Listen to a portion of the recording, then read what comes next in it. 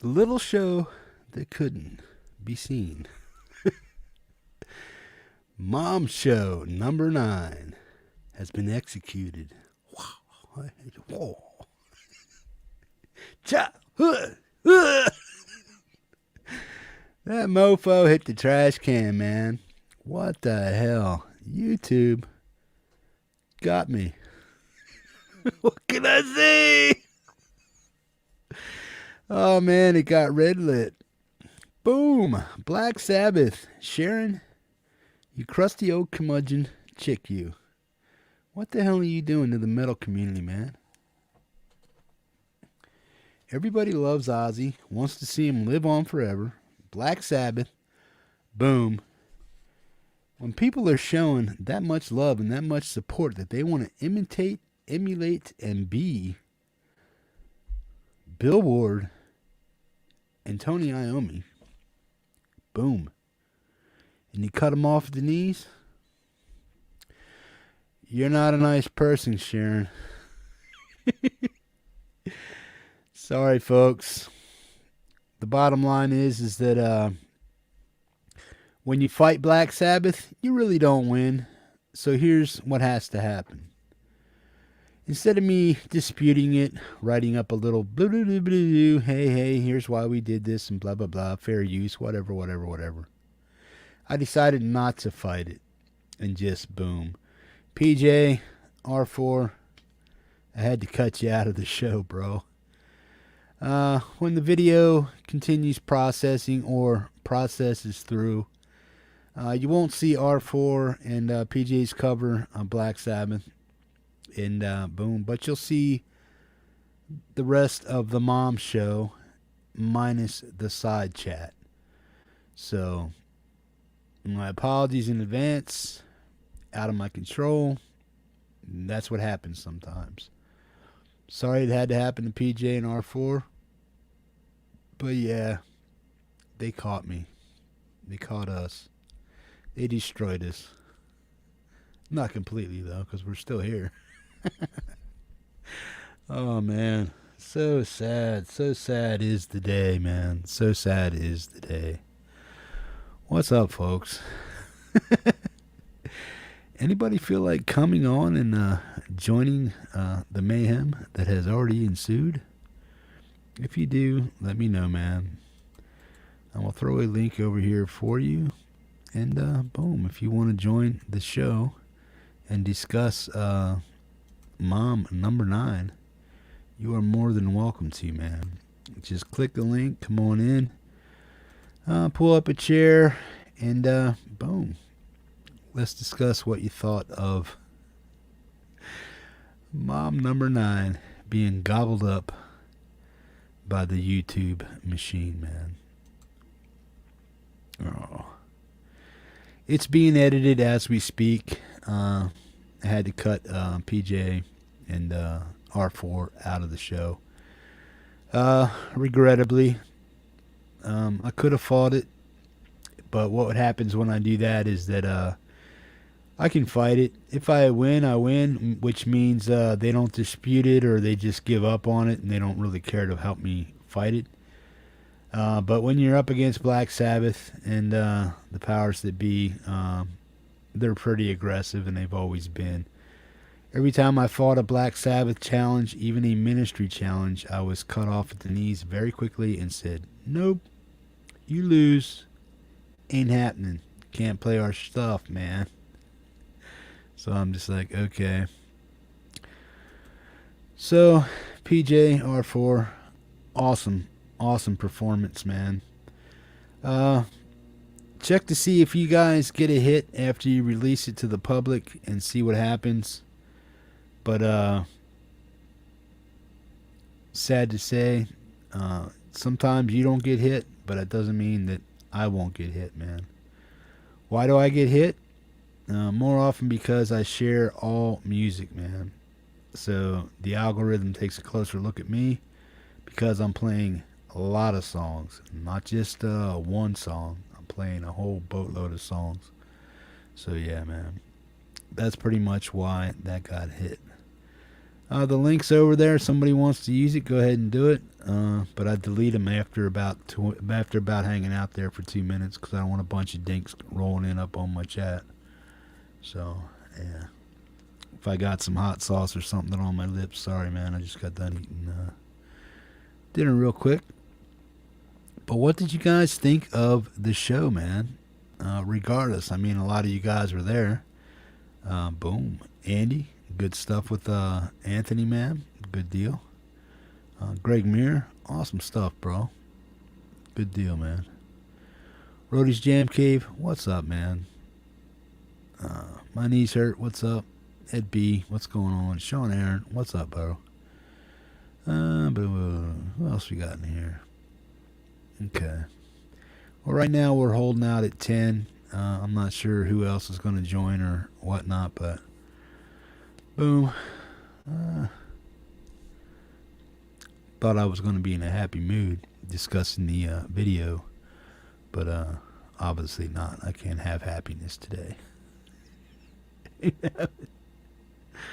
I had 3 hours of fun, and it got shot down in less than 2 blips of an algorithm. Yep.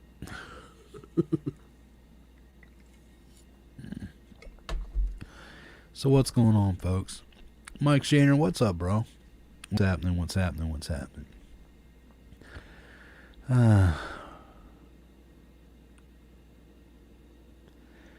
Yeah, don't get blockers, but it's their music. Yeah, their choice. Right on. Yeah, we should invite Sharon to the show, man. Trying to show the love for giving praise to an awesome band. Probably the most iconic doom sludge metal psychedelia band ever put on the planet. And then you got some goof who has too many chemicals running through her head from the dye jobs and shit and whatnot. I'm sorry, I don't mean to be mean. Sorry, Sharon. Kidding but not kidding. Boom. That shit's went to your head, chick. People love Ozzy, Bill Ward, Iommi, Geezer. And you just shut us down. Just shut us down. Sad stuff, man. Boom. What's up, Adam? How you doing, bro?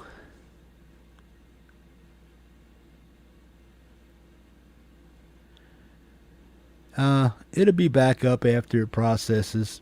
The only thing that it'll be missing the side chat, and it will be missing, unfortunately, R4 and PJ Cobi's performance of Sabbath, man. So yeah, boom. Well, let's see what some of you guys are saying over. What do you guys think about that stuff, man? Too bad, so sad. Just the way it is. It's the way the cookie crumbles. It's the way the ball bounces. What do you think about that stuff, man? Do you think YouTube's going too far? What do you think about copyrights and copyright infringements? People paying homages to their favorite bands, making covers and stuff like that, giving all credit where credit's due, but still getting a global hit, man. Boom. Kind of sucks. Boom. Good deal. So we got who else we got in here? Greg Meir, what's up, buddy? What's going on? Oh, definitely, man. Sabbath will always rule, man. So what has anybody got gotten or is thinking about getting before Black Friday and Cyber Monday roll away, man? Are you guys getting anything? Boom.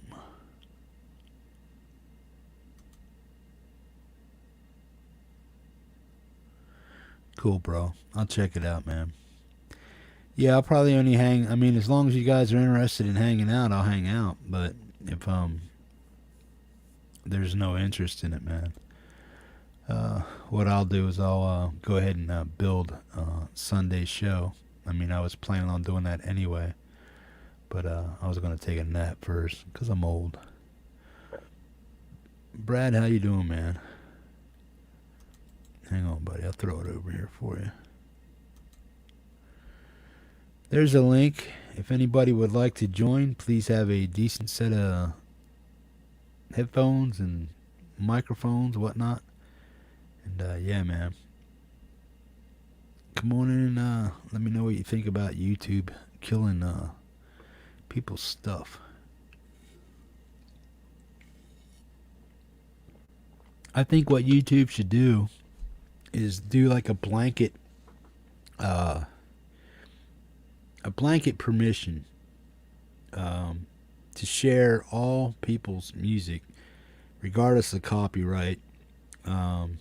I think what they should do is take the money from super chats and whatnot that they collect to pay a licensed automatic royalty fee that every time that song is copied, created, redone, that they get a split of that, so that no matter what, instead of just blocking it and nobody getting nothing out of their video or them not getting any monetary gains out of that, I think what they should do with the super chats is allow some of that money to go to the actual original creators of the song and stuff to help them recoup some of their copyright royalties. And if YouTube could do that, man, I mean, because they're taking a third of your cash or 32% of your stuff. So if they're going to do that, why can't they put that to good use and allow people to pay homage to their favorite bands and take a cut of the super chats that come in from that individual's monthly income out of the super chats? Boom. Let's welcome this young man here. He goes by Brad Example. Boom. Hang on a second there, Brad. Boom. There we go. Hey, Hippie. What's up, bro? Can you hear me okay? Doing? Yeah, bro. You can come down a little bit if you want. I think that's it. Am I down? I don't know if you can turn it down. Oh, that's this one. Sorry, buddy. There we go. Is that better? Perfect, bro. Perfect. Yeah. Nice. That was a good show tonight. Lots of great. Everybody was great. Oh, hell yeah, man. Good stuff. Yeah, really great. Mark's wanting to get prettied up before he comes on the show. That Darren Danieliak was friggin' killer tonight. Oh, yeah, he was. Yeah. Beat the devil. Yeah, I like that one. Yeah. That's a killer song. Yeah, it is. Oh, man. So what did you think about it? Yeah, I haven't looked at myself in a mirror, so this is shocking. Yeah. I think that I don't like it. I think that every time I see myself go live, it's like, oh, man. Yeah. 10 pounds of dog shit. Oh, yeah, I got my bass done. You want to see it? Oh, you did? Yeah, I got,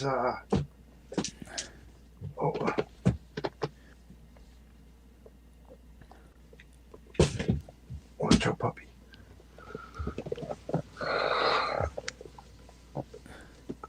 I got the neck custom made. This guy that makes, they're called Treehouse Guitars, did it for me. It's got a skull on the 12th fret. See that? Yeah. Looks good. Yeah, cool, eh? I'm pretty stoked about it. Looks nice. Yeah, Hey I guys, love it. can you tell me if me and Brad are at about the same level vocal wise, Yeah, or I if don't want it's to be too loud. yeah, because I don't know if it's because I had my speakers up or my headphones up too loud or not. Let us know if we're about the same voice level and stuff, so one's not blaring over the other. I can't see the chat anymore now that I'm in this, so Okay, what you got to do is just open up another browser key, go to YouTube, look for my show here, and then when that thing pops up, just mute that chat, and then you'll be able to see the pop out chat. Or you can just stay here and can you see the chat here beside you inside StreamYards? no. Click on comments up top. Do you see that? Everyone can see and hear you. No, I don't have it. I'm on my iPad, Oh, okay. so the options are kind of limited. Oh, okay. Yeah, if you can open up another browser on your iPad, go to my channel, go to my live show now, click on that. When that opens up, just mute it, turn down the volume, and look for the side chat and see if you can pop the side chat out or just be able to look at it. But you have to mute the show when it pops up on YouTube, or else we'll have a bunch of echo. But you have to mute the. There we go. Did I curse Nikki's show? No. No. What happened to Nikki's show, bro? Twitch down? I don't know, man. The Black Sabbath gods just aren't liking anybody right now.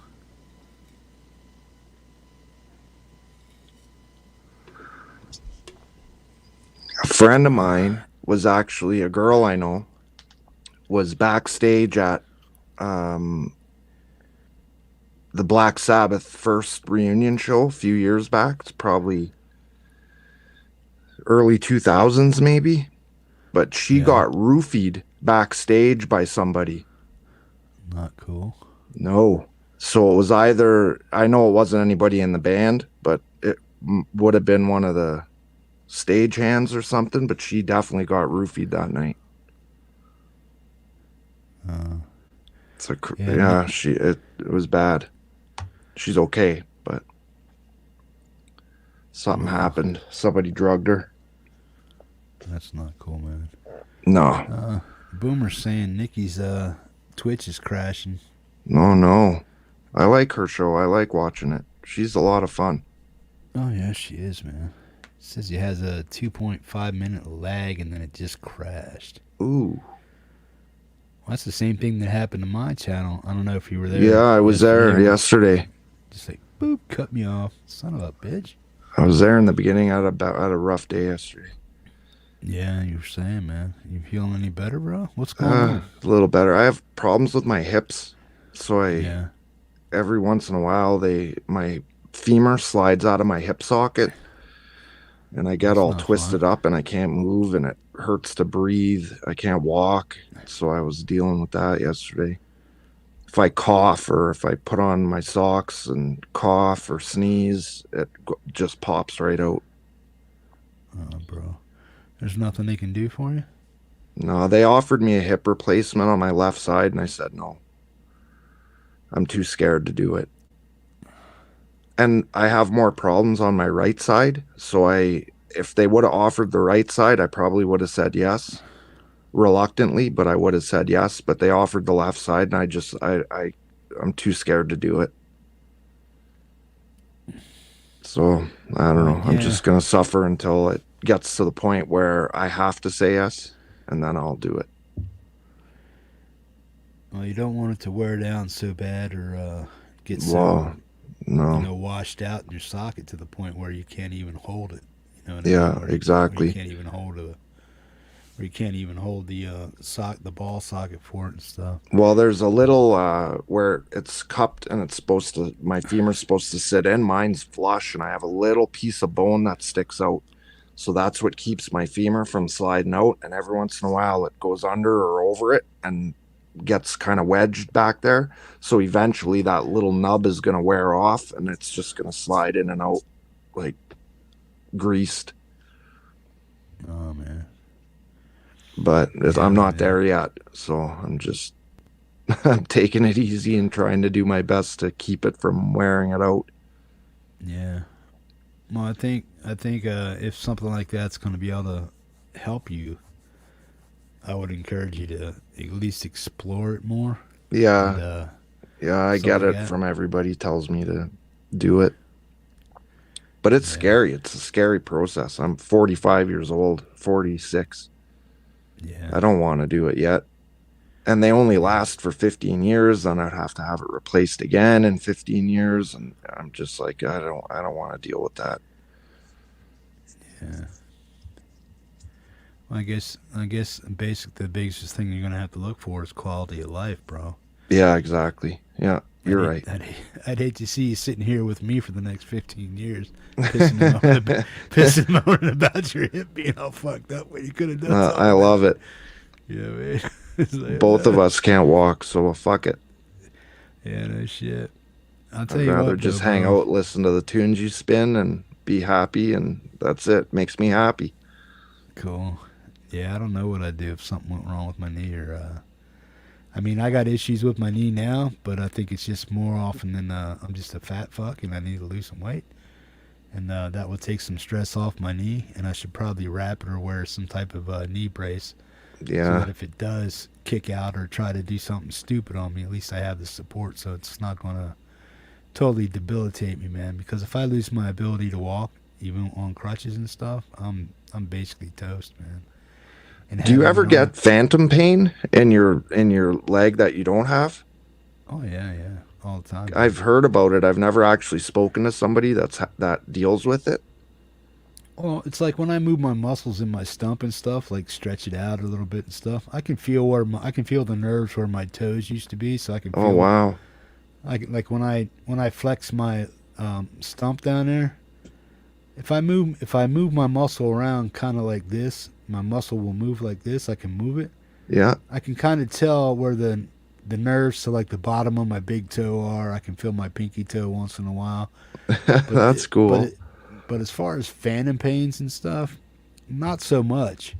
Nerve pain, yeah, Yeah. because like certain weather, when it's Yeah. cold and damp, Yeah. I get nerve like an ice pick is being stabbed in my meat, in my nerves, and it's like it like shock me Yeah. and rock me back. I'm like, mother, oh my god. I mean, I'm actually doing son of a bitch. Yeah, fuck that. I do that stuff, man, and that's what my stump gets. That's what my stump goes through. But more often than not, it's just little nerve twinges and stuff like that. But at a certain time of weather, depending how I sit on it and how the blood flow is in my leg, man, I can get to the point where it's excruciating pain, man. I mean, it puts me down and brings tear to my eye and stuff. I'm like, Yeah, son of I a get bitch, that this too. hurts. That's yeah, I can't imagine not having it there and still feeling like Yeah, nerves like an ice pick. That yeah. I can only imagine. Well, you can't cauterize all the nerves, man, because you're going to destroy blood flow when you do that. So you kind of have to let things rewire themselves as they will, and that's where you get the nerve twinges and stuff like that. It's just like stabbing yourself in the foot with a blunt nail or something like that, just to see if you can feel it. So that's kind of what my nerves are, man. So every once in a while, I feel like something's like poking me in the nerves, and what that is it's basically what it is. It's my nerve trying to reconnect with the part of the leg and the foot that is not there, and it just keeps charging itself to try to find the toe, or to try to find the thigh or the calf muscle, wherever that nerve ending is. I can basically, yeah, it's up here, but when I get a nerve twinge, I can tell if it's hitting my calf, my thigh, or my foot. And Wow. most of the nerves that I have active in my leg are like the bottom part of my foot, my that's missing. So Wow. every once in a while, I can feel this toe doing this and this toe That'd be doing so that. weird. Yeah. So yeah, it's not. Those aren't phantom pains. That's just nerve, man. Yeah. Phantom pain. Phantom pain would be where I've only ever once got up off the couch, got up and thought I could walk. Oh, wow. And I'm like, wham! That's a phantom pain. Thinking that Like you a have a fucking leg. bowling pin. Oh yeah, you did. I just went bam. I mean like hard, bro. Just like a boom, like when you hit that head pin and it just like you take its knees right out from underneath it. Boom. I done that. I got up and started walking. I moved my right leg to take a step and shit, and boom, it's like, yo, bro, on the ground. And I was out. I wasn't out, but I was down for the count for a little while. I wasn't getting up for a while. Wow. So that Did you hurt. ever get that quad fixed you were working on? Yeah, I gave it back to my buddy and stuff. He's got to do. He has to get um, a solenoid for it, and that's about it. But the battery was charged and stuff. But when I had it here and I was working on it, I got everything fixed up. I got one of the front right brakes working, cleaned up the caliber for the right side and stuff. So all he has to do is put some brake fluid in it, get that recharged. But he needs a new brake fluid cap for the master cylinder. He needs to get that put back on, or a new one. And if he does that, he'll have front brakes. Back brakes, you don't really need them, so it's like a waste. It's all-time four-wheel drive. The engine braking system doesn't really work too well on it anymore. It never did because on those they're like automatic downshift, so you downshift and stuff to slow down instead of just using brakes and stuff like that. Yeah, that's like So that's I just got a four-wheeler. And I haven't taken the battery out, and we're at -20 already here. So was it outside or not? yeah, it's outside. I Yeah, got it. I have a cover for it, like a nice cover, but yeah. I don't have a garage for it. You have a buddy that can help you out. No, well, yeah, I could, but I don't trust it being over there. They'd take it out every night and fucking flip it. Oh yeah. So I don't want to put it there. Yeah, I get it. Yeah, they have a fuel additive you can get so that it's not gelling up your injectors and stuff like that. You can add that in there for the wintertime, just to winterize it and stuff like that. Yeah, I'll look into that. But yeah, if you can get your battery out, it's not too hard. It should be right underneath your seat, right? Just Yeah, pop and off the on seat. this one, it's actually right behind the front wheel. It's in a Okay. weird spot. Yeah, It's got a and that's really cheap cover, and then you use a bungee cord to put the cover on it. It's a really weird design because it's a yeah, four-wheeler that you'd think you'd put in the mud, and the battery is so low. I yeah. don't know. I think it's just designed strangely. It's a Well, you got the 2018 Polaris Sportsman 450, okay, yeah. You but well, I don't know obviously why you the bought it battery's in used, such a right? weird spot. Did they move it? I don't think so. So it looks But like it's that, factory, because normally those are no, normally they're underneath the seat near the airbox. yeah, that's where my old one was, right under the seat. But on this one, it's like right behind the front wheels, kind of Hmm, towards the middle of the bike. I It's got you. very stretched. It's the only four wheel I've ever seen that has a battery in that spot. It's really weird. Wow. I don't get it. I wouldn't have designed it that way, but you know, No, neither would I, bro. Yeah, I get it. especially Yeah. here, it's all rivers and swamps where I live. Oh yeah. You live out on tundra and stuff like that.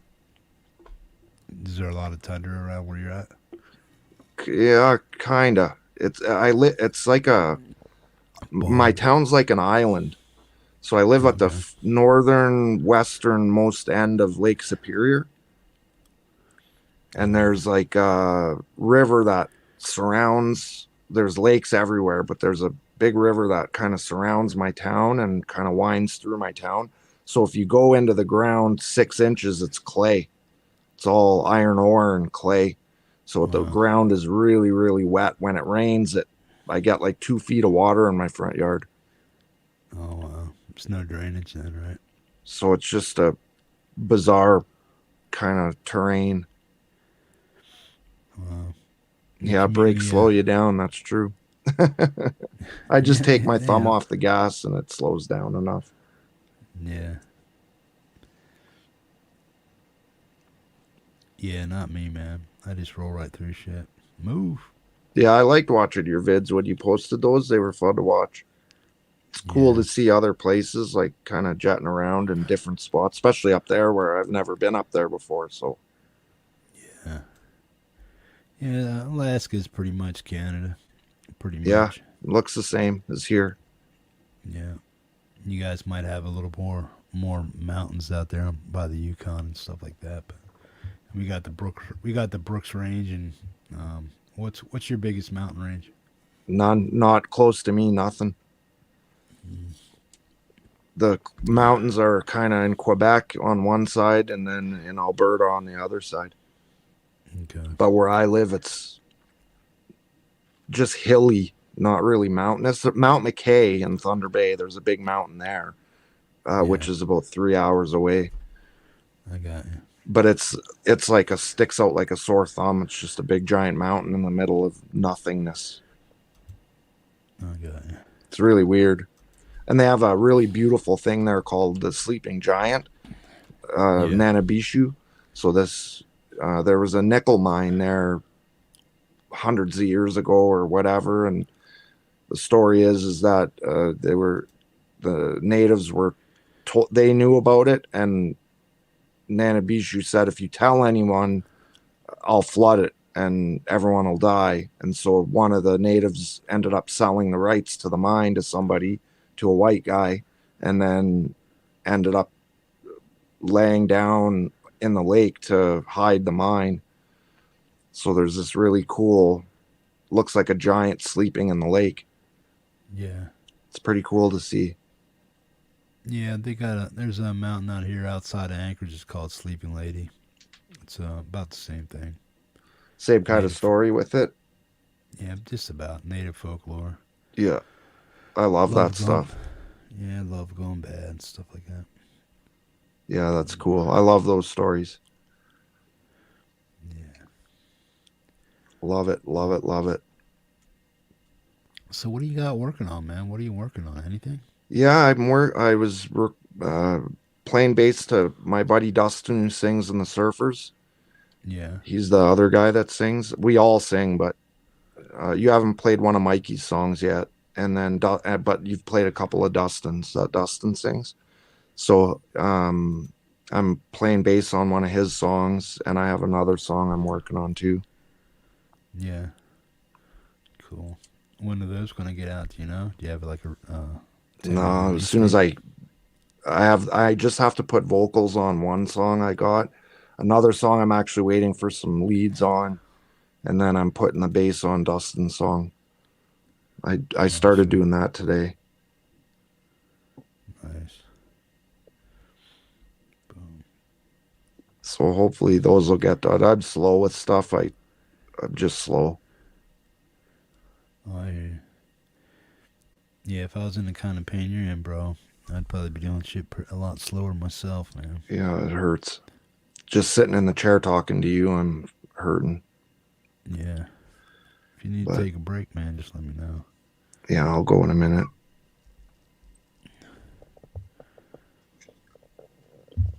Come here. My little dog is crying. Check him out. Oh, man. Cool little dude. How Bob. old is he, man? Is that Bob? Yeah, Bob. Yeah, bring Bob up here, man. Let me check him out. Come on, Bobby. Hey, Bob. Look at you're on buddy? TV, Bob. Bob. How old is he, man? He's about 11 weeks now. Oh, man. Yeah, he looks like a puppy. Yeah, he's still a puppy. What is he? He's a Mexican hot dog. A Chiweenie. Chiweenie? Yeah, part Chihuahua, part wiener dog. Awesome. I never even heard of them before. Oh, yeah. But I needed a dog, so I ended up getting that. I got two. The other one's in the other room. Did you get them for like yap dogs? So yeah, just stuff. Yeah, just lap dogs, just to sit in my lap. Okay, cool. Because I'm in my chair all the time, so I just wanted a companion. My cat's an asshole, so I all she does is shed and make hair all over all my shit and put hair in my electronics and microphones, and I'm constantly pulling hairs out of my microphones. I got you. Damn cat. Yeah. But I love it too much to get rid of it, so she's here for good. Yeah, my dog was 16. He passed. Well, he didn't pass. I had to put him down. His hips were totally gone. He just the day before, he was getting bad, really bad, but he just took a very really bad turn for the worse. I took him outside to do his business, man. He squat down to take a shit, and he just flopped right in his own feces, Oh, man. He couldn't hold himself up. I had to grab him by the tail. I had to grab him by the tail and put my arm underneath his belly to hold him up so he can take his shit. The next day, I had to go ahead and take him down. I couldn't. yeah, Wasn't that look was like what anymore. happened. Same kind of thing. I had two wiener dogs, Pierre and Yeah, Martha, and yeah, they passed that. Well, I had to put them both down at 14. yeah, And yeah. I It's a know how shame, hard it man. is. It sucks. What kind of dog did you have? He was a border collie pit bull mix. Oh, nice. Beautiful dog. Yeah, yeah, black and white. I got pictures of him somewhere on here. Might see if I can pull one up here. Boom. Let me see what's going on. Chugadian. What's that, Boomer?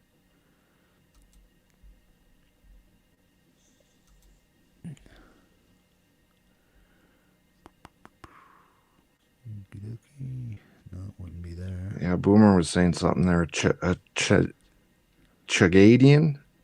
I never heard of that. I'd never heard of a Yeah, Chewini before I got this, so I have no clue. If it's not a pit bull or a wiener dog, I have no idea what it is. It just looks like a dog or a husky. I can tell. yeah. Here we go. Let me see if I can get these to show up. Boom. See if I can get a good picture of them. Yeah, Greg. I don't like it. That's the worst.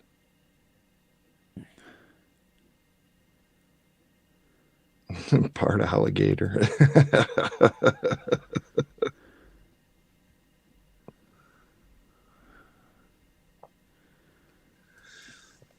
Can you hear that?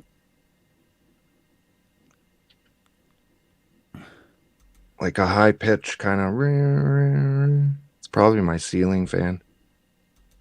No, I'm playing a video. I just want to see if you can hear it. Oh no, I couldn't hear it.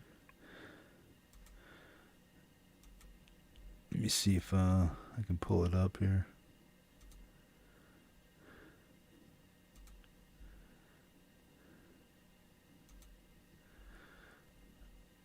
I don't know if you Well, that's can a you good hear that. looking dog. Can you hear it? No.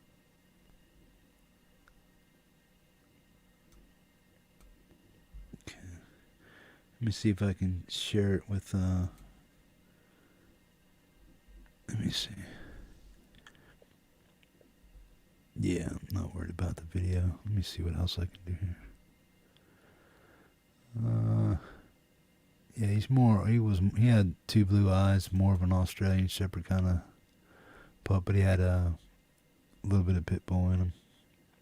Yeah, it was a beautiful dog. Yeah, that's the hardest thing. I don't know why you get so attached to them and then it's inevitable and you know it's coming, but you just don't want it to happen. Yeah, I'm trying to get to a. Boom. Yeah, it's his urn and stuff. Yeah, I got him close by, man. He's sitting over there in that urn. Yeah, I got mine in an urn too. Yeah. The weather in Thunder Bay is terrible, but it's easier to deal with than the people. Thunder Bay is not a very welcoming town. Oh, really? Yeah, I get the same vibe in Hamilton. It's just like a very industrial kind of town, very poorly designed. And because the lake takes up so much of you can only build one direction. So everything just kind of piles up. And and the streets are all windy and weird, and you have to go around the lake everywhere you go. Yeah.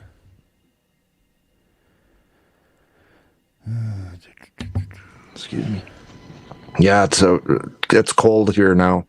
Like we're already at -20, -22. I don't know what the weather is tonight. It's pretty cold out tonight. Let me see if I can do this here. This might work.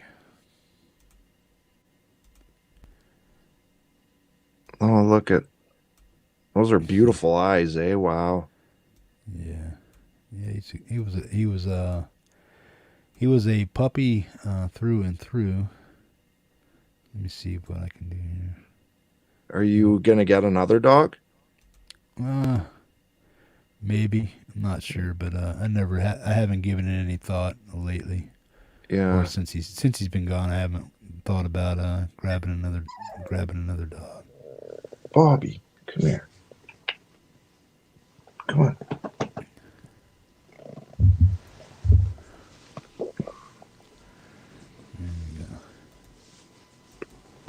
If I do get another dog, it'd probably be something little like you got there, man. Yeah. He was a pretty big boy. He was at his top, he was 110. So Oh, he was wow. pretty big boy. Yeah. Yeah, that's why I ended up getting the small one, so I wouldn't have to walk him. So he could just run around the house and get his exercise. And yeah. The living room is big enough for him. He can putter himself out in 5 minutes. It's a beautiful dog, Hippie. Beautiful. Yeah, this is maybe like 2-3 weeks or months before I had to actually put him down. But yeah. How long ago did you lose him? Oh shit, this years now, bro. I can't remember the actual year. Yeah, that's it had to be 3 or 4 years, about 3 or 4 years now. Yeah, it doesn't even get easier. I still cry when I think about mine. Yeah. Yeah. Yeah, it's a total bummer. Let me see what's Bummer. going on here.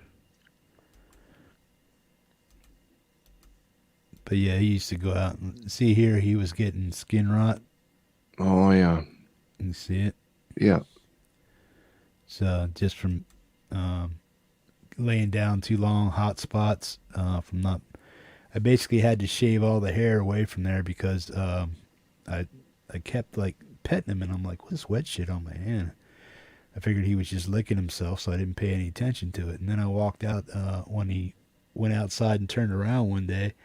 I seen he had like this glistening mass on the side of his stuff, and it was basically pus-filled hair that matted up. So I went over and looked at it, and I just took it. I had to lay him down on the side, and I just took it and picked it up, and his fur was peeling away from his actual skin. Oh wow. So I had to get I went and got a pair of scissors and just started cutting it off. And I washed it off real good with peroxide and stuff and clean water. And then I put some ointment on it and stuff. But then I went out and I bought a little electric razor and stuff that I could use. And then I went and hit it and cut all that stuff off his side and then healed him up. But this is when he was feeling real bad. And then this was like a month before I had to put him down. But he was out. I put him outside. I couldn't let him walk off or run away, so I had to keep him on a leash because if he squatted down and he couldn't get back up, I'd never be able to find him out in the woods or out in the development. So I had to keep him tied up so that and sleep on his bed and stuff. I ended up I was getting like bed sores, so I got a Roho cushion. Those things, it was like $500. Wow. For a friggin' Roho cushion. Unbelievable. Yeah. You see, they take advantage of people that have disabilities, like for little devices. It's just crazy how expensive it is. Yeah. If you look at the bed, you can see that's blood. That's from after I took all the stuff off of him. He was bleeding and stuff. So just air drying and laying down. It got up there. He plopped down there. He couldn't get up and move and walk around. So I had to get him. I had to coax him up and get him back on his bed and stuff. So yeah, he's just an old dude. Well, you got a good life. He had a good life, so that's good. Yeah, he lived to 16, almost 16. He was a month away from being 16. I had him since he was about the same as your dog there, about 6 to 8 weeks. Boom. Well, I better go, Hippie. I got to take my dog out to pee. All right, bro. Be safe, man. You too. It was awesome to be here, and I hope to come back again. Oh, no worries, man. Anytime, man. Yeah. It was an awesome show tonight. I love all your shows. Great. It was great to see you, buddy. Oh, you too, man. All right. Good night, Hippie. All right. You take care, Brad. Guys, Brad example, man. Good deal. Boom. Thanks for popping in, Brad. Really appreciate that, man. Boom. Yeah. Yeah, I miss my dog, man, but having a dog that large in my place right now, I kind of wouldn't have. I really don't have the room for a dog that big anymore. But if I did get a small dog, I don't know what it would be. Maybe like a terrier. I wouldn't get like a small dog, like a weenie dog or a chihuahua or something like that. But I might get something like a cocker spaniel or some type of terrier, little terrier. But yeah, something that had longevity in its bloodlines and not too many hip issues, teeth, kidney, liver issues, and stuff like that. Because I would hate to have to adopt a dog, get a dog, and then the next thing you know, I got thousands and thousands of dollars of vet bills trying to take care of a dog that has genetically inferior genes and stuff. So, yeah. I mean, I'll take a dog in if I have to, but normally I'm not about domesticating animals of any sort. You know what I mean? But if a dog is domesticated, needs a home, needs a place to go, otherwise be put down, I'd probably adopt it maybe. Stuff like that. Boom. Boom. There's a link, folks. If anybody wants to pop in, please feel free. Hang out for about 2 or 3 hours, maybe at the most tonight. I got to build up Sunday's show yet. I want to try to catch up on some of Nikki Tedesco's show too, if she's still on. So yeah. Boom.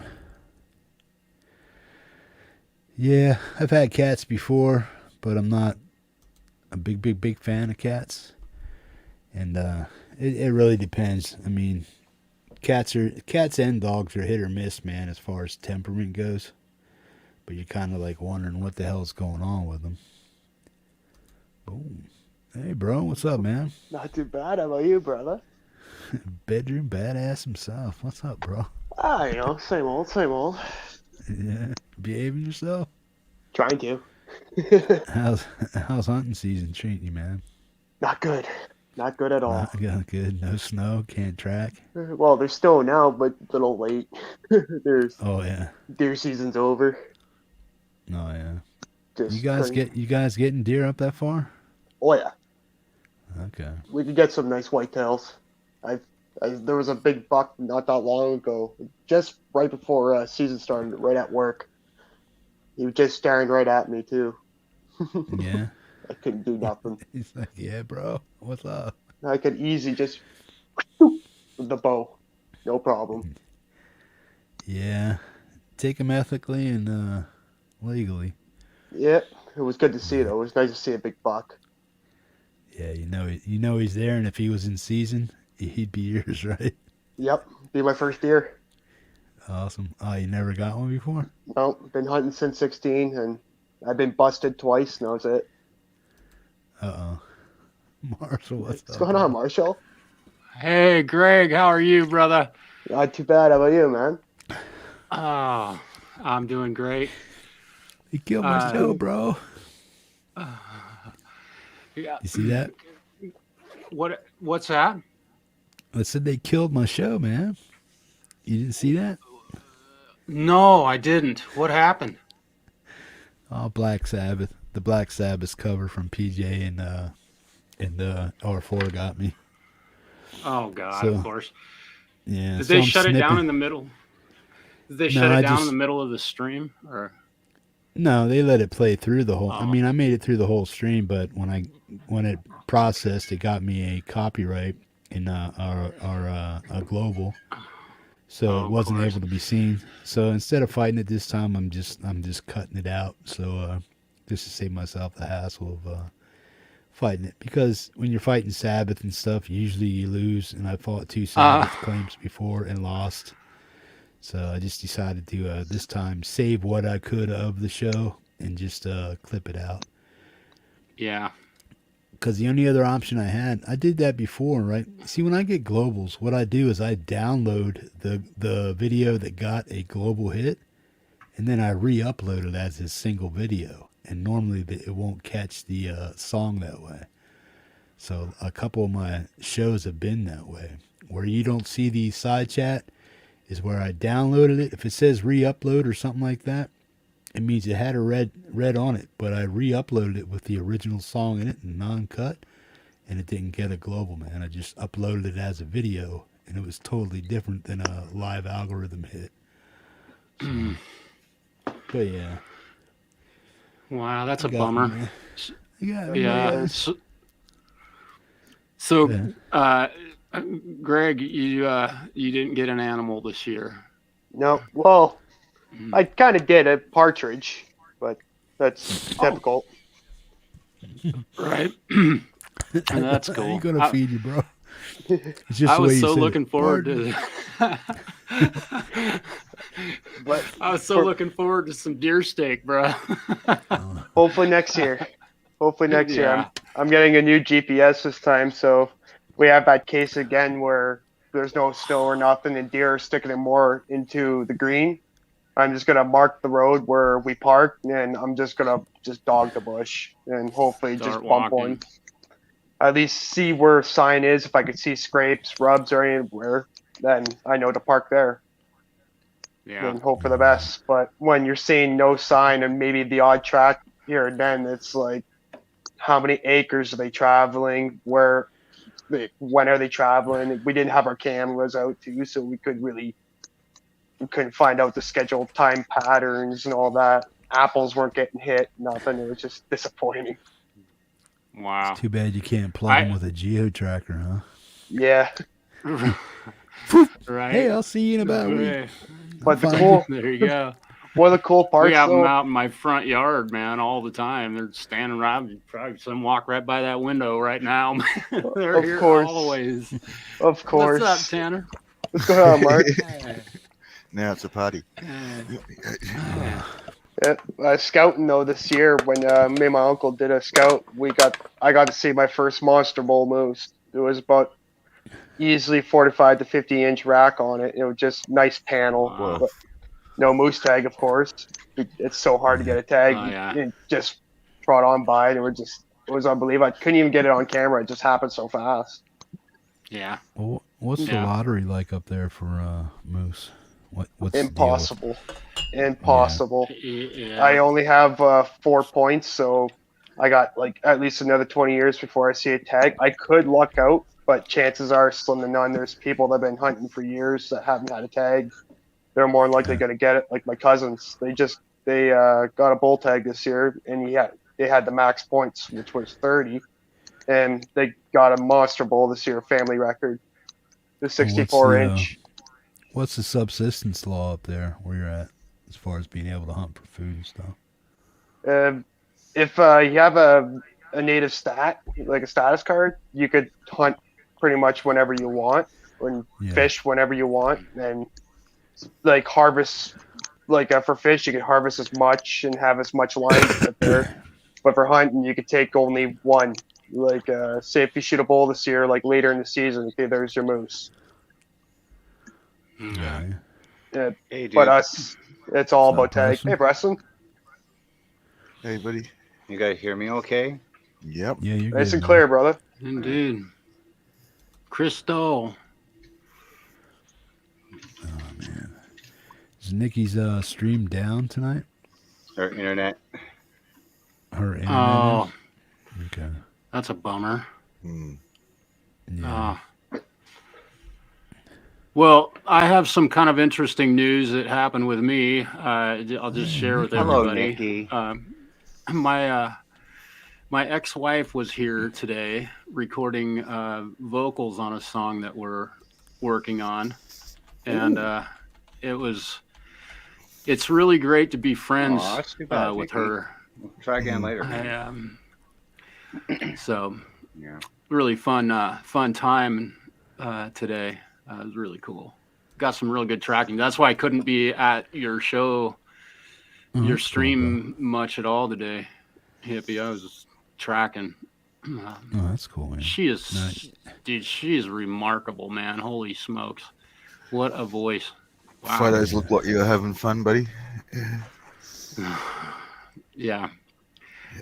Spent Thanksgiving over her mom and with her mom and brother. It was really fun. Had a great time. Excellent. Exceptional job on that video, bro. I get why Thank you're you. so damn, I get why you're so damn picky.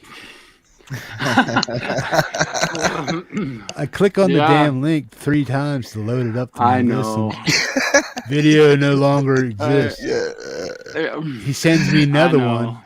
3 hours later, video no longer exists. What, Marshall? What You should have seen the messages I was getting. Well, I put it up there and I let some, my friends that I respect their opinions look at it, and I get some ideas and they getting feedback and the audio mix and all that stuff. And so I took that, and I mean, I can't just email somebody the video. It's the best thing to do is to put it up on YouTube and unlisted. And I mean, we all made some suggestions, and Marshall kept on changing it and changing it and changing So it for the next. So it wasn't his fault. It was all you got. it was. You can blame Tim Roberts mostly. We would get messages at like all hours of the morning going, "Yeah, guys, I'm still editing." Like, yeah. I was really happy with how that new video turned out, and the song itself. I mean, I think it's killer, and I don't say that about my own music very often at all, but I really dig that song. Yeah. Can't wait to hear it, man. I like the little rap breakdown you did, man. It was pretty good. Yeah, the little whiner thing in it. Our dog is small and worthless.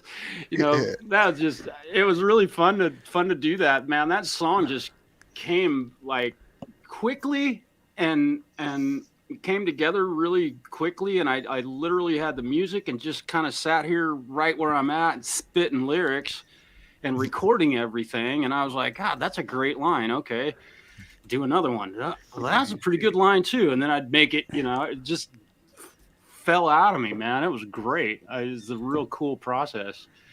And then, beyond that, the whole video editing part of it, I learned about keyframes and animations. And, when I got that little red light following my finger around, it was really fun to learn that.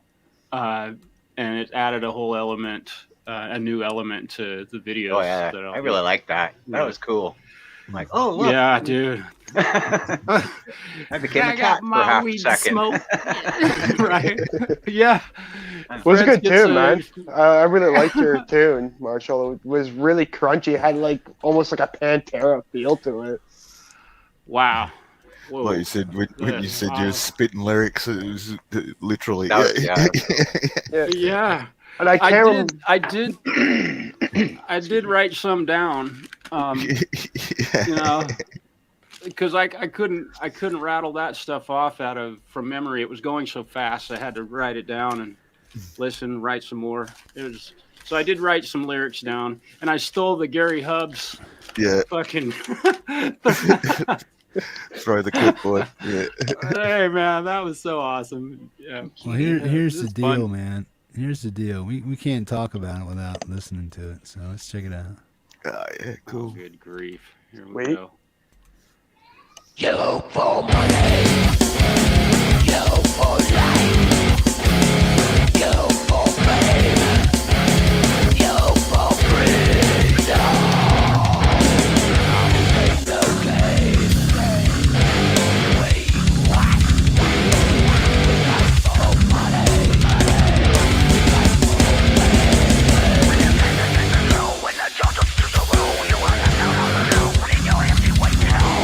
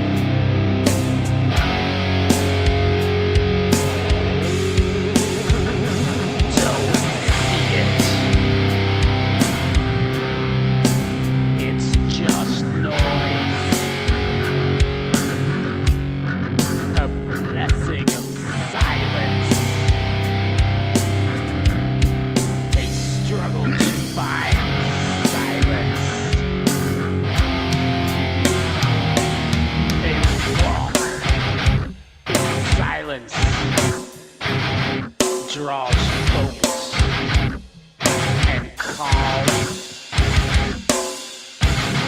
the dawn of the Joneses.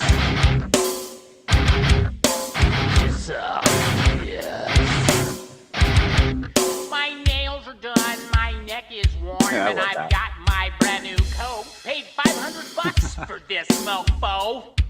And I This got is so my stupid. weed smoke. Send the kids to school with a brand new phone. Paid $1,000 for that. I got my hair all dyed But it real makes nice. it. That's the And thing. my It just, $90 it's so awesome. New car ride, it drives itself. My mistress has fake tits. I'm drowning in my ego sweat. And my wife has fake lips. Our dog is small and worthless. And it eats at KFC. And if my life hopes don't come alive, my kids I'll never see.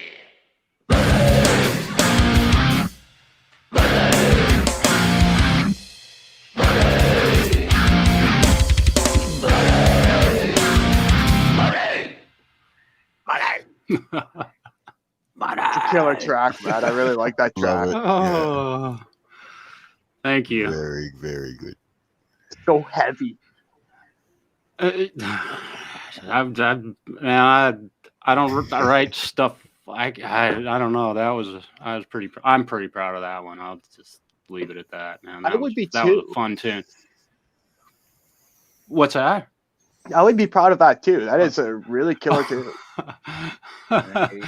Well, thank you. Thanks for the great comments. I just like That's that awesome. ending part too. Just almost like it's you're insane, like you're going insane. It just makes that heaviness to it. It's just so awesome. It's well done.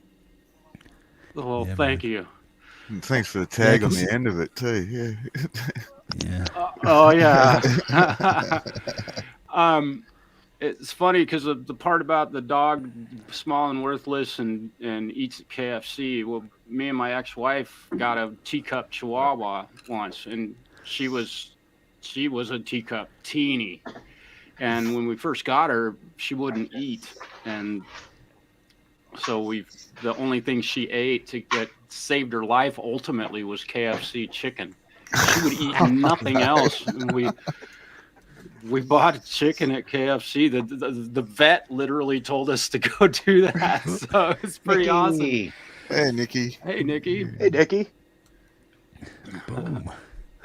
There we go. What's Yeah. up, Nick? No voice. Oh, fuck yeah. It happens. Yeah. Hey, Mike. Mute See you, button. buddy. Right? Can you guys hear me now? Yeah, there you are. Loud clear. Yeah, you're a little muffled. You sound like you're in a tin can or something. What? That's not Yeah. acceptable. Hold on. Sounds like your web. It's picking up your The webcam. tin can effect. No. Are you speaking through your webcam, Nick? Is that what's picking it up? Oh shit. That's what it sounds like. Yeah, Let's see. in the StreamYard under Cam and Mike. Your audio Well, settings. get in there. Get in there, Jen. Quit being so damn bashful. Jen. Hello, Jen. Hey, Jen. The Again, best mohawk on the internet, man. You got to get over here and show it off, man. Right. Can't hear you, Nick. It's 2. Experience streaming. We got Yeah. Tell Jen to get over here and show off that mohawk, man. You're muted too, Greg. Did he mute himself? I think I can change my voice, like, right now. How's that? How am I doing? Yeah, you sound like that. Mickey Mouse. My dog is small and worthless. There you go. I'll be real. Fun to be Greg, able you to do that muted. kind of stuff. Greg, you I'll be right muted back. yourself, I think I, bro. I Oh, there he goes. I think I heard a hunt. I think I heard Hey, a talking Jen. squirrel. I'll be right back. Nice. Go and get his 22. Well, Hey man, tree bacon's amazing. I guess I'm just using the crappy internal microphone. Who knows what it sounds like? Sorry. It doesn't sound It too bad. sounds That's fine, okay. yeah. Yeah. Is it louder Sounds when I just go great. here, or it's just not doing anything? No, nothing. it's not picking Oh, up the okay. Well, SM7. I don't need that then. Yeah. Yeah, you're good. No. Hi, everybody. Hello. Hi, Nikki. What happened to your show tonight, man? Who knows? I don't know. I don't know. I'm trying to put you guys on this monitor so I can look at you. Yeah, that's There kind of we what go. I did. There we go. Okay, yeah. Yeah. Kind of scary looking. I'm looking up into the sky. There we go. First of all, I just saw the video. Wait, your name's. I'm so sorry because Marshall. Marshall. Yeah. I know you from the chat, but I haven't learned your face yet. Anyway, that sounds weird, but I just saw your video and it was awesome. It was awesome. Well, I loved thank it. you. That was so I'm cool. glad you like it. Yeah. Yeah. Thank you. Yeah. So we were about to do a. That was what? Go ahead. Go ahead. I tell was me. just it was really a lot of fun to be right make back. and do. That was. I wish I could have had more characters in the actual video, and I almost called Mark Tanner to have him perform a vocal section of that song that was absolutely perfect for his voice, and I didn't do it just because of the time frame that we were on, but I almost had him do it. I was like, last night I literally was gonna, hey Mark, can you do this real quick and shoot video? and then I was thinking about Hippie screwing up the email thing Boomer's again. on it. Changing the video again. What I do? Just Blaming getting it on sent Hippie. more. Getting sent more email links. Right. Yeah. I canceled Jen, that do you want to video, come too. over here and sit here? I'm busy typing. Oh, she's busy. She's busy. I'm saying hi to everybody. What? Come say hello. No, she'll come over. Yeah, so we were gonna do. Well, I was gonna perform all originals tonight, so I had this epic set ready to go, and then this hype train started, and then I realized, like, with the timer, with my monitoring stuff, I realized that we had like a 2-minute delay. It was making it really hard to Oh yeah. communicate with everybody, so I was like, forget it. And then I tried for 20 more minutes, and then called Spectrum. It was a shit show. I mean, it was crazy. It wasn't working. So It was a so I got out of there.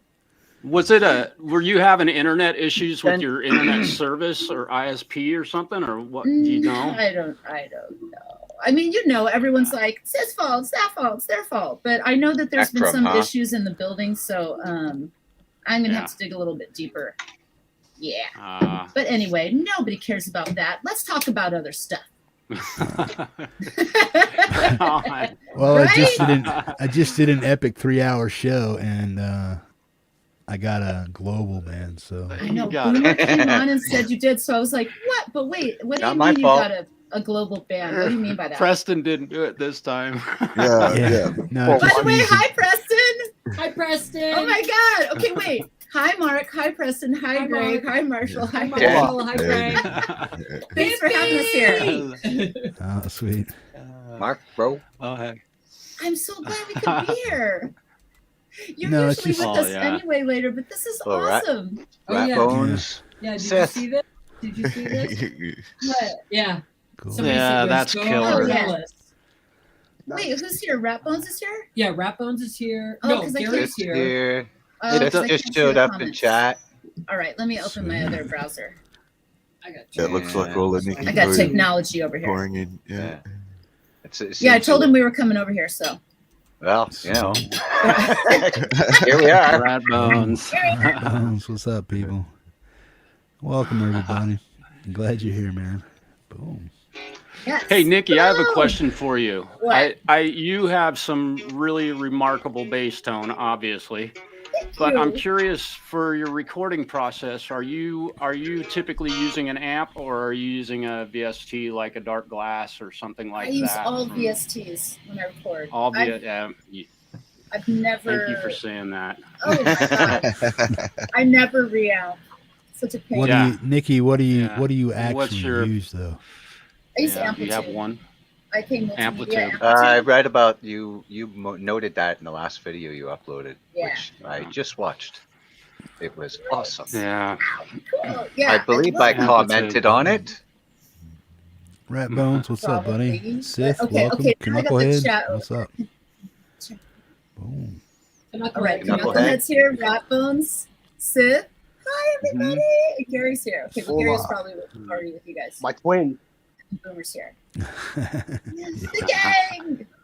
So, okay, I use the only thing that I reamp is when I have guitarists do tracks for me. Then they always reamp because it's important to them because I know they're trying to get like that feedback, and it's been hard. I mean, now with the impulse response that they've made a lot better with plugins, I can get feedback now. They're able to get feedback and everything now. But I mean, that's fairly recent that impulse response is letting like a lot of feedback happen that sounds really naturally and stuff. So they're losing that. They used to be losing that when they were using plugins. So it was easier for a bass player to do that because I don't want feedback. I'm not ever trying to get feedback. Right. The rhythm guy, I don't want it either.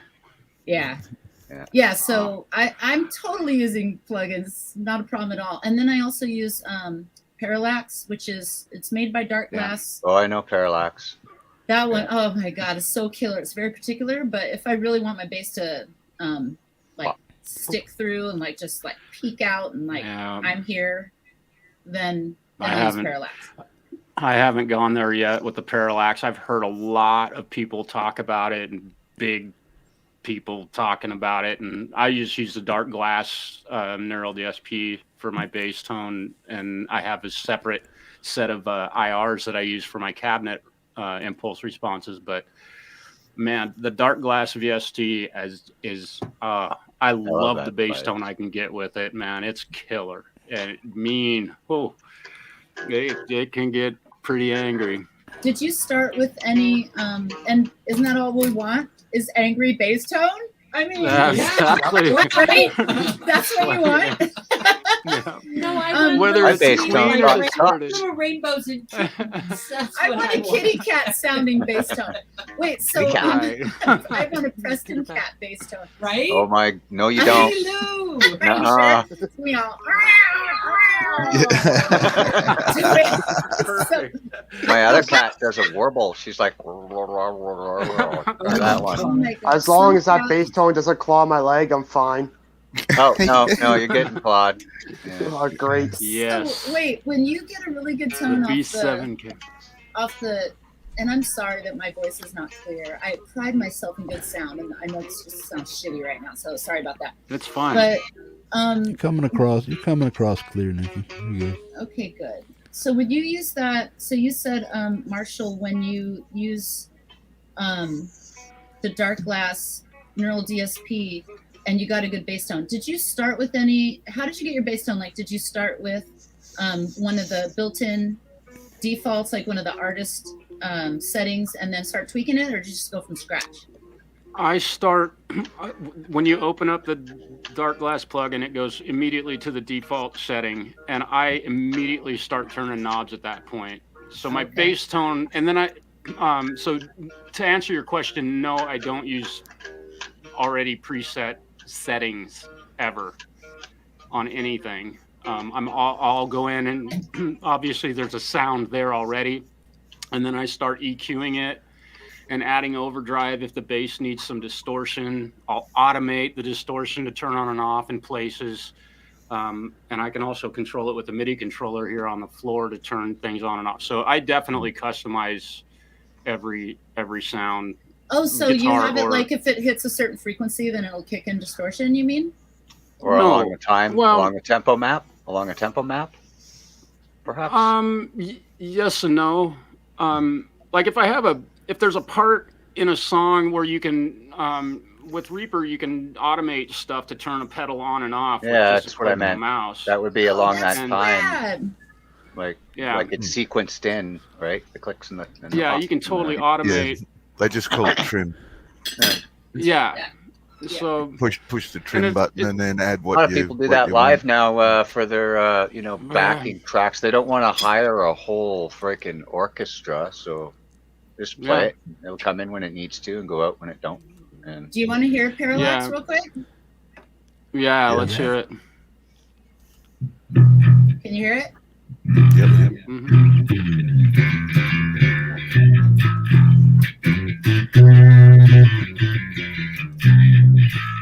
Man, it's like for metal. It's like that is definitely shiny.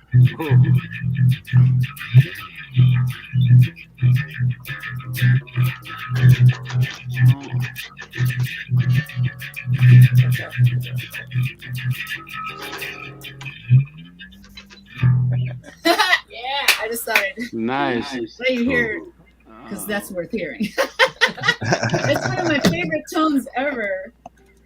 It's just not my normal tone, so It is a great tone. For special shit. I mean, special stuff. Sorry, hippie. Special poo. I forget there's no swearing on this channel. Not on the after hours ones. Otherwise, we would have been shut down last night. Yeah. No, just a live music shows, man. But still, man, try to keep the level down a little bit. I think the rules are you can't really swear in the first minute. Yeah. The rules are after it gets dark. Those YouTube rules. It's got to be after dark my time. Mark, where are you from, Mark? I'm in Melbourne, Victoria, Australia. Ooh, hi Australia. So wait, what time is it there? It's like 7. What time is it there? Like 7 a.m. right now? 3:40 p.m. Oh, okay. So I was Sunday. really close. I know what I'm talking about. Yeah, he's already in Sunday, man. Yeah, our entire city got blanketed in snow today. Oh God! You're outside. I need to wear sunglasses. And triple layers of clothes too. Yeah. Oh, look, yeah. I've already started layering up. We're raining. Where's Ratbone? They were everybody's. Okay, I have to. Oh well, then it's too late. I'm going. Ooh, ice fishing starting soon. Sorry to whoever. Oh yeah. Can you spare another bowl, maybe? Yeah. I'll come up in a minute. There's 24 people watching. I was trying to catch up in the chat and make sure we weren't going yet. Yeah. Well, this is why we left the stream, because I'm like always in the chat. Like even when I'm playing, I'm in the chat talking to people.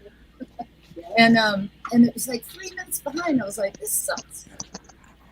So yeah, that was that. Anyway, And it's funny, Ratbones was like, "Where are you from, Mark?" And then where are you at, Greg? North Bay, same place as Preston. Oh, wait a minute. I talked to you before, right? Yes, you have. Because isn't your name also Preston? Who? No. He's taking your identity, and you didn't know this, Preston.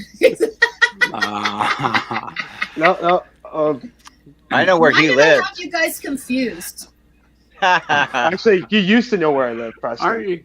Oh yeah, well, Well, you guys did a I video know. together, right? yeah. He's comes to my place every other weekend.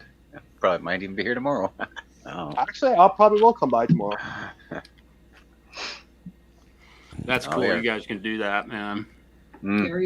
Gary's not lurking and twerking anymore. So and then how are Ratbones is things in- Denver. How are Okay. things in Hollywood, Nick? How are things in Hollywood?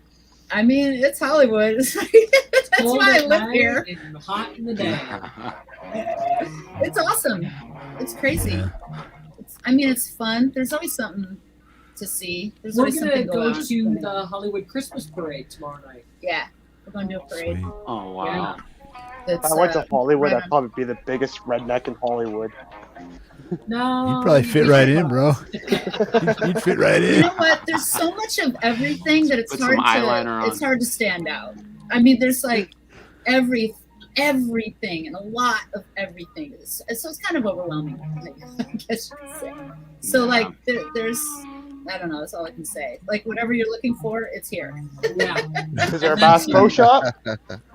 Is there what? there a Bass- You know what? No. That's the only thing Oh. I can say here. I'll bet Or there is. Walmart. That's good enough for me. It sucks to shop here though. Like if you're like, oh, I'm gonna go get some deals at Walmart. I'm gonna stock up on post Christmas tree ornaments. Like that's not gonna happen. And oddly enough, in West Hollywood, there are no fast food places. I have passed by at least That's 12 so fast cool. food places here No fast on one food street. in West Hollywood. Well, I think there's a burger. at least Alcohol they're that healthy. But that's Hollywood. Well, yeah, Sunset. I'm in Hollywood. She's Yeah. in West Hollywood, so I mean, No base for Obviously. you. Yeah, Gary. I got my base was shut down. oh my god! Shave my legs. Maybe. Wait, what? Did we miss something? What does that have to do with anything? Wait, what happened? I want to bring somebody I on don't that's know getting what I waxed. missed. Yeah, and Careful when biking.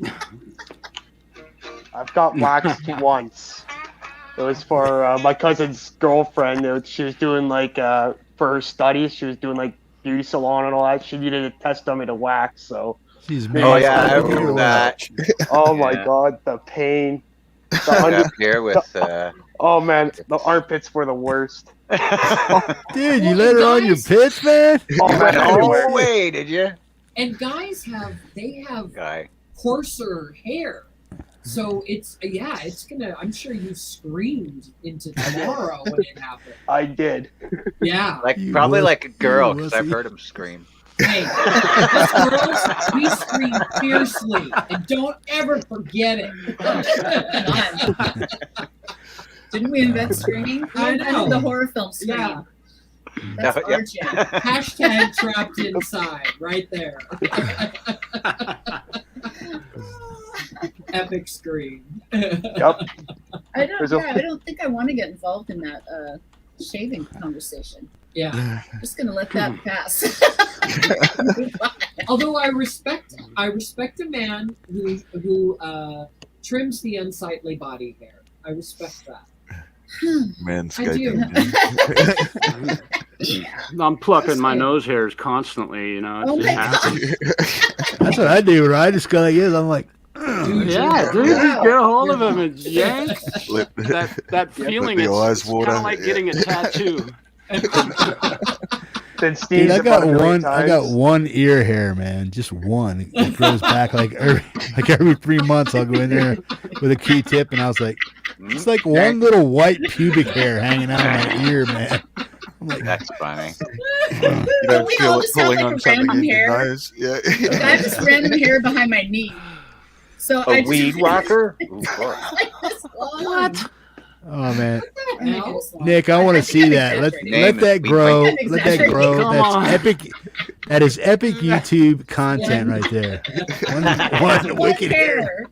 It's probably that long. It's probably You that need to let that grow, man. I want to see that. long. Yeah.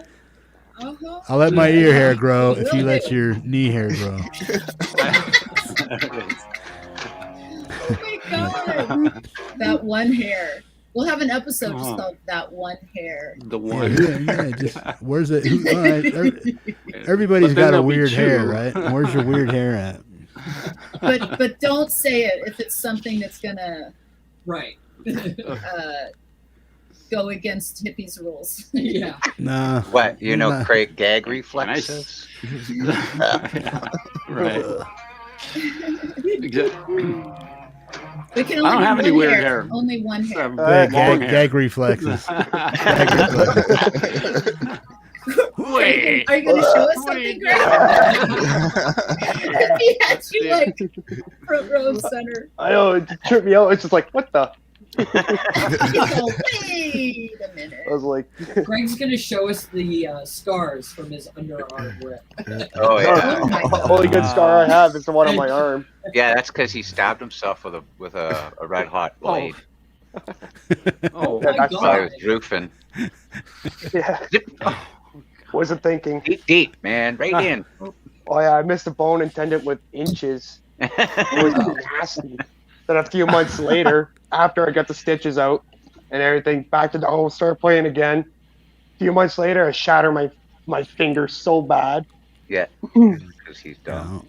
Yeah, that was a little bit of a night out on that one. He Didn't missed go to the a punching hospital. bag and punched the block behind it.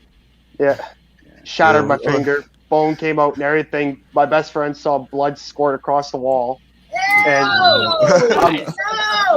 Funny thing, he heard about this the other day. They removed that thing because of him. Nobody ever hurt themselves quite so bad. they legit said some idiot broke their hand on it. Oh, I I'm keep not on in it. waiting. I keep on waiting for the next accident photo on Facebook. Greg used yeah, just waiting for had it. a good run. Yeah. Oh yeah. Which one? The 2x4? Oh, which one is? Yeah. Is the question. I've seen several. Oh yeah. I've done some. I took some beauty ones. Still waiting for you to catch your hard hat Mhm. on your That head. one hurt. Those Well, hurt. Yeah, because you keep trying.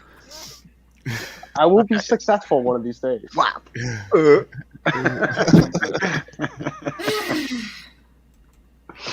So Hippie, we missed your 10,000 days. That was what, November 3rd? Is that November 3rd? I think it was, yeah. 10,000?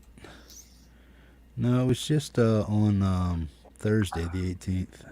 Oh! Congratulations! So we kind of miss it. We sort of didn't miss it. A couple Right? weeks late, but a couple We're weeks just late. cool. Yeah. Oh, well, you know.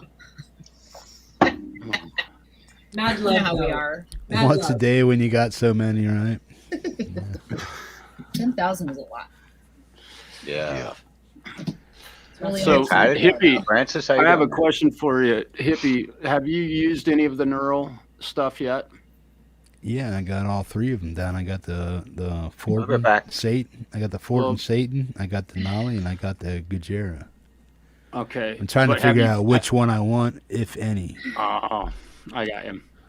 So I I don't know got if I you. want. But I don't. you- I might want all three, bro. But I don't know if I'm just Well- like, am I wasting my time getting all three, or can I get the tone of the Satan and the Nolly pack and the thing out of the Gojira, or what? I have to almost. I'm so close to saying yes to that question. The Gojira plugin is, you can go from jazz to the most pissed off heavy metal you could ever hope for in a click of a mouse, man. That was It the is one we. Yeah, that was the one we So you- talked about last night. That I was going for Hippie for what he wants to play. The It's Over Gojira Nolly? one is pretty. It's I think Gojira over Nolly, really. no, yeah, Nolly or Gojira are the two that I would say get. If you're just gonna get one, I would have think- a hard time. I think the Nolly's more fiddly. You got to play around with it more.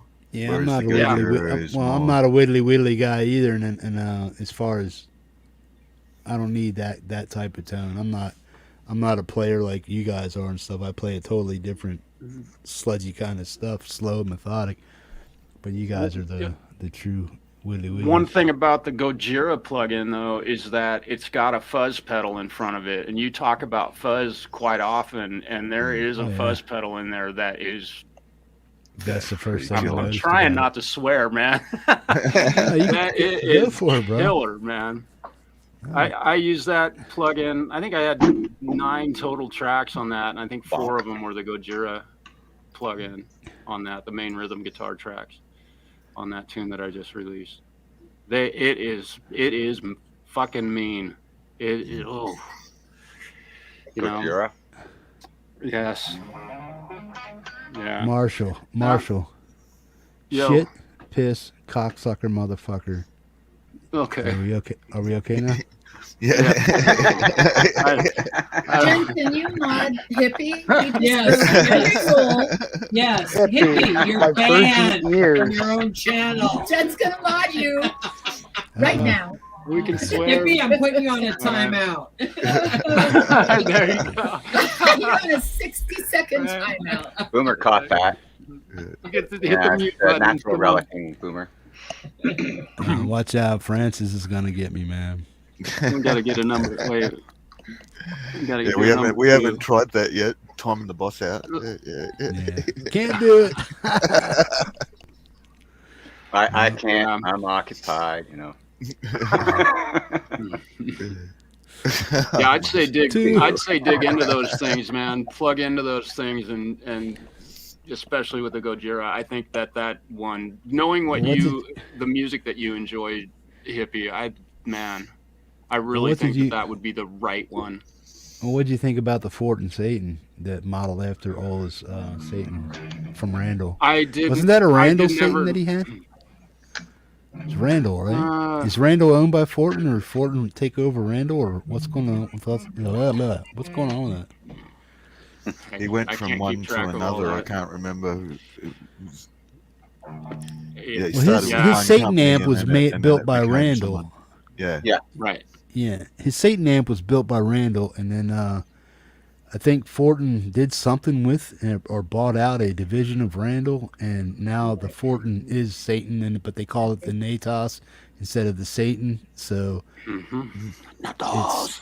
it's Ola's amp, but under the Fortin name, they had to turn it to Natos instead of Satan for copyright issues and stuff.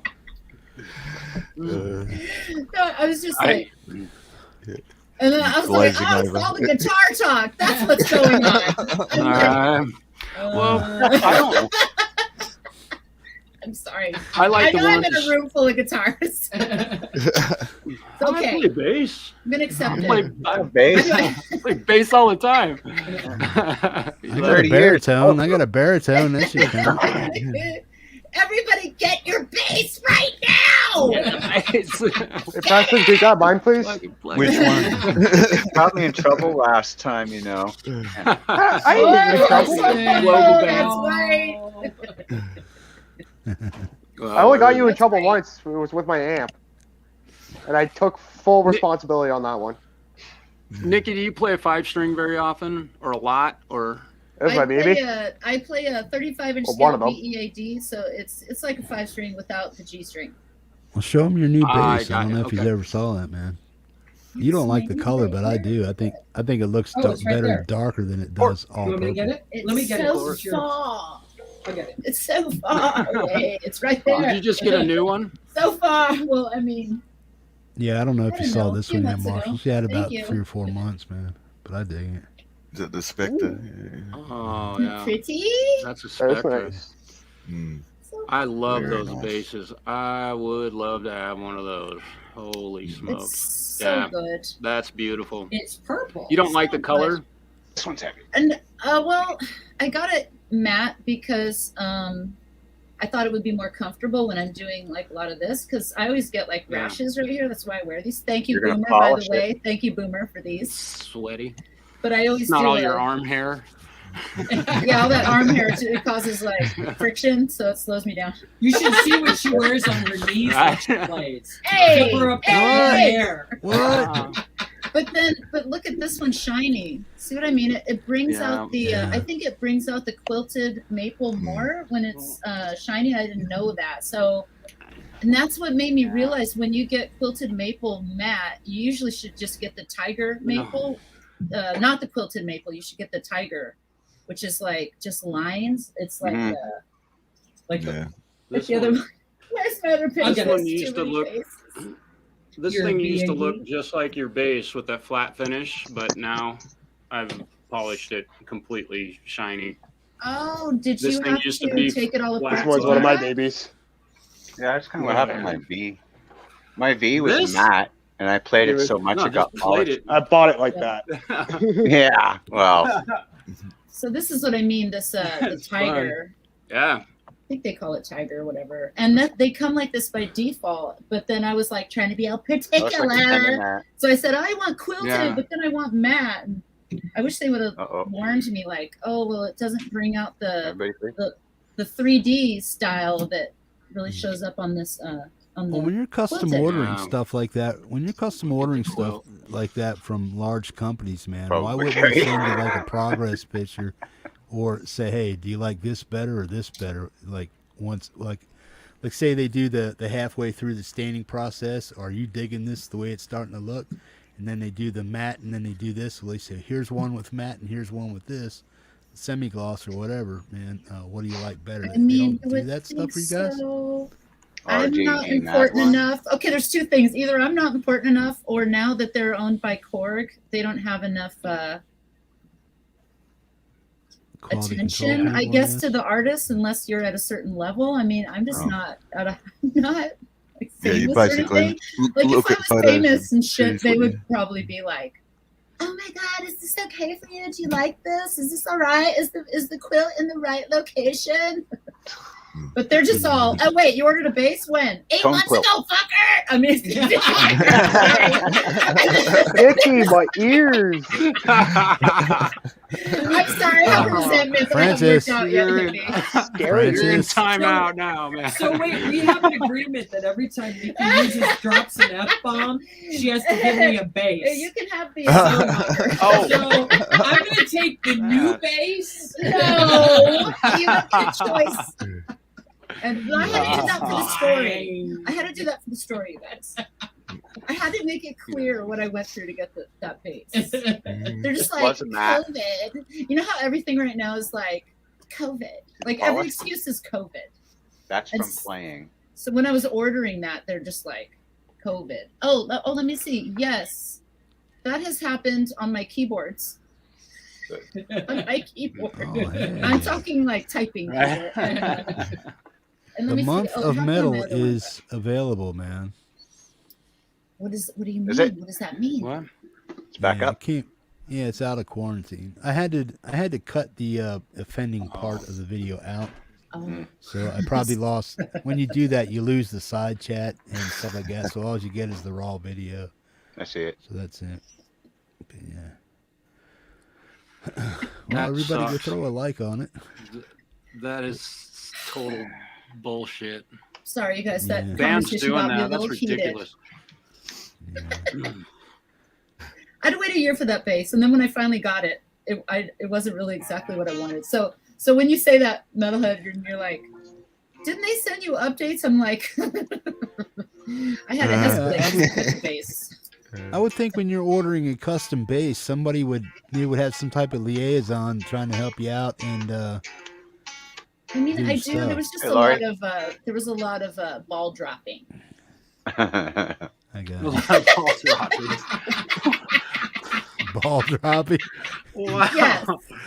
Yes. Nice. Francis, put her in timeout. Put her in timeout, What man. news? Let's Hi, keep the Lori. Uh, Hi, Lori. Oh man. So what then, do you guys- Rattle bones. Nice, So then right? we- Dude. Yeah, for sure. wait, what did you say?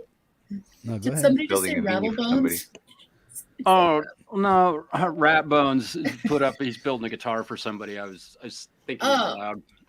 Yep. Cool. Sanding. Yeah. That's Yeah, the, we that's all the love best part of sanding. building a guitar. Yeah. Is it now? That sounded a lot of sarcasm in that. Wait, Yep. I know the Can you best hear part my of building bullshit? a guitar. I know the best I part. smell it from What's here. what's man. that? Right. The best part of building a guitar is like thinking, I'm gonna Sanding. That's the bit. You should just stop right there because that's like it's the fantasy. I like That's the the best part. electronics. And then just don't waste your money, don't waste your time, I like doing soldering. and all that wood ordering when I stuff get doesn't mad fit. when I have and to you're change strings. I can't imagine building one. like, I get mad when I have to change It's fun. strings too. It's fun. I Yeah. hate it. I know, It's such Greg. a Right? pain. It's like I just ah, want stuff to work. Like I don't want to build it. You know what I mean? you should have heard the language that was coming out of me when when the G string broke. Oh, I just went. I just watched it. Greg, you look like a Hey, I know a cartoon guy who character. could fix that for you there, Greg. Yeah, that guy. So wait, Marshall, did you Yeah. gloss that guitar yourself? Did you? Well, it's not. Did you have to take it apart and then get the wood like finished, or did you just kind of? No, I Shine bought it it with with a flat black finish on it, and Uh-huh. I played it so long. It's 2012 was when I bought that brand new, and it was flat black, and it looked a lot Oh, like so it just yours. went With shiny. This was Yeah, flat just black, playing and on now it. it's shiny. It's shiny. Yeah, just from wear and tear. What happens is, Yeah. I can't. Wait I don't that sweat long. a lot when I play, so I kind of have, my arm don't hair either. definitely polishes them pretty good. Remember this? Uh-huh. Uh-oh. Holy That looks like smokes. alcohol Yeah. was involved. Typical, typical Am I wrong? me. Kind of Yeah. sort of, I I guess. think I need a beer. I remember when that happened. Yeah. Oh, boy. You have the Yeah. video still. Everybody went, oh no. I went, ah. What a terrible sound Yeah, I when do. that hit the immediately- ground. Oh yeah, when I heard that, I was like, that did not sound good. That sounded expensive. My son Sam screamed. Wait, Ah! Hippie, how do I send you can I send you a super chat? No, Nope. Is it turned off? no, I'm not He mine. didn't monetize. Oh. Commercials suck. I told you your money's no good here, man. But that was Yeah. PayPal. I know. I'm trying to send him money and he sends it back. And I'm just like, what? Why? Send it to PayPal. Just send it to did. That's PayPal. what I did. I sent it I back to her. I did. told her her money's no good here, man. Oh, I get it. Yeah.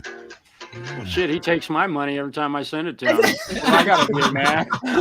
Well, look what I got to put up with. Look what I got to put up with. The guy sends me a link, then deletes it, sends me another link, and then deletes that. And Wow. It's like, look what I got to put up with. Yeah, I'm going to take That your money. shit of cost course. me $20, man. So let me guess, he takes your money and still sends you a bill, right? Right. Oh, no. Yeah. Wow, that's cool that you do that, though, Hippie. Wow. What's up, Hubs? That dude writes some great fucking music.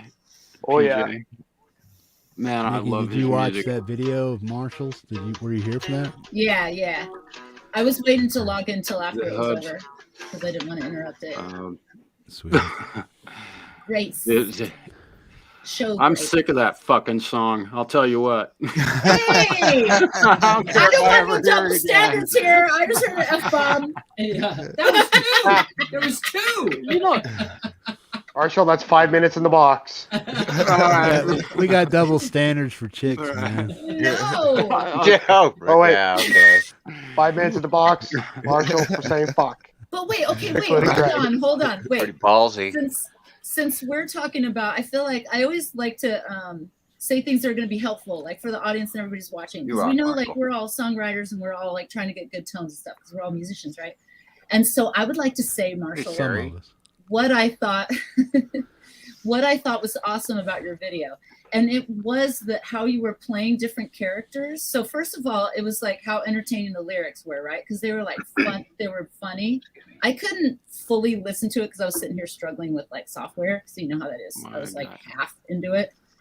But I could hardly take my eyes off it because, well, I got 2 monitors and it's a long story. Anyway, so but I kept like going to look at what you were doing because you had so much character in how you were delivering like the lines and just your face. So I mean, even whether I could hear it or not, you were like making these faces and playing these characters, and I was like, that's entertainment. Yeah. You know what I mean? It's not just like, and then I took out my dog for a walk. La la la la la la la. You know, you were like delivering a song, and I was just like, this is rad. Well, thank you. That makes me feel really good to hear that from you. I've played in bands and toured with bands, and I know that a show requires a production. You don't just go out and play your fucking guitar and look at your guitar strings and sit there and play. You put on a show.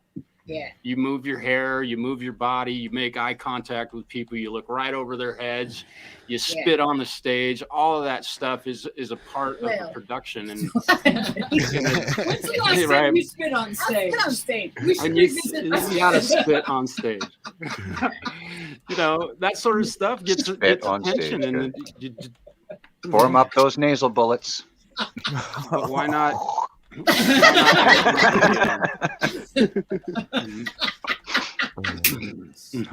Anyway, no, I got you. I called those snot rockets. Oh. I opened for I played. Anyway, there was this band once, and he like spit and he like caught it, and I was like, I was so disgusted, but at the same time, I was kind of impressed. Got your attention, right? Sure, it was like it was borderline. Girl, I want to date. Yummy. No. Yeah. Wow. Yeah, well, there was a guy.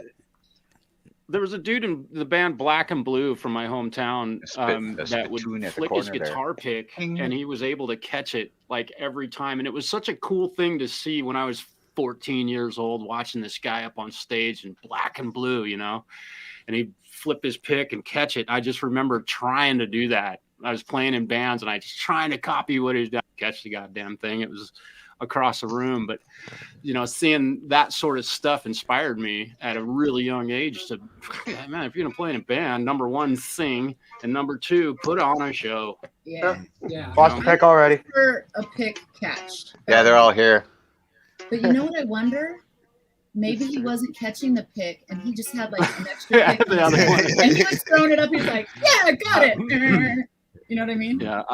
I definitely watch him ricochet, pull it off everything. Smoke and mirrors. Smoke. That's another thing that I've learned about putting on shows. Like, it doesn't matter what's really going on. It matters what it looks like what's going on. You know what I mean?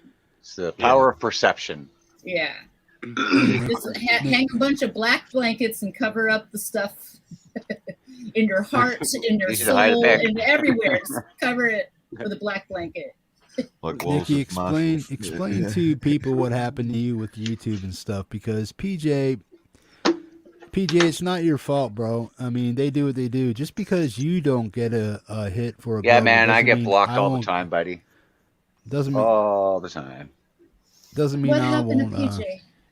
No, it would happen to me actually. He didn't get the global, but I got the global. For the same song. But what people don't understand is that I play a lot of music, so I get paid more attention to. One song could pass through and not get a copyright, non-monetized copyright. But sometimes when I play the same song off of that channel, it's almost like I'm playing 2 songs at one time. So they're paying special attention to me because it's being used and played off of StreamYards and YouTube at the same time. So they're really catching 2 algorithms. And if they decide to catch it, they can give me a global. Just because somebody that I share their song with doesn't get a global doesn't mean I won't get a global.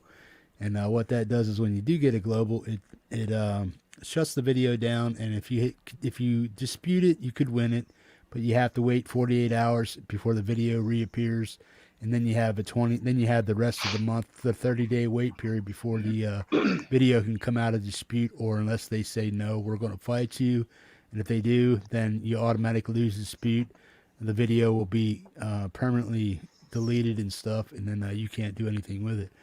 But what I was getting to was, what did YouTube actually do to you to Okay. Well, I have a few With your things own to say. music. I don't want to make it too complicated, but first of all, there's one thing I want to understand.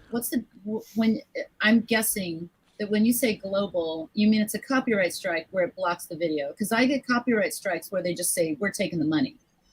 Yeah, the other global No. block means they're actually not going to display the video anywhere in the world. It's Right, where you can okay. see the video and you click it, and it says can't be viewed in this country. Right. Okay. The black screen. So, so there's a way you can get around that. First, I want to tell you how to get around that. So when NordVPN.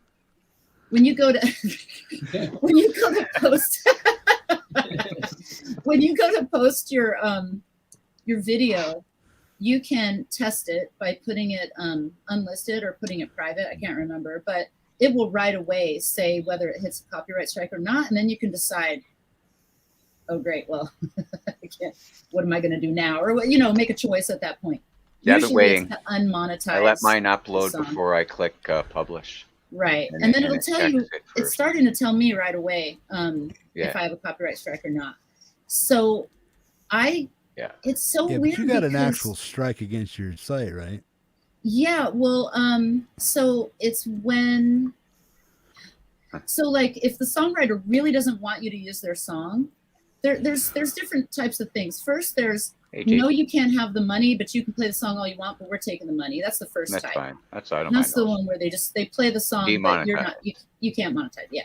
And then the second one is you can't play the song and we're blocking the video, right? And then the third one is you can't play the Blocking song. strike. I'm pissed and I'm putting a strike on your channel, and that's the malicious style, and that's the one that no one has ever done to me, except for one song that is actually. Oh my God, sits here. Hold on.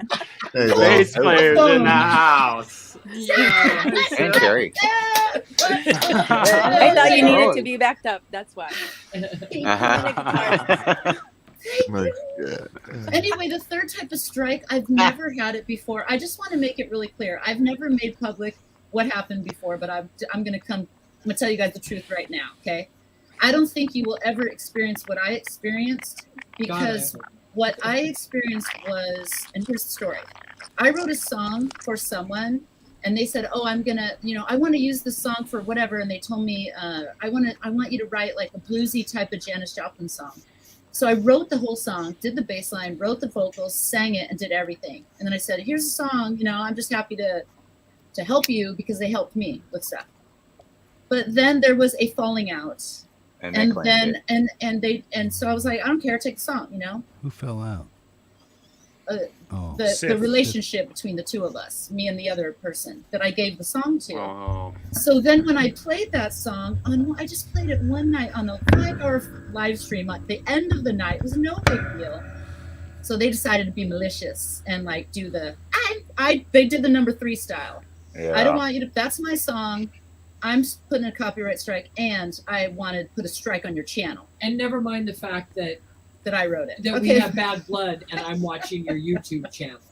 Anyway, doesn't matter. My point is, most people will never experience that. Like David Bowie doesn't put a strike on my channel. Like Queen doesn't put a strike on my, what's his name? I Michael get global Jackson. blocks, but I never get a strike. Yeah, they ever. block it, but they will never strike my channel. So it I can screwed up my dispute channel the for block, me. which might end up with a strike. I just don't. I just make it private. Yeah, and YouTube. Give her They- Dickie, if that's they- not bad. if they block it, if they do the second style, which is they Global actually block it, yeah, then I still leave it public. I don't change anything. I'm like, well, you already blocked it. You did the work for me. I'm not going to sit there and put more work into a video Oh, I see. for you. I'm like, you already blocked it, whatever. Yeah. And so I've never had another strike of that. So I don't think you really have to worry about your channel being taken down unless you have like somebody that you've worked with. And here's my advice: copyright your music. If you have an agreement with somebody, make a contract, make just do it clear, make a contract, and just copyright your stuff. Like just do, Yeah, I make thought it you got- real clear. This is not like there's no written verbal nothing. Make a contract, copyright your shit. Like that's the end of the story. And so then So you when- won't have any of those problems. So now when you share your music like with DistroKid and other places like that, do you allow yourself the opportunity to share it freely on YouTube or anybody else to share it freely on YouTube? For you, metalhead hippie, I have I uncheck the YouTube content ID. Yeah, just so you can play my stuff. I'm serious because I'm like, it's not like I'm Madonna and I'm getting like a million hits the minute I put something out. So it's not, I'm not losing anything, but I'm actually excited that you can share my stuff and not get a strike. So I do it for you. I really do.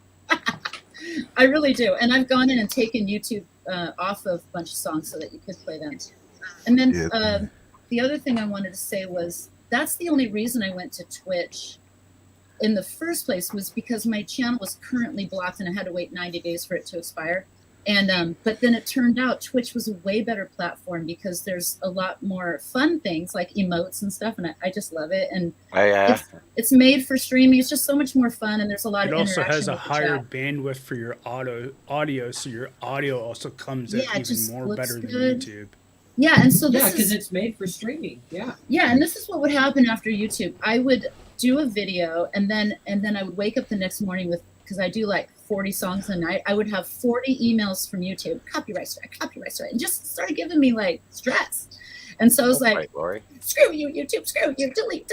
And I was tired of hitting the delete button. So I was like, as soon as I got affiliate status with Twitch, you have to go exclusive, and that's really why I left YouTube. So it's too long of a story to tell in a chat. That's why I just say like, I gotta It's all copyright strike, legalese, I left blah. YouTube, blah. Yeah. I just try to make it simple.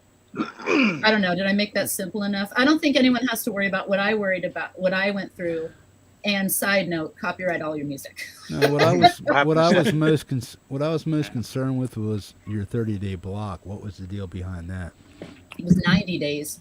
It's 90 because days. somebody said, like, let's say I am, well, not David. They claimed your video and struck it. Yeah, they said like that's my song and I want it taken down, and I'm doing I'm complaining about your video. I'm complaining about your channel.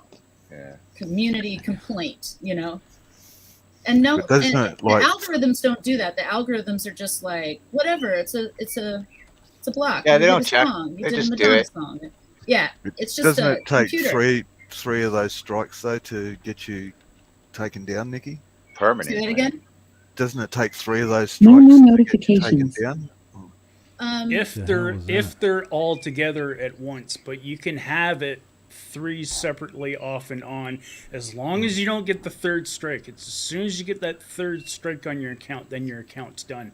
But you can have 1 or 2 and still be able to use your account with limitations, of course. That hurts. Yeah, well, I thought it was like three within a period of time. Yeah, mine was 90 days, and I couldn't go live for 90 days, but I could upload videos, and if I got another strike within the 90 days, and Yeah, then then another strike within the you're 90 done. days, they would have just Yeah. taken me off YouTube. Yeah. Yeah. But I mean, I've been on YouTube for 14 years. Yeah. Oh my God. Almost But I as wasn't start really when you were serious 2? about it. Yeah, I was about 4. No, I was 4. So I was 4, and I was like, yeah. So anyway,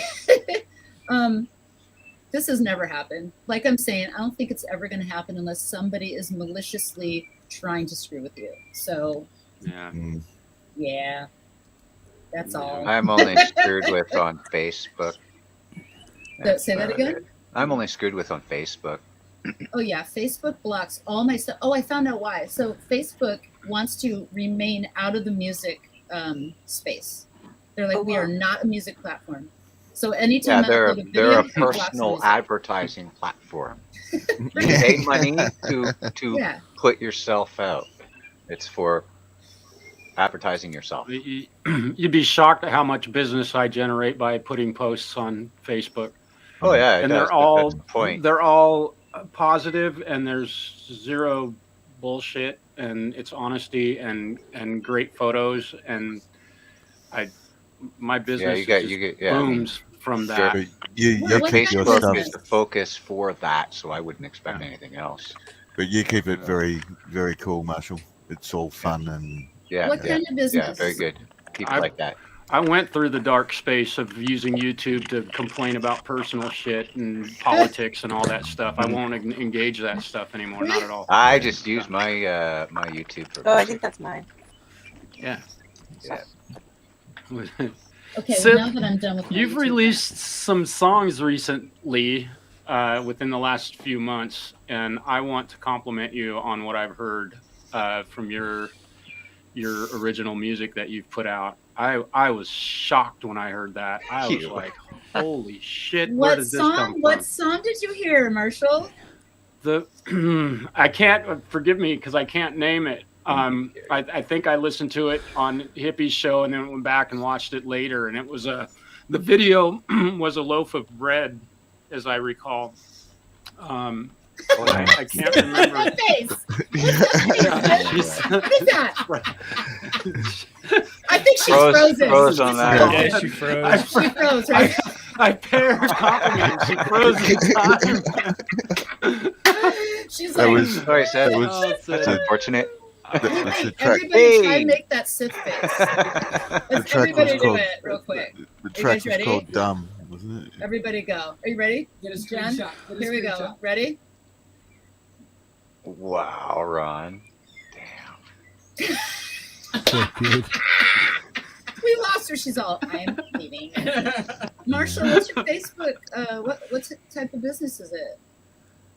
I'm a guitar repair, amp repair, instrument repair technician.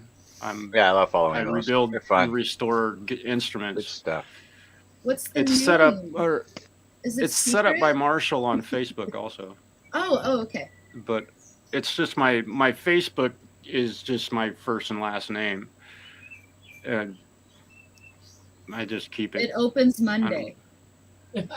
Closed right now. There's your face. Okay. Is that it? You're in Oregon. I hope that wasn't a secret. I'm an Oregon right there on boy. Facebook. We live That's awesome. we live in completely opposite worlds, literally. I mean, I grew up in Portland, Oregon, which is a pretty big city. I mean, it's about, it's pretty big. It is now. But I live in a town of about 14,000 people now, and I literally am buried in guitar work. It is shocking how That's many killer. musicians there are in this community. There's towns in the outlying areas, so I'm really not in the middle of nowhere necessarily. There's a freeway right there. I mean, but Too, Seth. yeah, I had to do something. My plumbing career ended in 2008 when the economy took a shit, and I'm a journeyman plumber in 5 states. And I went back to what I learned to do when I was a kid because I broke my guitar and figured out how to fix it. And I went, okay, I can do this. I'll be right back. They're not, yeah. And so I turned into a guitar repair tech from just. I'm actually shocked by you cool. saying that because plumbing is one of the hardest things to actually find, like especially up here in Canada. It's Yeah. hard to find to reliable find the plumbing. Yeah. But to be honest, Yeah, when it man, was booming.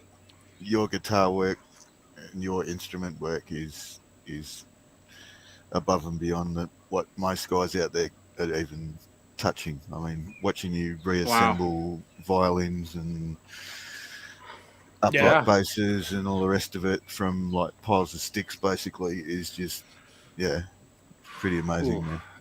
Taking up old beater mandolins and all that. Awesome job, man. Yeah, thank you. And you know, it's something that is absolute love. You know, it's great to have. It's the American dream to. I don't even like saying that. Fuck the American dream, but to be able to have a job that I go to and I look forward to Monday morning when I get up. I don't have to be to work till 11 o'clock in the morning, and I work until 7 at night sometimes. And I love my job. It's remarkable to get to sit there and work on a 53 Gibson once in a while. That is so cool.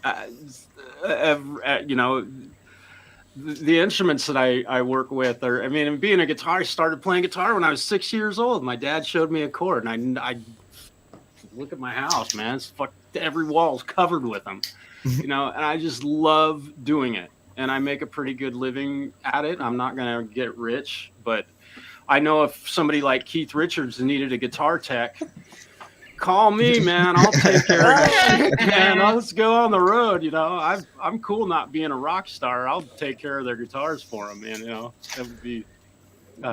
that would be really fun. You can tell every time you put something up on what you're working on. You can always tell how much you love doing what you do, man. And that's part of the attraction. It's just like me, you know, you see my post, it's either I'm playing guitar or it's hunting and fishing. Like I love my game. I'll do hunting and fishing every day. I'd love to be a guide and show how to cook and clean a fish and all that, or a moose. You know, have perfect. It's a whole different experience. You know, if I could hunt and fish every day, I would.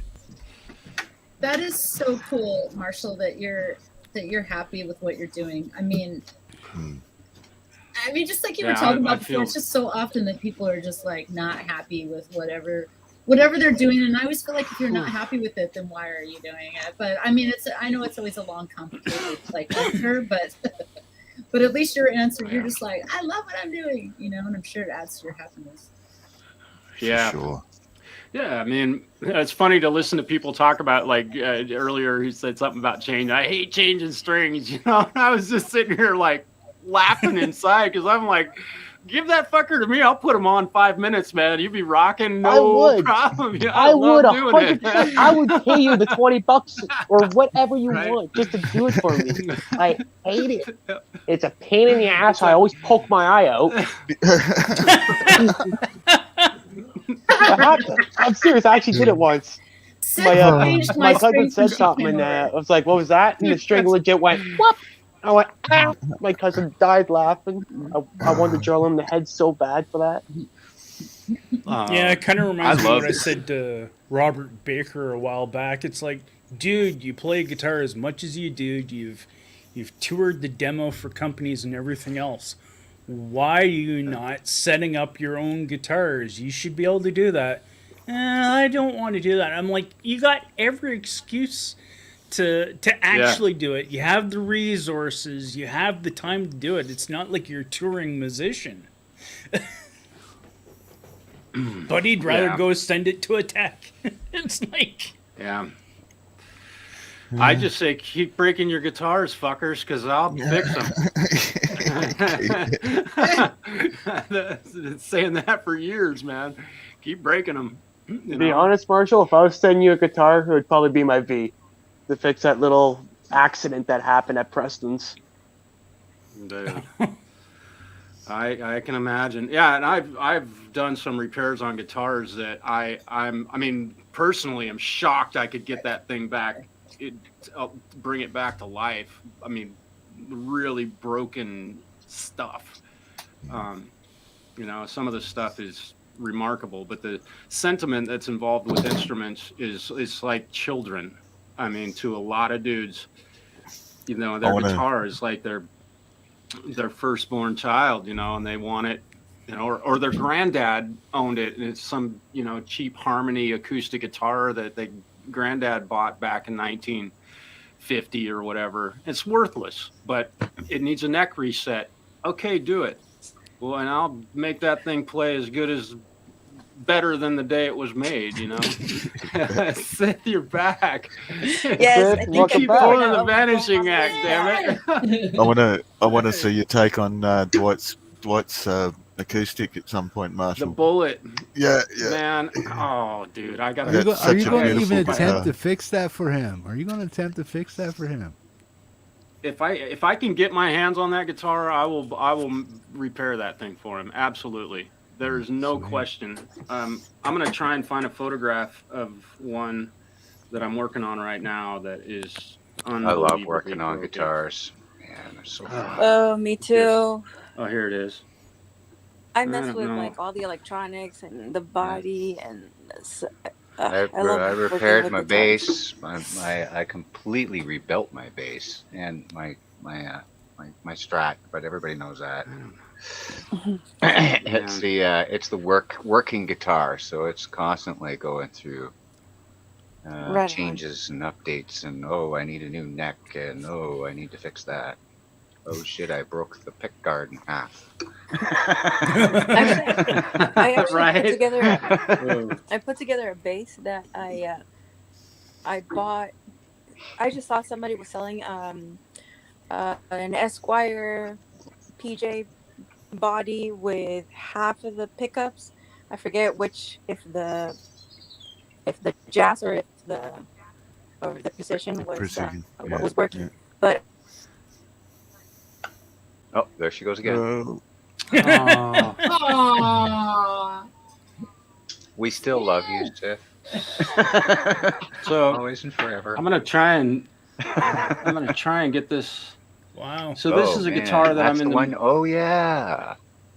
I'm in the midst of fixing, and the picture, does a pretty good job of showing the damage. Every brace in this instrument is Broke off, separated, even the ones that are still attached. But what you can't see in this photograph is on the top side of that instrument. You're looking from the back down. Yeah. The whole side of the guitar is cracked. From Yeah, I the remember neck seeing that to too. the It's like block, split, man. right?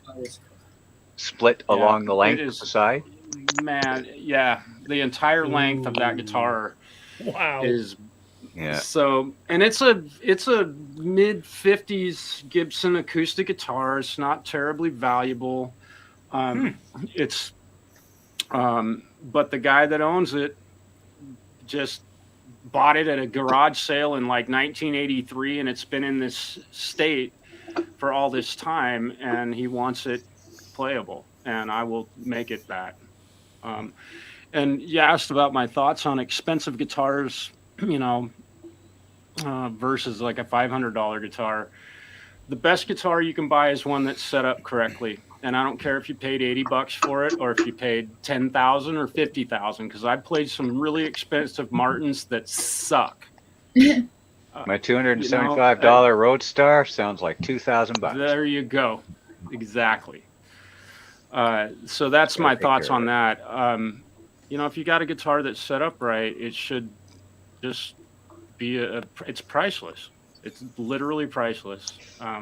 That's my thoughts. So, I have spent $2,500 on a guitar, and I love it. I'll say that.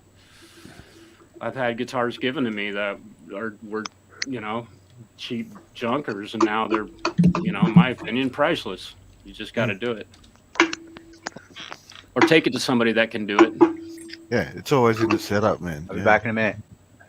Most important thing you can do if you're buying a kid a new guitar or something like that is go get it set up.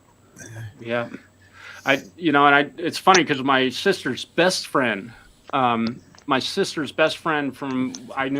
her when I was 5 years old. Her grandson now, it's strange to say, her grandson is interested in playing guitar, and she contacted me, and they didn't want to spend $400 on a guitar for a 9-year-old. So I grabbed a Tanara Chinese-made acoustic guitar off of the wall at our shop, and I went through that thing and set it up. And I'll play it. I'll go do a gig with it right now. If it's set up right, that's the way you do it. Yeah, I agree with what you've said. That's what got me into building. Was started doing setups on my own gear, and then eventually gone stuff it. I'm going to build them. Yeah. Yeah, I work with schools too, Rat Bones. Some of our local schools have string programs and no guitar teachers. So I do. College students and working musicians get their stuff on my bench first, and I don't care what I'm working on. If you're a working musician, whatever I'm in the middle of gets put to the side so I can get you set up first, and kids and students definitely first. Sweet. You know, that's the way it should be. I love seeing young people learn to play. That's just, it's, you know, and it's funny because, you know, some of my younger students, I play videos for them, like this song that I record, you know, and we're working on an AC/DC tune or whatever, you know, and I show them this video that I released today, and they're like, who the fuck are you, man? You know, they're like shocked to see this metal stuff coming out of me. They don't know all that. That's fun. Yeah, I can't tell you're a metal guy? Most of the time, no. I have a different. Wait, I have an idea. And first of all, I just thought of it. I'm sorry It's if the I was flannel. talking It's really the loud. wearing of flannel that throws them off, man. Not when he doesn't put his shirt on. Yeah. I hope I'm I don't wear a shirt quite often. Yeah. I get shit for it every time. Like, dude, you need to eat a sandwich. Hey. I turn sideways, I disappear, man. That's why I wear a shirt. Yeah. I need to put down the I fork. tried. What's your idea? What's your idea? Yeah, Nicky? you skipped the fork and went straight for the ladle. Yep. 100%. Oh, my idea. First of all, I'm sorry if I've been yelling. It's just that I can't hear myself in here because I'm not using No, my it's cool. headphones, so I'm like, but anyway. You sound fine. You, Marshall, you kind of look like Jason Newsted from Metallica. So you should go to like a bass player I can convention. see that a little bit. Oh, okay. Yeah, and just go there and be like, Yeah. like wear like the Aunt Justice for All shirt, or like an Aunt Jason for All shirt. Go there and just be like, set up a table, just be like, Are you Jason? yes, doing autographs. I might have to shave though. I think and he's got short hair now, doesn't he? He has short hair, yeah. But you know, What do the the whole hell, thing, get a Jay? wig. That just You know, pisses me come off. on. Yeah. Right. Yeah, so Jade, just Mine make won't- took a tumble. Yeah. Dude, I've been growing this shit for I shit you not 10 years, and this is all I get. That's it. This is won't- you gotta COVID. take Done. your hair skin and nail pills. At least you have hair. Marshall.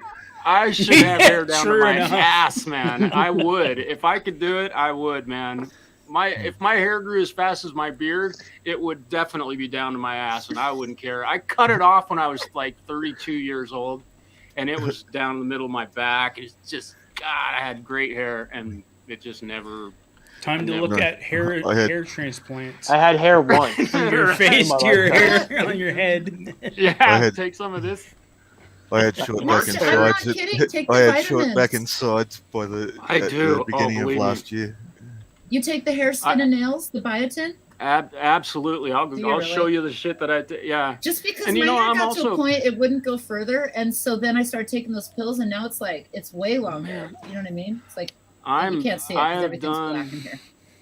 Boy, I've done everything I can do to get it. And also, I'm a type 1 diabetic, and I don't know if that affects Yeah. it, but I'm very, very Oh. healthy for having that disease, and I control it without Diabetes can affect you, yeah. fail. Yeah. I'm So not there might laughing be at your something with that. diabetes. No, it's okay. I was laughing Please at a do. comment. I just very Holy- inappropriate. So dark there, Nikki. I'm dark. Right. It's very No, it's scary. actually kind of a blessing in disguise. I consider it.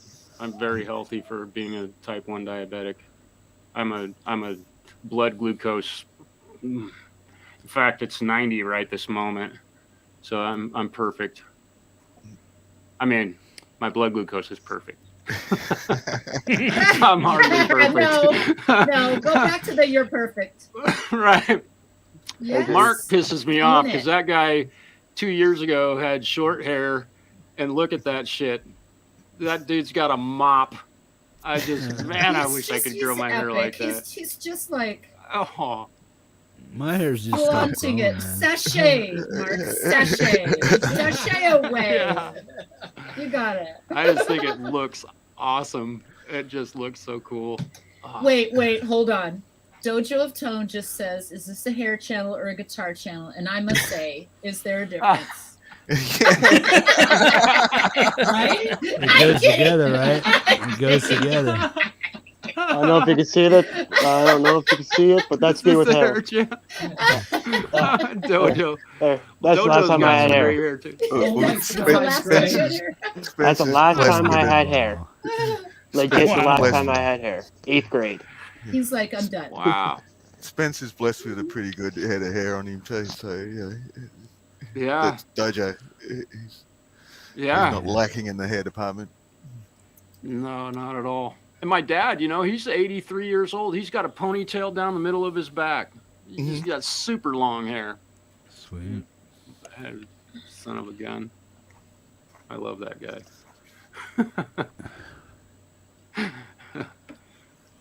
Who loves their dads? Look, I'm so bummed. The live stream where I was going to be celebrating my dad is the guy that raised the man that raised me. I have a couple dads, but the dad that raised me during the years where it was like, anyway, it's a long story. But anyway, it's his birthday today, so happy birthday! I know he's not watching. Oh, it's his birthday. Awesome. Yeah. Happy birthday. Yes.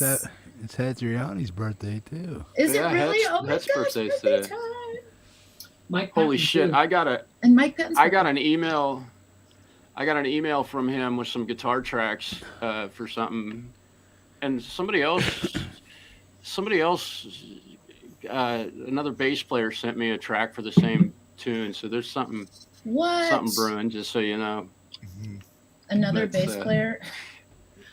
Yeah, there are other bass players. There are. This guy Gary. His name's Gary. Not a stretch Gary to kind of Hubbs or work that out.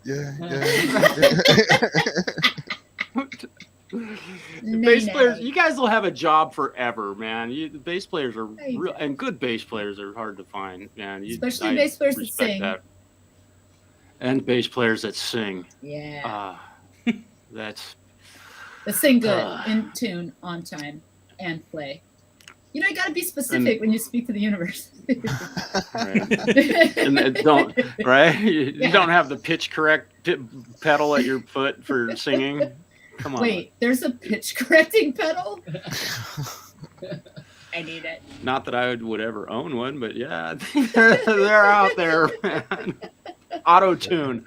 Yeah, Auto-tune. auto-tune Oh my can God, do I it. love auto-tune.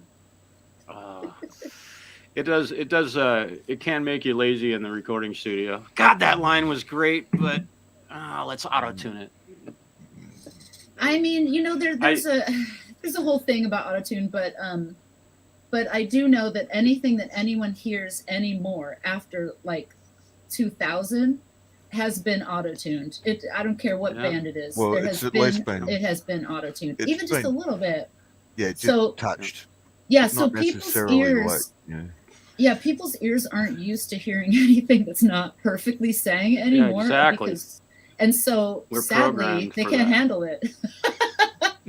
Right. They can't handle it. And I was playing something. It was an X song. No, it was a Jane's Addiction song and an X song. And I played it for somebody who was a producer, and they're like, "That note is out of tune." And because I was covering it, and I'm like, "I'm nailing that note." And they're like, "It Sing it sounds just wrong." like him. I was like, I played it, and they're like, "Yeah, you did nail it, but it's a bad note." And I'm like, "Nah, it's the right note. It's perfectly bad. It's the right note."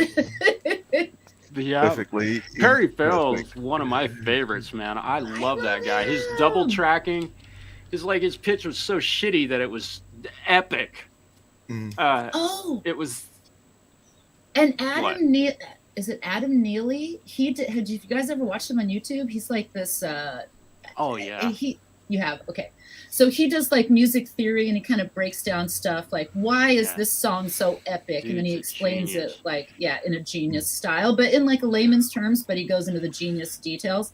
And he said, oh, good night, Moose. Good night, Knucklehead. And he said, later, dude. He took a Led Zeppelin song, because it's back to the point of nothing had autotune until like 2000. Now everything has autotune. And he said, here's what it would be like if you auto-tuned Led Zeppelin. And it just lost all of its like flair. It lost like a lot of things. Yeah.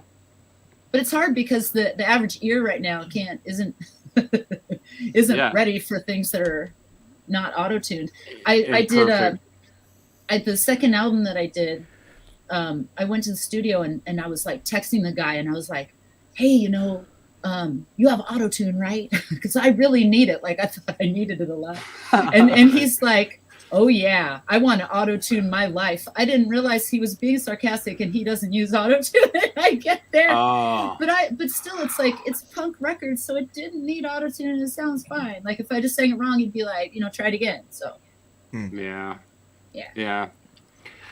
I use it from time to time if I feel like a song needs it, but there's a lot of the stuff that I've released that there is zero auto-tune on. That song I released today, none.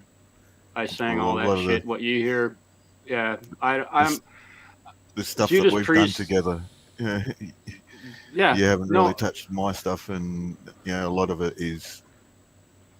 Yeah, I like the imperfection in it. The gridded, all that stuff. I mean, of course, in the era that I grew up listening to music, were bands like Iron Maiden. I mean, criticize Bruce Dickinson's voice for 1 second. You deserve it, literally. Or Rob Halford, guys like that. Ozzy. They put chorus all over his voice. Yeah, Dio. I mean, those guys were damn near perfect singers. Without auto-tune, and I shudder to think, I wonder if they are using auto-tune on Bruce Dickinson's voice now in the new stuff. And you say that everything you've heard from 2000 on probably has auto-tune on it. You're probably pretty accurate with that. I'm not anti it. They lightly touch it, unless it's a gliss, then you have to leave it. It's not. I don't see that a lot of the time as auto-tune. It's been tuned. It's been tuned, It hasn't been like, okay, let's just send that through the auto-tune and let it auto-correct everything. It's not that. You're going I just call it auto-tune because that was the app that I learned how to use. Yeah, for sure. Melodyne. Or Melodyne, yes, Melodyne. What DAW do you choose to use most of the time? I use Studio One. Yeah, Studio One. Mm-hmm. Okay. Yeah. And Terry, what DAW do you use? I don't use one. I'm pretty much a hobbyist. PC related, hobby guitar, play a little bass. A little bit of everything. Yeah. Okay. Because we've never met. I don't know if I've ever even seen you on the Hippie show. So that's interesting. I've been watching Hippie for 2 years now. I'm usually moderating for Steve from Boston, Ben Combs, a few other folks. Oh, I think I met you there on Ben's channel. Yes, you did, Nikki. Yeah. How's it going? Better than what it was. I got. What's up, dude? Hey, I got Ben. a pulled shoulder muscle I've been dealing with. Hey. Hi, Ben. Talk about hair. That sucks, Holy though. shit. Sucks, the shoulder thing. I'm nursing hippies. like all kinds of injuries. Yeah. So I feel you. Okay, so we got the hair in the house. Benji? What's up? Man. I was going to Man say after for a my second, own I thought it was Ola. Dude. Yeah. I'm the only one without hair, except on my face. But That's Hey, it. from New Zealand, everybody. How you going, What's mate? going on, man? Welcome, bud. You know what I was thinking? What I said before about autotune. I was coming from a place of because I go to a lot of music conventions where Thank you, songwriters and mixers and mastering people It's are, my face you know, time. explaining the music industry and where it's at and everything. And so I'm like, oh yeah, I gotta do that because that's what they do. And then I just realized, oh my God, just because everybody uses autotune doesn't mean I have to use autotune. Let's bring no autotune back. Right? Let's bring let's harmonize make it your own normal. shit. What'd you say, Preston? Harmonize it. Sing your own harmonies. Sing your own harmonies. Yeah. Get up. Sing. Screw what they're doing. Sing. Like there's certain things I really like though. It's not like really auto tuning, but double voice. Like especially into like a chorus, like Doubling Nirvana is does fine a if lot. you do that. Like Yeah. they dub Kirk's voice in a lot of things. That sounds awesome, but the auto tune to me, I find it really kills a lot of emotion of the song. Hello, kid. How you been? Hey, There you go, Benji. darling. Hey, Benji, go ahead and introduce yourself because I don't know you, and I want to get people to know who you are. Yeah. how'd Ben you and find I out are about friends the channel? on Facebook. Oh, cool. Yeah. Hi. How you going, How are you darling? doing, Jade? Yeah. Dude, how is your What's up, tooth? Jade? He looks The drugs bummed. are doing good. Oh, no. I'll Look at drink to this. that. It's working. I got some earrings and inspired by Kev Lynn. Oh, nice. Little guitars. Little tiny guitar earrings. Sorry, see, last night I fell over face first into my desk. Oops. Smashed my tooth out of my Oh. nose.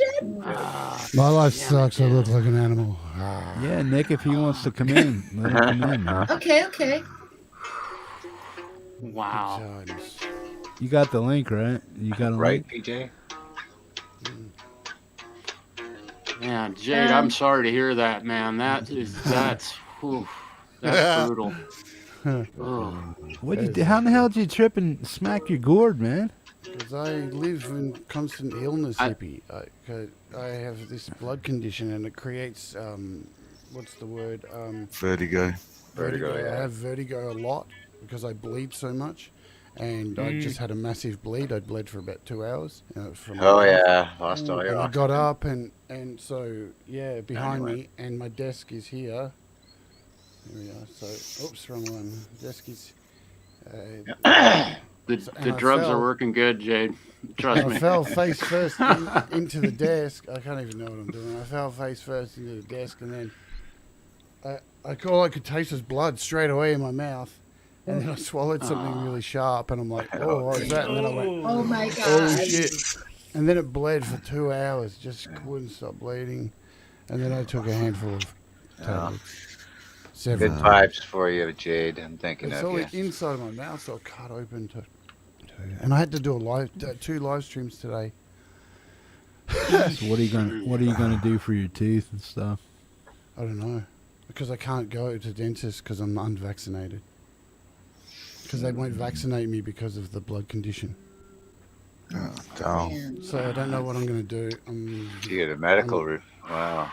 Yeah, but then I'll work it out tomorrow. Wow. Yeah, figure it out. Like I have to keep Thought doing I had the show. it about every being day a as well. diabetic. I have to keep doing the show. Every Thank day. God You know what I mean? If you just retreat from everything, just because now every time I say the word "fuck," I shoot air out of my face, which sucks for me because I swear like a sailor. But Cheers on that yes, so got to keep doing the show and just keep riding it through, or I'll crawl into a hole and I won't get out of it. Hey, Ed. I know what I'm like. It'll be like a K-hole without the Harry. drugs. I hope everyone else is doing Jade- good. You come and ride my club. Jade, thank you for that note today. I'm doing all right. Jade, I'm that was doing all really right.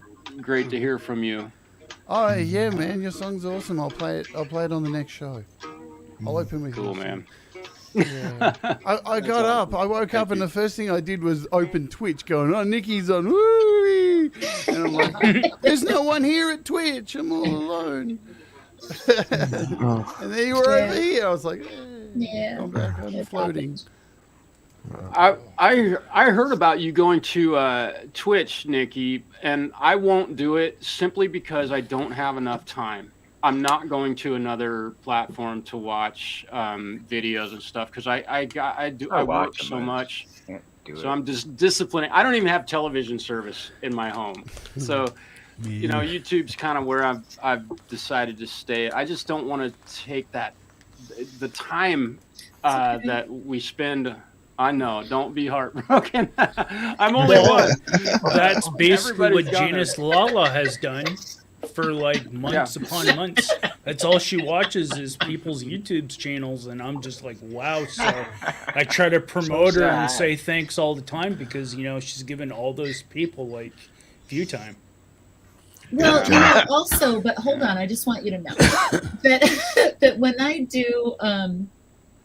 I do my live streams, it's like I tell everybody bring your bass, so they can. And even Preston, like he jams along, so it's like practice time for everybody, you know. And so, and we'll do working sessions where you know I'll show them how to do stuff in Studio One. But I'm because I understand that, and I always think like if I was them, I wouldn't just want to be watching some show because I don't watch TV either. You know, I mean, I stream some stuff when I start to get obsessed, but. Besides that, I know what you mean about time, and like time's the only thing we can get back. It's the most important thing ever. It's the most important commodity that we have. No one beats the clock. So I understand that, and that's why I figure, you know what, just everybody bring your bass. We're basically going to play together. We're going to jam together, and then while I play songs, I yell out like what notes we're doing and stuff. And then if somebody wants to learn something specific, we'll do it. So I try to make it at least. You know, it's entertaining and fun, but also fun. They get to practice, you know. Well, and then sometimes I enjoy it. Actually get stumped, and people will call out in the chat, no, it's this, it's that. Yeah. Not very often. Yeah, not very no, often. they help. But They correct. They do. Well, that's a cheap she'll laugh. just be like, I don't know where we're at. And to kind of get on what Nikki was saying, Twitch right now doesn't have a whole lot of musicians on it. Nikki's on it. Ryan Bruce is on it, as far as I know, and there's one other person I ran into through YouTube who's on it. But because of that, they're actually, you know, it actually would be a big advantage to jump on Twitch or find a way to get the dual streaming app that you can actually stream to both YouTube and Twitch at the same time. That's what I do. Ryan Bruce I do does. that. Yeah, just to restream. Stream to both. Yeah. Yep. Which is what Nikki used to do. Personally, I won't go there. Wait, who said that? I missed it. Marshall's. Oh. What's Well, yeah, no.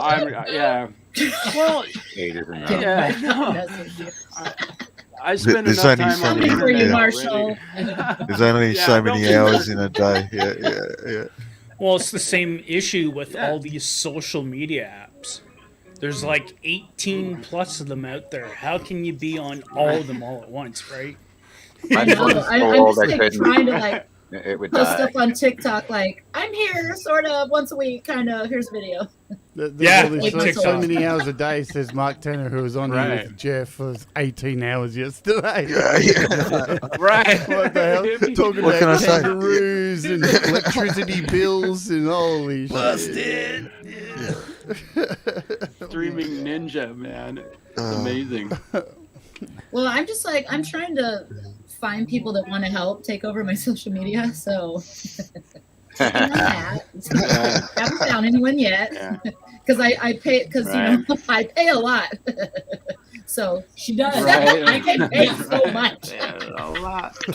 Yeah, that is a job that is actually, you know, pretty much in demand nowadays for people like yourself that have multiple multimedia I had to train accounts. people for it. You need somebody Social to do media. it, yeah. I had to train a whole team for social media work. Yeah. I used to do it for I don't American want to do Express it, but when I know I worked need there. to. I hate it. I that's why I trained the team so I could get the hell out of it. I was just too much work for one dude. It's the worst job. I did it for American Express, and have people messaging you, my credit card doesn't work. It's like, and you just it's like so many times I'd write, go fuck yourself, and then delete it, and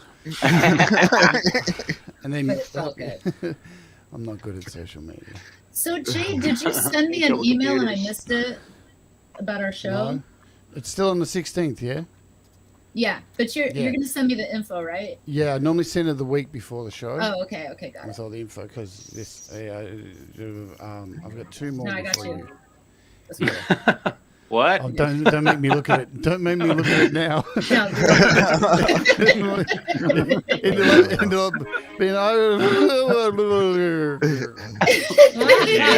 I'll end up sounding like a turkey. Gobble gobble. Oh, sound turkey. I got a new microphone on. I want to test it out, but I can't sing. I'm supposed to do some vocals for Ingo's project this week, and now I'm going to be like toothless, going. Oh no! You just reminded me. Yeah. Are we doing the same project, Mark? Yeah, I think so. Yeah. Is it that song? Yeah. I know. I can't believe he chose that song. I know. I can't believe I'm singing it. I'm gonna. At least he's given us free reign to do it every once, so I can do some. Yeah. Hey, why don't you get like a gold tooth? Who is it? Who is it? I would love to. We won't say at the moment. Yeah. What pain meds? Oh, says Boomer. Good ones. The Tremadol. Oh my! Big Yeah. secret. Boomer. Broken back painkillers. Back pain. Hey, whatever works, right? God. Works everywhere. Yeah. Too good. Wow. Jeez. Sorry. What happened to Benji? So Nikki, did you get anything for Black Friday or Cyber Monday? You got any kind of thing? in the Yeah, I works that got you wanna Adobe get? Photoshop. You did? Yeah. What did it cost you? I did, and I wanna get a cruise, a ticket for a cruise, but I chickened out. Yeah. Did you get the Creative Cloud license or something? Yeah. Yeah. Yeah, it was on sale. It's like $20 off. So I was like, I'm getting this. Hey, I just thought of something. I Huh. know a cruise probably Nikki might like. What? The Chris Jericho Rock and Wrestling What a cool cruise. Rock and wrestling? Yep. Did you say wrestling? Yep. It actually won. Is it just women's occurred. mud wrestling? Because No, it's actually wrestling. It's But the people women in from it are hot. independent wrestling and people from all As in elite whole wrestling. I can Actually- only imagine. Wait, let me imagine who's walking around there. We got. Excuse me. Wait, Yep. what can I have a glass of protein powder with protein Women powder wrestlers, in it? men wrestlers. They have matches. They have Dr. like, Britt Baker's there. Dr. Britt Baker's hot. She's hot as hell. And she's a dentist. I could use her right now. I like I get Yeah, so yeah, that's tired true. for it. A wrestler who actually is a dentist. Yeah, she's a hot. She's a dentist. Kind of a bonus, isn't it? But yeah, Jericho has his own band there, Fozzy, and I think like 3 or 4 other bands. So they have, I think it's about a 4-day cruise. And they do it out on a cruise ship. They have like a wrestling 70,000 tons ring. Metal is all metal. On a I think cruise it's ship. yeah. That's what I. That's what I said. So it might be something for you to think about. 70,000 tons of metal. That sounds. There's I'm no gonna use this word, shuffleboard. Interesting. Well, not everyone's into wrestling, so My luck though, the guy was swinging the steel chair, the dude's head missed and hit me instead. Oh, goodness. You know, I feel like you're just not having the best of luck. Right? I usually don't. Luck's not your thing. I usually don't. You know, I'm looking at because the person's birthday, who it is today, my dad, he's going on a cruise. He's like, I'm going to East Caribbean, then I'm going to the West Caribbean, and I was like, which one? You know, like either one's fine. I'll go on either one because I want to see some new places. You know, I really like to travel. I like to learn about the planet. I feel like when I go to a new place, I learn more about cultures, and it opens my mind more to just other things that I don't know. That I feel like I've been sheltered as an American from all my life. So I really like to travel. I feel like I just learn things. I just assimilate It's great to do. knowledge. It's not like knowledge, but I just feel like It's knowledge. It opens. Yeah, I it feel opens like- It's like knowledge. it's like knowledge, but I've been, no, but you know what I mean? It's sort of like you experience a place, so you learn about it, so you know it. It's not like you read about it and saw a picture. You know what I've I mean? been You experienced incredibly. it. I've been What's that? incredibly. You experienced it. Yeah, it's an I've been experience. incredibly fortunate that with my work, when I was working, I'd been sent basically all over the world. So amazing, so right? I've travelled half the world. It's really good to love it. Working. You also get sent and you meet people who live there. Yeah. So you're not experiencing it as a tourist. Right, To yeah. Experience it with people that actually live there and work every day. Right. Really opens your eyes. You know. Yeah. And Some it is places hard are to- terrible, but you know, it's all. It's always all good good coming back to experience. Australia, isn't it, Mark? When you go, like, Oh, whenever I go yeah. to Southeast Asia, or Well- like even when I went to Finland, I was like, I can't wait to go home and get some sleep when the daylight disappears. Yeah, Well, yeah.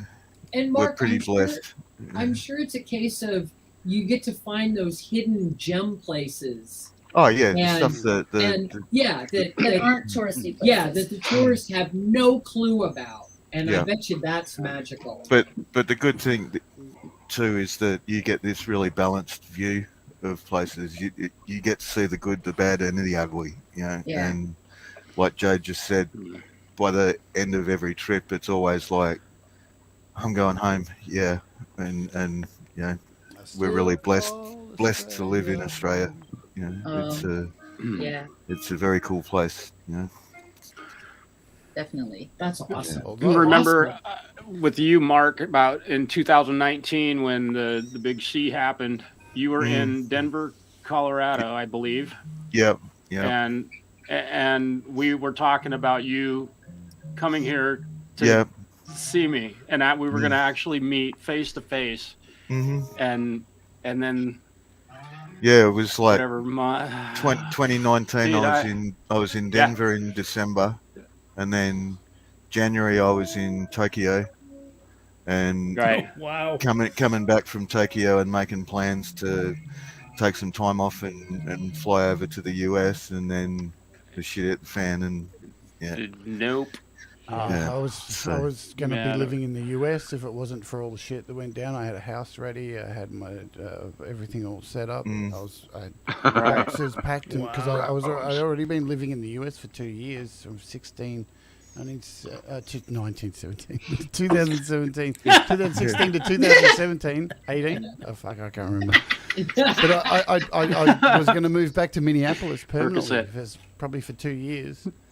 Another 2 years, and then all the shit hit the fan, so I just bought a set-up home here again. Well, maybe in Jade's previous life he lived back then. I've got a million previous lives. There's one a week. What am I talking about? I've never really wanted to travel much. To be honest, where I live is so beautiful here that I've never had a big desire Oregon to is travel super around the beautiful. world. Yeah. Yeah. I know the feeling, It's a Marshall. pretty. Yeah, it's. I guess I never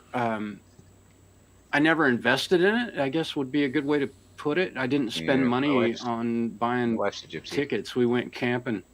I someplace. did the same for growing up and all the rest of it. We saw Australia, with my folks. We'd get in the car and drive from one side of the country to the other and all that kind of stuff. But then when I started working, and then the company's gone like, oh, we're sending you to the US, oh, we're sending you to China, oh, we're sending you to Singapore, India, you name it. Yeah. It was kind of like, okay, Saw the whole Have you world, gone? man. Have you gone to like deep China, Mark? Where I've seen just pictures of like where there's a lot of huge mountain ranges and things like that. Have you gone? Yeah, not really. It's mostly been It's all farms. in industrial districts that I get sent to. I worked for HP, Nikki. I was a consultant for Hewlett Packard for 20 plus years. But doing high level high level computing with AI and machine learning and all that kind of Oh, stuff. that's awesome. So, That's the fun stuff. I love those. Yeah. Or business are trips. you like responsible for the hand? Come No. alive. Take over the world. Skynet. Are we good? Are we okay? Legion now. Am I a clone? Don't you know it was Mark that actually invented auto-tune? It's all your fault, man. Look how that's on. Auto-tune net. Marshall, I used to live in Oregon for like 3 months, and I swear to God, it rained every day. And I was born in Los Angeles. Yeah. And so being in the rain for 3 months, I was like, I can't like every single day. But I mean, I did live in a van, so there was that. So it's like not good. Okay. But Down I do by have the a funny river, story. Willamette? The Columbia? What river were you on? The Rogue? No, I wasn't by the river. Okay. I was just on a side street, so parking lot, you know. But I do have a funny story. Yeah. So I had a guitar and a bicycle, and they both got stolen. And then or stole, I don't know. Okay, Stolen. so what? Stolen. Okay, that's what I thought. I was right. Okay, so they both got stolen, and then I went to the market and I saw my bike there, and the guy who stole it. So guess what I did? Perfect. Stole it back. I stole it back. That's right. I was like, I'm leaving this place. That's it. Yeah. That's the Right. ultimate But I medal never right got there. my guitar, though. I Yeah. was like, I don't need a guitar. I'll learn some Oh more. man, it rains. It definitely rains up there, man. And the interesting thing is that's that west side of Oregon like that, and I live on the almost polar opposite side of the state, the Yeah, I east was in side of the Portland. state near. Yeah, and that's where I grew up. I spent my childhood there until it got too big. Portlandia happened. I shit you not. Portlandia happened, and Portland became like 1 million fucking people in a matter of just a couple of years. And it became an utter. It was not the city I grew up in. It was such a beautiful place to grow up. Could be. It's 300,000, It 350,000 was people. really Now beautiful. it's like, oh. Yeah. But, and it does. It rains 9 months, sometimes 10 months out of the year. Actually, it stops raining on July 5th, and it starts raining right before Halloween. So that's kind of the routine of. I think I left rain there on in the 4th. May, so I was like right in the rainy season. So I just, you know. Yeah. But you know what I really Right. loved about that place is the social engineering. As far as there were 4 quadrants, right? The northwest, southwest, northeast, south. So, you know, and so then, but all the Southeast, streets, yeah, all this, and there North was and like south, east and northwest west. is the what is it like the. What's that word I can never think of? The hipsters. It's like northwest is the hipsters, right? And then the northeast is, I think that was like the heroin place. And then southwest was the downtown, and southeast was like You got the it. heroin place, or like a just South. an industrial kind of place. But it had like its reputations, right? But then all the streets though were, and I'm sure there were nice areas in those places as well, but all the streets were organized. They were like in alphabetical order. So you knew that if you were on like 10th Street and Burnside, that you were ABCD. So you knew you were in the north side, or you were on the You were west right side. next to Cooch Street, and right next Yeah, and to then that 10th was you were Division, right in the and- middle, like between the so it was like you could just stop by the sounds like street, Adelaide. street. You're like, I know where I am. Yeah, So you could get anywhere. Well, So cool. If you think about it, though, it's one of the newest cities in the United States. Hmm. Think about that for a moment. It's one of our Given the fact that, it's one of the newer cities that's developed in the whole country because of its location, and you've got the Columbia River running right, east and west, and you've got the Willamette River running south to north.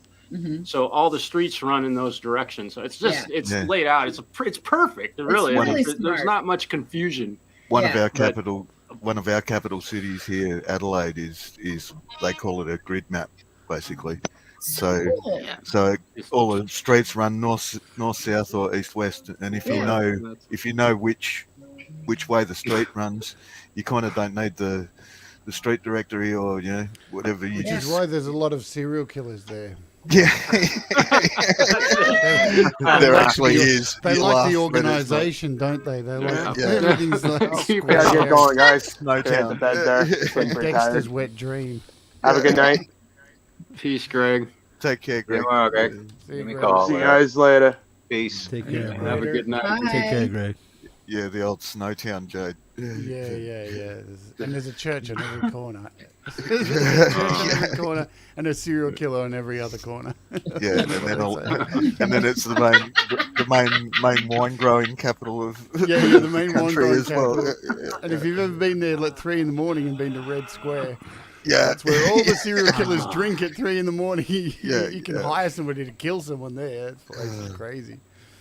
Oh man, I love Wait, that where is place. this? Adelaide. Adelaide. I call it Radelaide because it's rad. When I lived in America, I lived in Bloomington in Minneapolis. Man, that place was when I first moved there. I was like, this is so quaint. Everyone's so nice, and the streets were so big, and everything was so massive, and I loved it so much. It was so quiet too. You could hear like a pin drop at night, except for 4th of July, where it sounded like I was in a war zone. That was so scary. I spent 2 years in America going, and each 4th of July I was like, goodness me, the explosions all through the night. What the hell is going on here? I miss America Jade so said, much. goodness me. Didn't I I was just going to say to Preston, I'm being Jade good would be today. in shock if he was up around our part, eh? Oh man, it's -20 today. Yeah. Oh, everywhere. I missed where it was. Yeah, I woke up in snow Yeah. yesterday. We don't have fireworks down here, No, apart they're from illegal, aren't what's they? put on by the councils. Unless you go to the Northern Territory or Or Canberra. Near me, they blow fireworks off all the time. Oh, they do here too, man. It's just like Yeah, when they're not stealing cars. that's where on Bayside, so we're kind of a little bit more. Yes. Yeah, I'm just, Yeah. What are the towns that get affected by your wildfires out there, man? As far as the last one you guys had, you had one a couple years ago, right? That was pretty devastating the whole country. No, anywhere Weird thing outside of here the too, a couple years ago. anywhere you can breathe. Yeah, yeah. No, Anywhere outside of the metropolitan area, basically, isn't it? Yeah, Australia's a tinderbox. And it's We hot get all them the time. occasionally here too. We had a bad one a couple of years ago too. Turned the sky red. It's cool. We get them every year at the moment. Yes, Just, they come Yeah, well, you on, guys so- got firehawks, man. Those are animals that pick up a fire and spread it.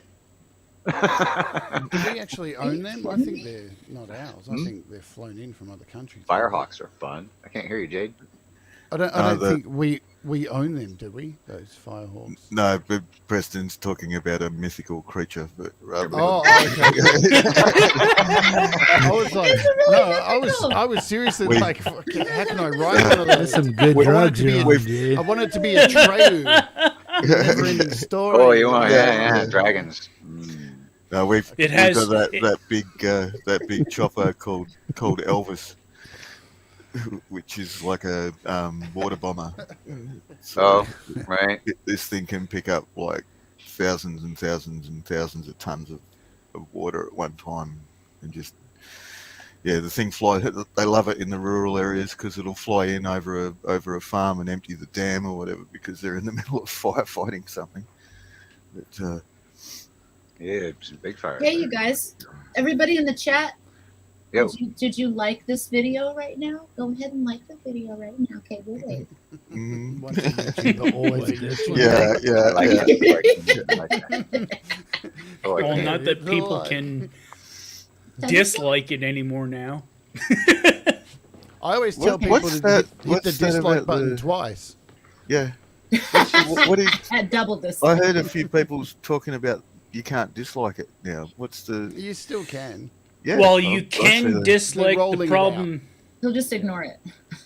It's It's not just part of an ignored algorithm. now, and even though on our side as the creators, we can still see the dislikes, but publicly, people can't see dislikes.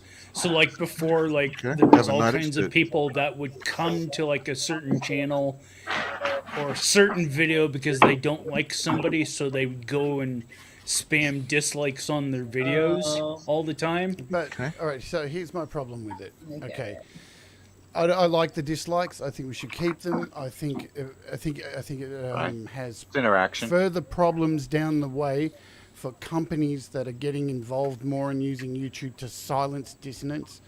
Companies who get complaints against their products so they can just silence people and not have to be responsible.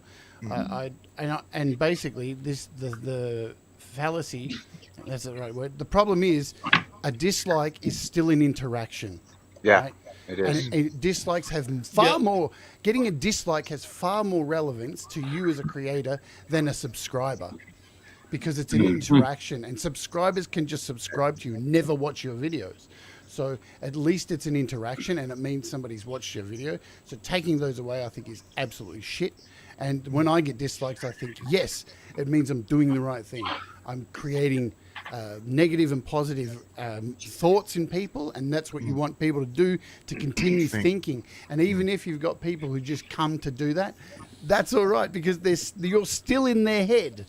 And that gives me more pleasure to know you hate me, but I'm still in your head for you to come and dislike me, bitch. That's the thing. I really think that it shouldn't remove them. It's a good thing, keeping them. It might be temporary because I think right now they're just having a lot of racial issues, especially on Twitch, where they'll do like hate raids. And so I feel like YouTube's probably just kind of jumping on the bandwagon because people will come in, even have bots. Like I've had it happen to mine where they try to crash your stream, or they'll just come in and say a lot of really mean racial stuff. So probably something was happening on YouTube, and YouTube just had to do something to make a statement, or just have solidarity with the anti-hate movement. And I wouldn't be surprised if they change it back. And what people are It's doing not now, cool anymore. because they've been bombing with bots as well, and what they're doing now is, I know a wrestling channel I watch, Stephen Larson. They do Oh wait, Twitch. there's a lot of wrestling fans here. Have you not seen women's wrestling these days? Wow. No, well, I asked him, is there a women's wrestling cruise? It's amazing. He said no. No, I said yeah. I said on Jericho's cruise they do have female matches. Oh, they do have women. You have to put up with watching I the want men. only female wrestling. You just go and get a drink when the men are on. I'm kidding. No, Go but on. Okay, tell me what you're gonna say. Stephen Larson, they normally record their shows live on the Twitch. I always call it the Twitch. I don't know why. The Twitch. Because you get the Twitch. And then they upload it to YouTube later on, because what they're getting now is their moderators were having to block the hate spammers who were coming in and putting the N-word in and stuff like that, and anti-LGBT stuff. But now what they're doing, unfortunately, on YouTube is doing super chat raids. So they're paying for it, and then you can't get rid of the message because it's a super chat. So it sits up there, and they're doing one hit and doing $100 because they're obviously making scam money somewhere else. So they do a $100 super chat with the N-word and kill gay people, and they just put a whole thing, and it sits there for like 50 minutes. Yeah, because it's $100. Oh, super so they're doing they're recording the Twitch paid to commit a crime. These are what and then putting it on YouTube. Yeah, but that's why the guys who run that channel they moved to avoid the take the $100 and donate it to the NAACP, man. Hey, man. Yeah. I was going to say 8 months ago when I was modding a couple actually. chats, that's exactly what some of the people were doing, was that they were putting like racial comments or insults Into or whatever their in payment. a super chat. Yeah. Yep. So it was like, oh yeah, that's, well, at least you're donating $50 to kind of troll somebody. Okay, if you're that dumb. Poor old Phil McKnight. film at night. Copped a beauty the other week where the guy's gone, you know, Oh, will you yeah. give my new ice cream truck business a shout out? Oh yeah, that's right. Yeah. I do remember that. Yeah. He's like, it was no, ice, no." ice, Yeah. mellow, Oh. come. Was the ice cream business written out? But, poor old Phil read it 3 times before he's gone like, Before he read it. oh, Yeah. Whoops. no.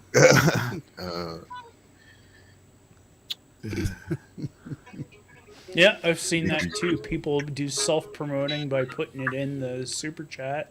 And it's like you really can't do much about it because it pops up. So they still get it X amount of time, whether, you know, you allow self-promotion or not.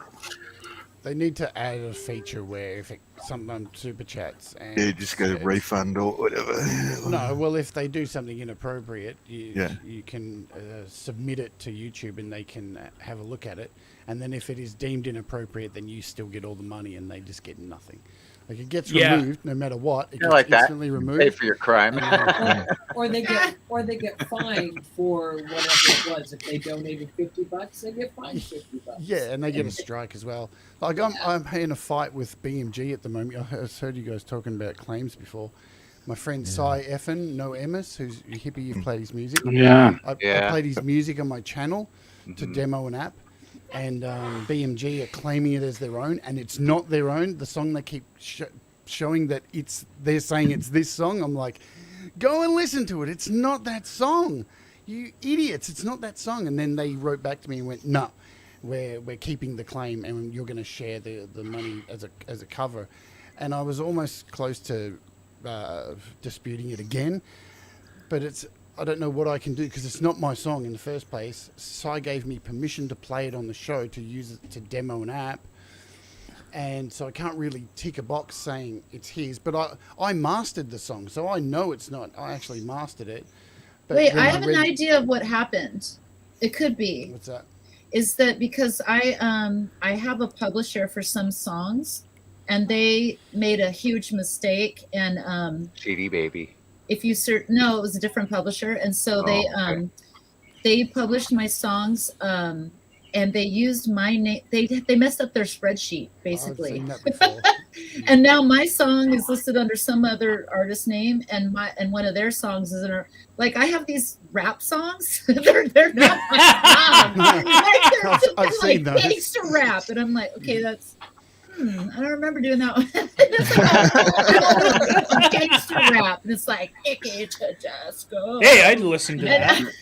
It's like this is not my music, and they're like, "Oh, we need to fix it. We need to fix it," and they're just like, "La la la." Like I don't know what is taking them so much time to fix it, but that could do that because now let's say that artist, this rap guy, he could have his songs with another company. Oh, rap owns. Or you know what I mean? So maybe I've that's done all what's those happening. checks. I've checked all that. I can't see that that's the problem. Rat Bones, take it easy, man. I think they're Rat Bones. somebody's got one job, and guess what they're not doing? Seriously, one job. One job. One job. Only one? God, do you know how often I say that to food delivery people here? Do you know how often she says that to me? I live in a place where the GPS disappears, so you can't find my house. So I put these detailed instructions for every time I order food. And I put these instructions and I send it to the guy and I go, dude, read the instructions. I've made it easy for you. And they every time ring and go, I can't find your house. I'm like, did you read the instructions? No. And I go, you've got one job. I love it when like there's a buzzer and there's instructions on the buzzer how to use it. And then they call my cell phone. I'm like, they're like, which buttons do I hit? I'm like, just read, it's right there. Like, look up. There's a sign. There's anyway. I do have a gangster rap name. It's RTFM. called Little Chainsaw. What is it now? Little Chainsaw. Well, wait, Little Lil Chainsaw. Chainsaw. Little Chainsaw.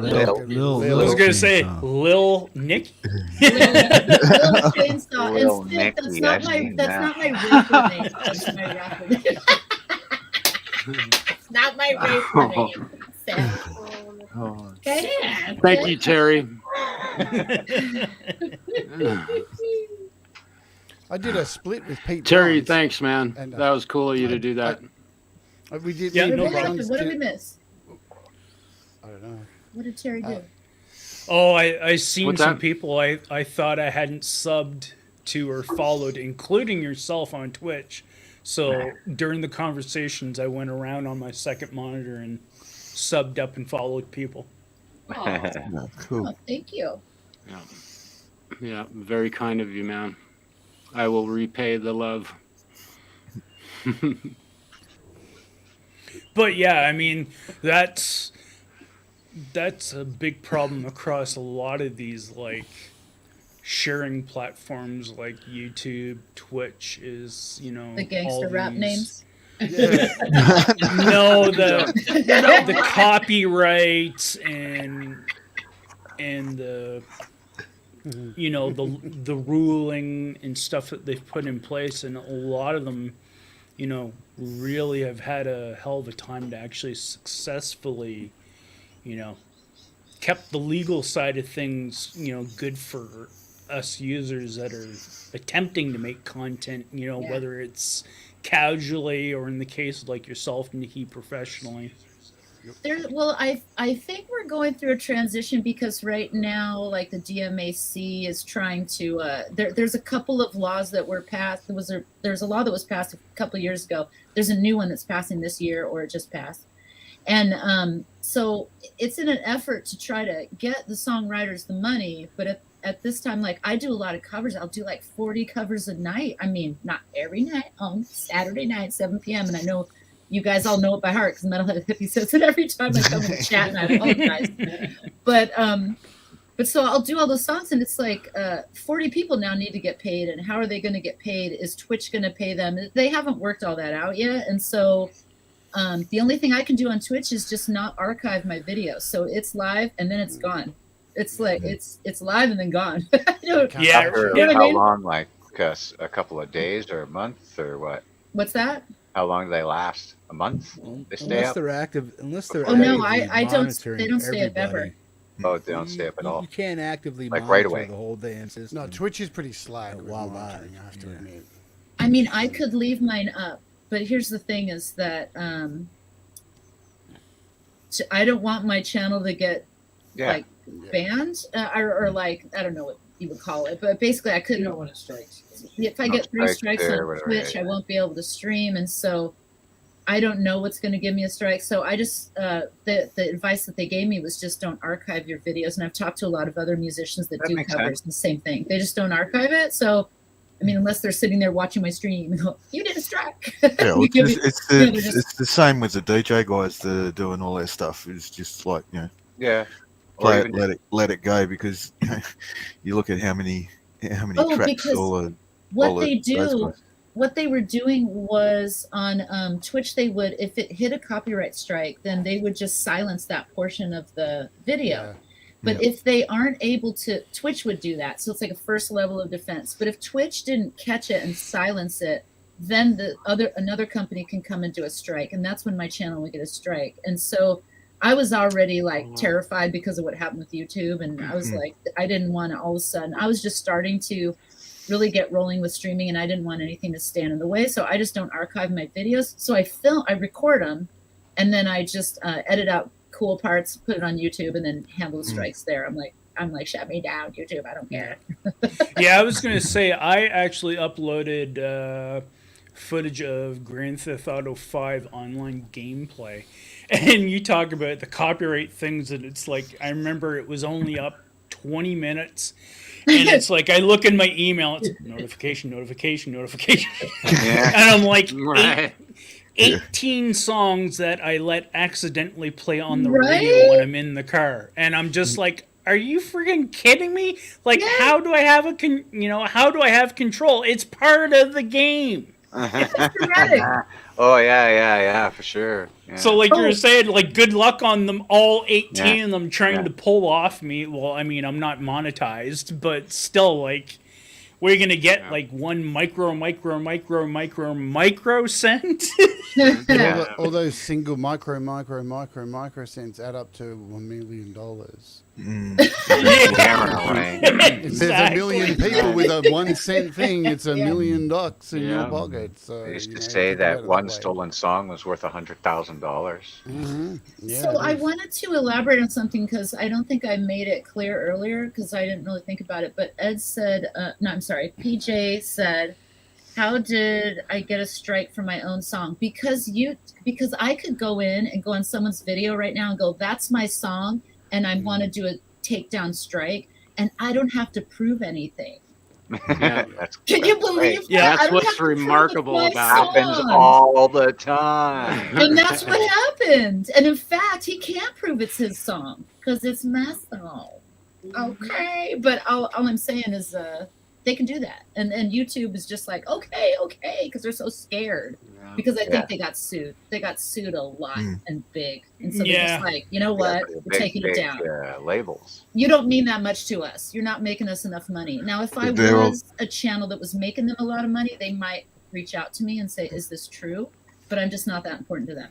There's also a big business in mainly based out of South America of guys just sitting there all day putting claims on everything. On everything. Yeah, putting claims on loops, that's a big problem. Yeah, claims on. I've got so many claims on EDM stuff that I've done. It's just they go and take a song. They use like 2 loops in a song. They make a song from 2 loops. They put it up. They claim the song, and then anybody who uses that loop is fucked. Like I get heaps of claims for that. Like I've won every single one of them. Yeah, you do, but the problem is you got to wait 30 days. They make you wait 30 days, and it's just You know end what? up with all these Rapulence told me, I think it was Rapulence that told me to just argue the copyright claim that I'm using it under fair use and it's for educational purposes because I do teach the bass line. I have not won one of those, and I was like, it's not worth my time anymore. I'm just like, screw it, I don't care. It's not all the ones. See, that's the whole thing. It's like Preston. As a guitar teacher, I couldn't do it either. I'd actually have to break the Preston's song. music got me 5 global hits already, so he holds the record for shutting down my show. I hear it was 5 times. Well done, Preston. Good job, Preston. So just because Preston, Hey, you're now a famous Canadian musician, Preston. Congrats! So well, man. Keep up the good work, brother. just because Preston didn't get a global hit on the music because PJ was wondering what's going on. Yeah, I never do. Yeah, just because Preston didn't get a global doesn't mean me sharing it I wouldn't get a global. It's a hit or miss 50-50 proposition that you're going to get a global. I can fight him. I did fight him. I've never won a Black Sabbath thing. I forget what Preston got me for. I think it was Pantera, something else. Probably Metallica. System of the Down, right? And a Metallica song. Need to smoke more blunts and shut the fuck up. But Metallica, it's like unlikely. Maybe a Maiden. Maybe a. Yeah, it was Iron Maiden. It was the Trooper. I don't played do, the I Trooper don't have from a Trooper on mine, I think.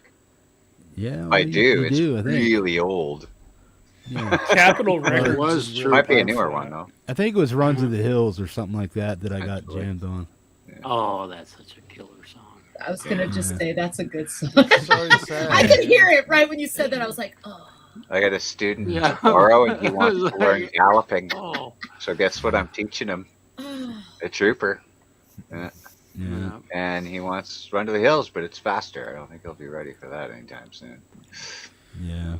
Man, I did a live stream. I don't know if you guys remember. And I did the whole Rocky Horror Show from start to finish. Nice. Fox came in and just ripped the whole fucking thing out. Yeah. You mean on what YouTube? did I do? Done. Yeah, on YouTube. So what I did was I did a Joy Division video, and they just stopped my stream. Right while I was they let streaming. me do While it. you're playing Apple's it? done Oh, that man. to me. Right Apple in did the that middle. to me. They stopped it. Apple And just it was did like a that to 3-minute video. It was like in 2 minutes they were like, "You're out. No.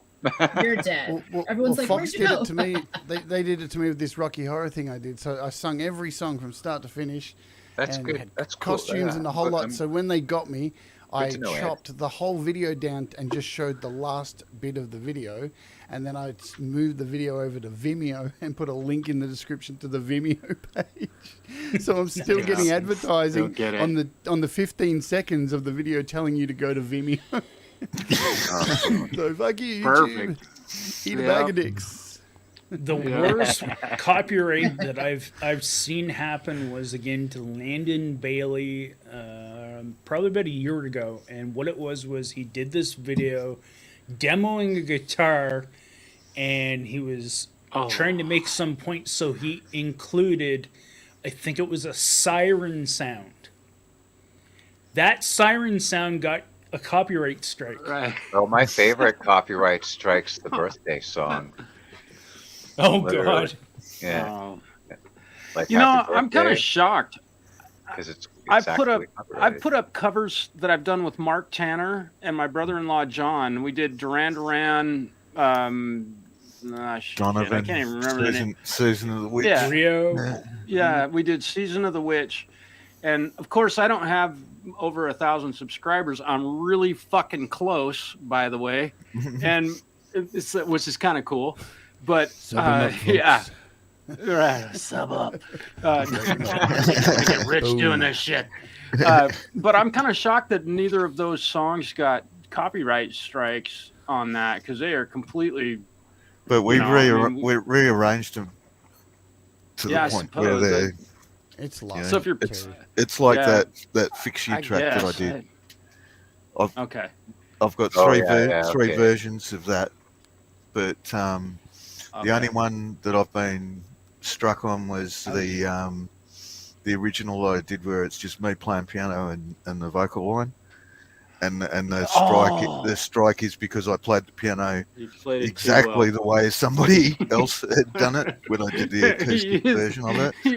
He used So I auto was tune, you fucker. No, I didn't. You got an auto-tune strike. No, it was just it was only for the piano line, but because it wasn't by Sony or BMG or anything. It was actually. So when you were playing with your brother, did you get a strike on that one too? No, that was totally fine, and the mix that I did with Marshall and Trevor as well was fine, but it's so far away from the original that half of the people that listen to it go, "What's that song?" So Yeah. And what's interesting to me is that the Duran Duran cover that me and John did is identical. I literally played the guitar part to I put it in my DAW and played my guitar part and recorded it, and then recorded to the exact arrangement from the song from the album. And it never, I mean, I guess I didn't play it well enough, I guess. Well, you know Maybe I what'd was be a little interesting sloppy. is after you hit 1,000, see if you start getting them. And then also I get strikes like because I had like John Taylor night, bass lines of John Taylor, and this is like a year ago, and I just got a copyright strike yesterday. And that was like, oh, you guys are a little late. yeah, it took. I was like, I don't care. I've moved And that's on. something that's something I'm curious about, is that because I don't have 1,000 subs yet, is that part of the reason why? I mean, when you hit that mark, is that where shit gets like called more often, or what? I don't. I do not know. Actually, the way, you didn't notice the way that algorithms run and all the rest of it, it's unlikely that that's the case. Yeah, don't fall for the idiots online who are like, AI is going to take over the world. It can't even sort out songs, you know. Look, I was recording FMC on my channel. I was actually recording the album. The show was, 5 episodes of me showing how I'm writing this album, and I got a claim from Sepultura saying, "This is our song," and I wrote in the claim, "How can it be your song? I'm halfway through it, you fucking idiots!" Like, did you not watch the video? Like, it's just the guitar part. Like, there's no drums or anything. What the hell are you thinking? ridiculous. And they let it go like in about 3 days. They must have. Yeah, whoever's managing that the is algorithm like 2-3 years ago was really bad. I had gotten a copyright claim from Thanks, Fox PJ. Television because in the one video I was doing a fret leveling job and I had put it up. I had the TV going in the background with That's the worst. Married with Children going. Yeah. I got a Yeah, copyright from Fox You got it, for Oh my gosh. Yeah. Married with Children, and I'm like, You even got to be careful if the camera sees it, because you can get Yeah, you can yeah. get nailed Yeah. on a person's A face. global takedown or- too. Yep. Or if you're out and about, and you're in a shopping center, and the music's playing in the Yeah. background, you get a claim Yeah. for that too. It's ridiculous. That's the Music. broadcaster. Yeah, and it's interesting because I have a ton of guitar repair videos that I've put on my channel years ago, and they always have, Tom Petty and the Heartbreakers, some classic, not classic rock. My boss listens to the same record like for 6 months in a row straight. It's the only thing we listen to at the shop. And I know I put videos up and I'm watching them and I'm like, God damn, there's music going. The Rolling Stones are playing. And I've somehow been able to not Dodge those somehow. Yeah, I haven't gotten called for Recessed in the background enough, I guess. It might be quiet. I'll chime in with a theory I had a while back, and that's also your categorization of what you make your channel. See, I'm not a music channel. I'm a vlogging blah blah blah channel, so I don't get hardly any hits for any of the guitar stuff or bass stuff that I play and put up. And I've seen some people confirm that getting major hits while having their channels labeled music or whatnot, right?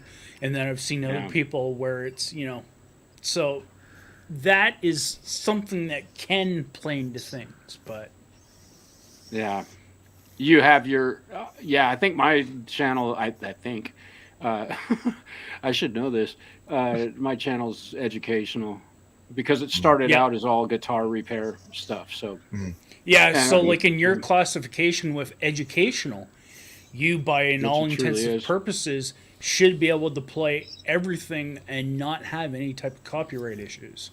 And fair use to it. Hey, now there's a. So for those of you getting global blocks, maybe you should be an educational channel, hippie. I do change need to put that more setting, educational man. content. Click that. Are you allowed to swear? Yeah, I do list it under music and stuff, but I want to change mine to an eating channel. Eating. Nikki Tedesco mukbang channel coming soon. January 2022.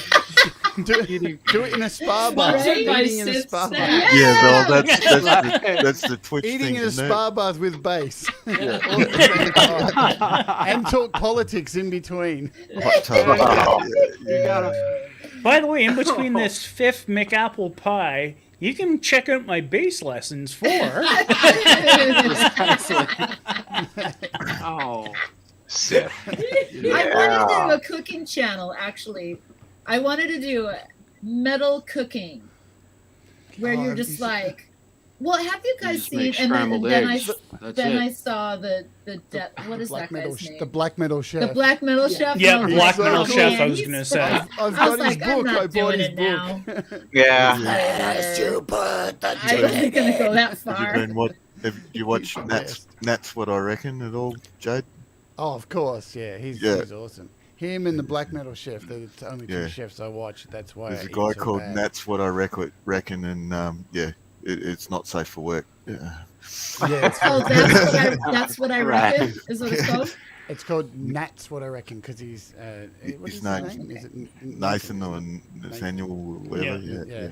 That's what I But- reckon. And his Oh, whole okay. thing is about how he hates Jar sauces. sauces. Yeah. So he'll start off with a jar sauce. Let's have a look at it. And pours it out and goes, that's disgusting. Let's make some. It's like, He's very funny. He's and very always funny. ends it with like, fuck jar sauce or Fuck jar sauce, and he smashes a jar of sauce. It's wicked.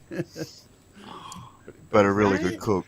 God. I freaking love YouTube. Like there's another channel that I just found recently called Soft White Underbelly. Have you guys heard of that? I haven't heard of it. It sounds but- gross, but I'm no, finding it's it a now. photographer, and he takes pictures of like controversial. No, he tries to take like not lifestyle pictures, but just like a lot of homeless people and a lot of drug addicts and prostitutes and also Randy Blythe takes like pictures pimps like and that. stuff. And then he starts interviewing them, and so he like talks about their childhood and everything, and he interviews like pimps and things. It's just The like best. it's so interesting to like That sounds cool. to hear That's on YouTube. things from another perspective. Yeah, it's called Yep. Soft White just subbed him. Underbelly. It's really cool, and I just watched one of them today, and I got to see this progression. It was really sad. She died at the end, but like watching videos of her, like when she started, people trying to get her to rehab, and then she dies at the end, and you're just like, oh my god, like 5 videos in, and it's like Amanda's funeral. Just like that sucks. But I didn't mean to bring anybody down. But it's just like it's done really well, like really professionally. So I just love YouTube because people that have a lot of really good content and a good content and a really good presentation don't have to go rely on a network for us to find them. They don't have to be like backed by Netflix or something. Right. So that's just that is why I love YouTube. I like YouTube for that too. Yeah. Oh yeah. Sure. Reminds me of a recent channel I started watching recently. It's a guy in Serbia who's a pet groomer who actually takes in stranded animals off the streets and he re-grooms them and brings them to the vet and tries to get them off the street and get them like re-sheltered or whatnot. Oh my goodness, how cool. Yeah, so it's really cool. Some of these pets that he's actually like Part of a some local these network dogs that does that. are That's like how I really, adopted a bunch of my pets through that network. yeah. But YouTube It was really has a lot of cool. companies like that too. There's another guy I watch called the Hornet King, and his whole job is he goes out and removes hornets' nests. Yeah, I think I've seen that channel. So he does it on the channel, and then at the end, he's got chickens at home, and he takes them into the nest, and it has all the pupae in it, and all the chickens. It's so therapeutic watching chickens peck at pupae out of a nest. It's my favorite bit. I just sit there going, "Oh, this is so relaxing." What? It's so cool. What is pupae? It's the grub that turned larva. into No, don't say it. Don't say it. We're gonna whisper it.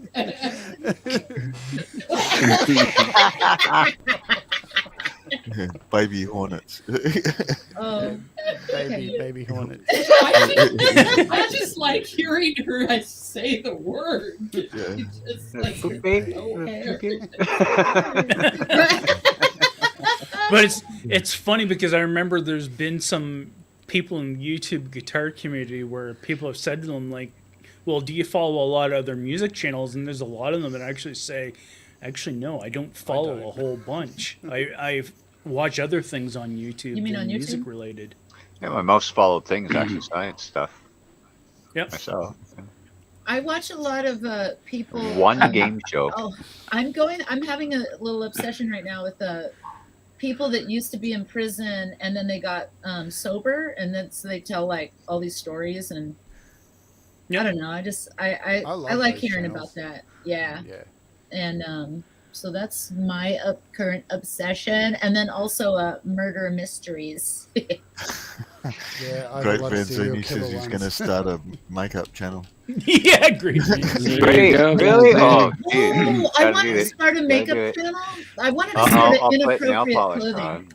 Have you I seen What the did you say, dog- Preston? I put nail polish on, but I don't do lipstick. Have you seen the dog You makeup gotta go channel? deep if you're gonna have a channel. Well, that? kind of hard to Makeup get the channel. lipstick past the mustache and beard. Yeah, it's just a little, No, it's a little gets a bit messy. You have to Exactly. see the Hair lip. there's a dog makeup channel where they have this dog, and the human sticks their arms. Oh, up yeah, underneath with the the, dog, yeah, and yeah.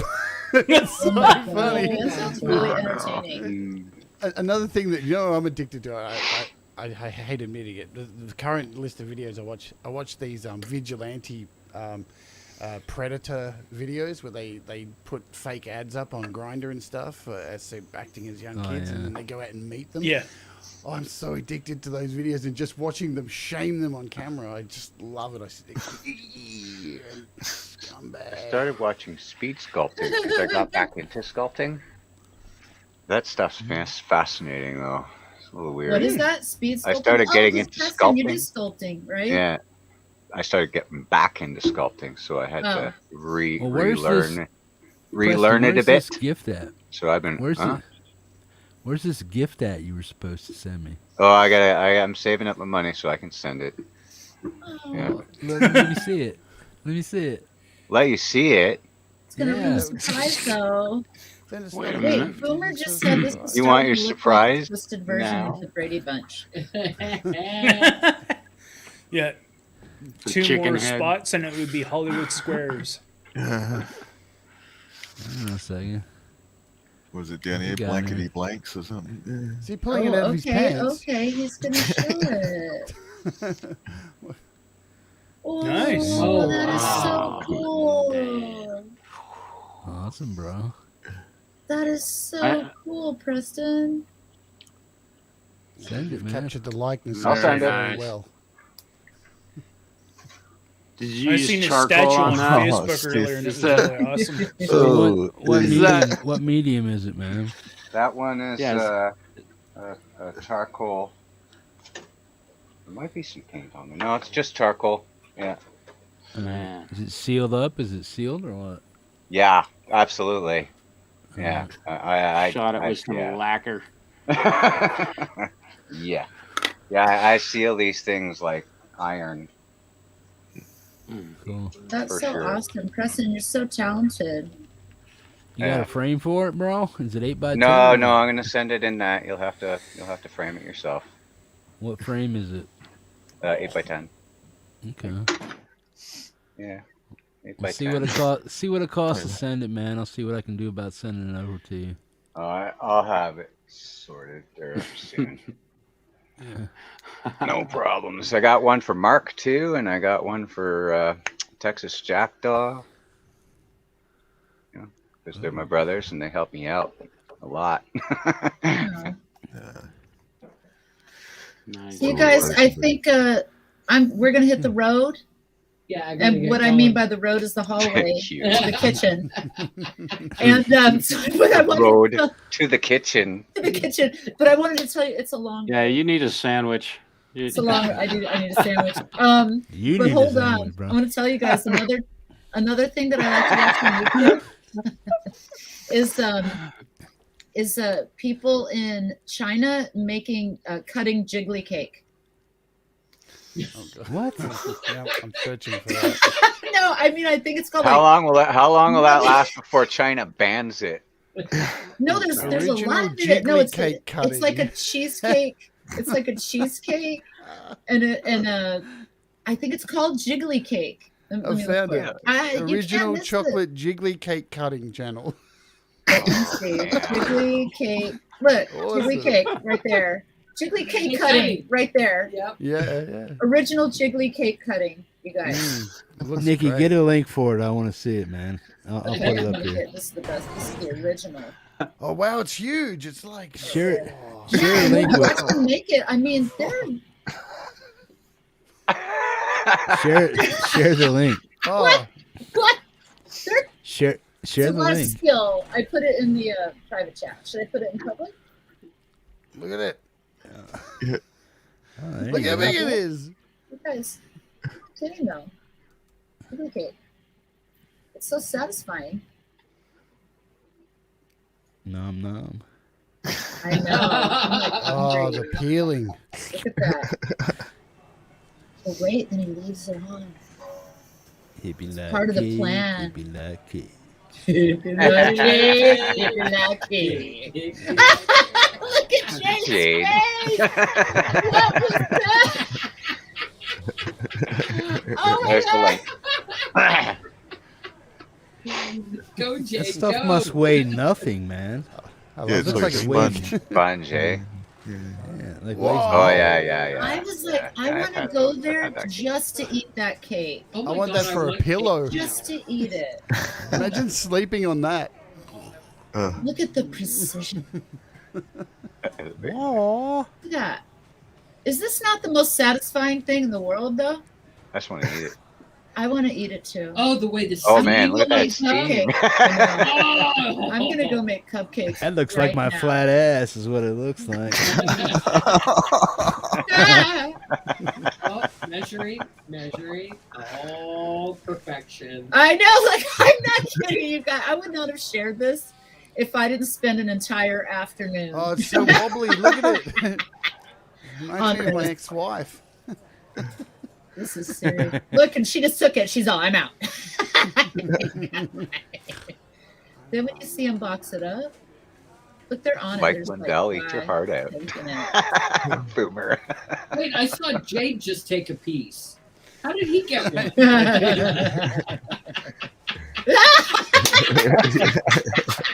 Gone. Go, Jade, go! Bam. Look at that. Yeah. Oh. You can fast forward a little bit if you want to see them put it in the package. It's All a right, cool cool. thing. Is it here? Original cake. Oh. What's the goo? I want the goo. What's the goo in the center, man? I don't know, but it's called cheesecake, so I have a feeling. Wait, look at them. I'd They love put to- it in the little paper. They cup it with the paper. Oh my God, it's like a Place it- hug. look how this is- I know, it's like a little. It's a little cake hammock. It's a cake hammock. It's a cake hammock. I can see it in the Bahamas, swinging back and Oh forward. my god! Look at that. Swinging back and forth right into my mouth. Oh snake. my God. Right into my face. Put it in my mouth. Oh. No, I don't think I Gary. ever saw this part. Oh my god. But it's better than a fleshlight, Gary. Yeah. Like a Yeah. fleshlight. Oh yeah, Nikki, if you want to win a T-shirt, put flashlight in the email. If you Put want to win a flashlight in the t-shirt, okay. Yeah, you got to win a That's the T-shirt. word. If you want to win a T-shirt, you got to put flashlight in an email to me, and then I'll put you in for the T-shirt drawing. Right. Blame it on Jade. I do. Look at this. Jade. Look at him jiggling! I'm telling you, it's called jiggly. Oh man! Oh, Bitch, please. happiness. Oh, far out. Like, nah, So Mom, big who's time. with Easy. me, and when are we going? I'm with you. Yeah. We have got to go. That's one of those. You can't bring it. We can't bring it back. We can't send it to you. You got to eat it right when that comes out of the thing. Right? Oh, I don't know if Make it's it good, but if I go responsible. all the way there and go eat it and it sucks, I'm gonna be pissed. Gary. Hang on, PJ Cobi, I just need to address this. I'm not responsible for anybody getting spam. Hippie said, everybody put the word in the text. Boom, everybody put, and all I did was write the word fleshlight, and Hippie laughed at it, so he used it. It's not my fault that the word fleshlight is the magic word for the competition. I just happened to think of the word, and Hippie chose it. Yeah. I didn't choose it. It made me laugh. I didn't go, hey, I'm going to wait for Jade to type fleshlight, and then I'm going to pick it. I You thought did you it, would and have I looked at laughed. the word fleshlight and gone, no way. You know, you won't even play organic. FMC on the channel. I was sitting here like this, man. I'm like, nobody's making me laugh, and then you read fleshlight.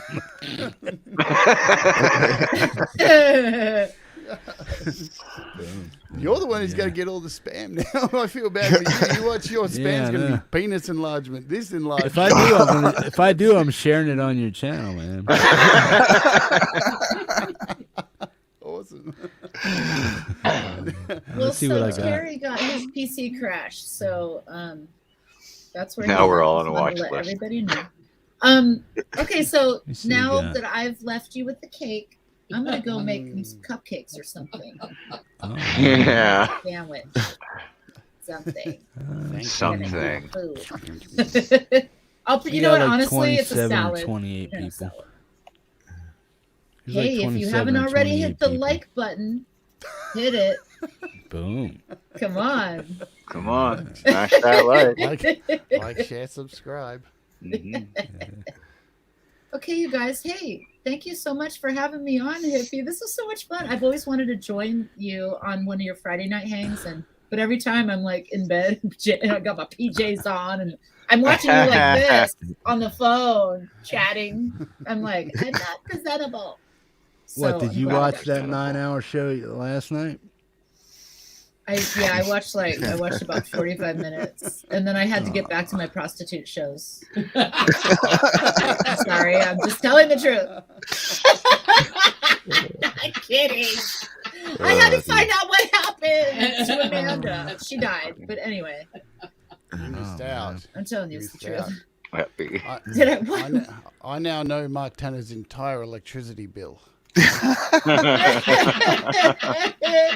Did he accidentally share like the wrong camera? He's like, oh my god. Hey, it's great Wait, to see you. whoever wins a T-shirt, you owe him a flashlight along with the T-shirt. How's that? Oh man. Flashlight? I am afraid to know what that is. I don't have one. Go ahead, Google it later. Oh, don't. Just Don't. You know. Oh my god. Okay, you guys. Well, I love you guys.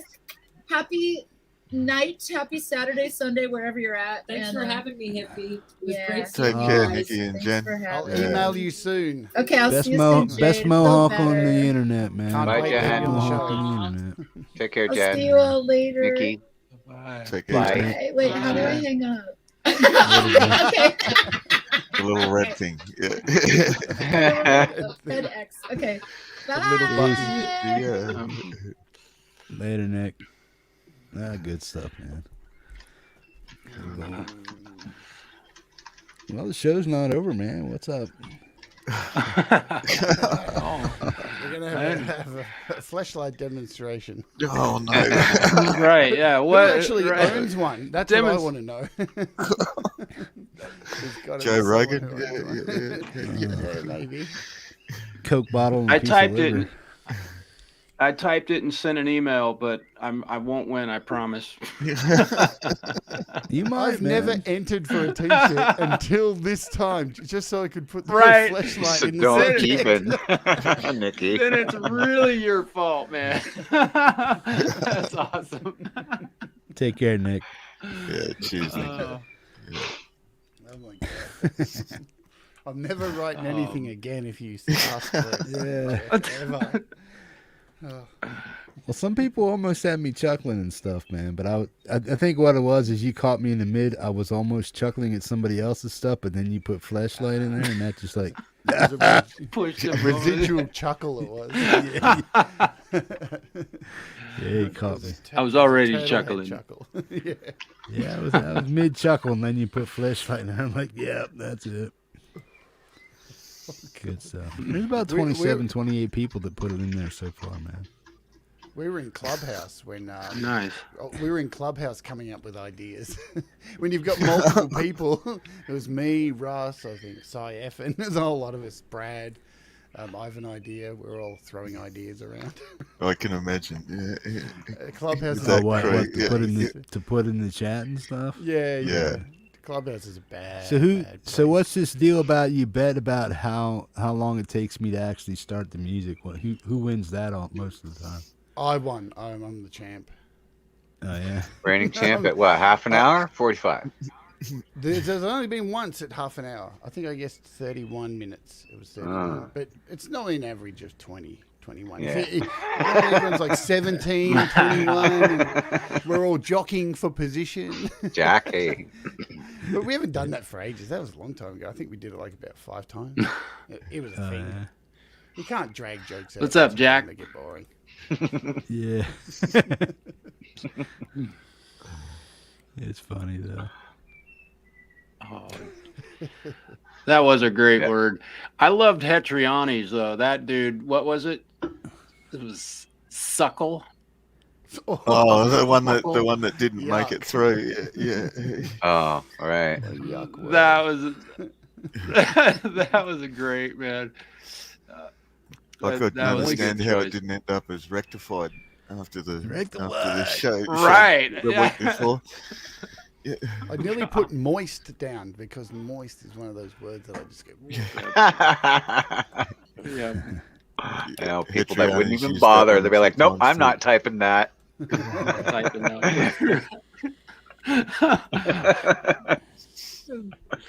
Yeah. That was a good one though. You got a kick out of that one. That rolled in the everybody suckled like so much weird shit, man. It was really an awesome word. Fleshlight though, and I was like, fleshlight, really? What the fuck is that? Like, that was just I was thinking, epic. why did he pick that one out of all the others? I did not pick it. You just made me chuckle, man. You made him chuckle, man. You know what? And you said at one point you went, "Everyone gets a fleshlight," and I wrote that down in my potential song titles for FMC. Everyone, you get one. You get one. I could just Right. hear the lyrics. Everyone gets a fleshlight. The video for that's going to be fun. Oh yeah. Yeah, Seth. Actually, there was.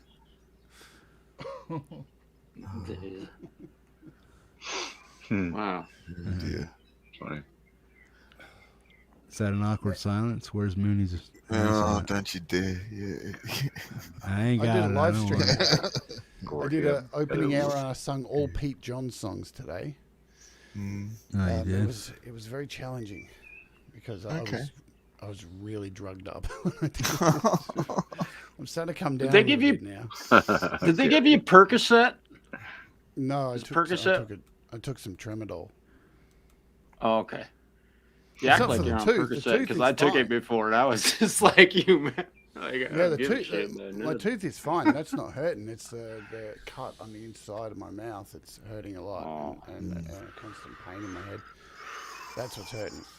Percocets are crazy, man. I walked to the hospital with a hole in my foot. Right. Didn't feel a damn thing. Stepped on a nail. Oh. So hippie, Yeah. this happened today, Yeah. I saw that. What'd you do? dude. Yeah. What? Yeah, Recorded a video. I don't know. Well, yeah, I did shoot some video today. That was it was really a fun experience to have her here and get It's to been hang with a her. couple of months. They put it back Or up. a year or two. Yeah. Yeah, we got Just trying to see divorced what's going on. 15 years ago. She's Let your me wife. see. Good friend. I don't know if I get But the you're light still just friends, right. man. That's awesome. I don't know It's- if this it's will all- actually show up. It's washing out, yeah. I don't know if I can make Try it. to Anyway, try to slant sit- your phone a little bit. I can help you, Marshall. Hang on. yeah, take a There you go. screen. There. There you go. Look, there Looks you go. exactly like my phone. There you go, hippie. Yeah, Judge just S6. grabbed those. Yeah. There you go. Oh, yeah. Okay. I just went Thank to, you, I just Jay. went to your Facebook. Yeah, exactly. Good I job. guess I could have done that. You are so in command. Yeah, she was remarkable today, man. We played in a band together for years, and we were married for 17 years, and we were mortal enemies for, gosh, and that was all. I own that, but it was so cool to have her here again and get to listen to her sing.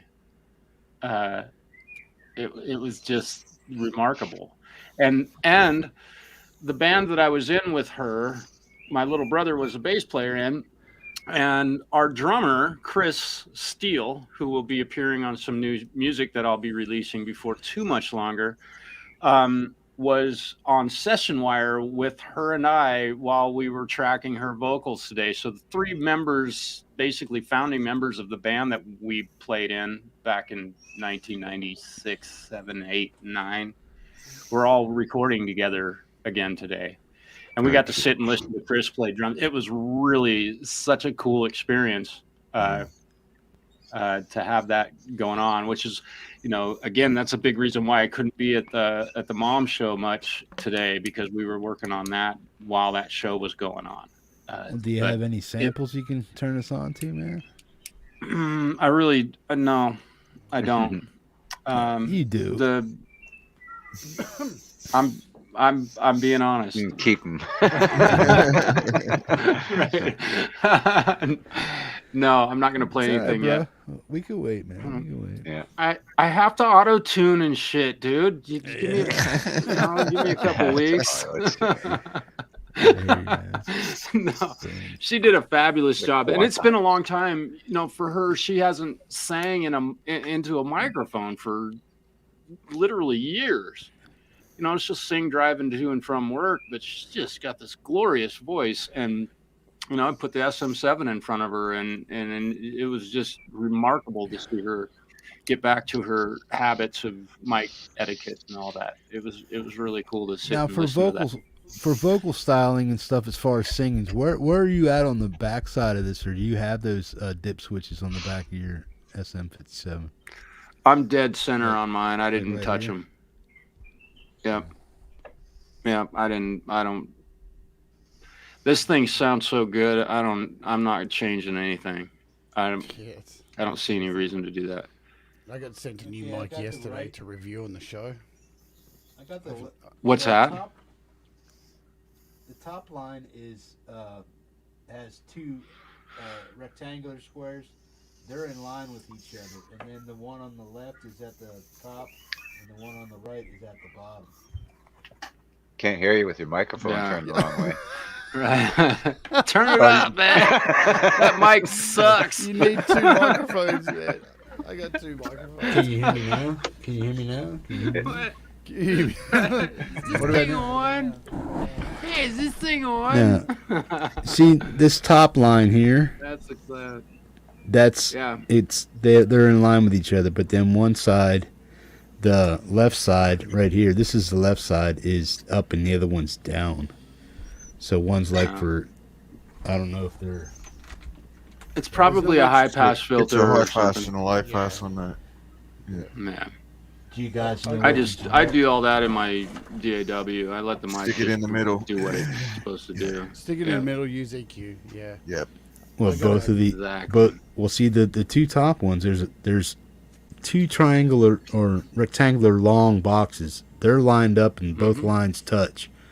But on this side, there's another, and then down below that, there's two other little dip switches that do this. One's up and one's down. So just take them both and. You have to look at it and see where it's flat. Have you got it on the back of yours, Marshall? Yeah, he's got the this is the A, right, or the B, and you got the straight. Smart ass. This thing doesn't work very good. Hello. Nice. Yeah, I can't. Light. Let me turn some light. Oh, that's brutal. After a couple beers. Yeah, mine are all dead center. I don't have any high pass or low pass filters going on. Yeah, you got the two at the top, right, that are like connected, and then down at the bottom there's two separate dip switches. One's up and one's down. There is no center line. You either got to put it up, both up or both down. Yes. How do you have yours set? Mine is okay, with the Shure logo. I wish I could show you this. On the left side of the Shure logo. On the left side of the Shure. Yeah, the left side of the Shure logo is up, and the right side's down. That's the way mine's set. Okay. Yeah. I think that's that's factory. Okay. Yep. That's what I thought. That's how they make them. Now, I mean, how's this again, sound right here? Am I booming or not? No, you sound fine. You sound good. I'm jacked all the way up, man. I got a You new said mic. I Yeah, my sound- gain's you said I turned up. sound good once, Jade. You said I sound good once, and I said, "Damn, it's booming." And then I heard the playback, and I'm like, "Damn." I was like, Yeah. But the problem is, when you're, for the longest time, that this music was really loud, and then your speaking voice is really low. So I have to. "What? I do have a soft and sweet voice." Can you say flashlight? Can you whisper, please?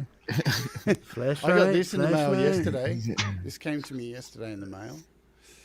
It's from this Nice. company here in Oh, Australia yeah, okay. called Swamp, and they've like doing a deal with me where they're sending me their gear now to review. Which one's that, Jade? It's an Alcatron. It's a fairly cheap one. Yeah. It's the BC 800 V2. Okay. It definitely needs a pop filter on it. Here it is. Yeah. Hello. Yeah. Hey, 1, 2. Hey, so it's not much different than what I have. No, I'm it sounds the great. Pod mic. So it would sound better with this pop filter because this one's really thin. Without the pop mic, it's quite terrible. It picks up a lot of plosives. Oh boy. That's it. What I really like about it is this. Hello, Texas. The whole Tim, our brother. these screws in it. These screws are wicked, man. You screw the thing in. We got another 6-hour show going here. I ordered Are they wimpy? Those things. No, they're good. Well, Wimpy. good stuff.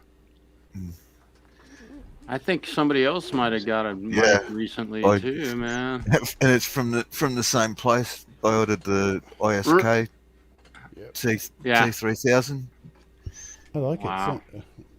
You know, So that, Mark, in pretty your country's honor, we ended up using the NT1 today for her vocals. We tried the SM7. Yeah, we tried the I have an SM7. NT1 as We well. tried.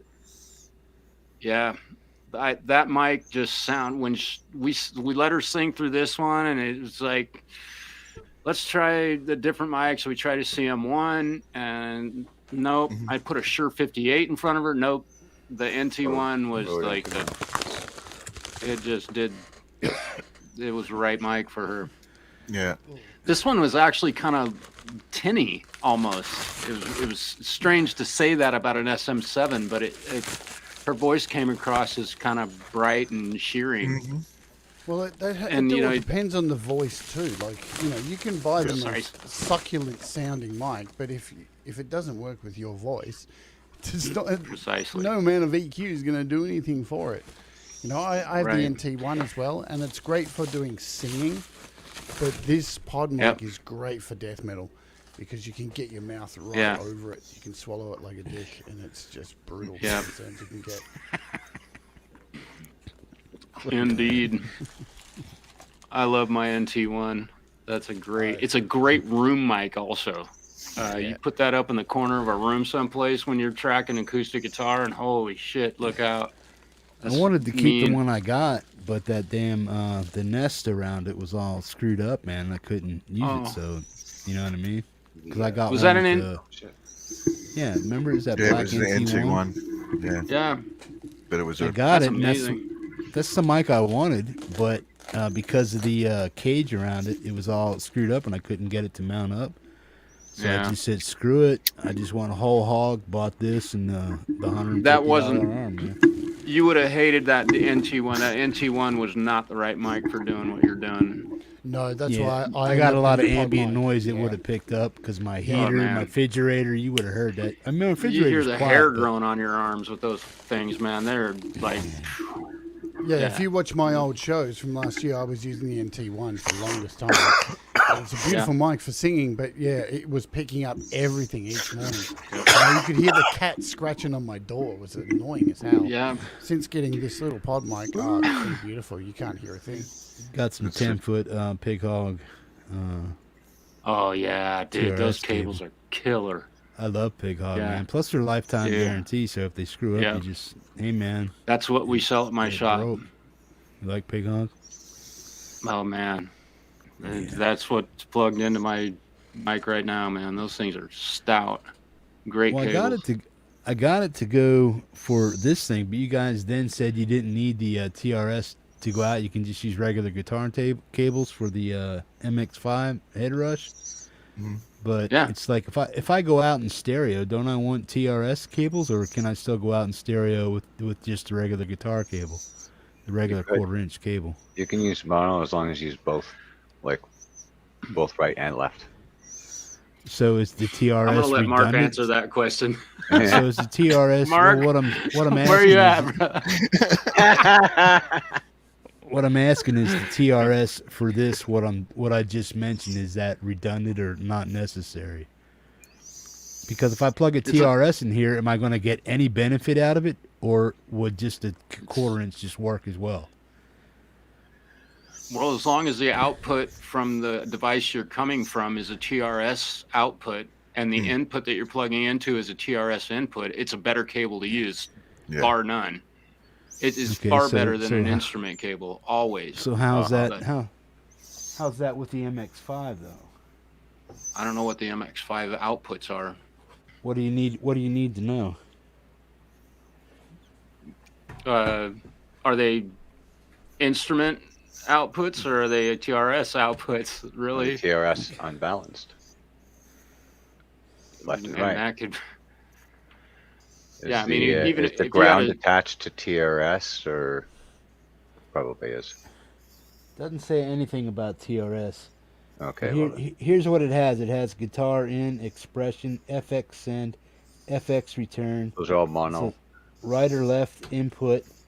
Left is mono, but it's on the right. Yeah. I mean, it's the output. What? That was definitely made for bass players, man. No, what it says is when I look at the output, the left jack is labeled right, and the right jack is labeled. I guess because they're going this way. If you're going out from this is left and that's right. Left is always labeled mono, always. Yeah. But it doesn't really matter. Okay, and then I have the phones I can use, and I have aux, which are those are the 6.3 millimeter jobbies or whatever, and USB out, but it doesn't say anything about TRS whatever. Then it doesn't have it. Yeah, unless it's a single socket that has stereo written on it, then it's probably not a. It's an instrument output. Yeah, it's only a mono jack. Yeah. Trailer patch cables. But can I use TRS with it? I mean, I'm not. No. That's not going to hurt, right? It's not a TRS. We won't have the inputs if it doesn't have the plug for it. The input jack. Well, won't it just eliminate the one ring if I just plug it in? Huh? No, usually not. It won't work. What I would say is try what you just asked, and if it works, then go ahead and use it. But if it doesn't work, don't use it. I mean, that's really the cables are nice because they've got really good shielding on them. But it's not really going to benefit you too much. But but they can be used because I don't want to have the waste of buying them because I just bought 2 TRS cables for this to go into my interface. Now, what about the outs on the back of my 4i4? Because I have 4 extra outs on that. What are they used for? Just more speakers or microphones or what? Yeah. Or both or all? Wherever. All of the above. It's all out. Wherever they're all ins and outs, so I could put up another set of speakers if I want to, or I could use it for another mic or another set of headphones. Yeah, I already plugged this set of headphones, another set in there while these were on, and they both work. So I know that the outs work for that, but they're also for more speakers too, right? If I want to put up more speakers. Or external recording device, stereo, a feed outside the house so you can listen to your whatever. Whatever. Did you get that? Did you order that? Or you already got that Yamaha mixer, correct? Yeah. The one that Jade. Well, Jade keeps fucking herself up. I don't want to bother her while she's all drugged up and crazy. I've been waiting for you to just message me. Like I don't have time. I don't have time. The best time for me is in the morning when I finish my show.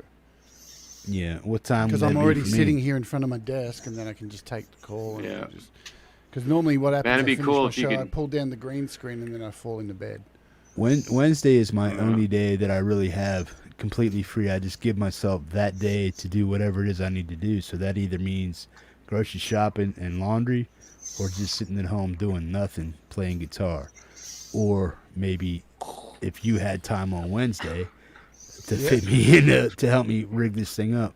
Well, I don't think it's Thursday going to. morning for me. So as soon as my show finishes Thursday morning, which is 9 a.m. for me, then I'm free. Which is What time is that for me? 12 noon. Oh man, you're asking me right now. Well, when did you when you interviewed me? What's When you interviewed 9 me, a.m. what time Melbourne was? time in But all the Alaska. daylight savings have happened since then all around the world. So currently, when I start my show at 8 in the morning, that's New York it's 4, and LA So it'd be it's 8. 1. It'd be 12 noon here. Yeah, all right, that makes sense. Yeah.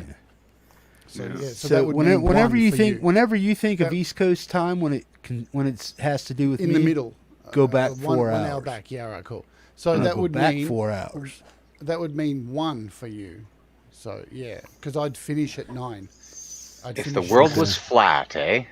This wouldn't be so much of a problem. You can believe that shit. We if you could want. drive anywhere. I know. We don't.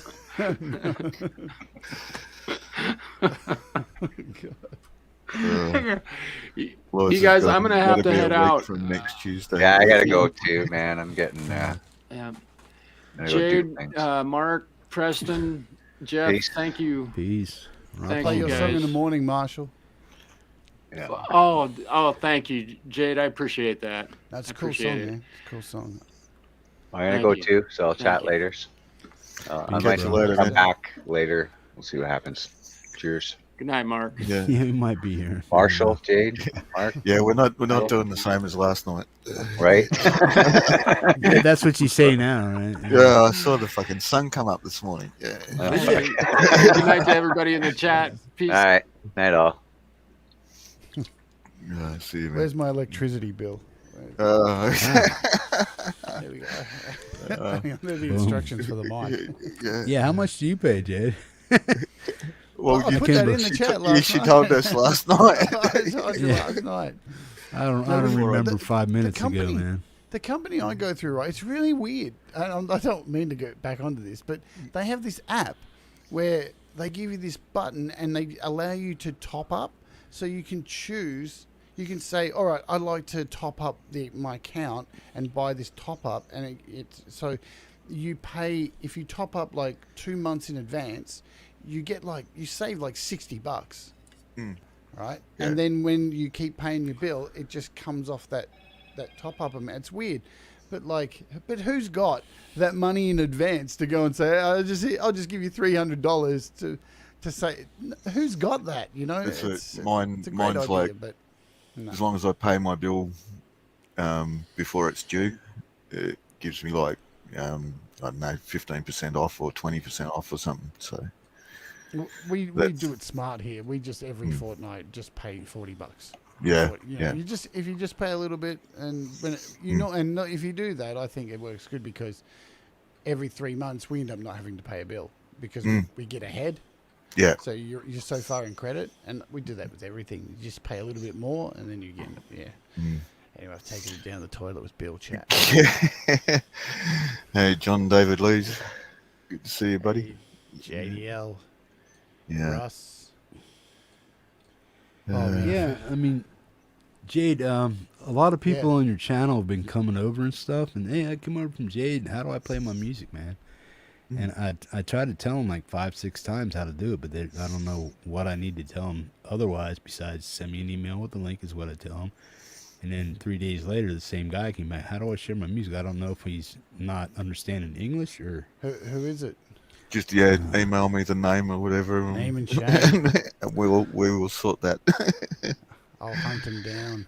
Yeah. Kick their ass. I'll have to see his name again. But it's been 3 or 4 people, so I gotta remember who they are. Well, I find it incredibly frustrating. One thing I do find it frustrating is that, so, I play in this band with Kev Hart. We do this Desir thing. And everybody, when I play Kev Hart's music, everybody seems to think it's me singing on it when it's not. It's two separate bands. So every time I play Kev's Hart music, I go, just to clarify, this is for Kev Hart. He's singing on it. He does all the guitars and drums. The other band is Desir. That's me. Because people just, I can't seem to get through their heads. And Kev messages me and goes, oh, fuck it, I'm giving up, mate. Every time one of my songs gets played, everyone credits you for it. I'm like, yeah. I don't know why. At least name's not Mark or something. Yeah. We don't even sound the same when we sing. I don't get it. I guess it's just death metal. All growls sound the same, I guess. Cookie Monster, Cookie Monster. It's a ruse. It's Russ. Yeah. It's all Russ's fault. Yeah. Oh, man. You need to get Russ into one of these conversations one day. Yeah. What's that? Get Russ in here. Yeah, get your ass in here, Russ.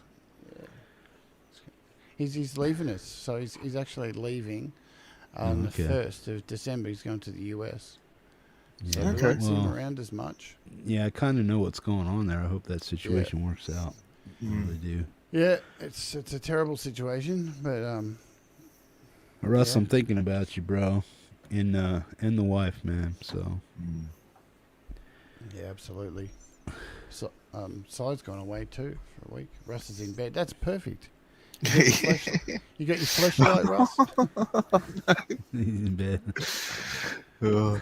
Don't dare him, Jade. What'd you say? Does he have his flashlight? He does, yeah. He's got a flashlight. Oh, sweet. Oh, my God. So what are you going to do to fix your chops and get your head right, man? What are you going to do? I mean, can you get out to the doctor? I can't fix the equilibrium stuff. That's going on forever. But I don't know what I'm going to do about the tooth. I don't know. Well, what about oxygen? Going on oxygen, would that help you out at all? It's not that. It's yeah. I don't know. There's nothing much I can. I'm already on so many medications. It's ridiculous. But I think with the tooth, I think I'm gonna get my exemption for the vaccine because doctors won't give me that because of the blood issues with the vaccine. And then I guess I'm just gonna have to ring around and try and find somewhere. There goes that guitar I was gonna buy for Christmas. It's gone. Yeah. So, and then I'm just gonna have to see if they can. There's enough tooth, I think, to like build an implant possibly. The problem is, what I'm worried about is that because of my blood disorder, I'm not sure if they would do something like that because my mouth bleeds so much. It would just be, you imagine, when you're doing a tattoo and you're constantly wiping blood away, that's what the dentist is going to be like drilling into my mouth because there'll be so much blood. There'll just be so much blood and it won't stop. Maybe some veneers still. Yeah, that's another option. But it's not what I really keep on getting ads for that on my Facebook page. Dialogue. Worst timing. Just fucking. Man, I spent $65,000 on my wife's teeth several years back. It was, but that was like total rebuild of top and bottom and hip graft for bone transplant and stuff like that. It was The problem is because I bleed so much from the mouth. Like even before I came on here, like I would have come on a lot faster, but I had to go and clean up. There's so much blood when I woke up that it's destroying the inside of my mouth. It's just absolutely destroying it. Like the dentist is going to go, "What the hell's going on with your mouth?" I'm going to be like, "I don't know. What can I do? Like, I can't do anything about it. Like I can brush my teeth, but it doesn't stop the bleeding. like that doesn't help. Like I can clean them, but that's just cleaning them. It doesn't stop the constant blood flow. But it's a situation, I guess. What can you do? So I just want to get the front tooth at least fixed, or at least I don't know. I would just if I can get a plate put in even and get a fake one, whatever. Like they can do a cap or a bridge type thing. It's fucked, man. But Yeah, it's a couple $100 or more. I mean, I don't know It's a what few you guys pay as far as dental goes. As far as your A lot. I'm thinking about So six your grand dental- at the least.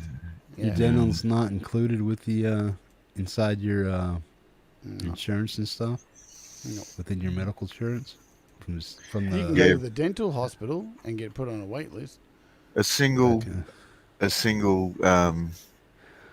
on a plate or a clip basically is not going to be that extreme, Jade. No, yeah, right, yeah. Because I'd still rather not lose it because it's my singing. That's what I sing through, and I have to wear it to sing. Yeah, no, my brother-in-law's got a single tooth that is in something, and you wouldn't even notice it. Yeah, but you would inside your mouth when you're singing. Yeah, I don't know. I've got one on my bottom because somebody punched me in the head a few years ago. Yeah, so I rarely wear it because it's so annoying. But I guess we'll see. The concern is that nobody's going to want to see me because I'm unvaccinated, and the amount of blood. So that's we'll see what happens. You got to get some. There's got to be some type of exemption, like you say, to be able to get you out and get you medical attention and stuff. So it's yeah. More. It means I have to go outside in the real world, and I'm a bit scared of getting it from someone else. If you ring the, if I get it, I'm gone. If you ring the hotline for your certificates, Jade, I actually did it the other day because I want my international and the local double vax certificate. You get through to that service really quick. They don't seem to be backed up at the moment because everybody's using MyGov or whatever the thing is on your smartphone. I want to be vaccinated. I'd love to go get it done tomorrow. Like, I got no problem, but the doctors just keep saying no, and just to wait, just in case. So what's going to be the deal if like you actually absolutely have to get it? So if there's that chance, why don't they just do it? Or is your blood at such a level right now that they just like, man, if you get this, you're fucked. My platelets are below 100 at the moment. The last, but I have 93 platelets, I think, the last check. And that's not what's going on with your blood as far as the nose? I mean, have you been tested for leukemia or anything like that? No, I have ITP. So ITP. So basically, I can't clot blood. Yeah. So and I have low platelet count. So yeah, so a normal person's blood platelets are around 350,000, and I have 93 currently. Yeah. So if I bleed for ages, and I get bruises. Like sometimes you'll see some morning shows, you'll see all the marks around my neck. Like I have to cover it up with makeup because I get bruises like the size of this. All my legs are covered in bruises. My arms covered in bruises. All my back's got bruises all over it. So I just bruise up all the time, and there's no way to fix it. The actual cure for it is to have your spleen removed, and they've already done that. So 90, it's like 93.4% of people who have their spleen removed are okay, and there's this very small percentage of people who, lucky me, I won the lottery. Ouch. Yeah. Yeah, so it's been like five years like that. So yeah, it's all good. Right. He just bleed like Ric Flair. Woo! Yeah, woo!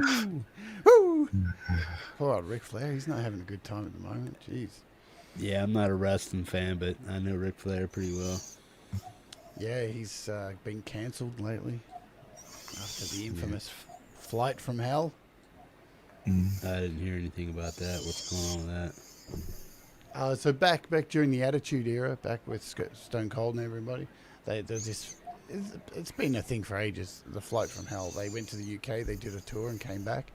And on the flight back, the flight got delayed, and they ended up ordering a mini bar, and then it got delayed again. Then they ordered another mini bar before the plane had even left, and then they ordered another mini bar. and then the plane took off, just got ready to take off, and they ordered another minibar. And we're talking about wrestlers on Percocets and a minibar.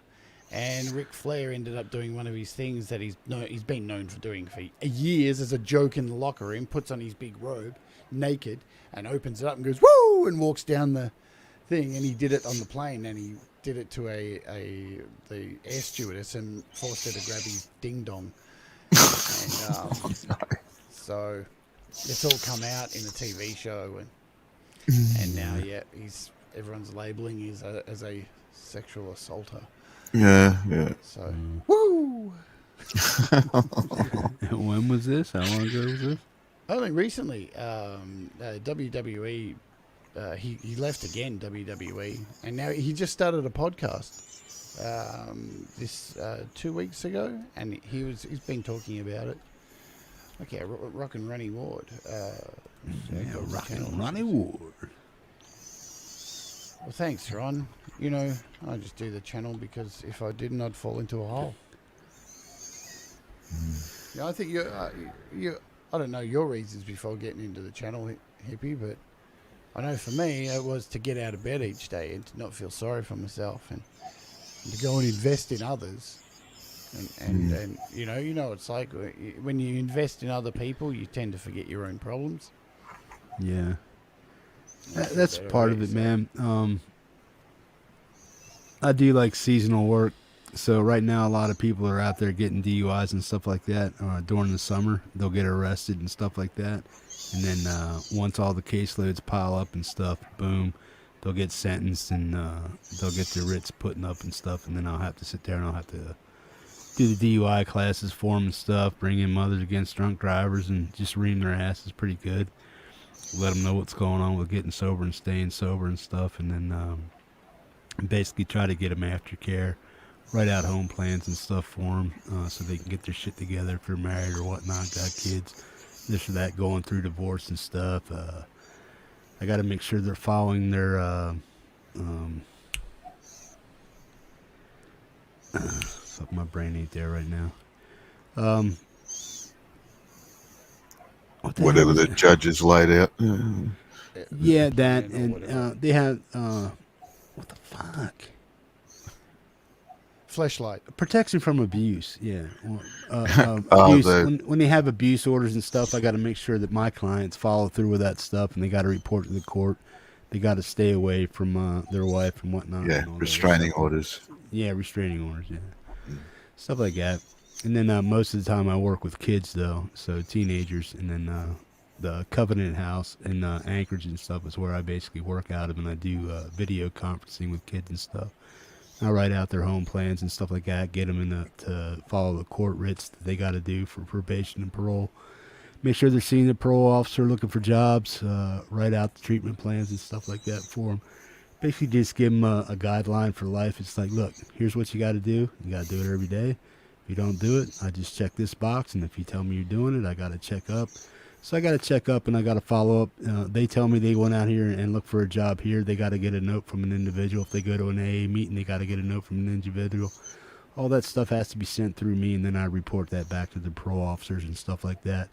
So if they violate, then they go back. So it's up to me to say, well, this is the information I got. If you want to violate them, violate them. If you don't, I can recommend, they go into treatment if treatment's available, or I can, push back or pull back their treatment plan. Especially if they're homeless and they're living in Covenant House, they got to report. It's a regimented thing, so that they have rules they have to live by there, because it's a homeless shelter for teens and stuff like that. But they have to live by all the rules and stuff and regulations of that organization just to stay there. But a lot of times that conflicts with what the POs want, what the courts want, their mandates, curfews and stuff like that. If they get a job, they can't be in a homeless shelter because the homeless shelter says you have to be in it or you lose your bed. So I got to try to get these people in and out of, I got to regiment their lives for them and stuff like that, so that it works with everything they got to do in life, just to get their shit right and get back on the right path to living life and stuff. So that's basically, I just write treatment plans for adults and juveniles and stuff. But I work mainly with the homeless and stuff. I volunteered for the suicide hotline last year. Well, 2 years. I did it once without incident, and then last year was a pretty rough year for me. Fuck, that'd be tough. Yeah. Well, I lost 2 kids to jumping in the inlet naked. They jumped in the inlet naked, never found the bodies, and then I had to deal with a distraught husband. Shot his wife in the chest and then blew his head off. And I was on that call, so I was just like, that fucked me up pretty good.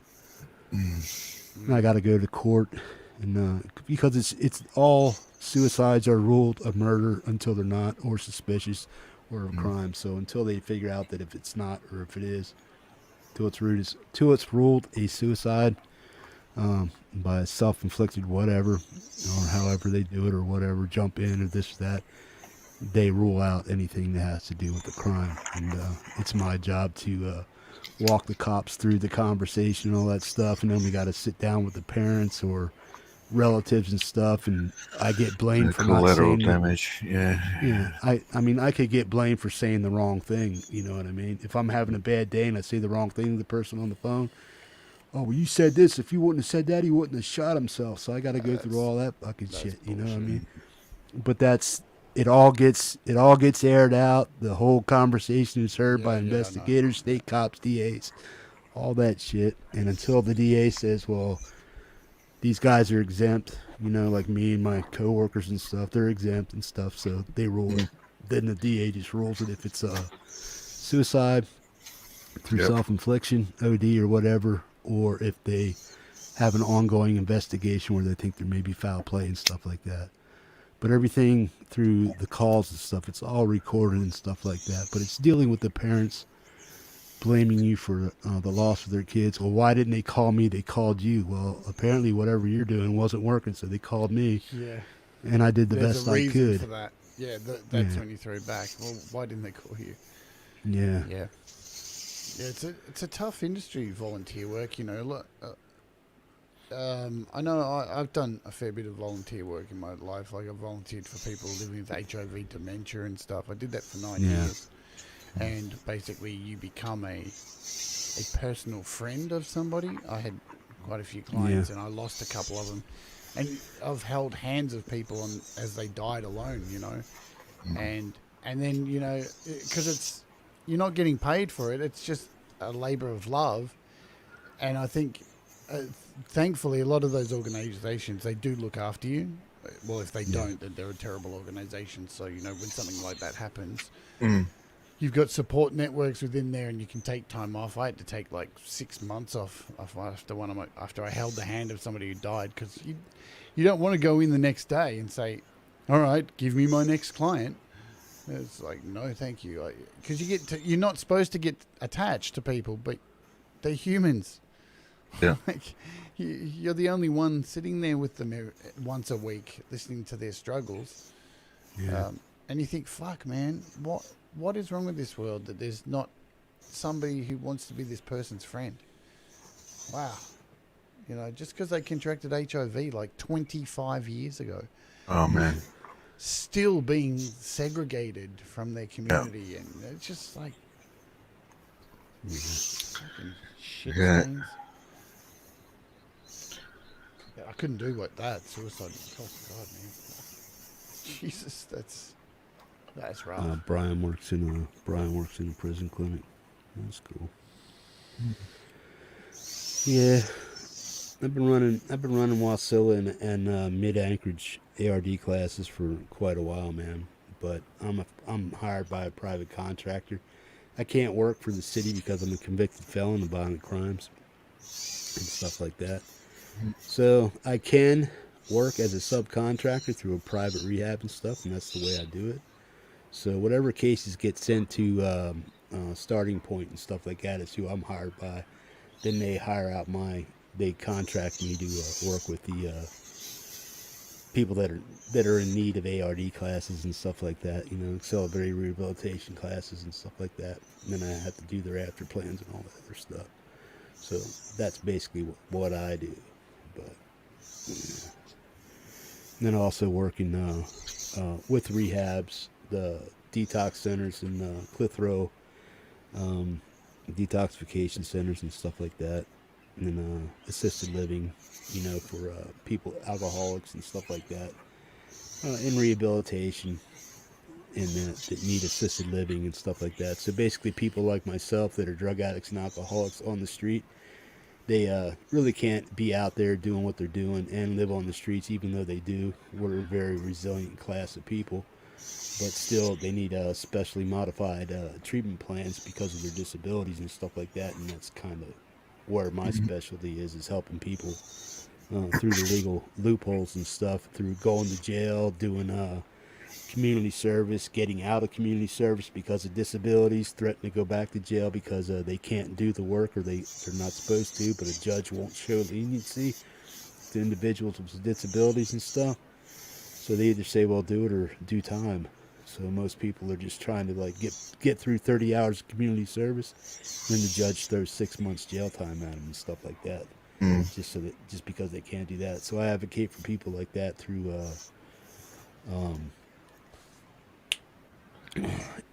not the ACLU, what the hell?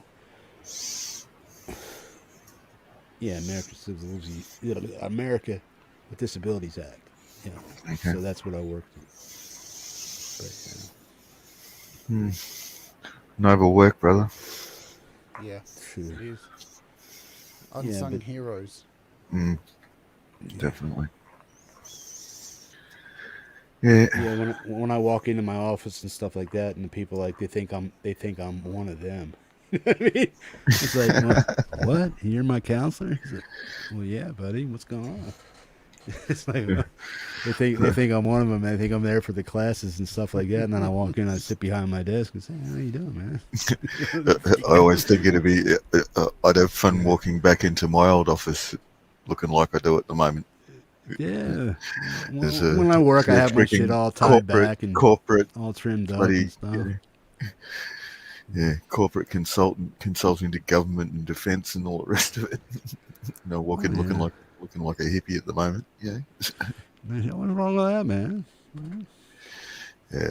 It's funny though. It's actually accepted now. So yeah. Oh, it's like everything, man. I mean, you got to draw a line on some things somewhere, somehow, and you got to kind of live by that.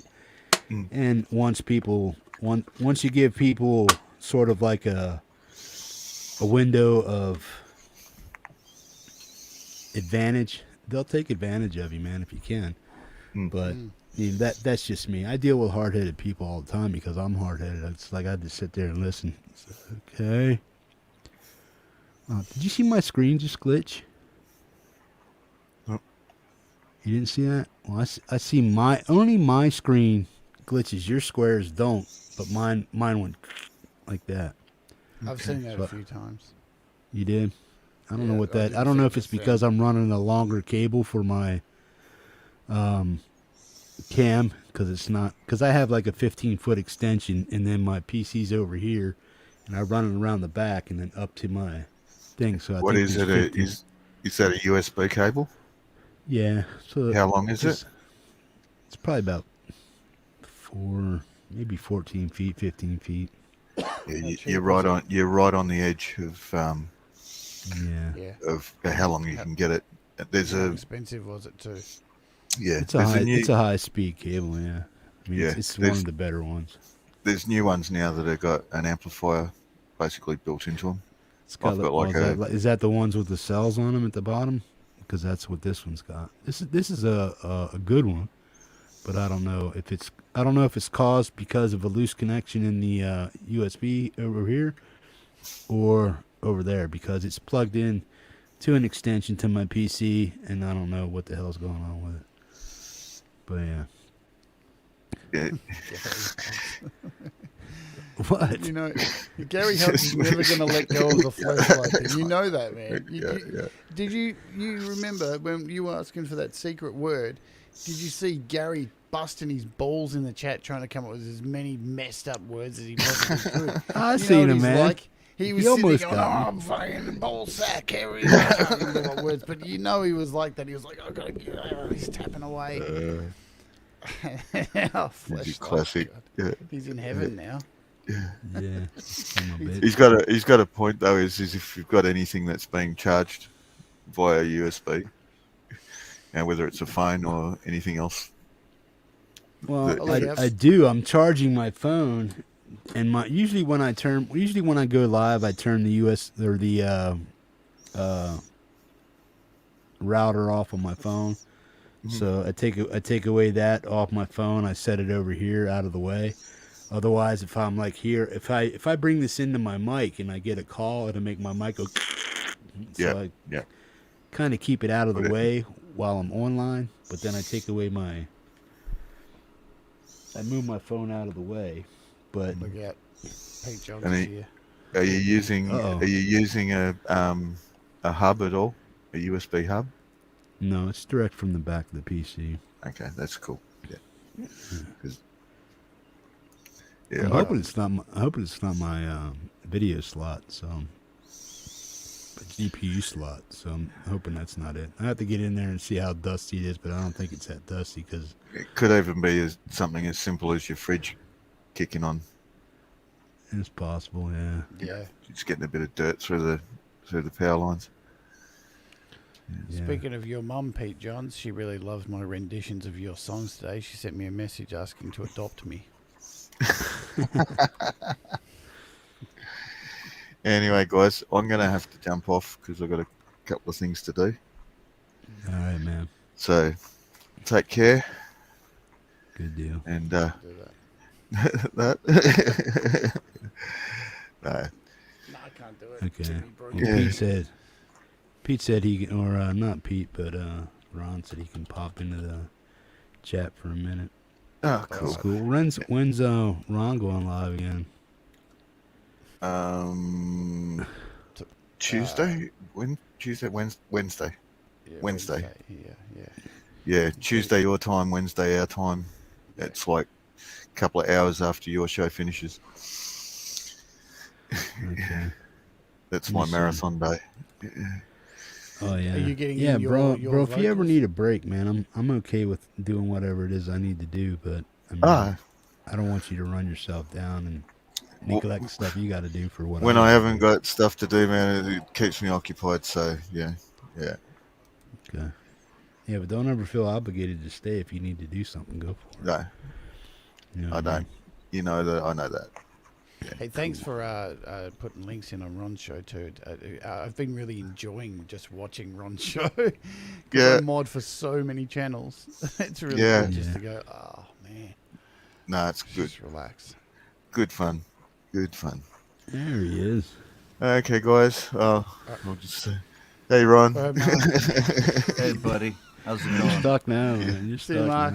now. Hey, everybody. Oh shit! Now the party's still kicking in. Hey. What's up, Spencer? Hey, so Mark, I'll see you soon, brother. Yeah, and I'll have to ping you, and we'll work out that guesting stuff for you. Yeah, man. I haven't forgotten. Thank you. Yeah. No worries, buddy. Let's Take go, care, man. guys. How about you? Cheers. Peace, Mark. See you See later, ya. man. Boom. What's up, people? Look at this crew. Holy shit. If this is not the motliest of the motlies. Check it out. Check it out. Oh, man. Hey, Ron. What's Hey, up? Spencer. What's going on, guys? What's up, man? Well, man, I'm sitting over here putting the video magazine together for tomorrow. Like the songs I didn't play on the two shows was about a dozen or so. I do a quick recording over Ecamm and make a little thing that I premiere on Mondays, so it's kind of like another stream. You know, it's another show. So people What time is it? People don't get left out. It's 8 a.m. Premieres 8 a.m. Monday my time, which is 8 p.m. Eastern time on Thursday. So that'd be 4 o'clock my time. That's PM? cool. Yeah. What time? What day is it now? Your time? Monday my time. So it'd be Sunday 4 p.m. That would be right before my. That would be right before my show. I don't know if I can make that, bro. It's a premiere only. Yeah. It's not live. Oh, okay. But I mean, I will be there for the chat just in case for comments, you know. But it's just so folks can see their songs basically, and it's a quicker show. It's only about 45 minutes long, and people can watch. So what do you it. do? Just play them out of a playlist or what? I have, of course, the master list. The master list. No, it's just a. I gotta hook up wanker. my Jade. We gotta get hooked up because I can't let him get away with that. Because I'm pretty sure that I got a bigger I've got the master master list. list. Yeah. He stole it from me. Dude, everything that this dude has is a trick from me. You're unbelievable, Ron. I'm claiming my material back. I'm suing you. No, it was all given in love and friendship, so you can't It have was, it back. it was. Oh, man. Jade, come on, you man. It's like you're like, oh, he stole it from my show. But you and I used to be on the same show for quite a few seasons there. So you might have just said, hey, Ron, look, master list, reverb. Anyhow, master list. yeah. So I use a Google Sheets, the spreadsheet deal. Yeah. And Yeah. it's really, really easy just to, cut and paste them, and I keep one for each show, and then like the ones I don't play, I just cut and paste them into a new the video magazine one, and I read from it during the show. And I only play like a minute of each song, unlike my live shows and your live shows where we play the whole thing. Yeah. Yeah, so that's the gig. And then I do a Wednesday night show, which is Garage Band, which is really a fucked up time frame for you guys. But then starting this week, Yeah, it's like 3 a.m. my time. Yeah, it's crazy. Right, it is. But I got to get me some of them buttons. Yeah. The Friday show is going to end up being 8 p.m. Eastern time on Thursdays. My show. Well, I mean the weekend show. So it should be a better time for you guys. Because I'm gonna do that show the same time as I do the video magazine. So it's daytime or it's evening in the U.S. Cool.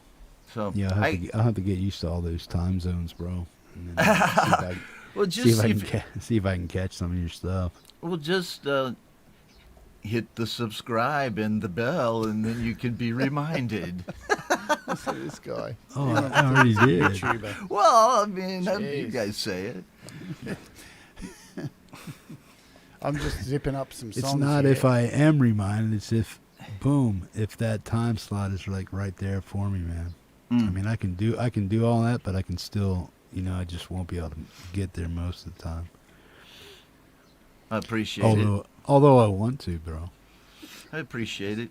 Well, even if you pop in on one of the shows that has a good time for you every week or now and then, I highly appreciate it. I've just seen Weltenkinder come in and Russ, and it's just reminded me I've got to zip up their tracks that I mastered today. So they're coming, guys. I'm zipping them up right now, and I'll email them to you in about 10 minutes. Yeah, that's exactly what you're doing, right? Yeah, I'm doing it right now. Zipping them up. Boom. Oh, hey, Fuck, Russ. I How's it got going, man? Mastered today. Yeah, your signal's fading a little bit, Jade. I don't know what it is. Yeah, she looks a little blurry. You might be running a whole bunch of stuff over there. Yeah. Spencer, what have you been up to, bro? I haven't seen you in about a week or so. I've been shoveling, like all day. That's right. Dude, where's my picture, man? You didn't send me a picture yet. Shit. Sorry about the language, but damn it. Go for it. No, dude, my phone is straight garbage, and like no matter what I do, like even if I were to take a picture of it, it just looks like blurry white, and it's like, oh yeah, that doesn't describe anything. No, but it's lots of snow, and you got to catch it right in time, because if you don't get it in the right amount of time, then it just turns into a sheet of ice, and then it's just a nightmare. And then you're just driving in the rivets and whatnot, and it's just, it's a nightmare. So you just have to constantly keep doing it. and I have easily been shoveling now for a total of about 3 hours. And I just got back in. Well, maybe not now. Like in total, like I've gone out and shoveled in 3 times in total. It takes me about an hour to shovel my driveway. The last time I went out, I seen 2 kids walking with a shovel, and I had the smart idea. I was like, "Hey, you kids want to earn $20?" And so me and the kids, we just straight got the driveway done. And I was like, "All right, I'm happy now." Where are you, Spencer? Where are you shoveling? I am in Alaska. Oh, you're up there. Fuck, Yeah. shoveling snow in Alaska is Yeah, my I know, right? idea of extreme, guys. Yeah, well, Hippie Because is it an just essential. keeps coming down, right? Right now it is. It's just. Yep, it's still coming down right now. Anyways, but yeah, Hippie's in the central part of Alaska, and I'm in the southeast part of Alaska, where it's pretty much just rainforest all the time. So we do get like sunshine in the summer and whatnot, but whenever like it's now, like all it is just it's snowfall and cold, and then whenever it's not, You that, get it's that just low rain. pressure heat wave up in the air and stuff, and that just shit just like boom, right temperature for the perfect storm for snow, man. It's just always snowing too. Yeah, it's just like, you know, when you have a rainforest that meets the right degrees and whatnot, and it's constantly snowing, man. And it's just like, why am I still here? Well, man, at least your ears are warm with the long hair and your cans on there, bro. So. Oh yeah, dude, don't worry. I mean, I'm always He's out warm. there shoveling snow in his beats, man. Oh yeah. Well, I mean, I wish these were actually like what I had. I don't have like an iPod or anything like I can listen to or anything, but that would be cool. Little Christmas list. Come on, Mom. Hope you're watching. Probably not. Mom. But Got to turn her on to the show, man. She might be missing something. yeah, I mean, hey, I don't know what. I mean, my mom is like into way old, like 40s music. She'd probably like a Lady Rosaline or a Rodaline. Sorry for mispronouncing that, but I'm pretty sure she would. I think she would love her music actually, but like all the other stuff, I mean, she's just not into that stuff like at all. She's just like, oh, that's nice. Yeah, she's kind of quiet-minded. Yeah, basically. Yeah, my mom. I would am not dig- too, believe My it or mom not, doesn't man. watch my show, man. So. Oh, Do you blame her? My mom barely No, even deal. I don't blame anybody for not watching it, man. But the people that don't watch my show are not run ready, so. That's right. Tell him right. So I'm sorry, Spencer. What your mom? Oh no, I was just gonna basically say my mom doesn't even condone the music that I play and whatnot. I mean, I was in a death metal band for a while, so she did not like when I was telling her like, "Oh hey, so I'm gonna go to Warped Tour and play in a death metal band." You're gonna what? I'm sorry, you're gonna what now? And I was like, "Oh yeah, you heard me. Like I didn't stutter, so I'm gonna go take a plane."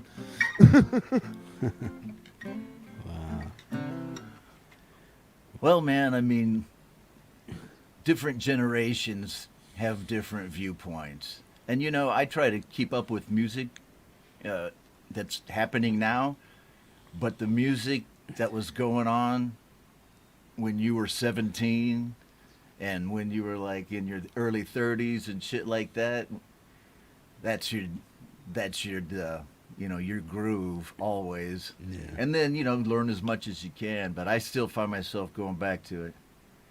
So Yeah, I mean, a little bit of that, like, I agree with, but I mean, like, there's still, like, some part of my friends that, like, listen to, not necessarily saying that, like, rap is bad, but, like, there's an awful lot of bad rap out there, and it's like, this is good music nowadays. Like, what happened to the days of, like, listening to just, like, old school, like, ELMP, man? Like, Emerson, Lake and Palmer, like, that's still a great band, right? I mean, I think so. yeah, I don't know. Band, It's just not listened to or played enough. I don't know. man. I just don't listen to music that most people listen to. I mean, I just don't listen to rap or whatnot. Like, I love death metal still to this day, but I mean, I just think a lot of it sounds, and Look that's at kind of what music, it's all sucks. product placement with an Apple computer here and a Pepsi here. And modern music's just Like, I love death metal. I really Oh, do. But I mean, like, let me you ask maybe you a li- question, Spencer. You like death metal, man? Absolutely. Okay. No, You I may be dig laughing it. now. Jade I likes do, it but- too, man. Don't you? You're laughing. I mean, I'm not laughing. That shit's awesome. Oh no, man, I'm laughing because you keep saying it. Oh, I thought you said because you're cute. And I was like, what? Took me off guard there. I didn't say that. Although Jade's probably got an app that made me say that or something. Like I'm not here sitting. No, I'm just messing with it, dude. I got some new FMC merch too. I'm getting ready for Mother's Day, hippie. Right on, right on. Yeah, man. Well, I think these will be really good. You check this out, man. Look at this. Look, I've got throw pillows. Oh, dude, yes. Right, I got this one. Got the colostomy bag on the front. Oh, dude, Got yes. this one, suck the mustard. Oh my god, dude. What else? Oh, that's the vagina one. I'm glad this is like the 5-hour mark of the show because nobody's gonna watch it this far anyway. Hey, man. There you go. So I think the mums will love this, man. I think every mum should have a FMC throw. I'll get my pillow. mom the throw pillow right there. So then you'll be able to say, "Oh look, every mom has one." Yeah, A filthy maggoty cunt. I've even got underpants. Jesus, for me. Jade. Boom. Oh. Hey. Hey Jay, don't worry about your tooth, man. Look what happened to Keith Richards. He got his fucking tooth knocked out, and he rocked that for like 2 years, man. I mean, I wouldn't mind if my front tooth got knocked out. At least it would be a cool story. But instead, I'm a geriatric who fell over face first into my desk. Well, lie, man. Say you went out and somebody, I can't lie. You were like you got 3 hits on the guy. Oh yeah, I never leave the house. How could that even happen? No. I broke into my house and punched me and then left. That's. No, man, I just feel so bad about it. Oh, you do. know, I'm just trying to make you feel better, man. I know I can't. I'm laughing now. The painkillers are running rubber. They're going away now. I'm gonna have to take some more soon. Yeah. Oh well. At least I got my Kev Lynn earrings, man. I'm so happy about it. Do you like those? I love them, man. You there, man? Yeah, We cool transformed Vanzini, man. He has an open mind today. Awesome stuff. I always hate metal and so.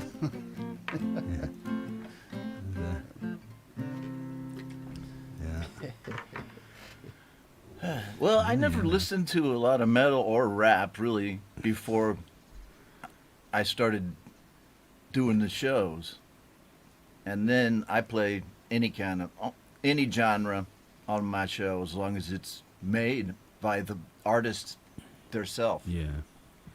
Oh yeah, I play any genre. I mean, just overall predominantly. Like right now, I'm in the process of making like 80s metal and all that. But like cool. the roots is like, dude, I love my death metal.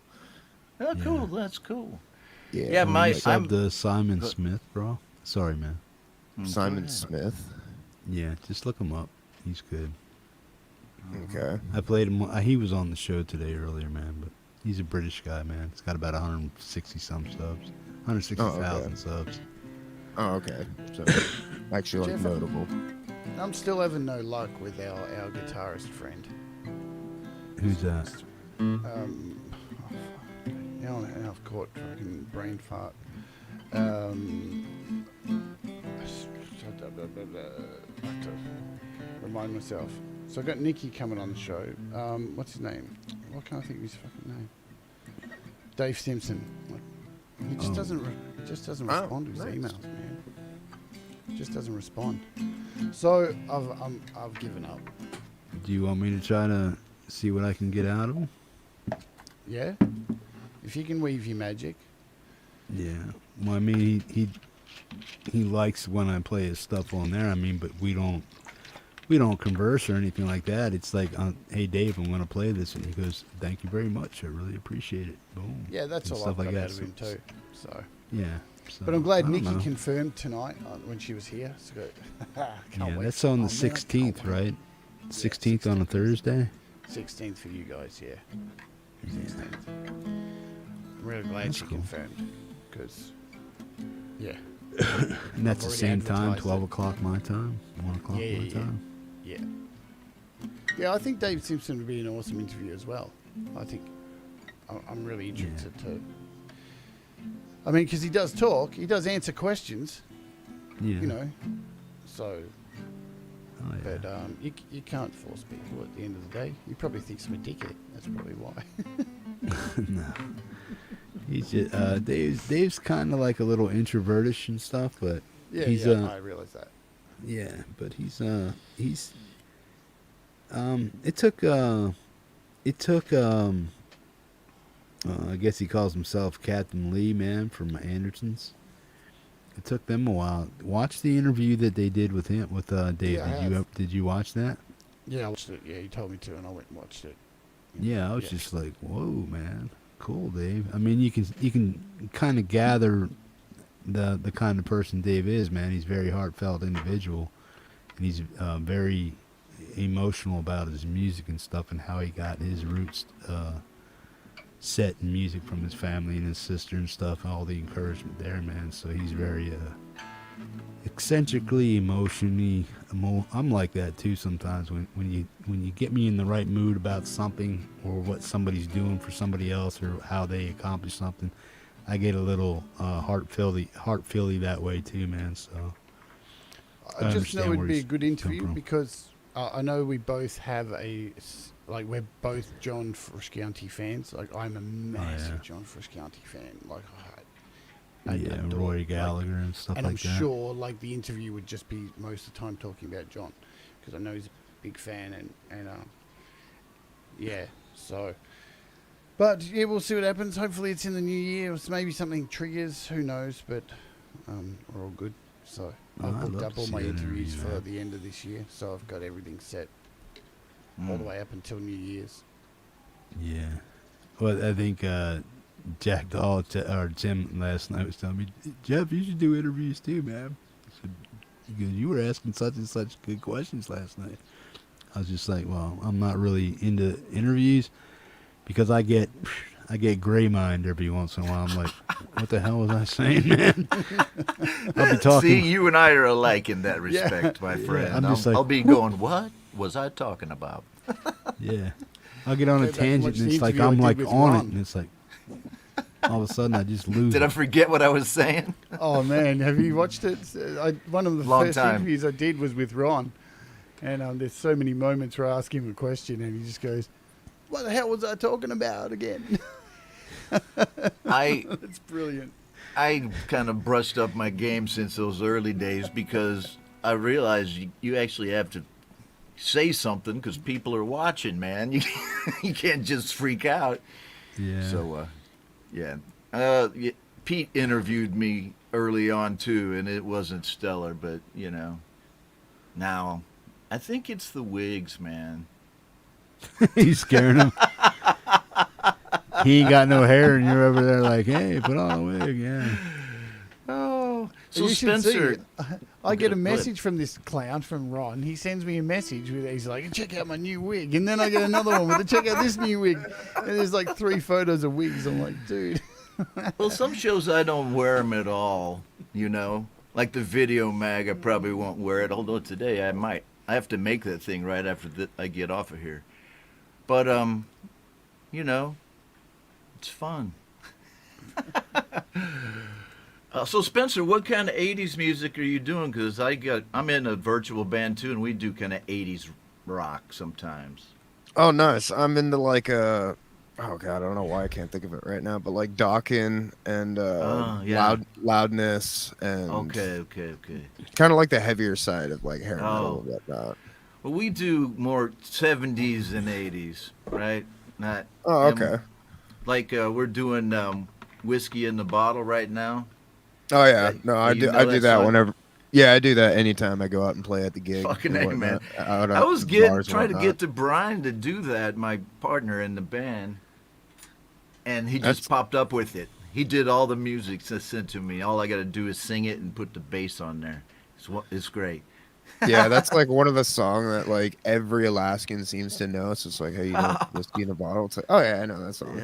Yeah, that and Louie Louie. I mean, Louie Louie is another song that we play. But yeah, because we have a folk festival here. It's actually one of the biggest in the world, apparently. Like I've been people always from I've been always meaning to get to that, but I never have, man. It's insane, actually. Like, no joke, and I'm not like BSing you. Like, it's one of the biggest in the world. Like, we have people from Norway, Sweden, like everywhere, Italy. believe you, man. Like, oh, dude, it's a huge So is it event. like, what's the weather like when it's going on? Is it? It's really that's the only time it's ever sunny here is during like Alaska Folk Fest, and that's like the only reason why we ever have it during that time.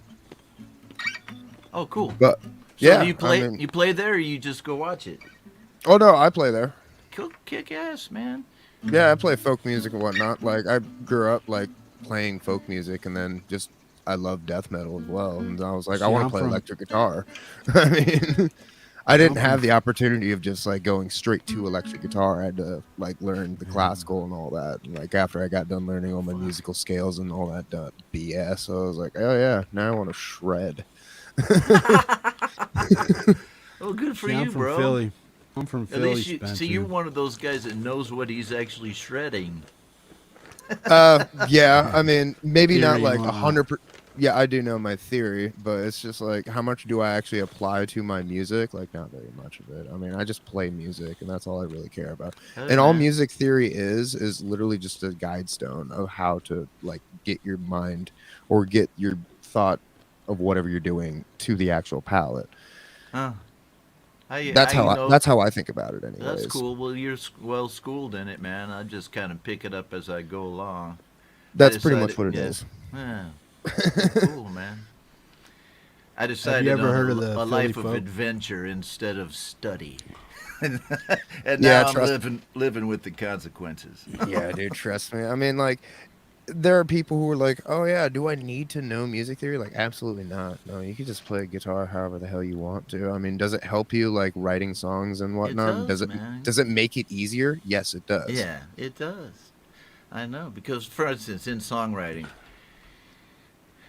you know, it's not that hard to put together a song in a whatever key with an intro, couple verses, a chorus, a break, another verse, and then an outro, something like that, right? A normal pop song, or you know, Yeah. if you want to put it longer, a guitar solo in there. But I Yeah. mean, to know how to take it out of that key or change the, you know, To know how to modulate between keys, basically. is- right? That's to me, not being a music theorist, it takes like calculation. I have to look this shit up. It's like math, man, which I was never good at anyway. I'm right there with you. I'm like the But I dumbest figure it person. out. when it comes to math. All I I'll got to do figure is it count out, to man. 4. I could do that. Well, I think Spencer, Go ahead. have you ever heard of the Philadelphia Folk Festival? I have not. No. It's in Swanksville, PA, man. But it's called the Philly Folk Festival. Huh. That's also one of the. I think it's a little bit bigger than what Juno pulled off. Or I down wouldn't there. doubt it at all. I mean, I know it's just like the notoriety is definitely huge because what's the numbers for folks that go there? it definitely, like, whenever people do come here, like, the population of Juneau now is about 32,000 people, but whenever people do come here for Folk Fest, it exceeds over 100,000 people, which is big for Juneau. I mean, like, that kind of is a lot. Well, during the 3-day weekend show, I think it's probably 250,000 people might hit the shows. Yeah, I mean, that also includes, like, all the people in the lower region of Southeast Alaska, because we all come in through the ferry system, and then depending on, we also got people from Nashville coming in, we got people from, like, in just you're on anywhere. an island, right? No, I am not on an island, actually. I'm still connected to, like, the actual U.S., but, like, there are parts of where I'm at, well, like, where you can be on different islands and whatnot. Yeah. Because there's another island right now that's not, like, across from me. Well, it is across from me, but Douglas Island. And if you actually look in the southeast area, or how I do this, basically, Alaska, basically, we're in the bottom part. We're in the bottom part down here. Yeah, your index finger's the Aleutian chain. I get it. Yeah. Yeah, I'm in the bottom part down here with a whole bunch of broken ass islands and whatnot, where all the fishermen go and make the money. Yeah. Were you down there by the canneries and stuff? Yeah. Okay, I got you. Yeah.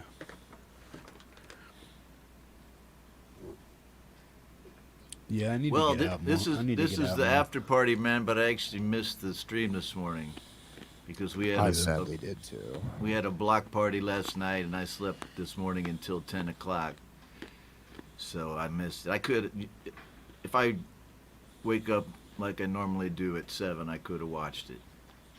Sorry, dude, or at least the tail end of it.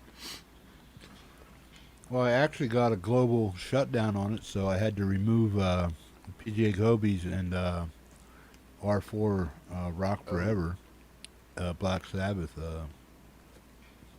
Wow. jam they did. I did see that it was blocked when I went to it. So does that happen? I know you guys had a very extensive conversation about that earlier, and I don't want to recap that, but does that happen to you very often? No. Oh, okay, cool. But when it does, the only options I have is to dispute it. The video will be shut down for 48 hours. Then if nobody disputes it within 48 hours, it'll come back like it never happened. Right. And then the people that put the claim on me have another 28, 29 days to, what are you going to do? Are you Right, going and to then go there's after 3 them? choices or whatever. Yeah. Yeah. What are you going to do? You going to go after them? You going to leave them alone, or you going to and if they don't respond, it's like nothing ever happened. You know what I mean? So if the 30 Right. days runs out, it's like nothing ever happens. Then I get to keep my side chat. The video stays up. That was the offender, and nothing. It's like nothing ever happened. But it's just a bunch of dinks, man. They hit the thing, and instead of fighting it this time, because I've never won a Black Sabbath block, so what I do is I just had to remove PJ's and R4's thing. Just because somebody gets just because somebody else only gets a copyright doesn't mean you won't get it if you play their stuff. So it's Russian roulette, man, when you're playing other people's music. Just because you didn't get one doesn't mean I won't get the global. Shows like ours are fucking on their algorithm list, man. Yeah. So, I mean, Facebook pushed my ass out. Facebook doesn't want to do music. It's right in their community standards. It's in their fucking rules. And they wouldn't say it to me, but they kept shutting me down. They cut my streams off right as soon as they began, man. Are you doing cover tunes or? Fuck yeah. A lot of my, because not me, I play people's songs. That's the problem right there. Right, of course, yeah. And they don't want music anyway, so I said fuck it, and I went over and started a YouTube channel where there are still problems, but it's better than goddamn Facebook. Yeah. Sorry, man. I was in the military for 20 years, so my f-bombs flow. You got to tell me, Ron. Oh, I hung out with truck drivers and fishermen. I mean, I'm pretty good at dropping the f-bombs. I could sling them, no problem. Okay, I'm sorry about that. I'm sorry. I'm saying sorry to Jeff because he's had enough problems today. Yeah, I got no problem with language and stuff. I mean, in my own personal life and stuff like that. But I'm conditioned that way because of what I do, man. I deal with a bunch of assholes, which are ex-junkies like myself, trying to get over on me. So I kind of got to keep my calm, and that's where I learned to stay mellow. But if I was to treat them the way that I think I should treat them, and to get the point across, they wouldn't like me too much, and I wouldn't have a job. You know what I mean? I hear you, man. I hear you. See, that's why I work alone.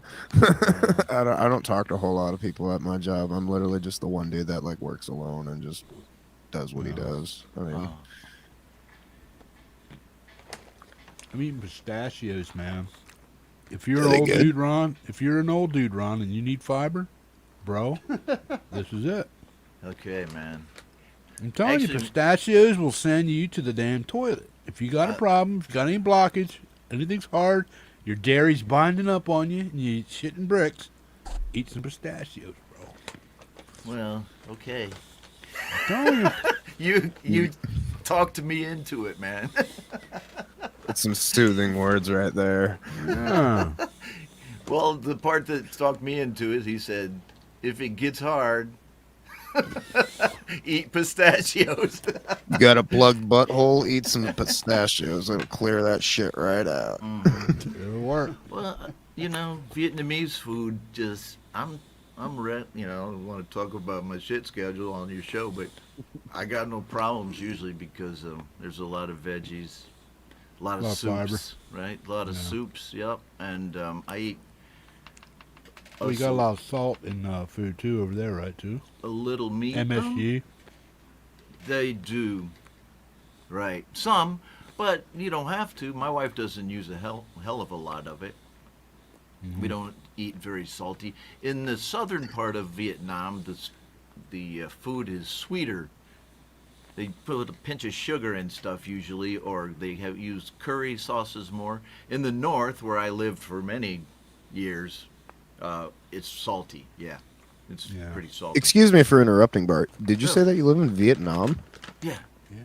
Oh, I did not know that. Yeah. That's interesting. That's okay, awesome. Okay, let me get this. Where did you think you lived? I thought you just lived in like LA or something, man.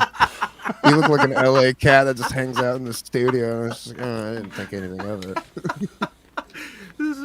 This is my studio behind me, but it's green. Oh no, I imagine it was. I just thought it was in LA, not in not where it was. Yeah, no, it's a green screen because it's my camera angle doesn't show this. It shows on my fucking my No, clothes that's interesting, though. my That's clothes awesome, man. closet. Yeah. Yeah, thanks, man. It's What made you decide to move there, if you don't mind It's me an easy asking? place to live. Oh, that's a long fucking story, man. Okay. But I mean, I worked here for many years, and I was in the military, and I learned the language at the Defense Language Institute in California for a year. Learned Vietnamese when I was a kid, man, 19 years old. Okay. And ever since then, I never have done any kind of job that wasn't related to Vietnam. You know, I was an intelligence specialist, and then when they opened up Vietnam, after the embargo was lifted and all that, we started coming over and looking for the remains of the guys who are missing over here. So I did that for 25 years straight in the military and as a civilian investigator. And then I love the United States, man. I love being an American. I'll never give up my passport ever in a million years. But I don't Just know, something different. I can't go back, man. Yeah, just I something mean, I different. don't feel as comfortable as I do here. You know, this is my comfort zone. So here I am, man. I mean, I'm still in contact with all my peeps. I mean, home is home, man. I mean, that's why I'm still here. Yeah, that's true, man. I mean, Alaska is another place you're going. You gotta want to live there. Oh you yeah, know? I mean, I have absolute freedom here. I mean, I could do whatever Yeah, I want. fuck If I really yeah. want to, I can go on my four-wheeler and go drive to the convenience store. Oh, cool. Mhm. You guys, that's cool. My brother Yeah. used to have one of those four-wheelers and run around his little property. That's a lot of fun, man. Yeah, there are people that literally drive to the convenience store on dirt bikes and whatnot. And Do you have license for those things? No, No. look at some of my videos that I made of me driving around on a Kawasaki Mule. Mhm. I go anywhere I want to go, as long as I stay primarily off the road. Try to stay off the road wherever you can. Obviously, you're going to have to cross roads and stuff like that. Most cops aren't dicks, and they're going to pull you over. Oh. But as long as you're off the road, wherever Uh-huh. you're at, we have ATV trails all along every highway road around here. Cut Oh. through any goddamn swamp, cut through any piece of wood, landed anything you want, and go anywhere you want. I mean, I can drive out the road and just go out in nature, man. I can go out and kick a moose right in the nuts if I want to. You know what I mean? Just go out and play. Just go out and play. You know, whatever No floats your restrictions. boat, man. Yeah. That's Show cool, that man. moose I his dig boss. it. I dig Right. it, man. I dig that. Over here, I mean, I don't drive. I drive a Vespa. I have a Vespa, a red Vespa. Oh, okay. Cool. And the traffic is insane. If all you got to do is go to Google and say Ho Chi Minh City traffic, you know. And, I can imagine. but I'm used to it, man. I drive, you know. I don't have a car license anymore in the States. I don't have a driver's license. Driving was not something that captivated me very much. Some people love it, you know. They love the whole thing about having a car and all that. I found it to be a pain in the ass. Nothing but a commute. Even if I had a nice car, I was not fond of driving because I'd rather sit there and zone out, listen to music, than drive the car because I'll fucking crash. Because you guys know me, I forget what I'm talking about. I'll forget I'm driving. Not that bad. But it's kind of, you know, I retired when I was 57, and it's nice not having to do that thing that I wasn't, you know, keep the insurance on and fucking, you know, keep the oil and all that. Not my deal. So I'm living a good life, man. I'm over here, and it never gets cold. Never gets cold here where I am. I never What's wear the any. average temp there? What's the average temp? 80 something? 27 centigrade or so, 27, 28, which is a low 80s, something like that. Sometimes, and you know, gets down into 25s. Like right now, getting towards Christmas time, it'll get a little bit cooler, like in the upper 70s. Sorry, Russ. Holy crap. No, I can't do that. I'm sorry. That's why I'm in Alaska. I can't do that. 60 degrees, bro. I start sweating. I'm like, Oh, I'm really? out of here, No. bro. I'm the other looking way, for a man. shade tree at 60. Oh, dude, at 60 degrees, I'm ready to start suntanning. Let's do this. Wow. Because my joints start getting fucking creaky if I get cold. I just can't get warm again, you know? So I said, I'm staying here. I mean, I was over here with a whole boatload of guys. Lots of guys worked here with me, right? In Vietnam, looking for the remains. And those guys are still doing it. I retired, and I just like, I'm staying. I bought a little piece of land, built a house down here, and they're like, look at this dude. I'm the only one that stayed so far, you know, out of that unit. But there's a lot of foreigners over here now, man. A lot of Westerners. Yeah. There is, yeah.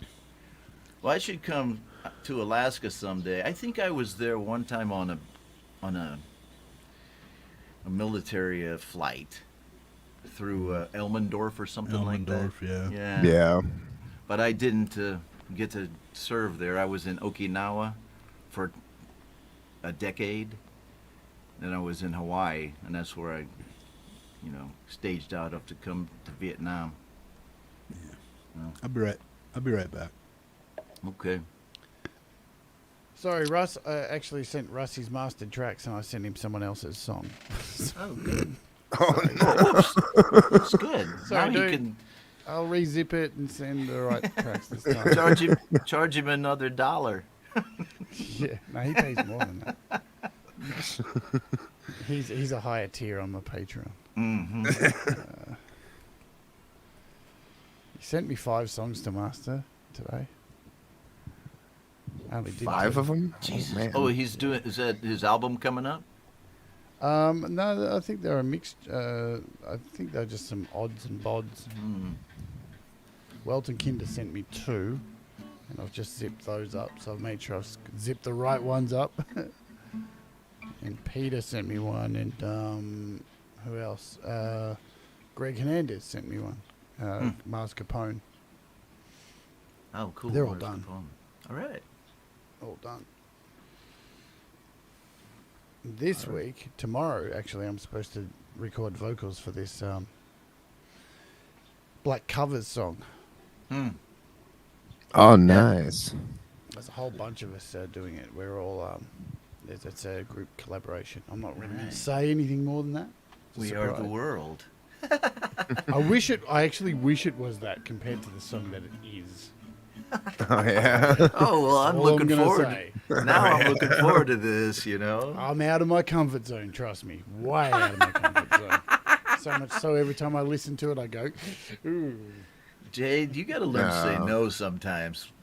Why? Are you kidding me? I want to be a part That's of like a the Black best Sabbath song. opportunity. I'm not right saying you there. should say no to that, but man, It's only 3 lines, man. So I only got to really? sing 3 lines. So it's not that painful. Sign but me, it just sign me up, dude. It just happens to be one of my least favorite songs in the entire world, unfortunately. Oh, well, I guess But- you're not going to say it on the show because then No, everyone will but- That's know. just all opinion, The though. good I thing mean- is, he's given me creative license to. I don't have to sing it the way it is. I could do some death metal growls if I want. He said I could do whatever I want.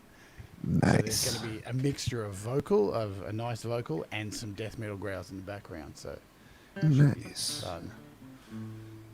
Lady Rodaline. No, regardless of which, you have a great voice, Jade. I mean, like, Thank it's you. awesome. I mean, Thanks. It hasn't been so good lately. Been struggling a bit, but hopefully it'll come back. Now that I've smashed the front tooth, great. That's going to have an effect on singing. yeah, well, But we'll get it fixed. Yeah. you'll power through it. You'll find a way. Doesn't affect the growls. Is Just it affects the is real it out singing. at the root, Jade, or did it break No. off? No, it just broke snapped. off. Hmm. Yeah, snapped half. Oh, I see. Yeah. No, it's half snap. So there's That's enough good. there to actually fix it.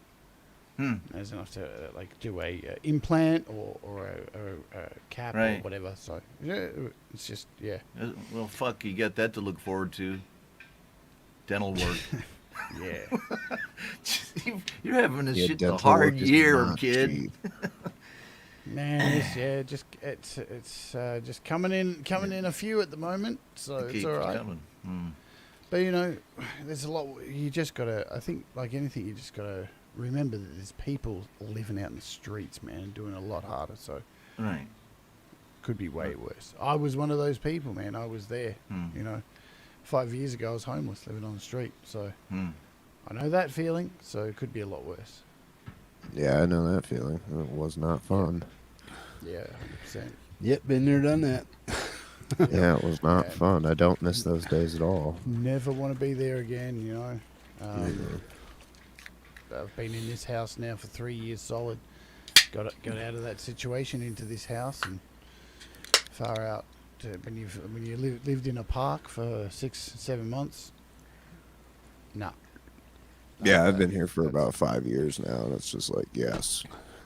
Yeah. I'm glad I own this place too. Sweet. Don't wish it upon anybody being homeless. Now, I remember when you got out of that one shitty apartment situation you were in, Jade, and to the one you're in now. Really, really terrible. Your whole countenance just changed, and that's when your studio just like exploded in this new apartment. You know, your whole That's thing. it. I mean, I don't mean exploded. I mean developed. No. You know. But that's it. Like, I've always been a person who, like, you give me an inch and I'll run a mile. Like, that's just my character. You know, it gets me into a lot of trouble, definitely. But when I end up being homeless, all I needed, you know, I think in that situation with a lot of outreach stuff, when somebody actually put their hand out to me, and that help came, I fucking grabbed, man, and I ran so hard with it. Like, everything they said, can you do this? I was like, yeah, I'll do it 100%. And, you know, they put me in a hotel for a while, and they moved me from hotel to hotel. Then they found me like this housing space for like women's space where I was okay being trans and I didn't get like attacked or anything. And then, yeah, Ron, they put me into that community housing, and that was a nightmare because that was 3 months of one bitch on one side and the other bitch just banging on my walls trying to fuck with me mentally and trying to make me look like I was having delusions and stuff. And it was like, hang on a minute, I got to get the fuck out of here. But yeah, that was a mess. God damn. Yeah, I remember. Because, you know, you finally get off the street and put into somewhere and you're like, cool, I can breathe for a second. And then these two people on each side of me just, fuck. They were getting on the roof, man, jumping on the roof at 2 a.m. Yeah. and going, "You're dead, tranny," and all this shit. Well, see, that fucking just like, sucks what? because you were vulnerable right then, and Yeah, and yeah. And they knew anybody it. who would They knew do it that too. needs to They have took the advantage. shit kicked out of them. Yeah, I was man, pissed I would've off loved then, to and have now gone back with I a remember. crowbar and- I was pissed off about it then, and it makes me mad now. Fucking assholes. Sorry. but at the same token, you know, Ah. I complained. I finally got somebody, the same Potty person who mouth. helped me get out the park, and she listened, and she was the only one who believed me it was going on, and she got me into this house, and like, ever since, that organisation who helped me get housed, I've done lots of work back for them. I've spoken at events for them. I've played music for free at their events. You know, because you got to give back. And you got to prove that there are success stories out there to encourage other people to believe in the volunteers that bust their ass to help. Because, man, there's, as we were talking before, there's a lot of unsung heroes out there who are keeping people alive. Yeah, that's every kind of day. why. That's kind of why when I share like, hey man, Hippie's got 10,000 days. That ain't bragging, man. Yeah. If you knew where I came from and the life I lived as a junkie, a homeless person, doing all that crazy, stupid shit, if you knew that life, or if you know that life, or have come from that life, or know anybody that has, man, you know what's going on, man. Yeah. So for when I tell people that I'm sober this long, this is what I do, this is why I do it, just like you said, and giving stuff back. Because that's the only way that I can survive is by giving away what I got to other people. You know what I mean? So I have it's just life, man. I just be kind, be cool, be gone. You know what I mean? The best people in those situations, in volunteer work and social work, are the people who've actually gone through it. You see the Yeah, do-gooders who come in and try and pick it up, and they've never actually experienced like homelessness or alcohol addiction or whatever it is.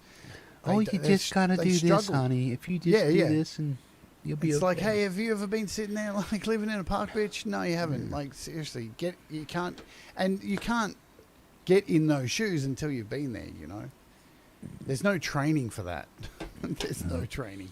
There's no amount. Exactly. Is that a Miss wig you're wearing, Lynn's, Ron? how are you doing, man? Miss Lady Rodaline straight. Boom. Is that a wig, Ron? Yeah. It's my Keith wig, man. Look.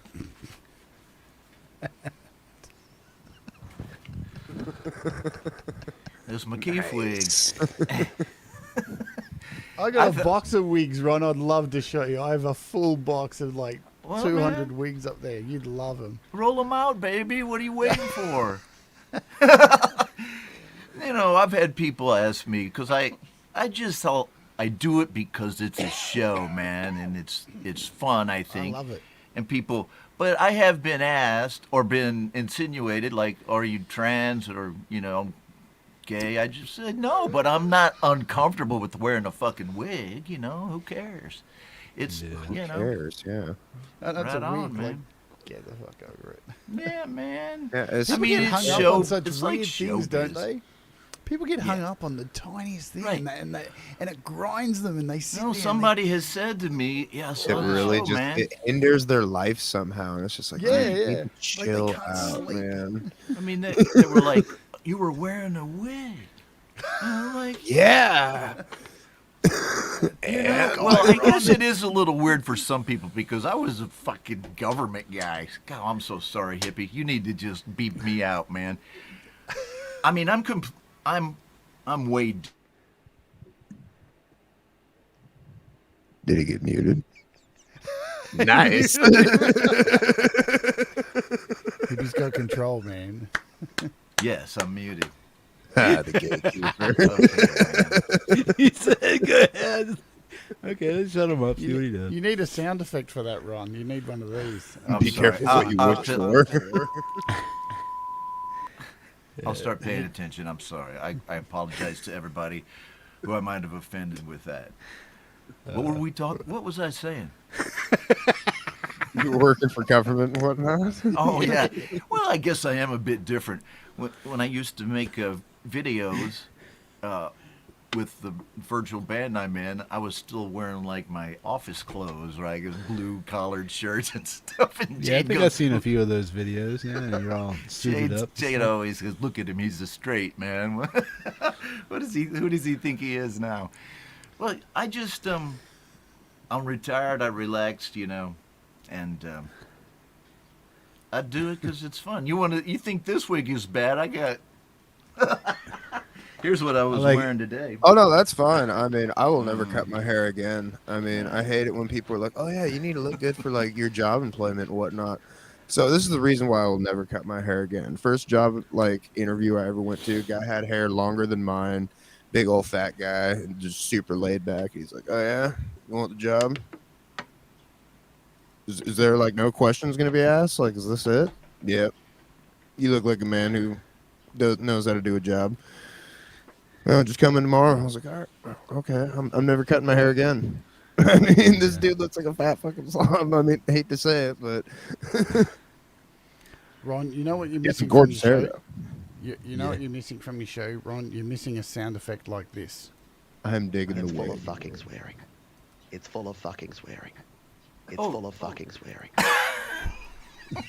I have the official Pete Johns swearing button. Is that the official? Yeah. Well, That but is do you awesome. have the Pete Johns riff? No, I don't actually. Can you guys hear that? No, it's not Right working. there. No, it's not working. Ha ha ha! It's not working. Oh wait, here we go. Here we go. Wait. The joke has lost effect now. No. Yeah, No? Boom. Fail. You gotta turn it up or something, bro. Yeah. Wonder why it's not coming through. I think I've talked Ron into getting a Stream Deck, Hippie. He's on the cusp of getting a Stream Deck. I want one, but I'm like, how the hell do I integrate? You'd have to walk me through all the integration. But I'm not like I said. I mean, I got all my screws tightened pretty much, but sometimes it leaks. But I can pretty much figure that stuff out. Once you show me what's this do, what's that do, what's that do, I can figure To it have all out. everything after that. like that in the power of your hands. to Yeah, I'm control gonna get everything. one. I got everything working now the way I want it, except for just I got a little echo problem with it. Jay, don't they have an app for that instead of the Yeah, actual there's an physical app. board? Huh. Yeah, I used the app for a while, and it just got frustrating. It's nowhere near as tactile. It has to connect via Bluetooth, and yeah, Tactile. All right, I like that. Tactile. there's no feedback when you press it. Like because you're not getting any feedback, any direct feedback. You're not sure if you've clicked it right. Where the little once I got this thing, it was like, oh man, Yeah, I you hate can that. just pile so many things into it. You can just control everything. I can go to the wheel if I want on the show, where I do the spinning wheel and add music and flick back and forward. It's just so good. Well, how are you loading stuff into it? What's the process for that? It's got what's its own it app. like? It's got its Yeah. own little control panel, and it has built into it a whole lot of macros. So it has all these little buttons you just drag across. Can I show you if I put this up here? Maybe I can show you. Let's see if this will be interesting. What are they, like 400 US, something like that? I think it's like 500 AU, so it's going to be like 390 or something. Yeah, so probably that.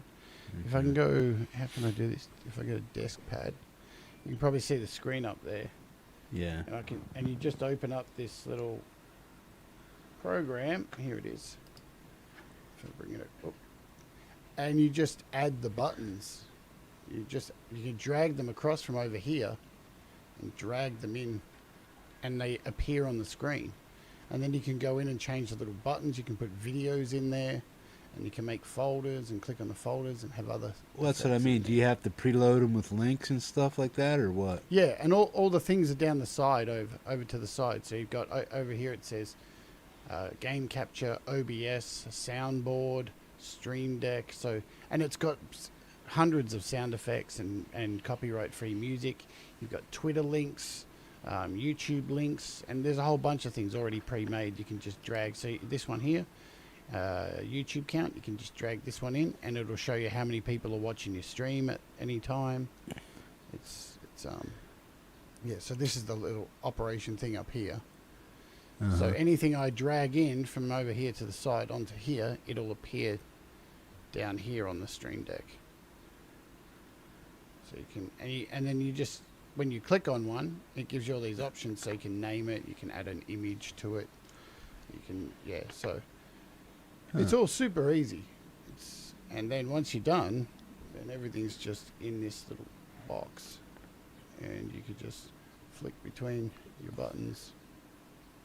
So I can put up a banner whenever I want. So if I hold down now, so here I can, a little Facebook banner should pop up to join Facebook. Yeah. I could go over to my Mac if I want. So this is my Mac screen. If I wanted to load up that, then I can head back over to my top cam. So the cam up here, desk cam, that cam, this cam, YouTube. So if I've got something on my iPad, you can see what's on my. So yeah, it's So cool. what are you using to run multi-cams? What are you using for that? Do you really want to know? That's the abridged version. Yeah. Underneath here, there's two 7-port hubs, two 7-port USB hubs. Powered hubs? Yep, powered hubs. And then behind the laptop, there's another 7-port USB hub. And then behind my iPad, there's another 7-port powered hub as well. Jesus. Wow. That's Because, a lot of well, hubs, dude. The problem That's is... more hubs than Gary hubs. I know. The problem is that if you're running high-powered devices through it, so you can only run one camera and like one hard drive, because they take up so much bandwidth of the powered hub. No matter how much power you give a powered hub, the high-speed cameras take 1080p. So I've got one camera, and then I've got, like, the screen off the MacBook over here. So there's the MacBook screen, and that's if I show you here. So that's coming from this computer over here. And yeah, so it's a crazy setup. It's bonkers. It does my head in, but it's working, so that's a good thing. But it's held together with the rubber bands and everything. So and yeah, my drum kit's like over there, so that's connected as well. Drum kit's connected as well. Well, what would it take for you to like super streamline that? Like, I mean, like pro studio kind of stuff. I mean, because you are kind of cluttered there and stuff. What would you do to minimize all the clutter and set up to be a better, more professional looking studio instead of having everything? I mean, I know you have to. I know you're piloting a big ship. Well, what could you do, or what would you do to streamline it? So I'm in a bed. I have a bed behind me and everything. So Yeah, he's in a very small space. So everything's I think he's crammed. doing just fine, So, honestly. But That's exactly so what do you I. see behind mine. Yeah. But yeah, Oh, no, I would need multiple computers to do it. Okay. To set up a decent like studio thing, I think at least another computer, another one of these MSI gaming computers. If I had two of these running, then I think you'd really have. Well, basically, what I'm asking you, what would be your dream setup? Would it be that, or do you consider that cluttered? This Or is do you awesome. consider- yeah. This is awesome studio. Like it's Yeah, I to get wish up I had that. to get up No every shit. day from my bed, which is like just behind me, and just like normally that's all I do. I take 2 steps and I'm in my studio. And I took 2 steps last night, and went face first into the desk. Unfortunately. Ow. Did you pass out or? Sorry. I saw stars. Hmm. I get it a lot. I get equilibrium loss when I have a heavy bleed, because I've lost so much blood so quickly. Right. And so I stood up and just went boom straight into the desk. But this is my ideal studio, Hippie. It's brilliant. Like, it's Cool. I've got everything. I've got 8 guitars over there, a drum kit. And No, I'm just thinking of like a newscaster kind of setup where they have everything like a jet pilot kind of setup, where it's like you just hit like 1 or 2 buttons or 3 or 4 buttons over here. You got this screen there, that screen there. Really streamlined kind of stuff. You know what I mean? Yeah, look, I think the biggest problem with this is the cable management. Fuck yeah. Cable management is bad. Like, Yeah. Yeah, I there's noticed. so much going on. But Well, have you guys, seen anything about the Roadcaster? It's kind of like, yeah, you I've know, seen it. a podcaster thing that does everything in one, does it? Or you probably messed with it, haven't you, Jade? That's more. That is more like the studio kind of interview kind of thing, right? Yeah, but you can do it all with a mixing desk. So yeah, I think the price tag is a bit too out of control. Yeah, It's some of those the Apple fanboys like that stuff, you know. And it's made for road stuff, you know. Yeah. Yeah, I know, Lady Rodaline. Ouch, indeed. Look at that. I lost half a tooth. Nice one, yeah. You make a kick-ass video. You need to make a video with that, like for death metal, before you get it fixed. I am, unfortunately. I have to film this bloody Black Covers video this week. Yeah. There's no Yeah, way you I'm get gonna all be up in able the to hide camera with your grill and stuff. It's like, it. Yeah. Well, I'm going to wear a Christmas hat and be like all happy and then go. Stick a piece of gum in there, man, until you get it That's fixed. a good idea, too. Oh, God, No, but- guys, in the military, we had the medics when we were going through the jungles. Guys would chip off their tooth or do all kinds of crazy shit, and they were putting, like, crazy glue on it, man. Fuck.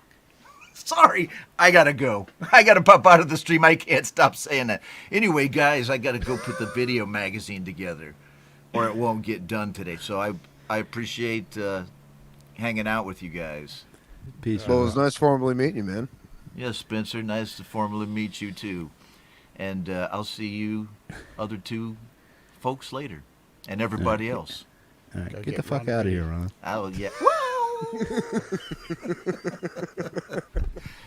I'm not the only one. Goodbye. No. I love all you guys. Right? I'll see you on the show. No, you don't, liar. No, I love about 93% of you. Yeah, you hate me. And the other 7, not gonna say. Yeah. Okay, so do I leave? Okay, I'm gonna punch out. Peace. Bye. Peace out. The only thing, you know what I would change about the studio, Hippie, is just to have a bigger room. Yeah. That would be nicer. Like, I did move from the other room to this room. The other room was way smaller, so this is like luxury. But I can only fit a single bed in here, but that's okay. It's not that I'm scoring anyone with this grill, so that's all good. Yeah, well, I sleep right there in a chair. That's it, man. I prop my and I have really? another. Yeah, I'm just like. I'm like this, and then I prop my foot up on my other chair that's right there. I got 2 chairs right across from each other, and when I want to make a little bed, I just pull the other chair right in because they're the same height. If I want to lay down, I lay down. If I lay down, my body goes numb, and when I try to get up and walk in the morning, I can't do it. So I have to sit there and wait for my body to recirculate. So if I lay on my back, I just go numb. So I sleep sitting up, or I sleep sideways in the chair with my one leg up. My leg up over the arm of the chair, and then I just prop my head up on the back side of the chair to keep my body up and stuff. But if I lay down, I just go numb. And then when I got to get up and take a piss or a shit call in the middle of the night, can't do it because my leg's numb. So I've been sleeping sitting up for the past 8 or 9 years. So I've just gotten used to it. Yeah. What kind of chair do you have there in front of your desk? It's just a regular PC chair, up and down. Regular It's old nothing office really- chair. Yeah, it's a regular office chair. It's Yep. nothing really spectacular. Then I got that ass gasket. You know what I mean? The big old ass gasket. I was going to do a show on chairs, but I thought people would be bored shitless with it. But you know what? It's important. Your It's one of butt those needs things, to be man. comfy. People don't invest in chairs. Like, Yeah. I'll tell you what, one of the most expensive things in the studio is the chair that I have. It was the first thing I bought because I was like, I've never had a nice chair. And this chair was as much as a stream deck. Yeah. So that's a lot of money. That's what I'm. $500 for a Well, chair. when I look at the build quality of chairs today, man, they're not there. So for me to want to spend that kind of money on it, it better drive me to the coffee pot and back and pour it for me too. You know what I mean? That's what I'm saying. And if I want it to be a bed, it better be a bed. I want to be able to prop my foot up on a stool, kick this thing all the way back like a lounge chair and just take a 15-minute snooze while I'm doing something, waiting for something to download on the PC or something like that, I need to take a nap. This a half-ass keep me comfortable for a 15-minute snooze fest, but any longer than that, my ass goes numb and I'm ready to slide off the chair, and then it's like, nah, I better go over there and sit down and take a real nap. But otherwise, I just basically sleep in the chair. I've been doing that for years. But my bed's like right beside my amp right here. Right there at the edge of that is my chair. So I just like hop over there and just go to sleep, man. Yeah, I can reach out virtually from my bed and grab a guitar off the guitar rack. I was the same way, man. Yeah, see this. Lay down, play. This I don't know if you can see the Harley Benton right there. Yeah. That's basically almost right above my head. I can just reach my hand up and go pull it off. So, yeah, mine's it's like that. Yeah, this is just an arm's reach away also, man. So, and then my amp's right here behind me on the floor. I was telling you guys last night, I don't know if you were there or not, but I was talking to Mark about I need to build a wraparound system here. So I'm probably just going to get a nice piece of 4x8 3/4 ply and do a nice little cutout, and then put that up on the wall, and then buy some nice little steel square tube legs out of Amazon and just tack them up and do that, and then just bore some cutouts for cable management and plugs and stuff to go down. But take a 4x8 piece of plyboard and then just notch it out. Give myself a nice little 4 foot there, and then I'll make 2 angled spots, and then I'll go out to 2 feet on each side, so that I have, like, when I want to connect something, it's already, all I need to do is cut a 2 foot piece of plyboard out on this side, then I can make either a 2x2 square or a 4x2 square. So this wall back here would still be 8 feet, and then this wall up here would be 6 feet. So I'd have a 6 foot there, 8 foot here, and then an 8 foot this way, because this right here to this white stripe here is 8 foot just about. So I don't know, I was telling you guys that, how big do you think that is right there? Well, that's like 8 feet, almost 8 feet. So, but that's where I would need my desk to go to. My desk would go right about here, about 7 foot is what I would make it, but then I'd have to do all custom stuff. But because of the size of the space I have, which ain't big, this is only 7.5 by 15 foot. So it's 15 foot this way and 7.5 feet this way. And my refrigerator's right behind my TV, and there's no wall there. And then my kitchen table and counters are out there, and my stove and stuff. And then I got a cabinet over here that I keep a lot of my other stuff in.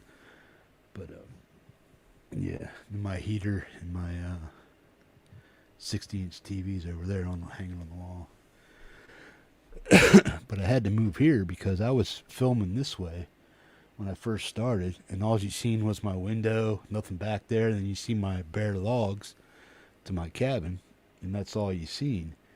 It didn't look very attractive, so I was like, well, what the hell can I do? So I figured all this stuff out, and then these two backdrops, the white striped ones, they both match each other. So if I turn my camera this way a little bit or that way, I'm still covered with the little tapestries that I have and stuff that basically make up what it looks like is my hippie studio here and stuff.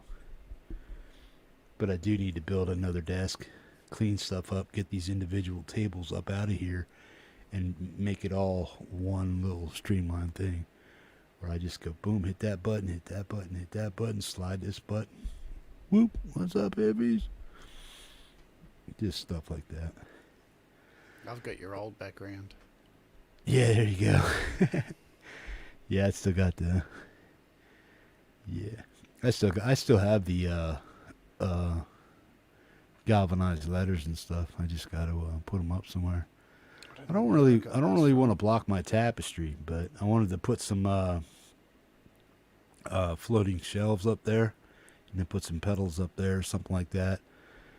That's what I wanted to do with that, or monitors of some type up there.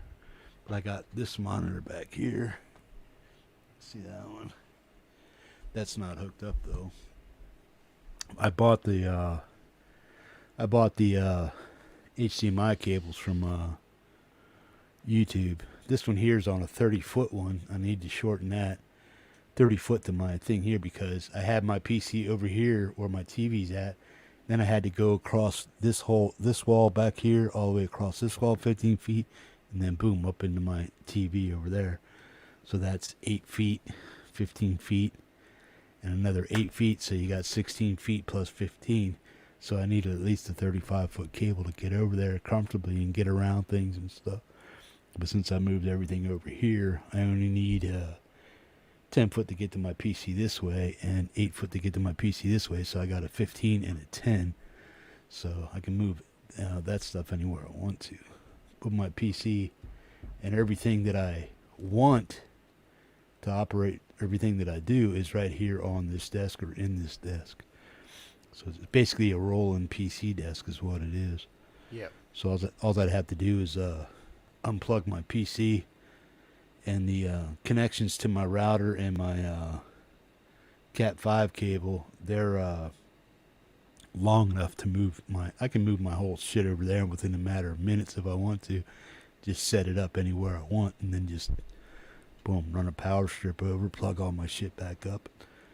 Boom, I'm back on. So I'm mobile. I can move anywhere I want if I have to. But I got my upstairs is nice. It's complete. It's finished. Sheetrock, everything up there. And all I'd have to do is really paint it. And I got a nice carpet up there and stuff. But I don't ever go upstairs. I just throw all my boxes from Amazon up there and my amp boxes and my guitar boxes. They're all upstairs in my front room up there. So if I ever get rid of shit, I got a box to ship it back in and all the originals. I still have all my pedal boxes and stuff from every pedal I'm I the same. bought. I'm the worst. I keep every single effing box. Downstairs, there's a whole room that is just stacked to the roof of boxes. Boxes and stuff you got, yeah. Drum kit boxes, computer boxes, everything I've basically bought for this. It's all downstairs. That's the way my it's shit is. It's the Tetris room. Yeah. Everything's just piled up. If you cough in there, the whole thing just collapses. You use Ethernet to connect, don't you, for your stream? Yeah, pretty much. Yeah. Cat 5 You're not cable. using Wi-Fi. No, I'm into Wi-Fi, but I'm hardwired into it. I'm not floating on it. Yeah. The only thing that's floating is my phone, so that's my phone's on Wi-Fi. But that's it. I have 2 PCs hooked up to it. One's turned off. That's my backup in case I need it. All I got to do is boom, move the cable right over and just like boom. If this PC ever fries, all I have to do is plug in the connection cable and it's ready to go. And that's just my old PC, but it'll work if I need it to. Took me ages to set up this second cam for this Mac. So it's not even working now. It's not even. It's just. Hey Andrew, what's up, man? Where's Logic? I can't even find Logic. It's not even there. What's going on? Logic Pro. Yeah, I probably could, Billy. But by the time I go ahead and buy that, I'm already. Most of that stuff is prefabbed for places, and if they don't use it, then they just put it on for resale and stuff. But even that stuff would be more expensive. If I was going to do that, I just.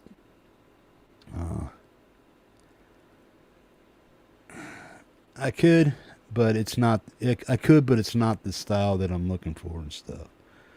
But I can build a very nice desk if I chose to.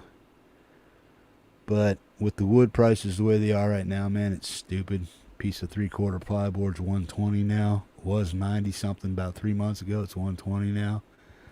So for me to buy that, lumber prices are crazy right now. Way stupid. Hell yeah. I'm used to paying $44 5 years ago for the same sheet. You know what I mean? Between 38 and 42 is what the prices were 5 years ago. Now they're just like, what the fuck? It went from 94 to 98 to 120. Boom. Within like 3 months.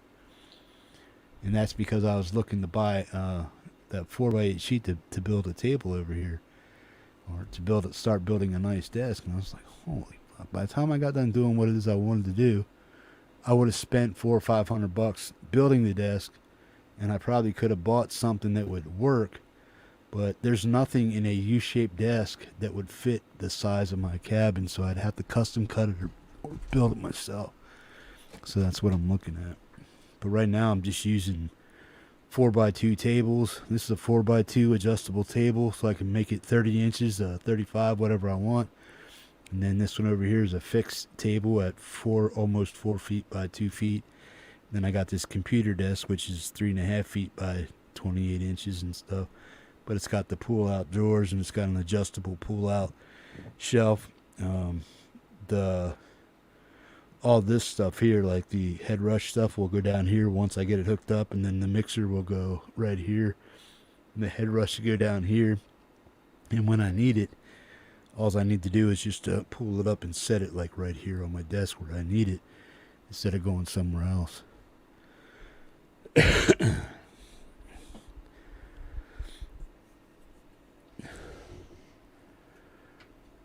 Boom.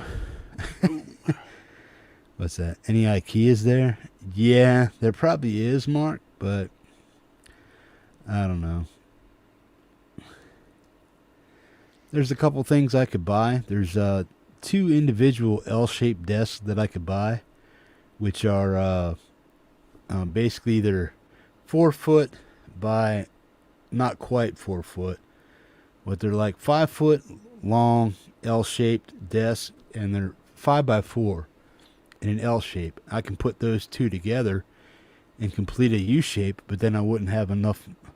I'd have to reconfigure everything and move around everything that I have here in my setup to accommodate that shelf, and I don't want to have to do that. And my only other option to get away with maneuverability is to put up a green screen and just hide the rest of my house that I don't want seen by the camera and stuff like that. But the way I have everything set up now, it's just like, boom, the camera comes in at this angle, but my cabin's at this angle. So, and then I sit at a different angle. So there's 3 different angles actually walking on here. The camera's coming in at me on an angle this way. This is in an angle, as you can see, because the camera's tilted off of this wall, and then I'm facing this way. So you're actually looking at 3 different angles, man, when you're looking at me.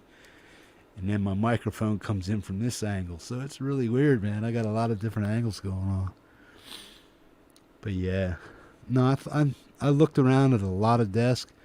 But you got to realize, too, is availability and getting stuff like that up here in Alaska from an order, if I order it from somewhere, or even, and because of my transportation issues and stuff, asking somebody to come in and help me go desk shopping is kind of like this and that. I can drive, and I do drive without a license and stuff, but I don't like doing it.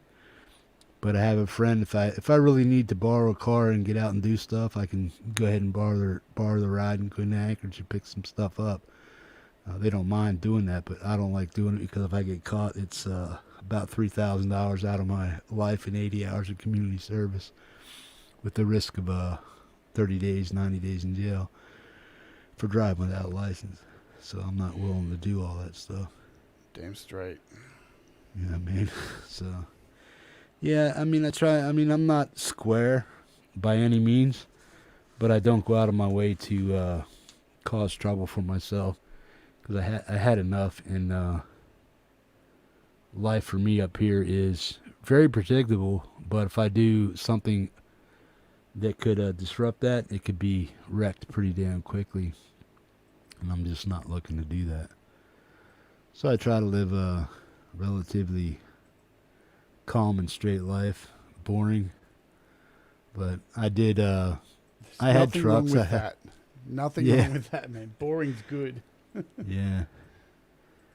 It's like I had an F-51 truck. I did lumber for a while. I was cutting wood and selling wood for a while. I'd make $1,000 a week with no problem.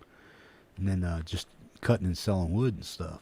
But I'd go out and look for building lots that had piles of trees there, right there. And I'd ask the owner, I said, you want to get rid of this wood? And if they didn't want to get rid of it, I asked them if they wanted to sell it. I said, well, I'll buy the wood off you. But the wood would be like 4 or 5 cords, and I'd give them $200 for the wood, cut it up in logs and take it out in my trucks and stuff, and then I'd have my kid come out here and split it up, get 4 cords, man, $1,000, boom. And I just kept driving around to construction sites and building places looking for people that had trees hanging out or rounds and whatnot hanging out in the back of their lots and stuff that they wanted to get rid of.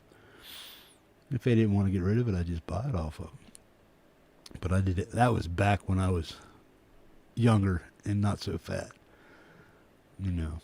But because I was able to walk around, I can carry a 40, 50-pound log and walk on crutches without killing my armpits back then.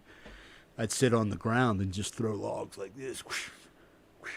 I mean, I'm pretty jacked dude when I was working out and stuff like that, or just working. So yeah, throwing a 16-inch 30, 40-pound round 20 feet wasn't a problem and stuff, and I just sit on my ass. I'd cut it all up, sit on my ass, and I'd just throw it up to my kid up a hill. Boom, boom, boom. He'd load it on the back of the truck and shit like that. We just did that for a couple years, man. And then I quit doing that shit because I got busted driving without a license, no insurance. I had to pay $1,000 for that. And something else for something else, and then I had to do 80 hours of community service, but it ended up costing me like $1,300 and 80 hours of community service. If I got caught again, it'd be like twice that. So then I got 2 years unsupervised probation for that, and that's the only trouble I've been in since I've quit drinking, was that one stint with driving without a license, and that was enough to make me stop, and that was way back. I can't hold down one drink these days. I have one drink, I'm a mess. Yeah. Lady Rodaline, I finished stitching the main strap. Do I still want stars? Yes, please. I can't believe I'm actually going to get a strap. Well, what are you going to do to get by the restrictions and shit? Because Mark got his. I don't know why you didn't get yours. Well, Mark got his, so I don't know why I never got mine. I was just guessing that's what happened. It's pretty shit if that's what happened, you know. Well, I sent him a Fuzz Lord hat just like this one, and they just let it sit on the shelf. Didn't give any kind of a damn if it actually got to him or not. And I said, bro, it's there. It's delivered. It says it's delivered, or it's at the place. So he called the place and boom, because I kept care of the tracking and stuff. And he says, yeah, man. Haven't received it. I said, well, it's at the place, man. I said, if you're near it, call it, see what's going on. He called it and went over there and said, yeah, man, they got a box. So he went over and got it, but they would have just let it sit there or sent it back or something if he wouldn't have went over there and picked up the hat. So, well, I don't think I ever had any tracking for it, so I couldn't really check the first one that came out. Yeah, she's going to have to send it with a priority mail kind of thing. Yeah. And get a tracking number for it. So it probably might got lost. cost a little more in shipping. Yeah, you got to track it. Because it was around the time when, you know, the world started changing and all that stuff started going on, and all the mail around the world was crazy around that time. So it possibly got lost. Sorry, I'm setting up my shows for tomorrow. I'm setting up my thumbnails for tomorrow. What am I looking at tomorrow? Not tomorrow. Animoog. What's it called? Z. Spencer, send me an email with fleshlight in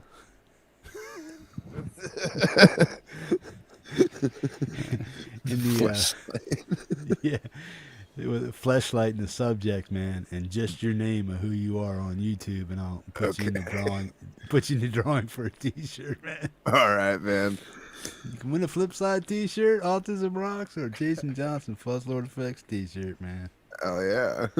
Yeah. Just send me an email. Put fleshlight in the subject, and Spencer, man, right there. Find out how much the tracking is, Lady Rodaline, and if it's, just let me know. Just find out, and then if it's affordable, I'll cover it.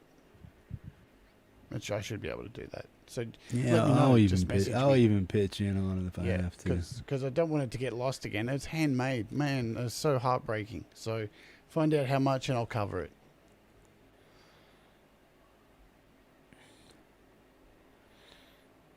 Yeah, don't ever worry about stuff like that, Lynn. You got people that can help you out. Yeah.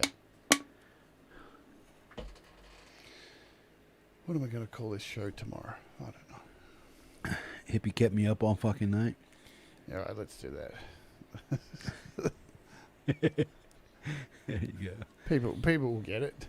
It's just under $30. Oh, that's easy. I can do that. Let's do that. Hippie. Well, I mean, it's only just 12:30 here. We could still keep going, depending on how how long we keep this going. Yeah, I was up till like 4 o'clock this morning, man. Man, I was up till like. Mark. Good. I'm sorry. No, I was saying me and Mark, after everybody else left, me and Mark hung out for another 40 hours talking about fuel prices, electric prices, what do you pay over there, wells, septics, all that stuff, childhood bullshit, childhood nemesis, who'd you fight when you were a kid, all that stuff.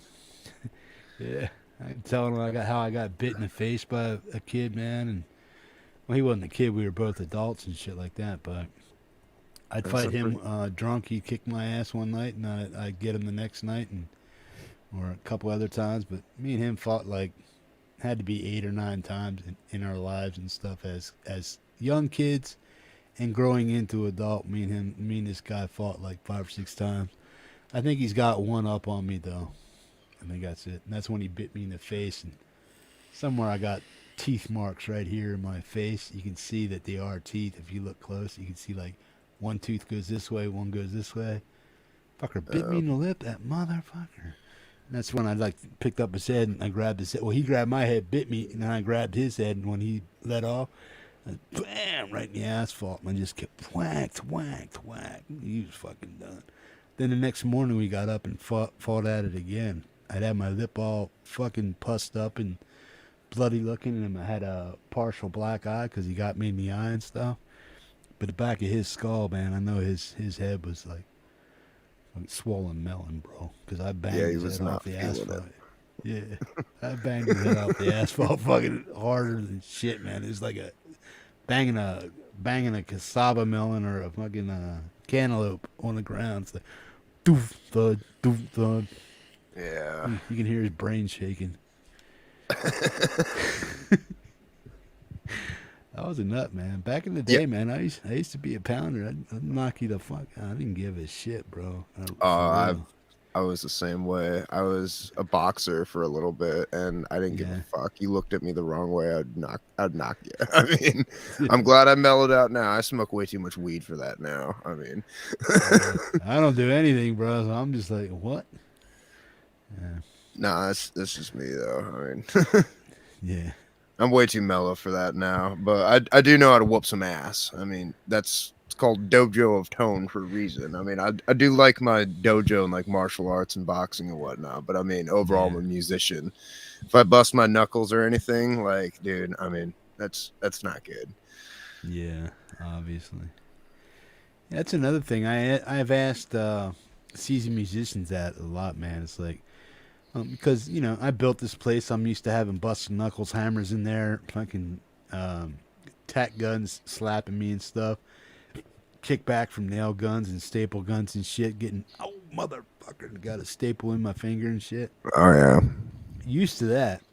But now since I became a guitar trying to player, I kind of watch what I do with my hands. So I'm like, well, do you want to play guitar, or do you want to fuck around and smash your fingers with a hammer and not be able to use this finger because you smacked it with the tip of a hammer pounding the nail? Yeah, I mean, you also just got to be careful. You just got to be careful about what you're doing, because I got a pretty funny story about that. It's not related to construction or anything, but I got really drunk one day, and for anyone who doesn't have snow or anything, and the Alaskan way, it's called hooky bobbing. You hook a rope up to the back of a truck or anything, and you just go hauling ass down the road, and you're sitting on the back on the end of the rope with like an inner tube, and we had a trash can, or I had a trash can at the time, so I was holding on to the rope and holding on to the trash can there, and This literally is in the snow, correct?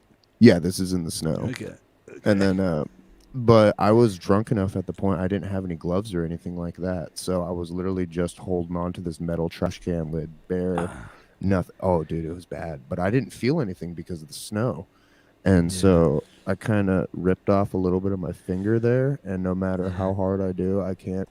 But overall, like most of the flesh on like top of this finger is gone and all that. And I tore it away and it looked so bad. And I was like, oh no. Well, is that good? Like, is that good now for fretting? Do you have like an Iomi touch, or do you? I can can't you feel. actually- I could. Yeah, I could fret and whatnot. I just don't have feeling up here. Like I can't feel that, but I know what's going on. Well, is that a good thing if you're accurate because you can't feel it? So it's like, does the string like rub and rip your skin off your finger because it's like that, or is it just that tough that you don't feel it and it wouldn't matter? I mean, I've been playing guitar a long time, so regardless of which, I mean, the callus on my fingers, I mean, it just doesn't affect it at all. I got you. Yeah, and that was right before I went played a show too, with all my fingers all bloody and shit. Thank God I was only like playing drop D shit and whatnot. And I was like, oh, but it looked You do that gnarly with your with middle finger, bro. Yeah. No, I didn't have any fingers at the time because I tore up all my fingers. The only one that wasn't actually like destroyed was my pinky. So I was up there like fretting I was fretting the notes and everything with like You were the like two. Oh, it was bad. It was bad. So I was using like the first, the second, and then the third, and then this one was all destroyed. But this one just got stitched up at the hospital. And then the reasoning for that was pretty funny when I drove myself in there. They're like, all right, so what happened here? I was like, well, so I was hooky bobbing, and yeah, this happened. And it was hanging, like my finger was hanging off of flesh, and you could see my bone, and yeah, like your bone is snow white. I got you. Yeah. Yeah, I've seen bone before. Yeah, I've seen. Yeah, I seen my own bone, and it was just. I see my meat in here.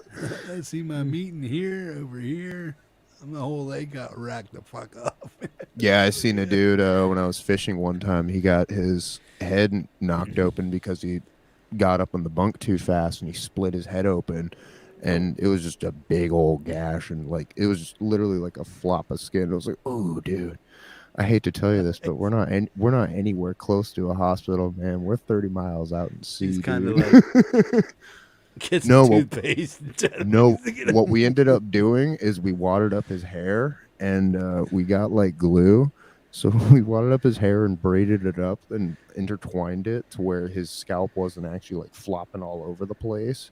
Yeah. But we wound his hair the other way to where it actually like held it in place, and we got some hot glue and like filled in the seams until we actually got done with our job, went back to the hospital, and then they actually properly stitched it up.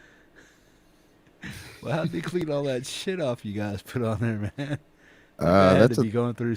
You had to go oh, through that's some a 3 day pain, man. later. That's a 3 day later process. We're here to make money. I hate to tell you this, man, but we're 30 miles out at sea, man. It's not like we could literally just go back in like a couple hours. I mean, regardless of which, it's still going to be like a day or two to get back there.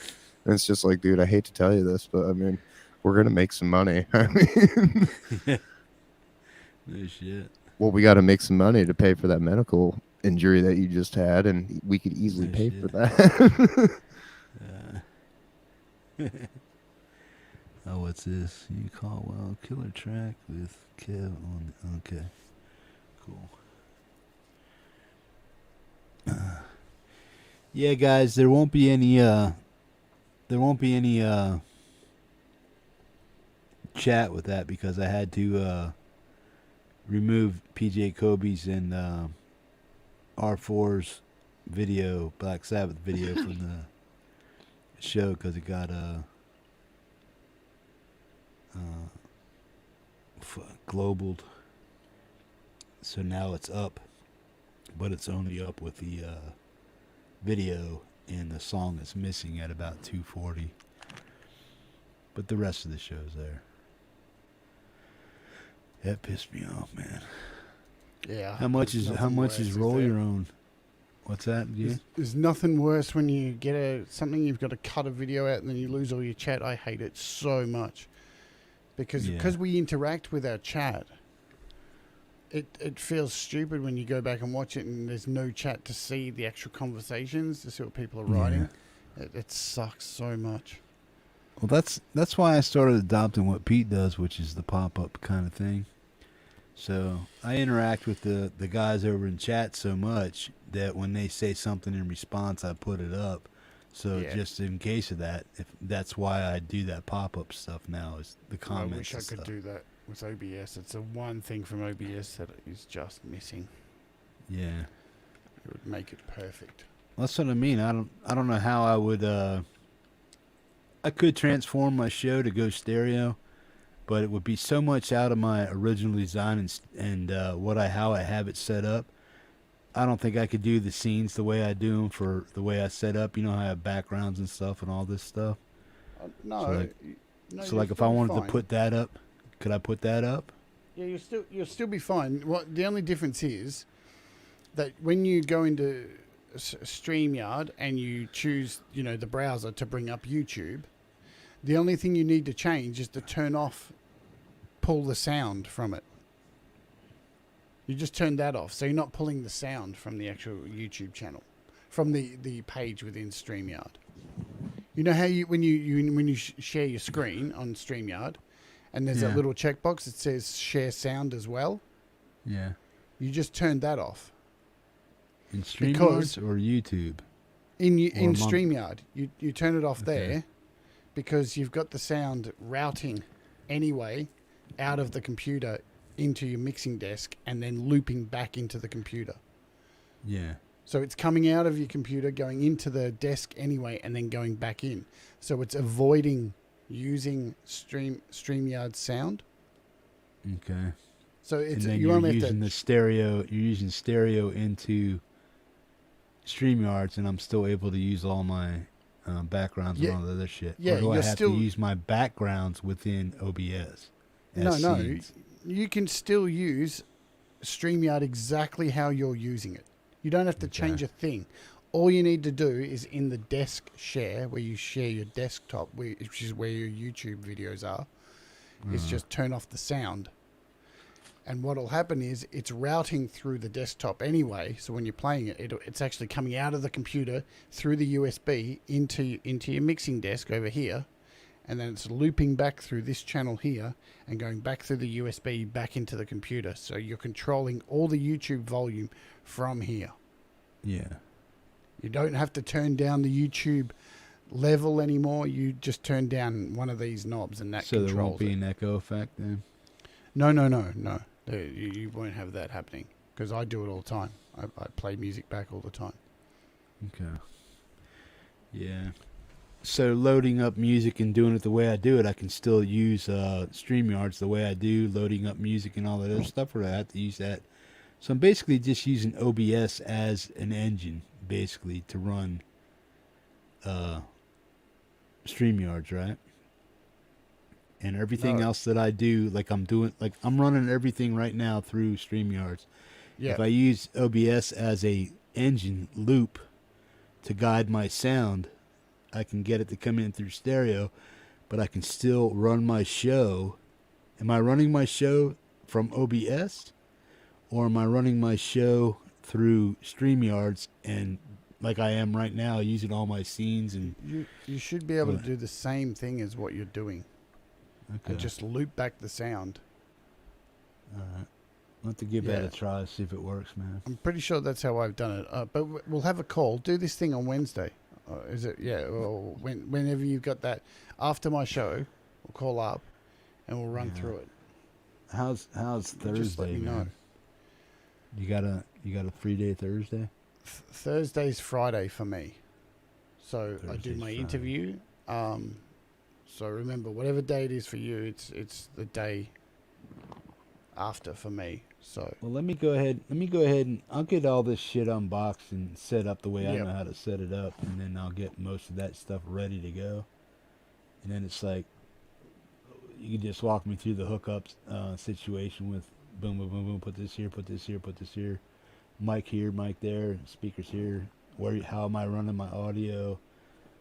Because right now I can switch between my monitor speakers just with the click of a mouse between here and there, and then I got my Altec subsystem surround sound. I got my monitors on the floor, or my little my 5-point surround system. Boom, I got those on the floor underneath on each corner back here. Then I got my sub over there, and then I got 2 desktop speakers over there. So I got sound, boom, coming out of there. I mean, the sound is better than these. These aren't for what I want to use them for. They're just for mixing and stuff. But my surround sound, when I'm watching Netflix and stuff like that, I'm just like, it's just flying past me. Like, whoa, hey. You know, and when I use my cans and stuff, it does the same effect. I still hear and feel everything coming around me that way. So I'd use the same thing on gaming. When I'm doing my gaming and stuff, I have 5-point surround on that also. So when I'm out, like, doing my Call of Duty and Battlefield and shit, sniping for people and stuff, teabagging them. You know what a teabag is? Yeah, of course it. That should have been your word. That's going to be the next word, teabag. Teabag. Yeah, it might make me laugh. Yeah, teabag, Hippie. You know, we can. I can have you on the call, Mark, if you want. If you want to come on, we can do a 3-way Skype and do it. We can do a 3-way. There you go. Yeah. That's easy enough to do. Sounds kinky. Yeah, I don't. No, I understand everything we need to do, and I understand what everything is, but it's just never having hooked everything up before or actually used the equipment. I know what it's for and how it should function, but you just saying, no, Jeff, just do that. Okay, boom, I got that. I understand what it does now. Jeff, do this way. Okay, I got you. I understand what that does now. My big hiccup is if there would be a glitch, because I've never used a mixing desk or along with I still want to keep my Focusrite in the mix somehow. There's a guy called Kettner Creative or something like that, where he shows you how to hook up all this stuff. He basically says run two what are these called? XLRs. Run 2 XLRs out of the 1 and 2 into the mixer. Yeah, that's what I do. Okay. Yeah, so have a look. So my iRig's back here, and I've got 2 stereo outs coming out the back, and they're going there. So there's left and right, and that's going into track here, and that controls anything I plug in to my, my iRig, which is my audio interface. So if I've got your music on my interface iPad, has a separate that row there is only triggered for your interface hookup. The interface is connected to my iPad. Okay. It's connected to my iPad in here, so everything goes through a hub and then into here. So anything that I play on my iPad, any music, YouTube, any keyboard, guitars I plug in or vocals I plug into here for if I'm recording, and then that goes out of here into the mixing desk on channel 5 and 6, so I can control the volume of everything that's coming out of my iPad and everything that's going into my iRig. Then this iPad here is an out going into track 7 and 8, so I can control. I think I'm still playing the music from the interview I did with Night Train. So his music's still streaming because, everybody I have on the show, I stream their music for 2 days afterwards. So when they get a surprise, they go and find out someone's listened to their music for 2 days. And it's still playing. So that's coming through here. That's coming through this iPad here. Yeah. And then I've got the two here are 2 mics. And then this channel, 4 and 5, 4, is my, controls my Mac over here, so it's coming out of this interface going into here. So I have 2 interfaces, an iPad and 2 mics all going into this, and that all goes back into the computer. And the last track here is the loop back. So when I click this button, I can, whatever sound's playing on my computer, I can have playing through here. When I click it off, you can't hear it. It's really simple. Like, once you get it in, you're going to see it's super easy to actually do. It's really easy. So Yeah, this is that's the what hub for all audio, you know. And Yeah. plus I have 2 speakers here. So these 2 here, if I zoom in again, these 2 here, they are for my monitors, for my studio monitors there. So I Yeah. can go directly out to my monitors whenever I want if I'm mixing or mastering music. But, you know, if I'm recording, this I know it gets a bit confusing. If I'm recording, I use my iPad for everything. Uh-huh. But all the sound is all routed through this, so I'm listening to everything through these cans through this. And then if I just switch over, I can have monitors on and then switch back to headphones.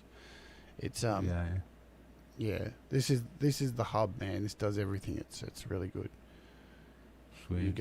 You're gonna have a lot easier time, I do believe. Yeah. Well, yeah, I want to be able to do more than what I am with just my interface because I don't have any kind of effects or anything like that. I'm not able to do any kind of tricks or anything with that I couldn't do with my interface. So basically, if I bought another set of say cheaper monitors and stuff, I can use the extra outs on my interface, run them into my mixer also, and if I want to use one for mixing, I can use that, and I can use the other ones as like my take over my new desktop speakers and use them as new desktop speaker monitors and stuff.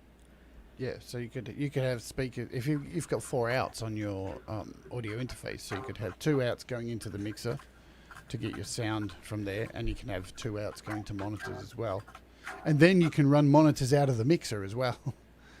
So, yeah, that's what and I was yes, Empirism. It is a MG10XU because they're cheap, they're solid, they're made of metal. They do the job Those are what, really like well. 219, 2 something over there? What are they over there? They're like 219 here. I think they're I've seen them for 179. 300 or something here because our dollar's worth like 70 cents to your dollar. Yeah. Our dollar's shit. Yeah, I wanted to wait for the one with the sliders and stuff. Plus the one you have, I could have ordered it from Guitar Center and had it shipped to my door through UPS, but I just don't like dealing with Guitar Center, so I waited for American Music Supply, which is where I get all my shit most of the time, either on payments or this. I paid straight up. I just paid cash for it. So boom, it's in stock, give it to me. Boom, send it up. So I had to wait for them to get that back in stock, and they didn't have yours in stock at all, but I was like, boom, I wanted to get that. And Garage Center only had the one that you have, but I wanted to get the sliders and stuff. Would you rather have sliders, or would you? Yeah. Now looking back, I wish I had got. But when I bought this, they didn't have the 10XU with sliders. Now they have the 10XUS, I think it is, with sliders. So they've only just added it, and they didn't have any 12s in stock, so I just got the 10. But trust me, these things are tough, man. I spilled a cup of tea in this thing, and it's going. Yeah, Sweet. Same as my computer. My poor old computer got a cup of tea in one show. It was a live stream. I knocked my cup off the desk, and it just went splash into the desk and the computer, knocked offline. And I'd only had the computer for about a month and a half, $2.5 computer. Yeah. And I opened it up and was like, wow, these MSI computers are cool. It's got like a drip tray underneath the keys, and it caught all the liquid, and none of it got on any of the circuits. I was like, wow. What's your cooling system in there? Is it just fans, or do you got water cool, or what? It's only a laptop. Okay. It's only a laptop, yeah. It's that thing there with the red glowing keys. I got it. It's a gaming laptop. It's got like. They got the 360 or the 260 or 280. It's got 32 gig of RAM in it. Okay. It's an i7. It's an i7. And I'm going to update it really soon and put 64 gig of RAM in it. Well, how are you cooling that? Do you got it up off the desk? Yeah, there's a little stand underneath it that just keeps it off the desk a little bit. What are you doing to keep it cool? Well, you're not fans. really It's using got fans in it. Yeah, but I mean, you're not. I mean, what do you actually use that for? Because that's a lot of juice just to have sitting there. That controls everything. Oh, does it? Pretty much half of that computer is a fan. Okay. It's got dual fans in it. Like, man, you don't want to hear them when those things crank up. But it's set to auto. Like, I've got it all set up so it adjusts to its needs. I got you. So it's never over. It's never hot or anything like that. It's on 24 hours a day too. I'd never have it off. So I'm the same way. I don't turn my computer off, and I turn my computer off once a month, or if I have to restart it for updates, that's about it. So when I go to the store, grocery store once a month to do my laundry and get my shit done, my food, I just shut it off while I'm not there at home in case any kind of power surge happens and I'm not here. If I come home and I want to know why my computer is not running, I don't know why it shut off if I'm not at home. But if I know I shut it off and leave, I know no anomaly shut it off. So if I turn it back on, it doesn't start up, then I know there's something wrong with something else and not my PC, or you know what I mean? Yeah. Yeah. It's just a safeguard to shut it down while I'm not home. So when I do start it up and it doesn't start when I get home, I know a power surge couldn't have shut it off. So I'm just try to troubleshoot it that way. Yeah, I'm barely home most of the time, so I shut off a lot of my stuff. And then actually in my other room right across the way over here, because I'm in my living room right now, my other room right over there where I got all the other stuff, all that stuff is off right now. There's just no reason for me to leave it on. So what are you using right now for? Right now I'm just using a laptop. Okay, and that's Just laptop regular- cam too. Yep, just a regular old Dell laptop. Yeah, it's not a bad picture. Yeah, no, I don't think it's bad at all. I mean, it gets the point across. Yeah. See what you're doing. I can hear you fine. Yeah, although I do need a good camera, though. That's like the next thing I need. In all honest reality, like the one thing I do need is like a mixer, because that would be really nice to actually like integrate like some Axe effect sounds into here somehow. But I also don't know, and there probably is the capability of doing that, and I'm just too dumb to realize it. But I just need to figure that out and probably do a little bit more research. Yeah. Well, the amp simulations and stuff like that, you can load up on there and just run a simple, small little iRig or something like that through there and interface. Yeah, I mean, You can get sound out of it. Yeah, I mean, I'm not looking for anything. I just want like the actual sound to go through and like actually get some good sound. Because what I want to do is I want to do like this streaming service of just basically getting out and just like making a song. Like, I don't want to do like the cover songs or anything like that. Just literally just like, hey, can we make a song like today in like 3-4 hours or something like that, and literally just make that a stream. But I don't know like how, if people would watch that or not, and if they do, it'd just be dumb stuff. So Well, people are watching us. I mean, what people watch? I guess that is true. I mean, what are we doing? Yeah. You're talking shit about. I fall out of knickers bed and- each morning at 8 a.m. and talk shit, tell jokes, make music occasionally, talk a lot about apps and people. yeah, watch it.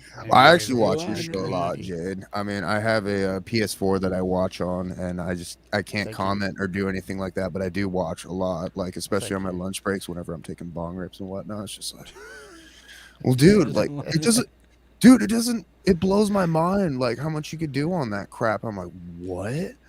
Like, dude, just some of that stuff blows my mind. I'm like, dude, there's so much capabilities now. Like, if I would have had that when I was a kid, I'd be making some crazy, like, wacky, like, EDM music or something. Absolutely. It's ridiculous. Like, I didn't have accessibility to that when I was a kid, like, at all. Like, Yeah, neither did even I. learning guitar, like, tabs and everything, like, off of the Ultimate Guitar and everything, like, that was not reliable at all. So I learned by ear a lot. Dude, I use their tabs Didn't and we stuff, all? and I'm like, what the fuck am I playing? Because whatever I'm playing does not sound like. Oh what I'm my supposed to be god, playing. dude.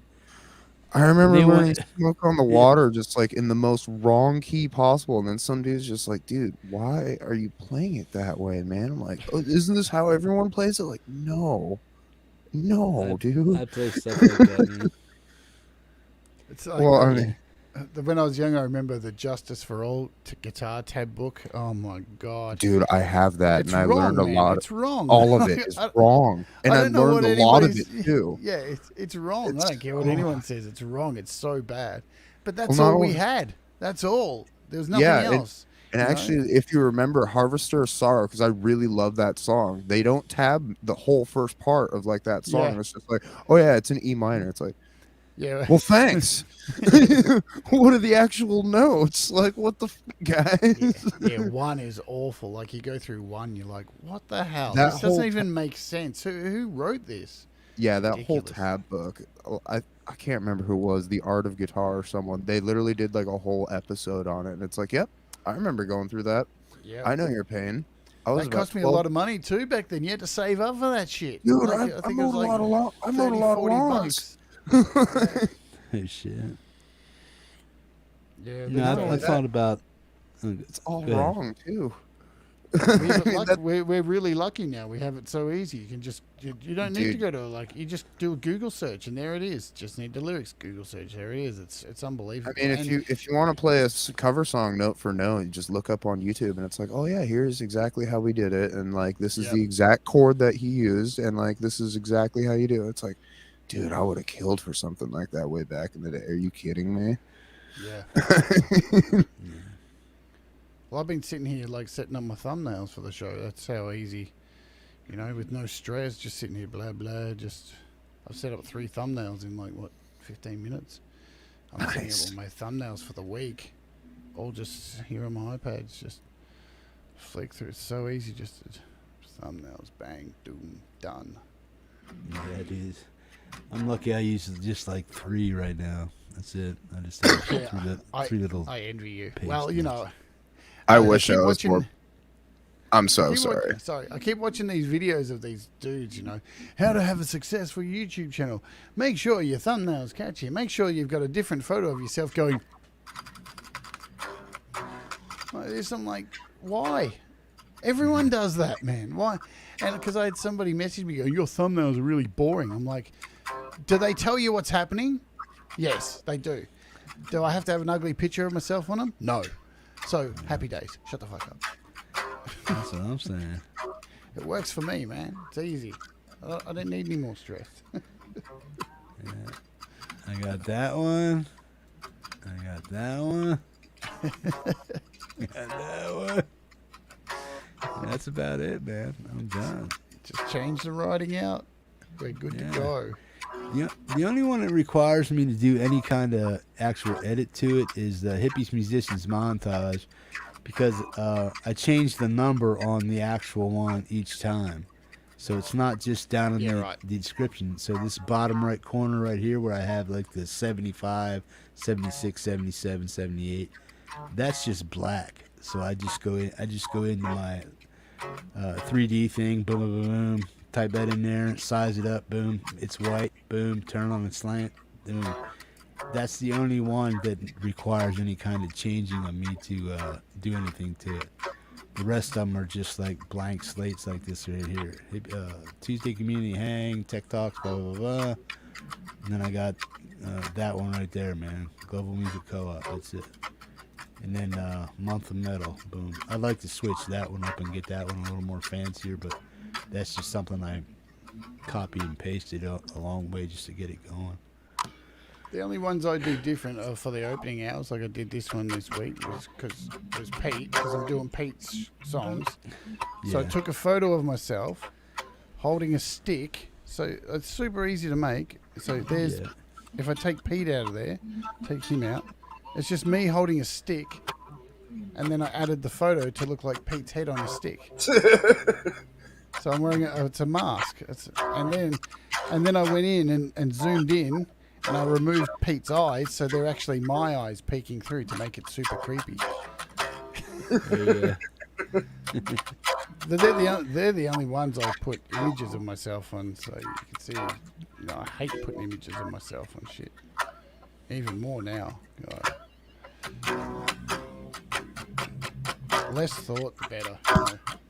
Yeah. As long as you know what app I'm looking at, that's the most important thing. It's not about me; it's about the app. Or whatever. So I heard you ask earlier about. I only bought one thing for Black Friday. Only one thing. Yeah. I bought a pack of presets for LumaFusion for my video editing.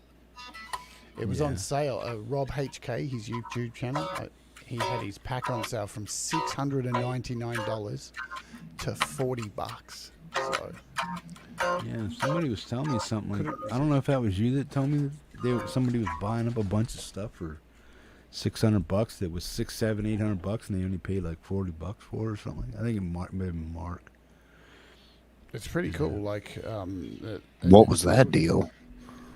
it's like all these transitions for video production, and there's like 45 full-on sets of transitions, and they're not shit. Like they're actually pretty good. Are you able to show one here? Yeah. Let's see. I haven't installed them all yet, but let's go here. So you get stuff like, let's open it up. So here they all are. And if I hit play, you can see, oops, let's go full screen, hit play. So they're just little things like this. And you can change the writing in them to whatever you want. They're just like little things like this. Yeah, I just bought something kind of like this, kind of like Filmora. I don't know if you've ever heard of that video program. Yeah, I just bought something like that. So these were from Rob HK's YouTube channel, and yeah, it's worth $699. And I've only opened 3 of them, and there's 45 packs. So Holy this crap! 45 really cool packs stuff in of there. how many in each pack? Well, look, I don't know how many's in this one. There's probably like 50 in this one. All different ones, and then I haven't even, like, there's lower thirds. What are these ones? There's nothing in that one. Hang on.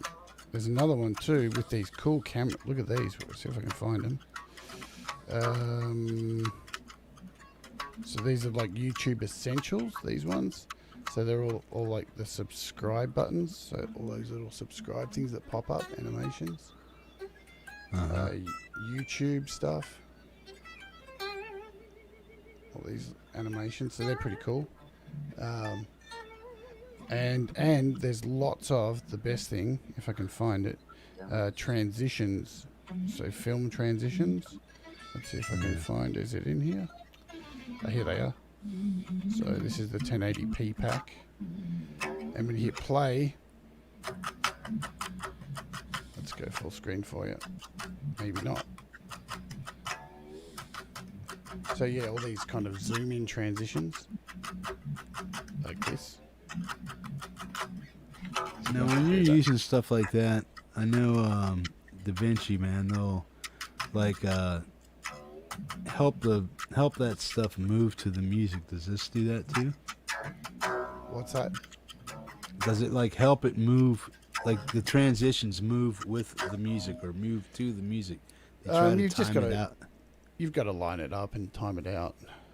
Yeah. But I think one of the other things that was in here too, and it's not perfect, but I reckon with a bit of work, I really dug this. This was one of the things that got me excited. It is the Marvel Comics opening thing.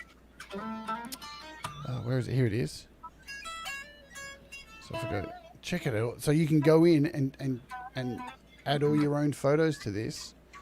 And it's the Marvel. Oh, that's cool. So look at this. It's close. It needs a little bit of work, but that's kind of pretty cool. That's cool.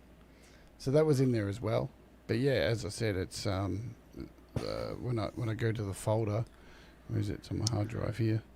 So it's all of these. These are all zip files that need to be opened. So there's LUTs in there, there's smoke effects, music, sound effects, overlays, media, social media bundles, text, video transitions. Pretty good for $40.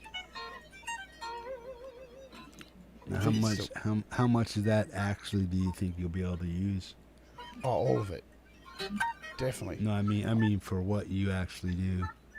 Yeah, lots. Because I make lots of videos, so it'll definitely get used. Yeah, you'll find something to use it for, right? Yeah. So there it all is. Look at all those packs, man. All those were included in it. Wow. That's sick. And it says, yeah, So I got the $40 one. This one comes with updates, but I got the one without updates, which was $40. This one's $99. You know, I looked around for Black Friday because I did shows on apps and stuff, and I just thought, you know what, I'm going to buy one thing this year and just make sure it's something that I can get a lot of use out, and it's something I can do shows with and give other people ideas. So, you know, I'm always thinking about the show, never for me. Never, oh, I'll buy that for me and enjoy it. It's always about the show. Yeah. Because that's all I'm ever trying to do is figure out a way to make things just a little bit better, but work for me that I understand that if I have if I have an issue with anything that goes on while I'm broadcasting, I can pretty much pinpoint it, figure it out, and snap to it, and do my very best to get it up and running and back in line and stuff. It's like the other day, I don't know if you were there where the show stopped down. I got 13 minutes in and boom. Yeah, just, what? Yeah. Nightmare. But that took a minute to get up and reboot it and stuff, but I had to actually take time. I didn't try to get the same show back up and running. I just said, dudes, I'm coming back. I'm quitting this one, and I'll be back with a new show, start over from scratch. Because that would have been a messed up video. Sometimes 13 minutes of dead bullet. space. Yeah, you got to take that bullet sometimes and just the hardest thing, Hippie, you know, because you do this is you get angry. And you want it to work. You know, you've been on a stream with me swearing before the show. I don't do that anymore. I've learnt to just go, you know what, whatever. Just, yeah, go. Well, it's like when you see me, man. I mean, I'm normally not a testy individual. I don't get upset very quickly. You said testy. Yeah, testy. Yeah. What? Oh, you're gonna go there. Jesus Christ, you're so fucking juvenile, dude. What the hell? Dude, yeah, I know. I'm a guitar player. What did you expect from me, man? What, testy? It's a testy. Yeah, dude, I'm like the walking and funny. talking Beavis and Butthead joke. I swear to God. Yeah, but yeah, that's what I do, man. If you ever see me getting testy, it's because there's either someone who came into the chat that I've dealt with before that I don't really want to get rid of them, but I'm just giving them the benefit of the doubt that they're going to behave and act right. I'm watching out for stuff, and then if something exacerbates that and I get a glitch in my show somehow, or something screws up, boom, I got like 4 other things running through my mind besides fixing the show.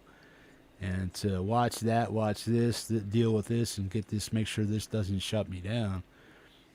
I deal with all that stuff within, like, you know how it is. You have to troubleshoot on the fly, and if you got somebody agitating you or something you're watching out for that isn't conducive with what you really should be doing, it could get. I get a little irritated and stuff. So have you ever seen me like irritated or? Yeah. It's because I'm doing something. Just write flashlight in the chat. Flashlight, you son of a bitch. No, but it's hard, man, because you want your shows to go without a hitch. You want everybody to have a good time. You don't want people to feel like they have to come back and wait around for you, because you take pride in what you do, and that's the thing. It's a hard pill to swallow, but at the end of the day, it took me a long time to realize that just stop the show and start it again, because those people are still going to be there. They get it. Yeah. Like, you know, it's yeah. it took Most me of a the long people time to get that through. Yeah. Most of the people that come here and they see a slip up or something like that, they know that I'm on top of it. They don't sit there, and most of them don't. Most 99% of them don't piss and moan about anything. They just like, oh, they'll get it. Yeah. So, and I normally do. I can normally get a show back up if it drops. I can usually troubleshoot a problem within 4 to 2, anywhere from 3 to 7 minutes or something like that. It's about average. Because my PC, if I have to do a hard shutdown, it's just that's about a 7-minute process in itself, man. Especially if I'm locked up.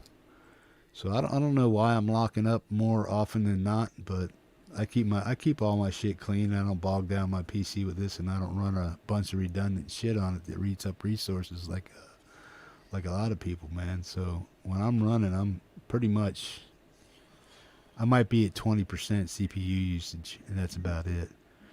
You know, but I still get lockups with my browser sometime, and I think that's a conflict between Google and StreamYards.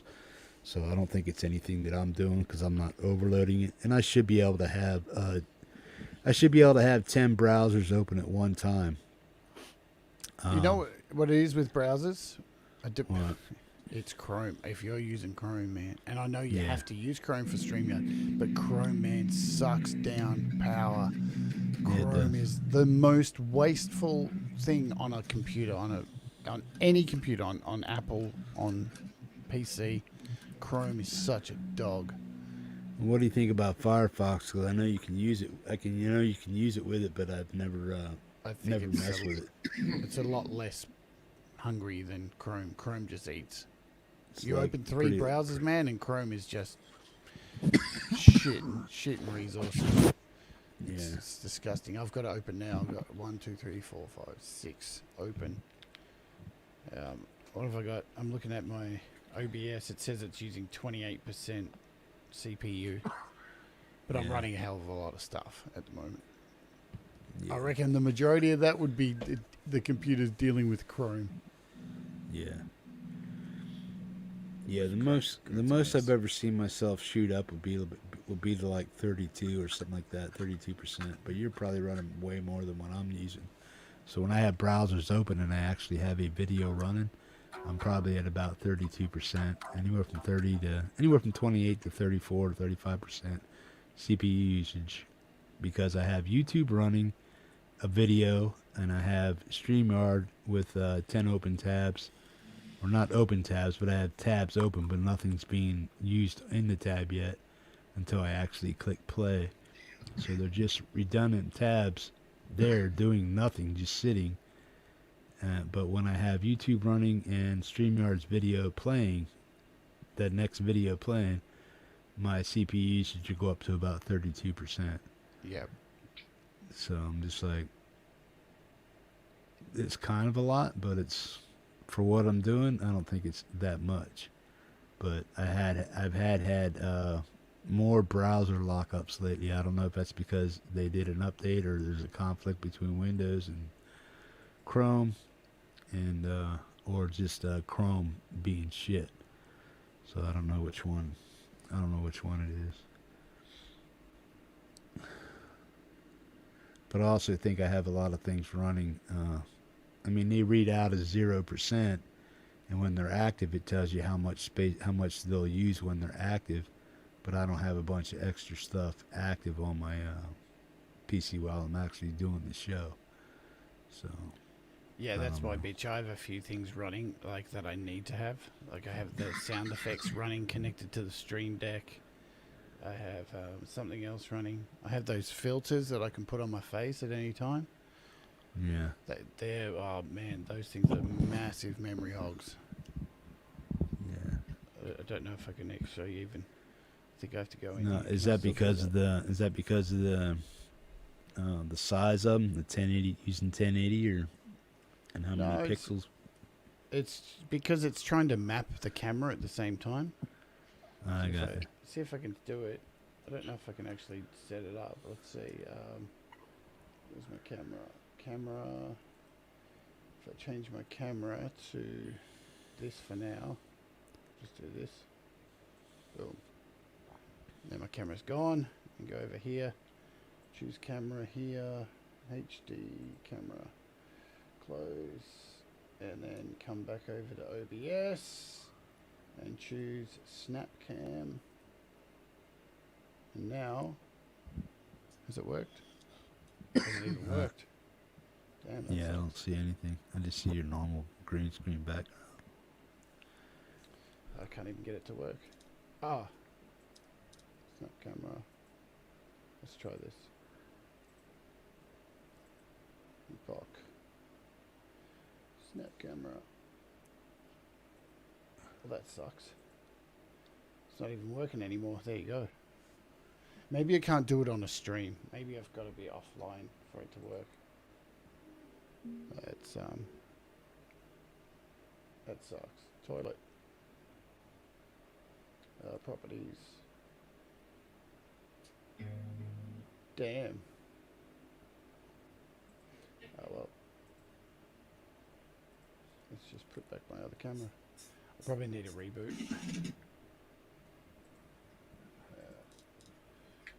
And where's my camera? Camera. Yeah, I think I'm gonna buy that Gojira plug-in, man, for my Gnarl DSP. Sounds good. It really does. It's either that, well, they put the Rev G4 pedal that I've been boning over for a while since it came out, but No. I don't know if I want. I don't know if I want it or not. I mean, it's $189, so it's $45 off. It's a $220 price, so now would be the time to buy it if I want it.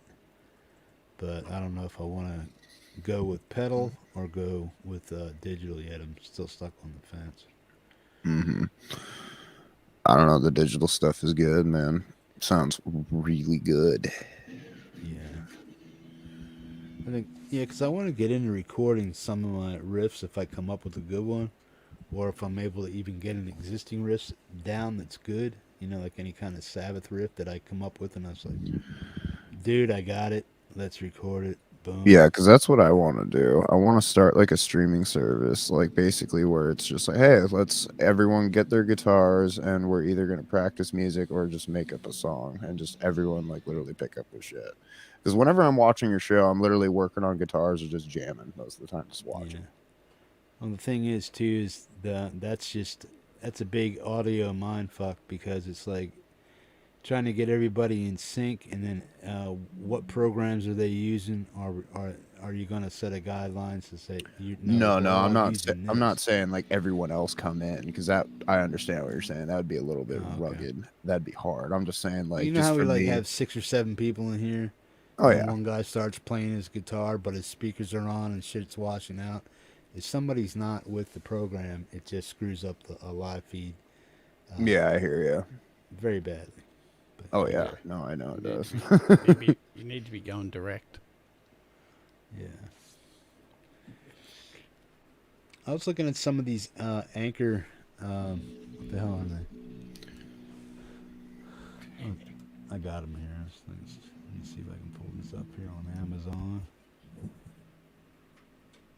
Where they at? Where those earbuds at?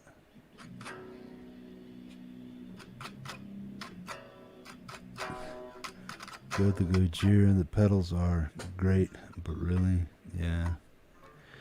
I don't know. I just had a hard on for a G4 for a while, but I don't. With all the new stuff and trying to figure out which way I want to go, I think I might just go with the Gojira instead of spending the $200 on that. So yeah, I'll probably do that, Mark.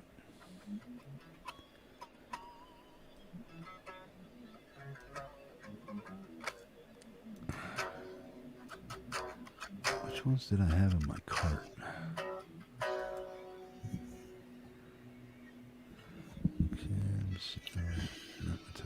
Yeah, me personally, I'm not into plugins anymore. I like physical stuff to where I can touch like rack units and stuff.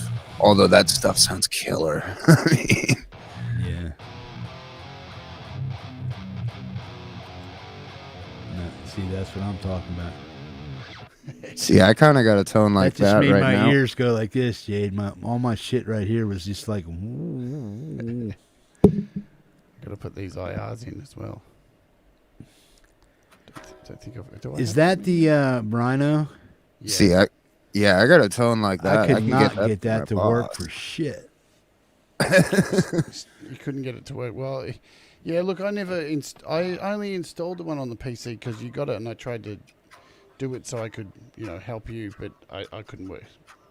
I'm not used to PC stuff. I've got so out of touch with it because I use everything now on here.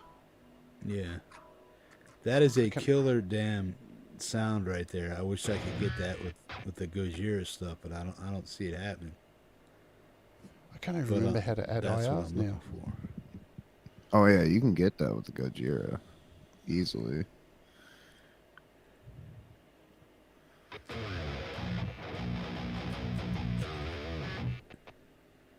See what she's playing now, man.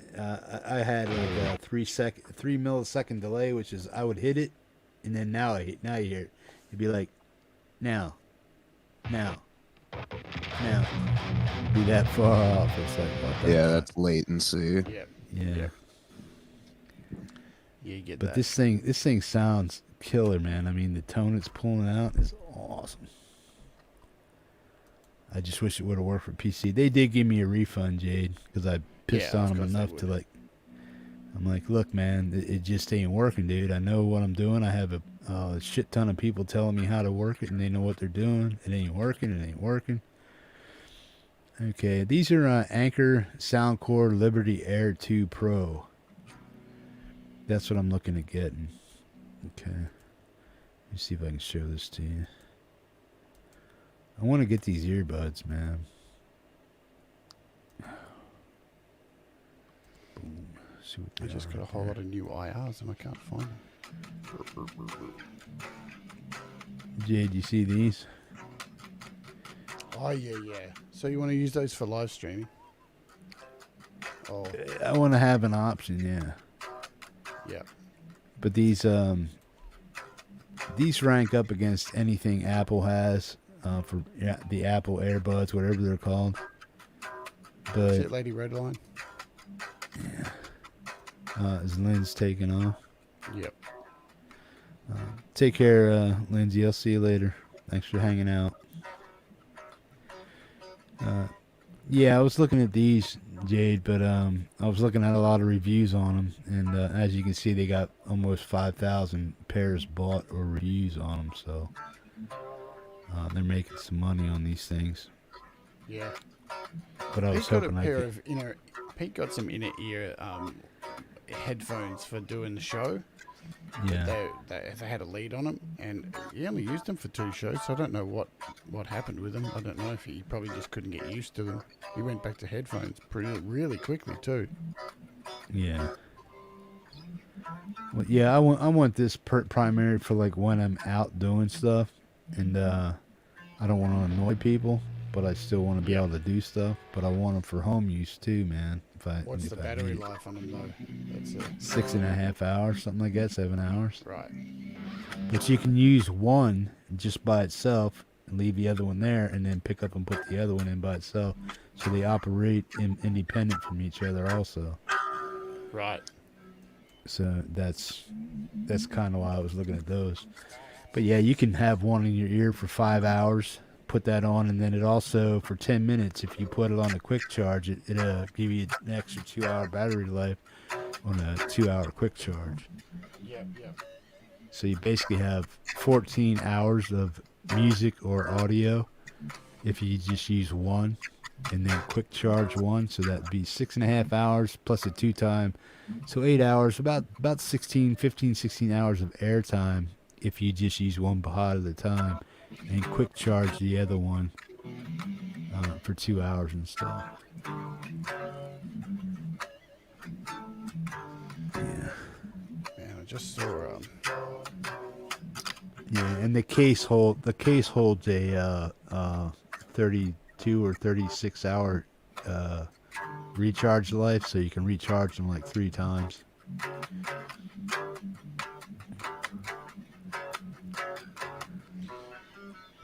I don't have any earphones like that.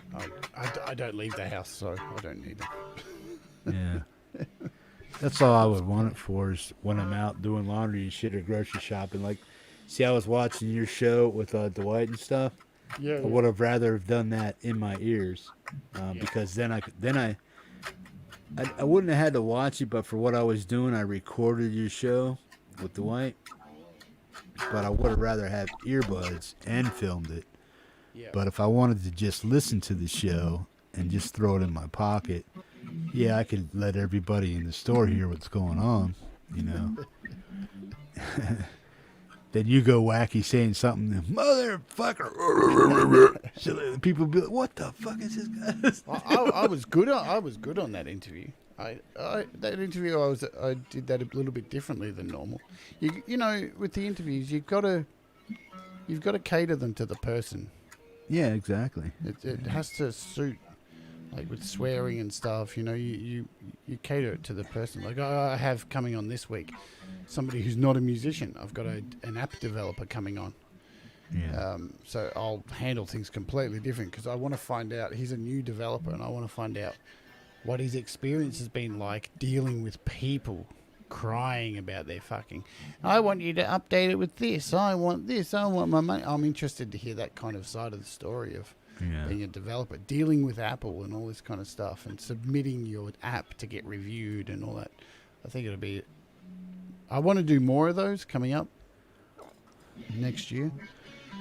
Definitely want to do some more of that. So what's the deal with any endorsements you got going on? I know you said that microphone got sent to you or something like that. What else? You think there's anything else coming up that you might be able to work on and get in your favor? I've got some pedals coming from OK Multimedia, so they're always sending me stuff. So Yeah. I got that new X Drive pedal coming from them, and the X Space pedal.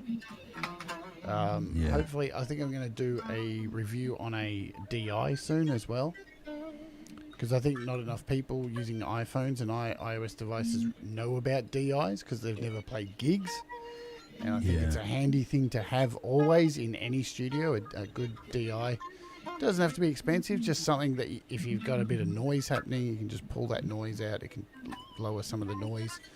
Because not everyone has the most expensive guitar, and it might not be grounded properly, and so you whack it through there. And so I'm going to do a show on that soon, maybe.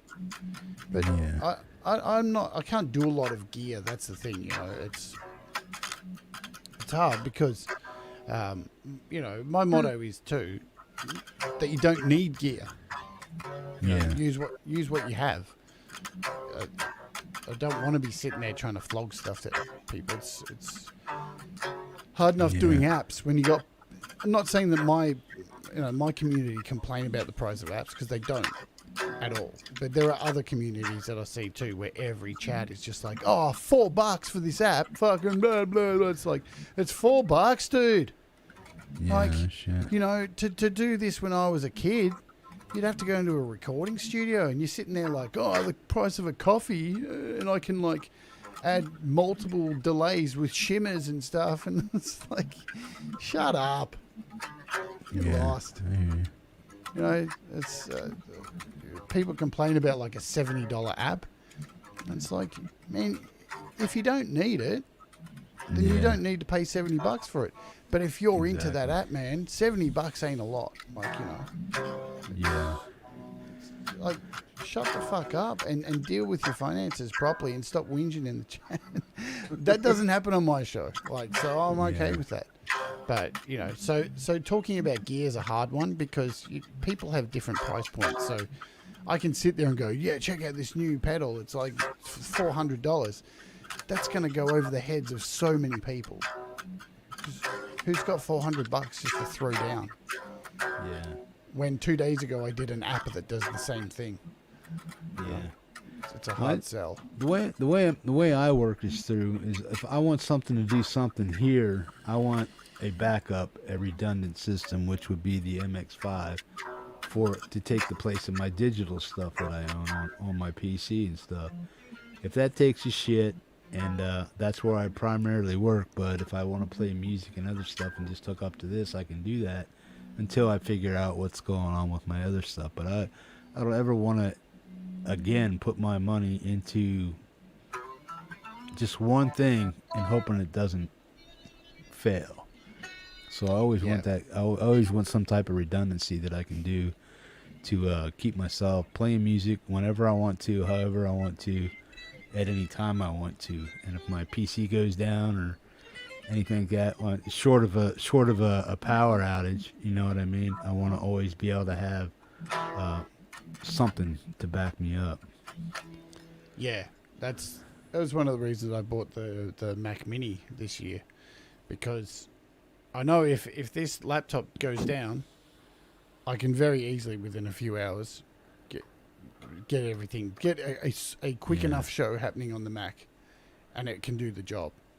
Not that I want to use that for that, because I just want the Mac to be for making music on. I know, look at Laurie. I remember when she wrote, I'll bet when I get up, you'll still be on. I remember when she wrote that when she went Yeah. to bed. And I wish I could have put my tooth under your pillow, Laurie, but still gone. Yeah.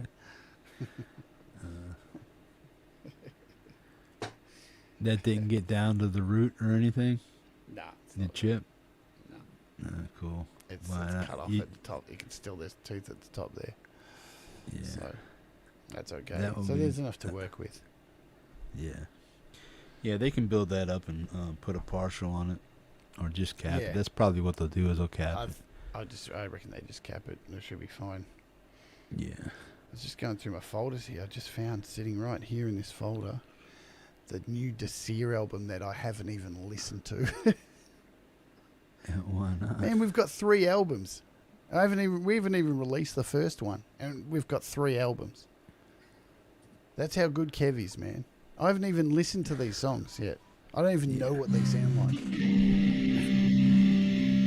I bet they're good. Well, I think he's mad at me because that one song he wanted to play on the show and stuff, I kind of said, bro, I can't do that. Was that the Priest That's one? It's something, yeah, like that. And I said, yeah, it's a little over the top on this level of what I do. So I don't think he wants to share his music with me anymore. Which I'm okay with and I'm sad about, but, you know. Well, Kev's very metal, man. Yeah. His whole thing is... Oh, so am I. I dig what you and him do off off I'm the talking... show. I'm talking, like we have these conversations on Clubhouse. Like the true metal. Like not that kind of like black metal, like true, not that. Kind of stuff. But no, he lives by that attitude of metal is an expression of everything. So like it sometimes metal's dirty, man, and that's the way it fucking is. And so metal should never be censored. That's his thing. So you know, I get that. And to that, I'm with him on that too. But at the same time, you know, I'm like good cop, bad cop. He's always like, you're too soft. And I sit there and go, yeah, but you got to understand. Same with my show. Like, if I have rules, I have rules. If you have rules, you have rules. But Kev's just metal, man. And, you know, you can tell by the way he writes. It's balls to the wall or nothing. Yeah. he is, man. So, No, I dig everything you do and what he does, man. Whatever I've heard of his and stuff, and boom. But it's just like I cater to everybody, not just one group of people. Yeah, I get that. Yeah, and if I had to do a balls to the wall metal show, he'd be probably you and him would be right at the top of the list. Then I'd be sitting there right with you. Fuck yeah, fuck you. You know, Shut up. We've talked about this in Clubhouse. About, you know, and I was going to say this to you in a private conversation, but we can't say it here. It's not that I'm like critiquing or anything like that, but I would have thought the mum show would be the perfect place to be balls to the wall and have everything. You know what I'm saying? Because you've got you've already got 3 shows that are friendly for kids. So, but then that one show a month where it's like, hey man, this is my time to let my hair down. I don't know. Well, I get that too, but then you got to consider my lifestyle and stuff like that, Of course. man. I get it. I get it too. So and I would never encroach, but you know, if that's because you know, I play in a band called FMC, man, and I always want to share my stuff here. It's just unfortunate that FMC's gross. It's gross. Yeah, it is what I'll it is, give man. it that. It's very gross, but yeah, But it's I meant get to it. be funny, man. That's the point. Yeah, Like it it's is. not. And you know, anybody who takes that shit seriously needs to see a psychiatrist more than I need to see a psychiatrist. Yeah. You want to? Let's this. This is one of the. I haven't heard this. You want to have a listen? This is one of the tracks. I haven't heard it.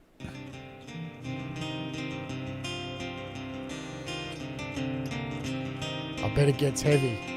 Now, what's this off of? This is off our second album. I've never heard it yet, so I haven't written any lyrics, nothing. I've never heard it.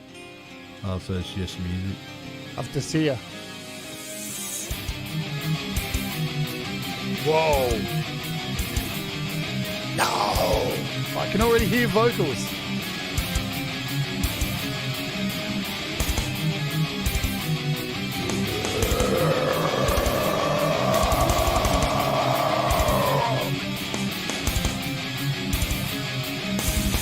Now I take your soul, destiny in my own.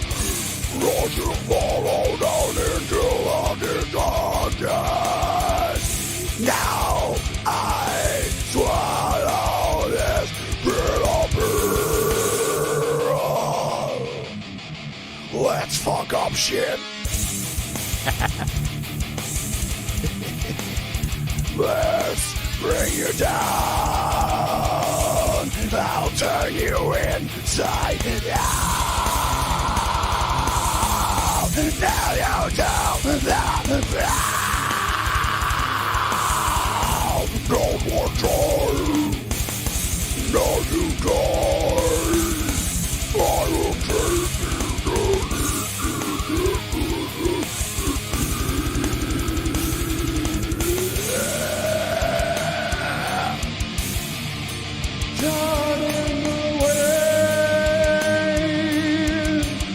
I'm falling dead under the star. Do you know? Do you know here comes a breakdown.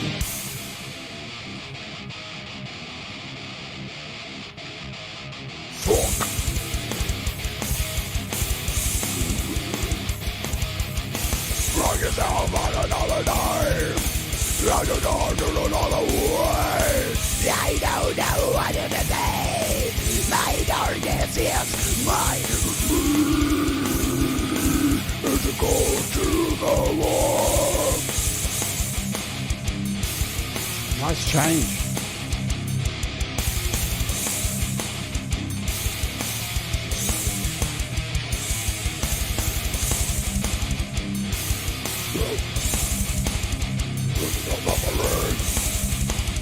I will make you down.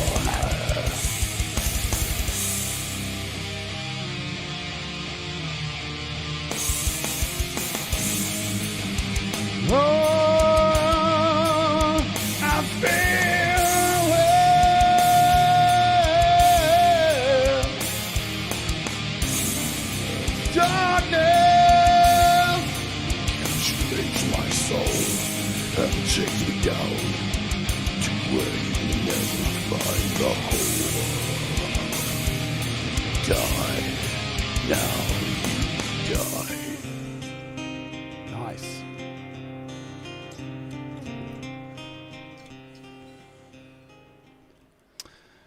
Very That's nice. going to be a fun album.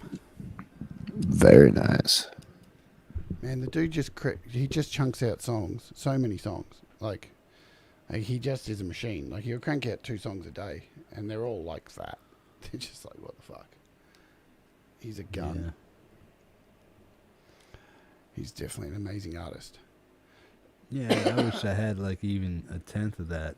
That would be, if I had a tenth of the skill that music required right there, or is, that would be enough for me to.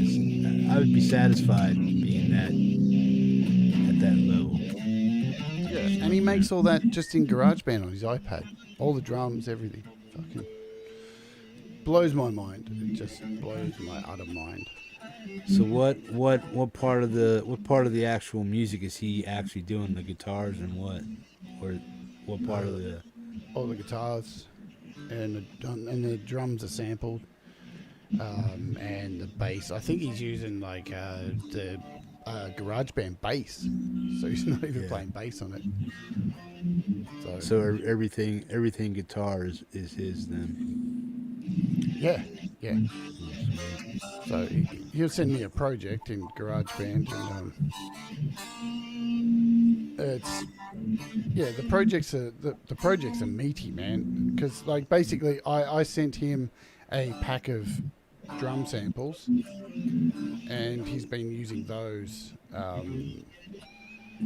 since I sent them to him. And yeah, so he just puts them into the track. Like it's quite a unique way that he actually makes the songs, because most people would use like a drum program. Yeah. But for him, he actually, like, if I open up a track, a project of his. Does he like cut them up and paste them and put them in Yeah, different spots and stuff? Well, this one's not a good one because he's actually gone in and put them all together. So if I find an old one, if I go in and find this probably Desir album, something like this. Let's see. So yeah, see all those drum bits? Yeah, they're all individual kicks. It's crazy, man. So how are they getting put together though, or are they already together? Well, he's just putting them all in there, individually dragging them in and placing them in the grid. Can you play that, or is that part? Yeah. Is that already done, or what? Yeah, this is one of the tracks from our new album. Just the drums? From the first. Yeah. Let me solo all the drums. Solo all the drums. There we go. Go from here.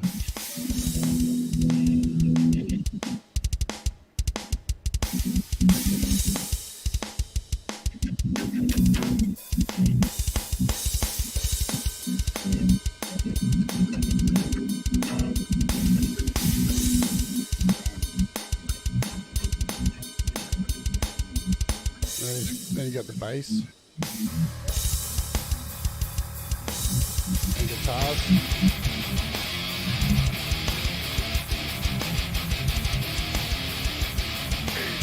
Under the spell of what you can't control, you are the ball marching forward for the chaos bringer. Destruction is the only way. Roll the dice, it's time to play. Humanity is just a shit stain on the bottom of a shell. Obliteration of a race, nothing more than a waste of play. Humanity has had its chance.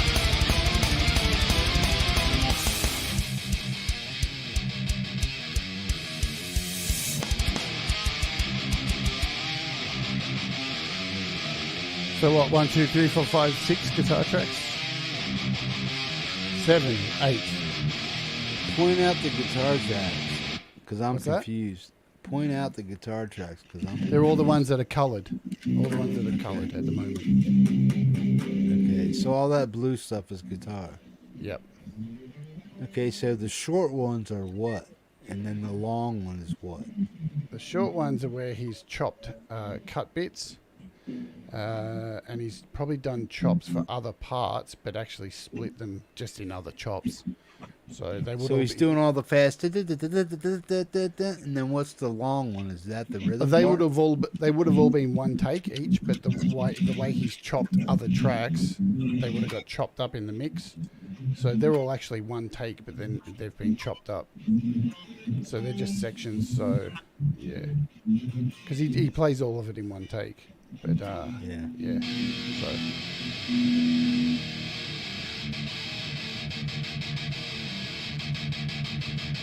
See, I want the tone he's got right there. I dig that guitar tone.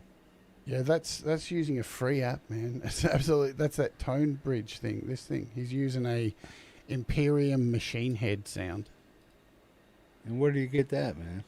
It's free. You can't get it on PC though, unfortunately. It's only an iOS thing. And the other tone he's using is a Carcass 1985 sound. That is fucking killer shit right there, man. So split left and right. Yeah. But that's a free app. I use that as well at FMC too. Well, he's got if this really you- cool app on here too called Spatializer, which spreads the guitar tone out across. It widens it really wide. It's really cool. What's that do for the actual, like single note? What's that do? Spatializer. Okay.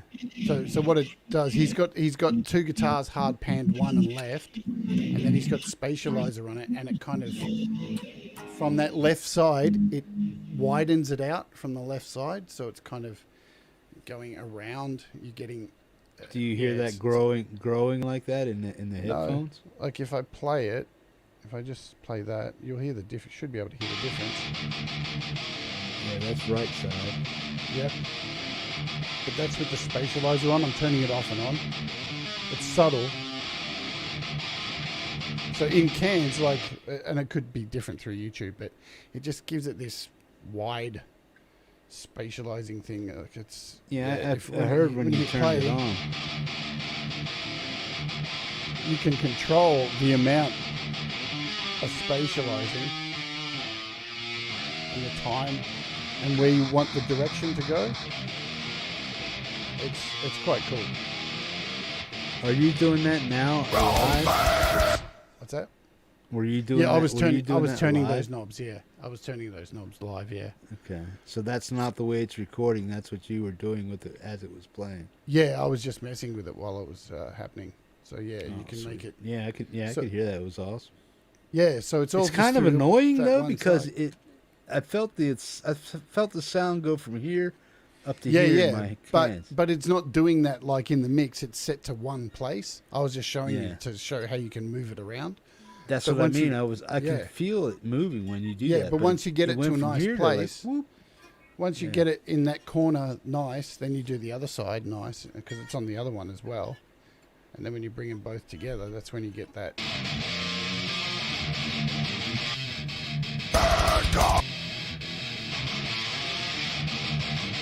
Yeah, I like how it pans off, boom, boom, boom. Yeah, because man, it's going like this, and it's kind of like beating your ears up.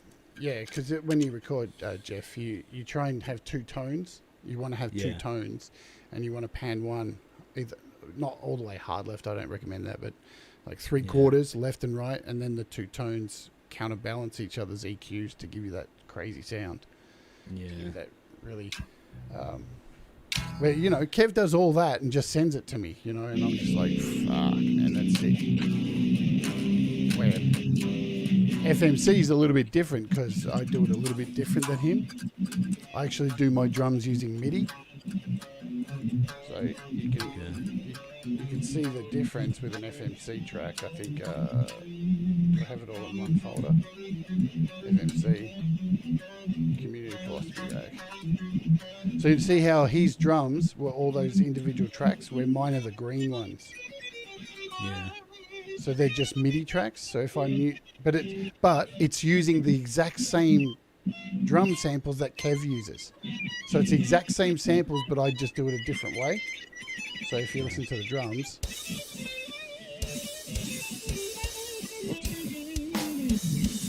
same samples.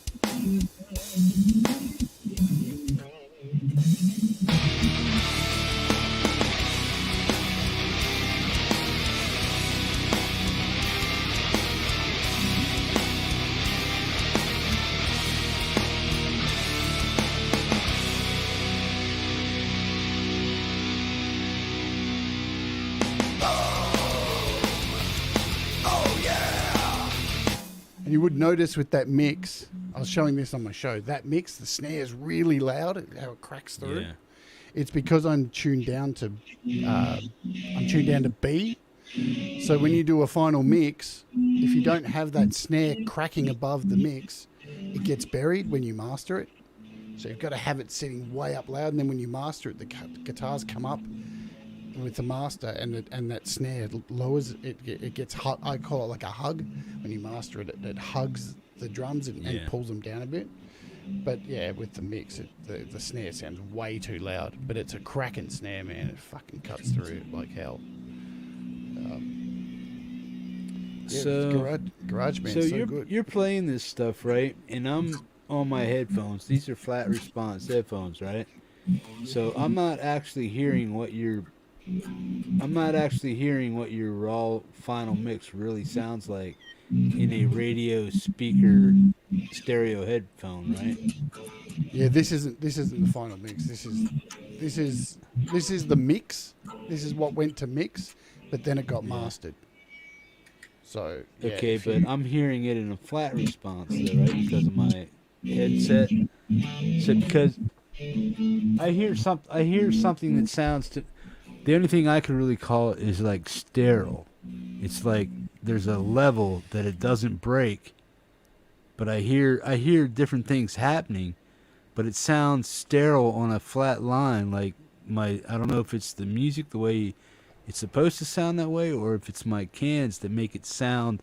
It doesn't sound to me. It doesn't sound dynamic, and I think it's because of my cans. Or I don't know if it's the way you intend the music to sound, or if it's just my inexperience to know what the hell you're doing, to figure out what am I actually really supposed to be hearing. And if I take off my cans and listen to my desktop speakers, is it going to sound dramatically different than it does in here?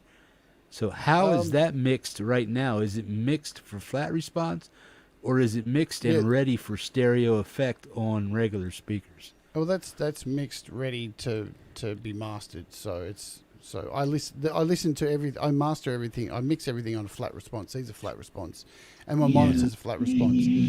But then that was just a mix. So if I played the same song now that it's mastered, there's that. This is the master. Much bigger. Yeah. Yeah. That's exactly what I was talking about. Now that sounds. And that's what I do on my Patreon. I master because this was the mix. Look at the mix. Yeah. You can see those snare hits. See those snare hits? How they're way louder and they're cracking through. And I know most people go like, "What are you doing there, though? Those snare hits shouldn't be like that." But then after I master it, look at the song. Everything's up. You can see how the guitars have come up, and then it's like, boom. It's fucking heavy as fuck. But how do you get the guitars to come up into the snares? Because I see the snares as all them thin spaghetti lines, like real thin hair, and then the guitar's in there. So it's the tricks of mastering, hippie. Okay. So mastering, like basically, you're taking a single file and you put it through a mastering console, and it'll bring up. You can control. You can actually bring things out through EQ and through compression, and you can take that file. Like I can do it now. I can open this if I hit open, and open in my mastering suite. So now here it is in my mastering suite, and here's the WAV file as you're looking at it. And let's play it. And now let's turn on mastering. I'll just fuck with it a bit.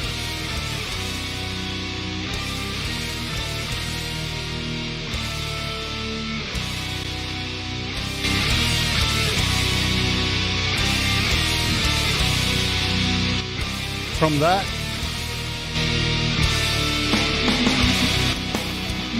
you'll notice it's not getting much louder because mastering's not about making it louder. Like the people fall for that mistake. It's about, I call it a hug, man. You want it to everything to just come up and rise above and hug the main vocal and the drums and just to make it happen, you know. But this is what Weltenkinder does. So he comes on my Patreon stream every Sunday, which we did earlier this morning, and he sends me 2 songs, and I load them in, and I master it, and then I send it off to him. And that's what we do on the Patreon stream. Like Russ sends all his stuff to me. Today we did Russ, we did Weltenkinder, Peter, and Mars Capone. But at the same time you're mastering, are you actually doing an educational class saying, look, if you guys get this stuff, you can do this? Not really, because I'll be honest. Like, the reason I do the mastering on the Patreon is because there's a lot of people's Patreons that don't offer much, right? So I look at it like, if you're going to come to my Patreon and join at one of the tiers, then I don't necessarily want to teach you something because I'm already doing that on the show each day. But I want to have a hangout with everybody. Let's like this. This is what we do for 2 hours every Sunday, where everyone can come and you can send your song and you can watch me master it. We can talk about it, and everybody who's on the Patreon can know that it's a safe place to like put their music up, and we can all critique each other's stuff and you know, let us know honestly. Let people know honestly, because if I get a mixed song and the drums are really low, I will not. I have to say it. I can't master this. What you need to do is go back and bring the drums up, and then we'll do it next week. You know? But I want to create that for my Patreon, and then what I'm doing at the same time is building a catalogue of people's music that I've mastered. So I'm eventually going to start a business mastering people's music. And then I have all these great artists who've come to me through Patreon that I can ask their permission to put their song up on my webpage and say, I mastered this. This is my example of what I can do. And then at that stage, then I'm going to change my Patreon and do something else instead of mastering, because then I'll have a business to do that. So I won't be able to do the mastering. Well, right now you're doing it for free with credit and name recognition, right? But what if somebody came? So Patreon costs $1 a month to join. No, I mean, but when you master somebody's stuff, you want your name on there as the mix master. Yeah, but if somebody comes to you and says, Jade, I want you to mix and master this, but I want to have all the credit for how does that work? Is that where they get? Okay, well then pay me this much to master this. My name's off of it. You get all the dubs and everything else. No. So basically, I don't do any mixing. All right. Maybe that's something I'll move to at another stage, but I just master. So I just take the final mix of the track, that one piece, and then I master it, and that's it. And all I ask is that I get credited for it, because you're getting it at such a cheap price. And I'll eventually hit up artists and say, I'm going to put this on my website as an example, and then I'll probably charge like $20 per song. But I only, if you're paying me to do it, all I ask is that, you know, I'm listed as, you'd want to like say the person who mastered it. That's all. So, but that's all I do, just mastering. So, because mixing's a different story, man. Mixing's way more, because you have to deal with all those tracks and yeah. And what Weltenkinder said here, sometimes it's better to send it to a skilled producer to master your stuff, because you're not objective enough to master it. Because your head's already dealt with making it and doing all this. And back in the day, man, back before we had all this great tech, I remember doing my first demo. You just sent it to some company. It got like a preview of stuff they did. And you never even got like, when they finished it, they didn't send it to you and say, oh, what do you think of this? You never got any of that. You just sent it to them and paid them, and whatever you got back is what the fuck you got back, and that was it, man. So these days, you can just do a master, and if it's shit, delete it, try it again. Do it, delete it, try it again. It costs you nothing to delete, start again, you know. Yeah. Digital rocks. But yeah, 35 tracks to mix. Yeah, a Dread Circus track, man. Try mixing one of my Dread Circus tracks for my new album, man. It's crazy. You should see how many tracks. There's like 80 tracks in them. Wow. That's because for that album, I'm using this. I don't use GarageBand for my Dread Circus album. I don't even think I've got any projects in here to even look at the moment. There it is. I don't even think I've got a project downloaded to even show you, but this thing's a beast. This thing is this is Aurea Pro. It's damn cool. It's way more powerful than GarageBand. Let's see, Dread Circus Masters. Do I have any on here? Probably don't. Aurea Pro. New Aurea, June 2018. No, nothing in there. I can't even find one. Dread Circus CD. Nope. Audio. New Aurea 2018. Here we go. So if I grab like, see, it'll take a while to download. Probably make my camera go shitty. So you look at these projects here. One of them's 2.5 gig, 3 gigabytes, 294 gigabytes. These are Yeah, like, it adds up. yeah. If I hit download, see if it affects anything, but That's a PC game right there, man. yeah, it's That's Battlefield. It is, man. It's crazy, but I think this particular track has something like 50 tracks on there. Yeah. So that's, and I couldn't do mixing. Mixing's way full on. And the other thing too, Hippie, like if you get, you're going to get into recording and such. I'll let that download. You're going to get into if you get into recording with your audio interface. The other thing you need to keep under consideration is, and I do say this a lot on my show, is you need to rest your ears. Like if you're mixing or mastering, you can't sit there for 6 hours doing it with headphones on. You just can't do it. Like what happens after even like 30, 40 minutes of doing it and listening to the same song over again, your ears get the insides of your ears get they blow up, they stretch, and you start hearing things that aren't there. You and you start ending up with shit mixes. And then you'll go back to it the next day and be like, oh man, I was working on that for 6 hours. I can't wait to listen to it. You open it up and it's like, what the hell have I done? What have I done to my song? I've ruined it. Because your ears, they get sleepy and they get yuck. So you seriously have to, and that's why a lot of studio engineers use monitors. But we don't, a lot of us don't have the comfort these days to use monitors because we're in small rooms or houses, people with kids, and so headphones become the thing, you know. So the other thing you'll find with mastering, the other thing that you'll find is, same with mixes, like when you do a mix, you may listen to it on headphones and say, that's great.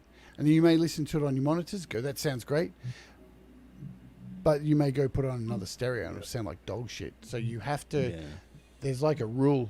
My rules are, so I do headphones, sounds okay. Monitors, sounds okay. Then I'll put it on my stereo underneath here, my surround sound, see how that sounds. And then either a Bluetooth small speaker, like I use this piece of shit. I use this tiny little speaker. Yeah. And if you can get it sound good on that, or a car stereo. That's the ultimate. Get it to sound good in a car stereo, then it's going to sound good everywhere. So, well, what's the key to actually getting to that stage, to get it to sound good on a car stereo? Mixing smart with making sure your ears rest in small doses, and making sure that within each track you understand EQ and you leave. Say you've got 2 guitars, right? And for one guitar you've got a lot of low end in it. For the other guitar you'd want to compensate that space with some high, you know what I mean? So you never want to use the same EQ because that frequency gets bogged down. So if you've got drum tracks all around the same kind of EQ, you need to create space with your EQ. So pull the mids here, so there's room amongst all the frequencies that there's enough, so you can hear everything evenly. You have to start understanding EQ. That's my biggest tip, I reckon. So to learn more about EQ and creating space within EQ and letting your ears rest, they're important things. And the rest of it is just, as long as it sounds good, it's got to sound good. If it don't sound good, it's fucked. So what's the percentage of time that if it sounds good in your DAW, your this or that, your monitors, your earphones, or your headsets, what are the odds are that it's actually gonna sound good most of the time in your stereo? Yeah, they're pretty good. When do you get to that stage that you know that, hey, if it sounds like this right here in my cans and my monitors, that I know that I can go outside and plug this in my car, it's going to actually sound good? When do you get to that stage of knowing? By getting to know your gear, what you're using, well, your tools. By using the same set of tools for a period of time.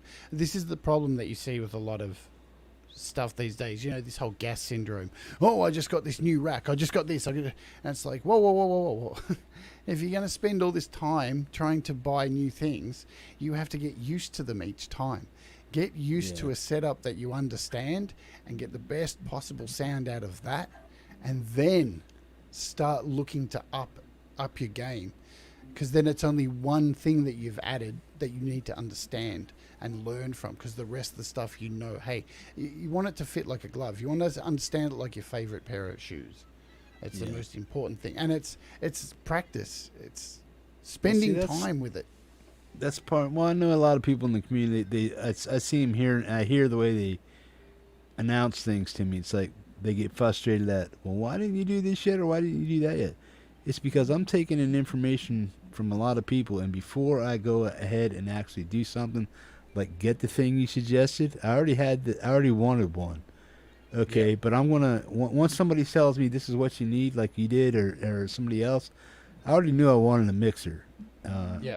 For later down the road.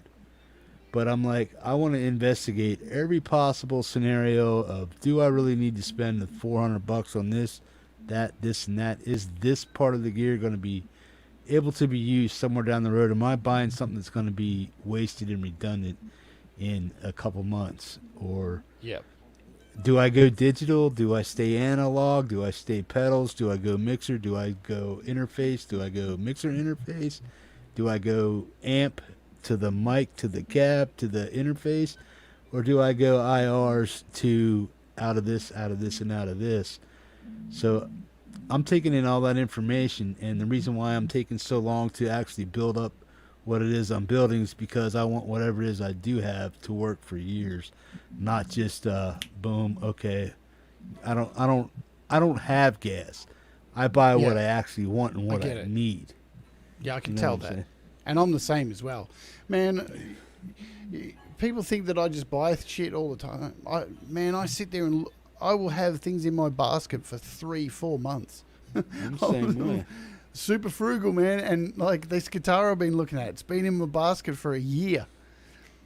And, you know, it's got to be the right time, and you've got to be absolutely sure, and you've got to watch as many YouTube videos as possible and get, because the money's important, man. You want to spend something. I think what you've got to have too is a clear vision of what you want to do.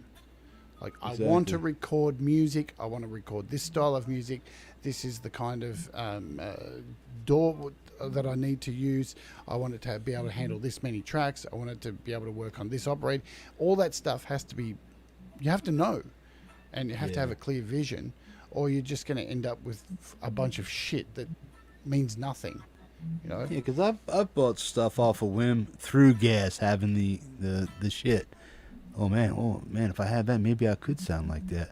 I've done all that, and I don't want to do that anymore. That's why I went from buying all the shit and pedals and stuff, boom, thinking it was gonna help me develop my guitar tone and talent and whatever, and I found out that I just spent a lot of money.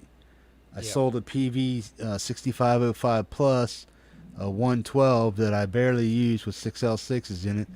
Great tone, but it pierced my fucking ears in my small cabin. Had to get rid of it. It was just, that little amp was too powerful for me. I mean, it's a big amp. I mean, it looks like a 212, but it's a 112, the PB. I don't know if you know the one I'm talking about, the 112 PB combo. Had that, but no matter how I tried to dial it in as a noob guitar player, everything was shrill and ice picky, and I could not get it to calm down inside my house. No matter where I put the amp, if I set it 15 feet away from me, the guitar, I love the feedback and all the other stuff, but to get that kind of tone that I wanted, it killed my ears.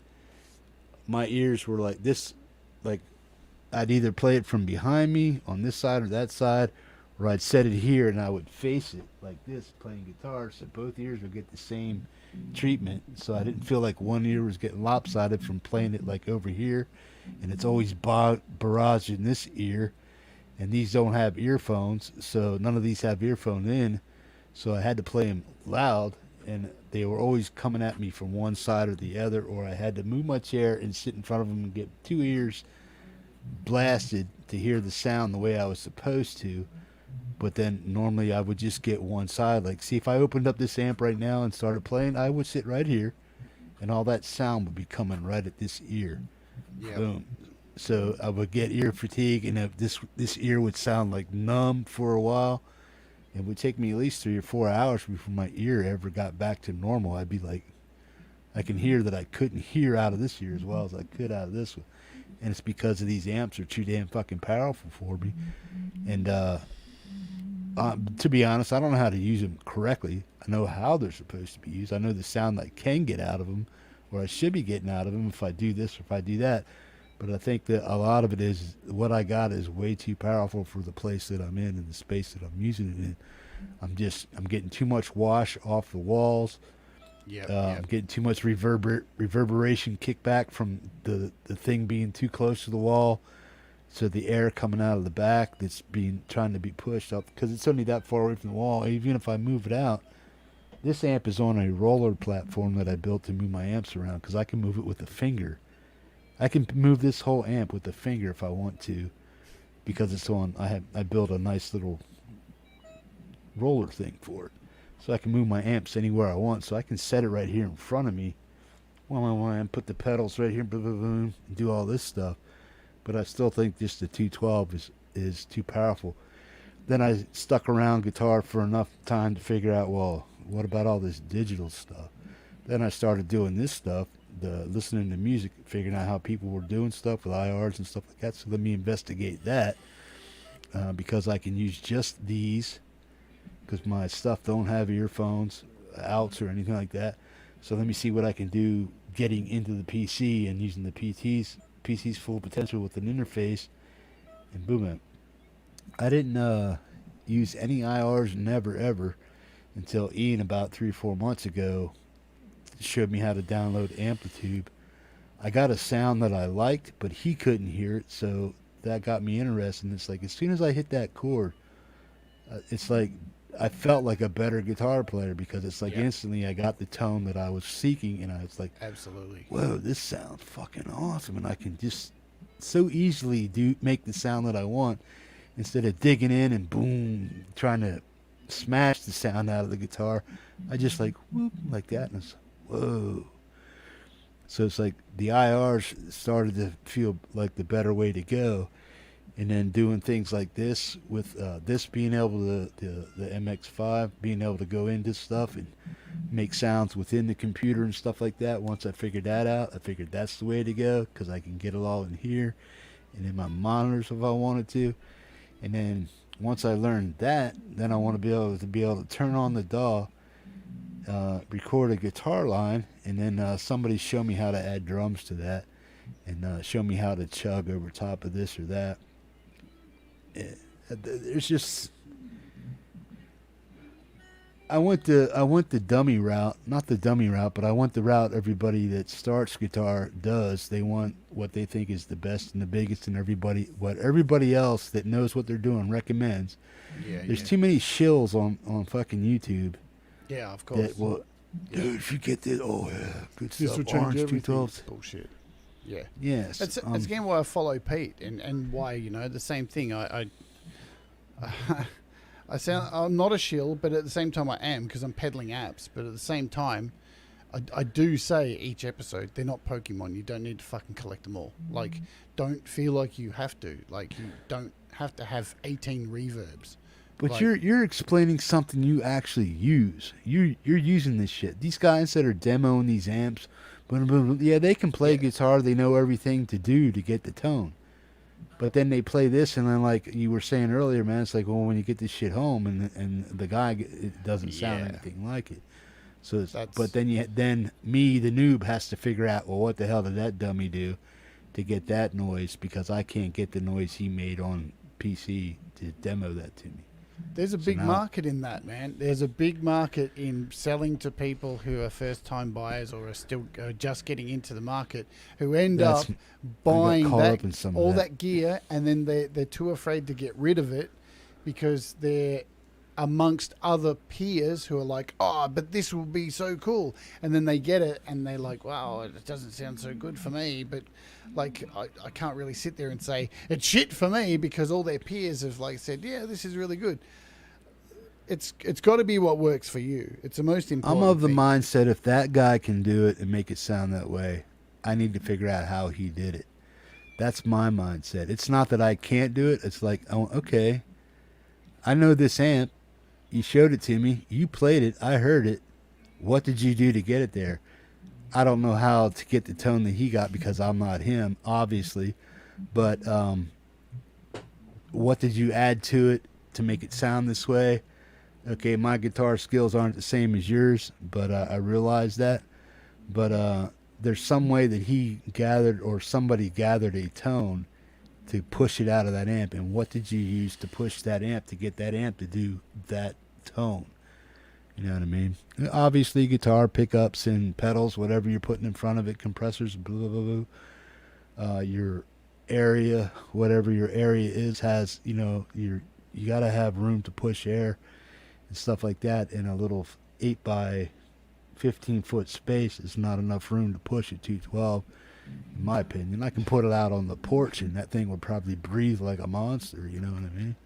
But if I just this is how I've always been. If I see somebody showing something and going, look at this incredible amp that costs $3,000 and this guitar or this, and I'm like, how can I do that but at a quarter of the price? Yeah. and it's the same with like soundproofing, right? Because if you saw some of the ways I've recorded vocals, trust me, they're hilarious. And but they work, man. Get your mic, put it on the floor on a mic stand, and fucking make 2 frames out of something.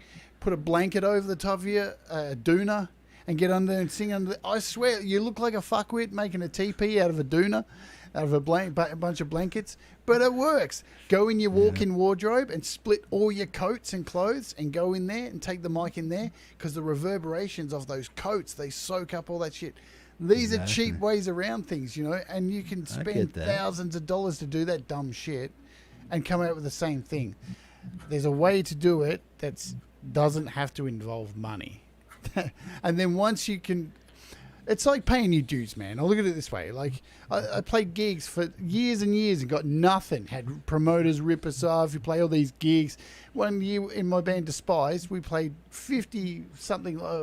hang on. So 250 gigs in 1 year. And we were in debt, right? But by the time we kicked off and we started getting decent shows, I'd done all the dues, man. I'd done all that shit.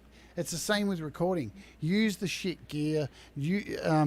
Hold things together with rubber bands. Do all that stuff, and find ways around to make things sound good. So then when you get the gear, it's like, oh, what a breeze, man! Like this is. Yeah. I have all these tips and tricks underneath my skill set now to make this better gear sound even better. It's paying your dues, man. It's just like, you know what? Here's the thing, and I'm sure Pete would agree with me 100% before anything else that you hear, Hippie. Just make some music. Just get K-Punk drum, get Hetriani, get a couple of people to get together the bass of a song and send it to you and play some guitar over it and just do it and get it done. Just do it. Like that's going to be the only way. That is the only way to get it started, 100%. Yeah. Like, sitting around, the thing is, talking about it, you just end up talking about it.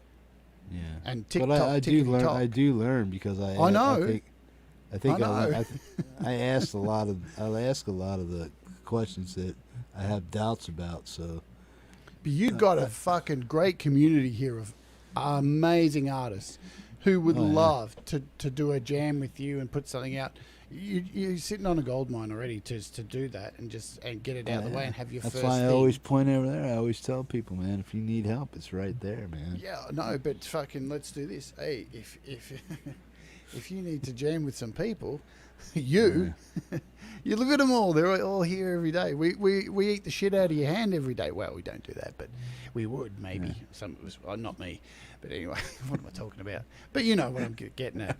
There's Yoda said it best. Do or do not. There is no try, and that applies for talking about it. Because you can talk till the cows come home, but unless you start doing it and making mistakes and fucking up, because that's the best lesson. That's you said to me before about how do you do this? How do I do it? I've made fuckloads of errors. And I still do it every day on the show. I make some kind of stupid blooper which sounds crap, and it's just like, but people need to see that you do make mistakes. I think that's important. That's why I try to do that on my show. Like I did one Desir vocal recording show where I fucked up so bad. All the vocals ended up being shit. And it was fine. I logged off and went, you just got to see a bad vocal performance. Because my shit stinks. Just like everyone else's. Hey, I found this project. Look. So I was showing you before. This is this Aurea Pro project for my Dread Circus song. Look at how many tracks this sucker has. Look at this. Yeah. Look at that. That's all those yellow ones are in use tracks? No, they're all ones with effects on them. So Okay. when I when I touch that, it brings up the EQ channel strip. So all of these have effects built into them. These are all the audio files for the whole song. If I spread them out, you can see everything that's in here, all coloured. Yeah. So, and this is this track has drums, a kick, snare, a ride, everything separate. It has cowbell. It has percussion, cello, violins, cellos, bass fuzz, wobbles, guitars, chimes. Yeah, I'll play it. This is the title track from a new album which nobody's heard yet. Here you go.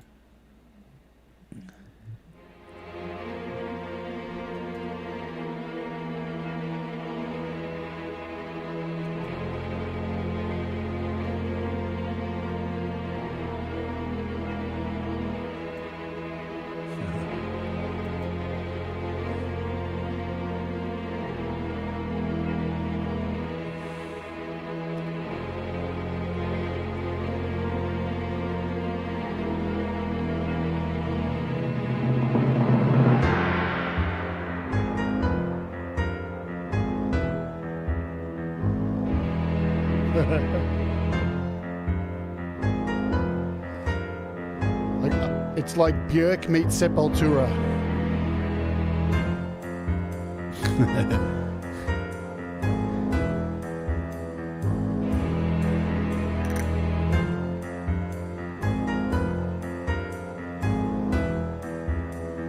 I loved it when she was slapping paparazzi in the airport.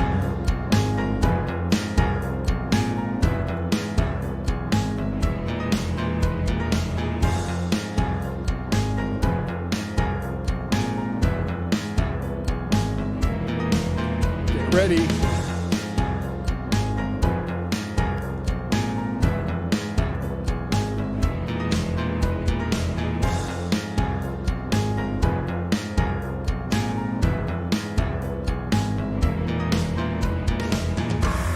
Oh, where's the guitars? That sounds badass with just the bass. There's no guitars. I don't know where they are.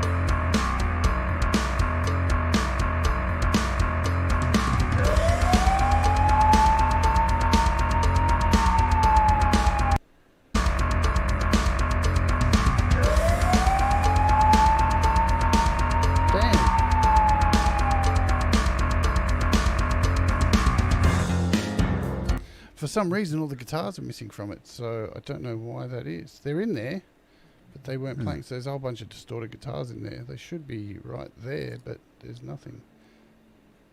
There, see, nothing there. But they're playing. Yeah.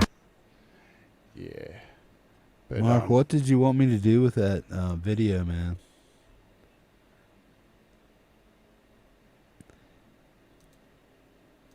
He sent me this track of me playing the guitar. I was just doing a little thing from the hell was it? Is that the 8 Mile track thing, or? Yeah. Yeah. Yeah.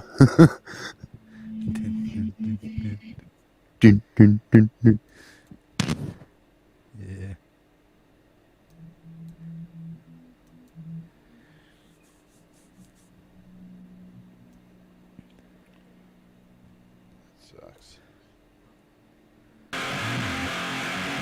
there they are. Cool. Found them. You find them? Yeah.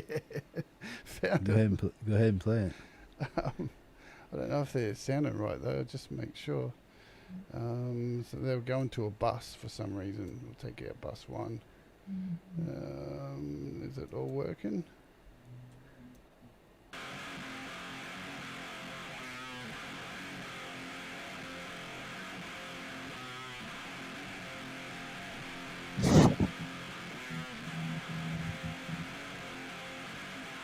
I don't know where they're going actually, so I'd have to work it out. That's a shame. That is such a shame. But yeah, that's the amount of tracks that is in this. It's pretty crazy. The actual there is an actual mix of this, I think, somewhere. Nonconformist. That's the title track of the album. Here we go, Nonconformist. So it's Nonconformist converted. I think it's this one. Here we go. Here's the chorus.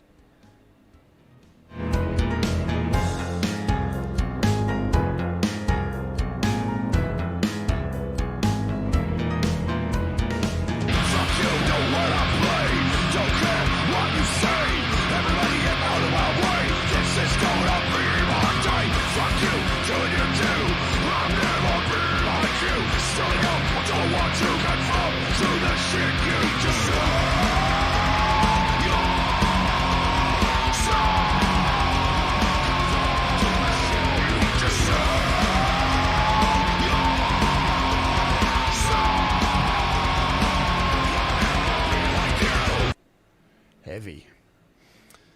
But yeah, man, my whole album's sitting on here. Like, you guys haven't heard like this album. I've been working on this for 8 years, man. 8 years. 22 Mark wants tracks. me to play this. Mark wants me to play this. I don't know why. So, buddy. He did something to it. Call your dad once in a while. I forget what he did. Buddy. Call your dad once in a while. You can't hear it unless I have that.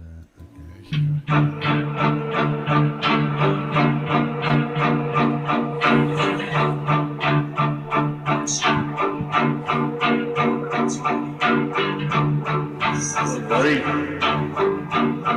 Call your dad once in a while. So, buddy.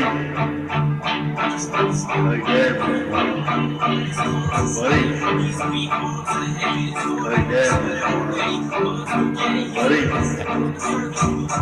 Call your dad once in a while. Buddy. Call your dad once in a while. Buddy. Call your dad once in a while.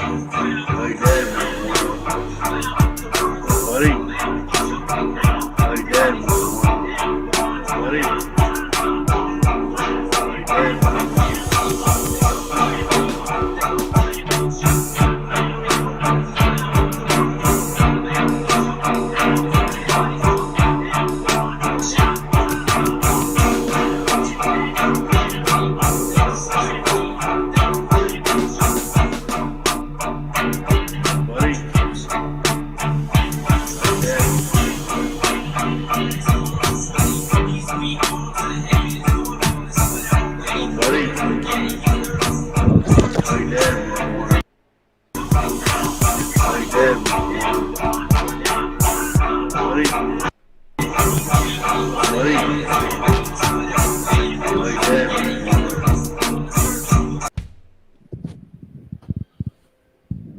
That was awesome, man. I didn't know if there were drums or not. I loaded up my drums to play along. We've got no mic now. Yeah. There you are. Yeah, Mark did that. He kind of like stole my vid and said, "Here, man." I was like, "What'd you do, bro?" I hear he boosted the audio and the guitar tone. Tried to amplify Marshall Mathers in the background, and then added some drums and whatnot to it, whatever else he threw in there and stuff. But it was just me playing along to a TV video of Marshall Mathers and because this song has a special meaning to me and my son. That's why I played it. That's why I said, "Yo, buddy, call your dad once in a while." I sent him that video a long time ago, about 4 or 5 years ago after he left Alaska. And that song has a special meaning because he wasn't graduating from high school.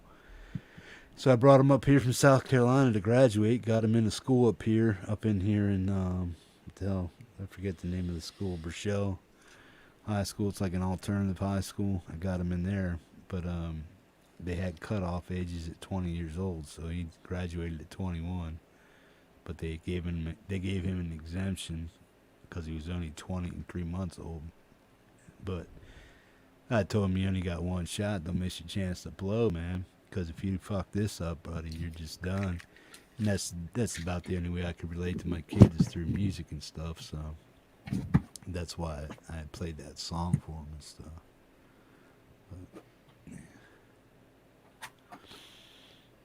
But that's 2022 is more collaboration. Yeah. You've got to do it. You've got to be able to play your own music on here. Ron does it, man. Yeah. Well, that's that right there at the time. That was like 4 years ago. That was like the height of my guitar skill. I was able to get that together and keep that rhythm for a while. You can hear a few missteps in there and stuff, but for me, that was heavy concentration just to get that to come off right to the song. That's why I kept like looking back at the TV. Come on, I gotta start. And it's like, boom. And I even missed that, but yeah, that's that back then was at the height of my skill level as far as learning something on guitar and trying to record it. And then there's only one other song that I recorded, and that was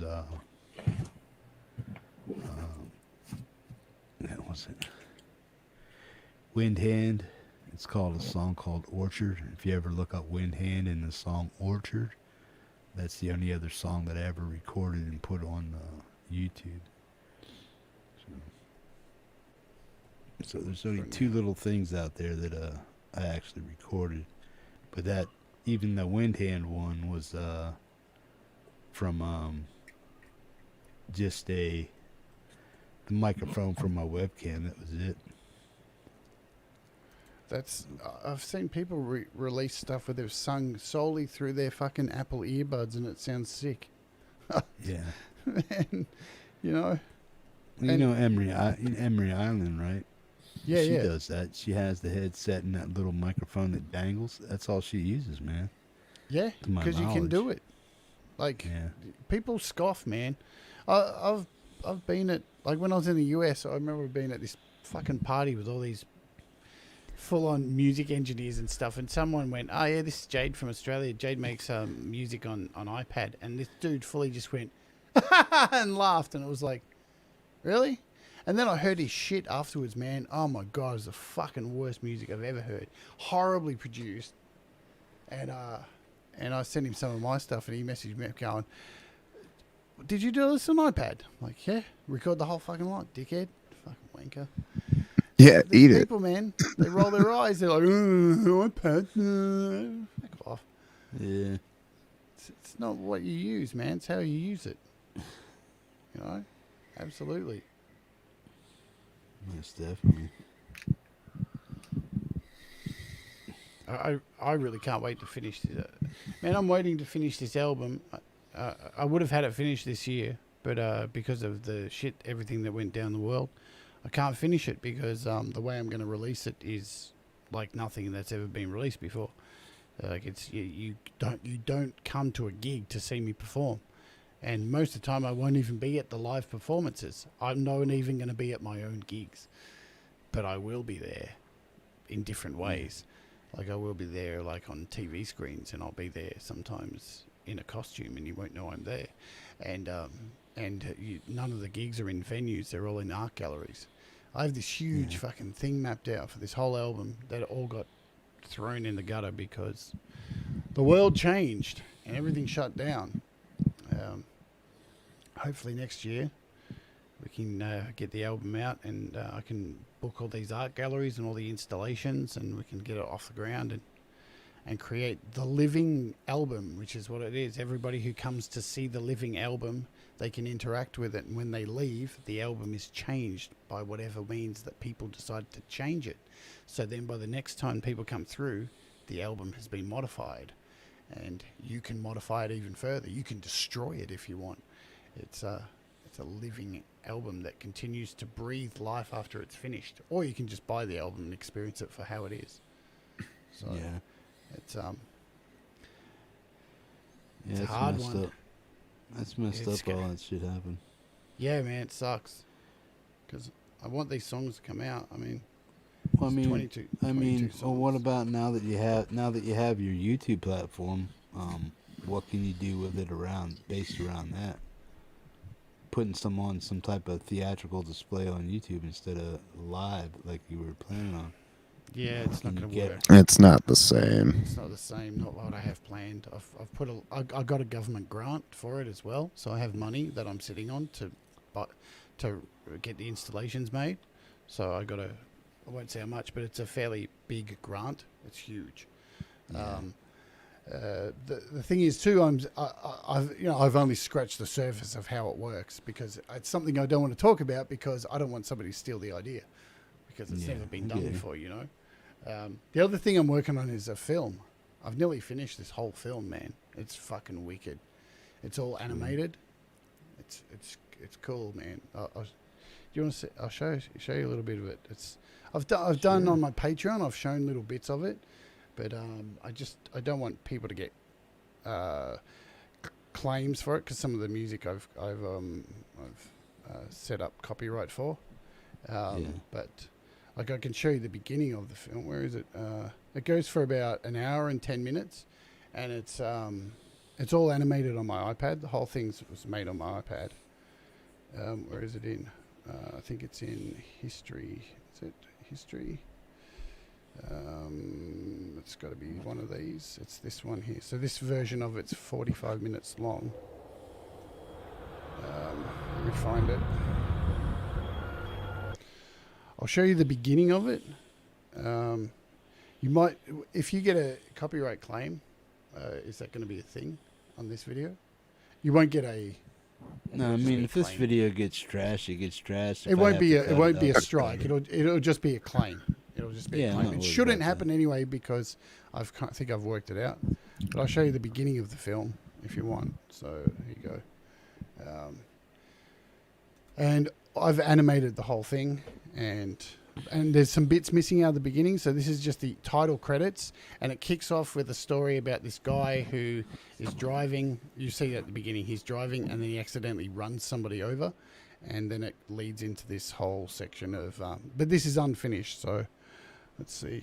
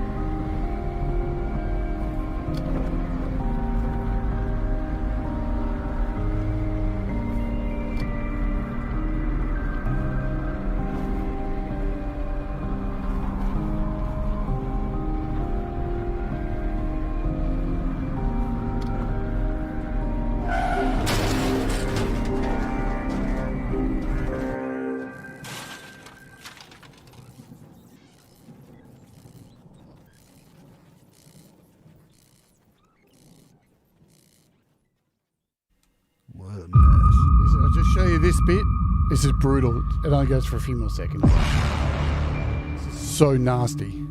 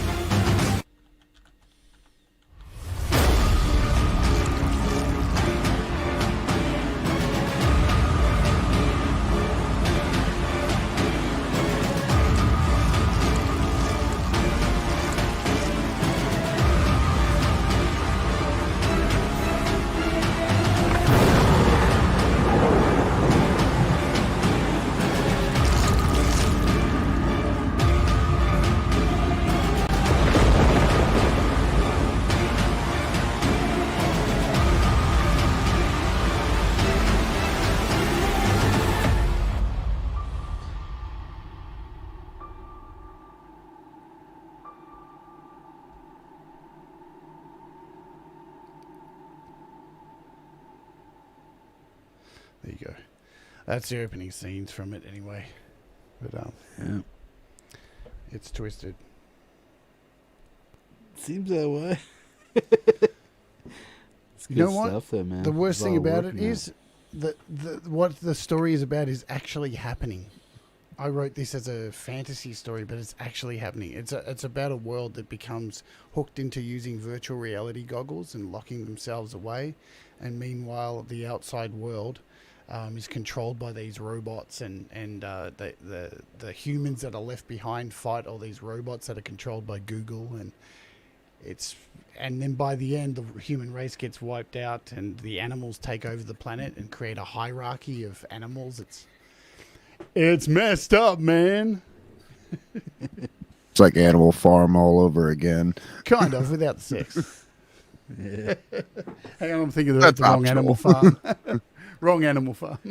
Yeah. Hey Devin, what's up, buddy? That's my nephew, Devin there. Oh, that's cool. But that's what I started doing because I couldn't finish the album, so I started to make a film. You know, you gotta. That's constructive, right? Yeah, if you can't make something somewhere else, just find another avenue to be creative, I guess. At the end of the day. No, that's awesome stuff, man. I think Weltenkinder's a Patreon. If he wants to see the whole thing, I think it's up on Patreon. So if you want to do that, Weltenkinder. No, sweet. How long is it? That one's 45 minutes. The finished one is about an hour and 30. So it's a complete story of what? Like, is it just like one episode, like a pilot, or just It's an a movie. idea of That's a show? a whole movie, yeah. So Okay. it's a movie, and it already has a soundtrack as well. So it has 3 albums that they've already been released. So there's 3 Utensils albums. Where are they? So that's this one here: Utensils, House Fires and Electrical Faults, Artificial Gates of Hell, and Technology Killed the video star, the reality star. Sorry.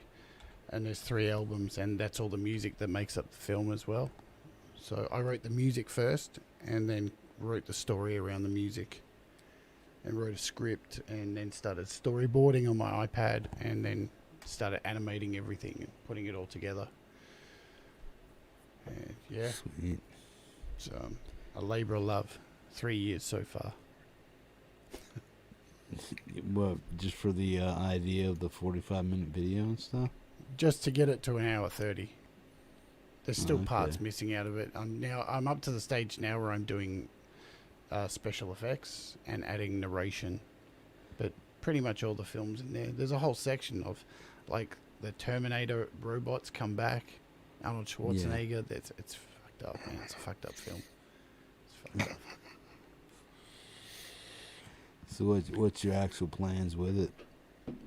What do you want to do with it? I don't know. I send it to some small indie film festivals. There you go. See if Yeah, somebody why not? Pick it up, yeah. And I don't know. Never made Go a over film and see before. Christophe in France and go to Cannes Oh, and show it up. Not banking that much on it. I don't know. I don't know how to make a film, man. I don't know. I was You just just like, did. you know what? I've never made a film. I'll just make it. Whatever. And if it sucks, it sucks. Whatever. I'll learn from it and make a better one next time. You know, that's There you go. it's the only way you're going to learn, isn't it? So. But yeah.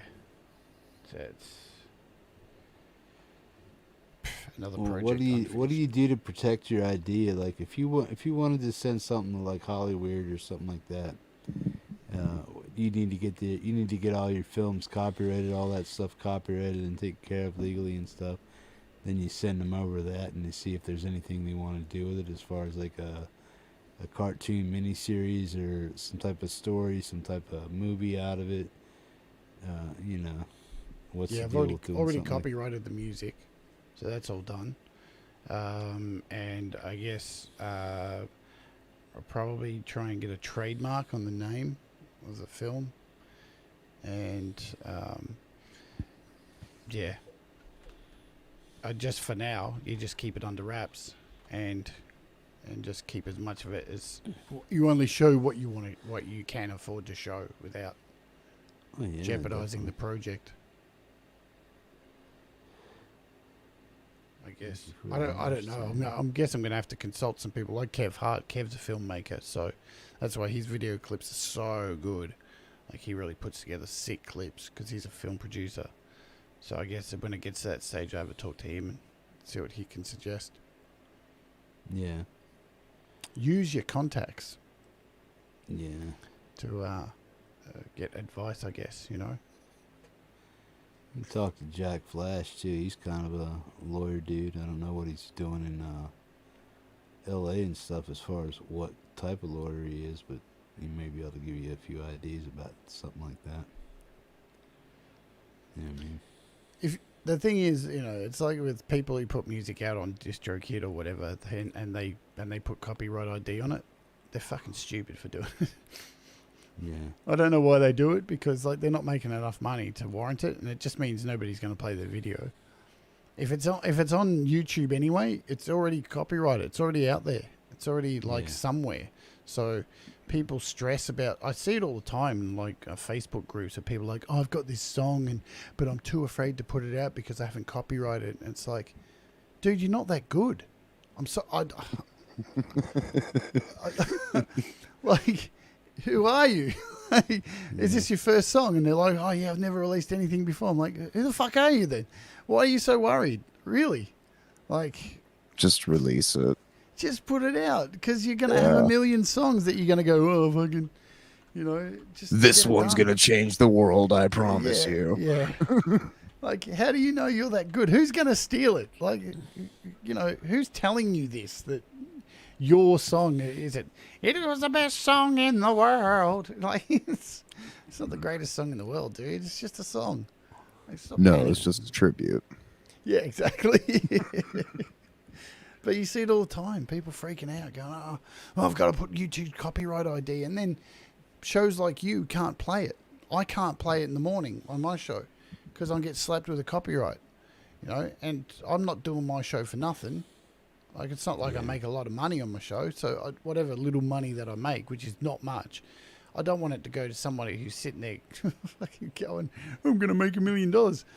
You're not. Yeah, I get You're not. it. Just chill. Cool your jets, man. Just make your music and be happy. Yeah, there's no way I could legitimately sit there and say that I need to copyright or monetize my channel, even though I could. What the hell good is that gonna do? People coming back and watching movies or watching videos on my channel of people that keep every 3 minutes or every 10 minutes or so get interrupted with an ad right in the middle of a damn song. What the fuck is that shit? Yeah, you get a few, but you can control them. Yeah. You can go in after the show and go in and control how many ads you want. Oh yeah. Yeah, you can. Yeah, you can fully just have one at the beginning, one at the end, and a couple in the middle, and that's pretty fair. People can click off them. I don't know. Yeah, you but can control it. I'm at like 450 to 700 views max per video and stuff, and that's not enough to warrant even. It adds up. I know, but to when and to why and to how much, because you have to make $100 before you can even get paid. So Yeah. I don't know how much. I don't know But how super much chats go to those as well. they do. Yeah, and super But then chats. Google Super gets like how much of that cash? 30%. But here's the good bit: if you get a claim on your video, Google can't touch the super chats. So you get to keep all those. They don't go to the artist who claims if you've got a claim on your video. So that's okay. Yeah. Yeah. That's I what don't it's. know. But you know, if your system works, I'm not telling you to do it at all. I think your system works really well. Yeah. You got to do the system that works for you. That's the most important thing. There's no right way. Whatever works for you. And I think your system works really good. I think having a board and having people send money that way, I think they're clear and you're getting the full amount and nobody's getting a cut. I think it works really good. Exactly. Yeah. So, yeah. Yeah. I wouldn't change it if it's working. Yeah, I couldn't see somebody. I can't see why. I mean, yeah, they're allowing me to have a service and a YouTube page, but I also, the money that I give to Google per month is stupid. I mean, because the minimum that I ever super chat somebody is $2. The average, Yep. almost every time I tip $5, no matter who it is, and it's like I could show you my donation board. It's like this I bet it's massive. on the screen. Yeah. So, and I mean, it's like last month I probably donated $60-70 in super chats alone, just to people that I'm subscribed to and people that are putting out content on a daily basis, stuff like that. And if somebody's doing something special or this or that, I might donate them 10, 15, $20. It just really depends. You know. All the wrestling channels I follow, they're moving away from super chats. They're turning them off and they're creating their own things. Like they have like awesome chats and you go through a website and you just put your question there. And then at the end of the show, they're reading out all the comments at the end of the show. Yeah. Because they're losing 30... Because some of those wrestling channels I watch, man, they got a stream. If like something big's gone down in the wrestling, like there's been some drama or something, you know, everyone watches to get the goss on it, and the shows, they're sitting there going, hey, if you want to get your question read out, send a super chat. And you've seen the channels, you know, and people just banging them through. I've seen some of the wrestling channels do a show where they're just watching a pay-per-view for 4 hours, and they've made $10,000 in super chats. Yeah. Right? So then you take out the 30%, that's $3,000. Boom. That's a lot of money to lose. So I guess they've decided, we'll weigh it up and we'll create a website where people can donate via the website, and whatever they lose in people not wanting to take that extra step instead of using the super chat, it's not going to affect the bottom line. Yeah, they'll make more than what Google would have Yeah. took anyway. But in my opinion too, like one of the wrestling channels I kind of follow, I was like, why don't you leave the super chats on it as well? But then they're but then people would just use that because it's convenient, because human beings are lazy. Yeah. It's always comfort over just, you know, having I have to click something one more time. Oh, How could I do that? Don't understand. It's another click. You know, so I had to click the super chat once, but here I have to click once, twice, 3 times. Oh, the sky is falling.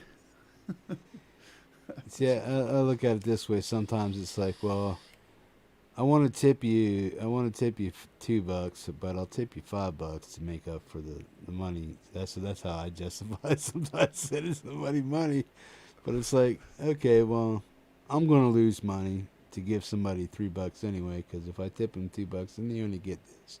But it's like, I just look at it. I look at it for what it really is, man. You're only getting $3 on my 5, if that. 3 1/4, something like that. But that's, that's what I for whatever somebody's doing, unless they're doing a tap dance and shouting my name out and all that other stuff. Yeah, maybe $20 to $50 or something like that. But it's like, no. I'll remember that for the next week's opening hour is a 1-hour show of me tap dancing and calling your name out. Boom, go. boom, boom, hippie tap tap. That's all it is, too. Yeah. You do that, I might tip you a whole $100. hour. You never know, man. You never know. Well, that's why I do the live shows on the weekend, because it makes up the shortfall from the very little I make from the daily shows. And if the thing is too, I find it really hard to ask for super chats. I see so many channels doing it. Hit us up with a super chat, and I just can't do it. I feel like a beggar on the street. You've got to do it off your own back. You have to do it off your own back. Like, even on the live shows, the music shows, I always say, feel free to super chat. It's not an obligation. Trust me, you really don't have to. I don't care. But you can. Like, that's the only show I ever say it, because I still feel like a beggar. I feel like I'm asking for a cigarette or something. But some channels, man, they're shameless as hell. They just send a super chat just to have your name read out. Like, really? Yeah. Am I that desperate to have my name read out by somebody who I don't know off the internet? Oh, he said my name. Wow.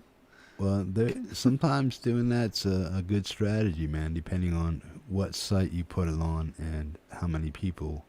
Like, if like 5 or 6 people in that chat that you donate to are there while you're donating and stuff, and then they can, like, say, well, boom, yeah, I know this person. I know Jade, man. She's awesome. Go over and check her channel out, man. That just helps. It's like, it's kind of like a booster shot for your channel if you want to do it that way, but I really don't do it. When I donate to somebody, I genuinely donate because I dig their content and what they're doing at the time.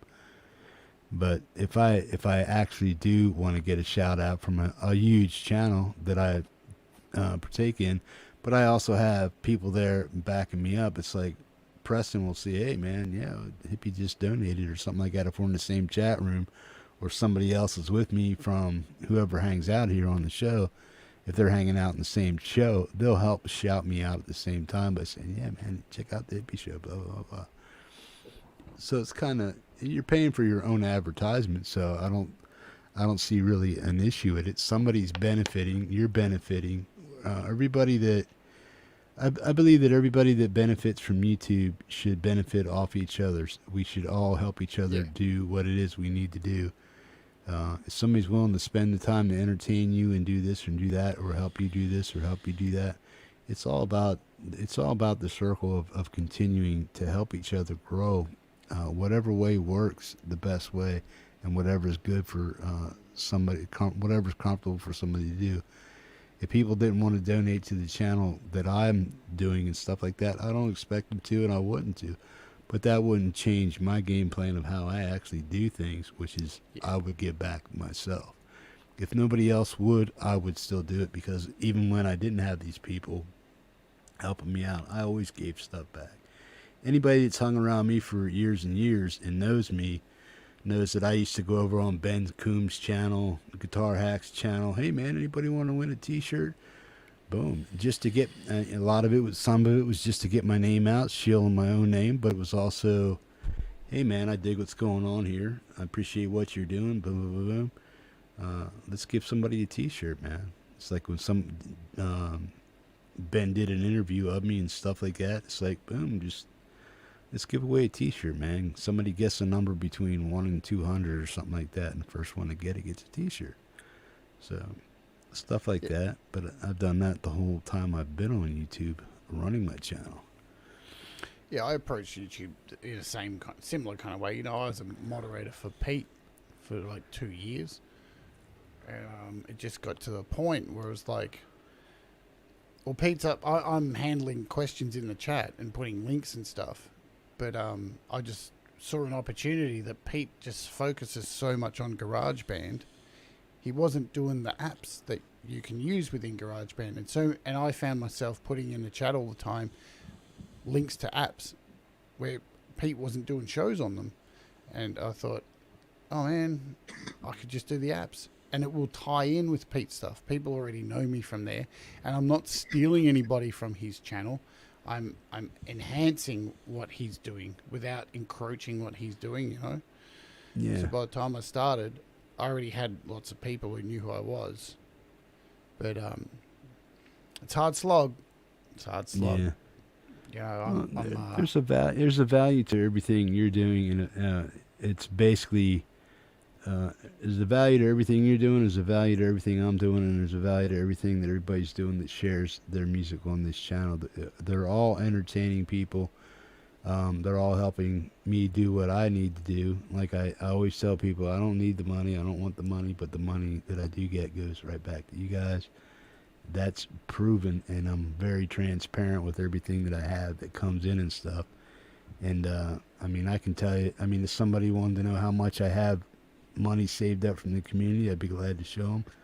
But that money's there for whenever I need to do something. And if somebody in the community really had a real hard struggle with something, I know I had the ability to help them out if I really want to, or if I feel that it merits it. But more often than not, I'll just do what it is I do, which is, yeah, there's value everywhere, is what I'm trying to say. Is you have a service, you have an educational channel. You also learn a lot about what you don't know about certain apps by teaching other people how to use them, because you're savvy about certain things, man, and that has value.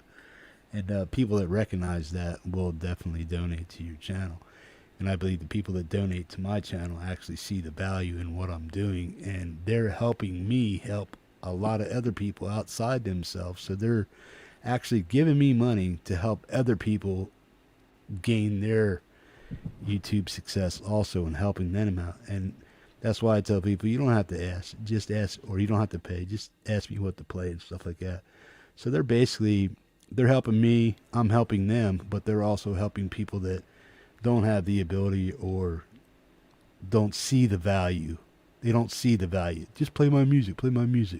You know what I mean? And that's, so they're helping out those guys while helping themselves. And the people that, there are some selfish people that come up to me, and I listen to them and I hear them. I'm not going to say who they are. I mean, sometimes it's obvious to see who's doing what, but it's like, no, I don't want your money. I just want you to be a genuine individual. Realize this is here for you and stuff. Don't try to manipulate me or take advantage of me, because you can't do it. I'm here to do this and say that. And if you think you're getting over on because I asked him 3 times to play 2 or 3 tunes and he played them and stuff, you're not getting over on me, dude or dudette. This is the way I run my show.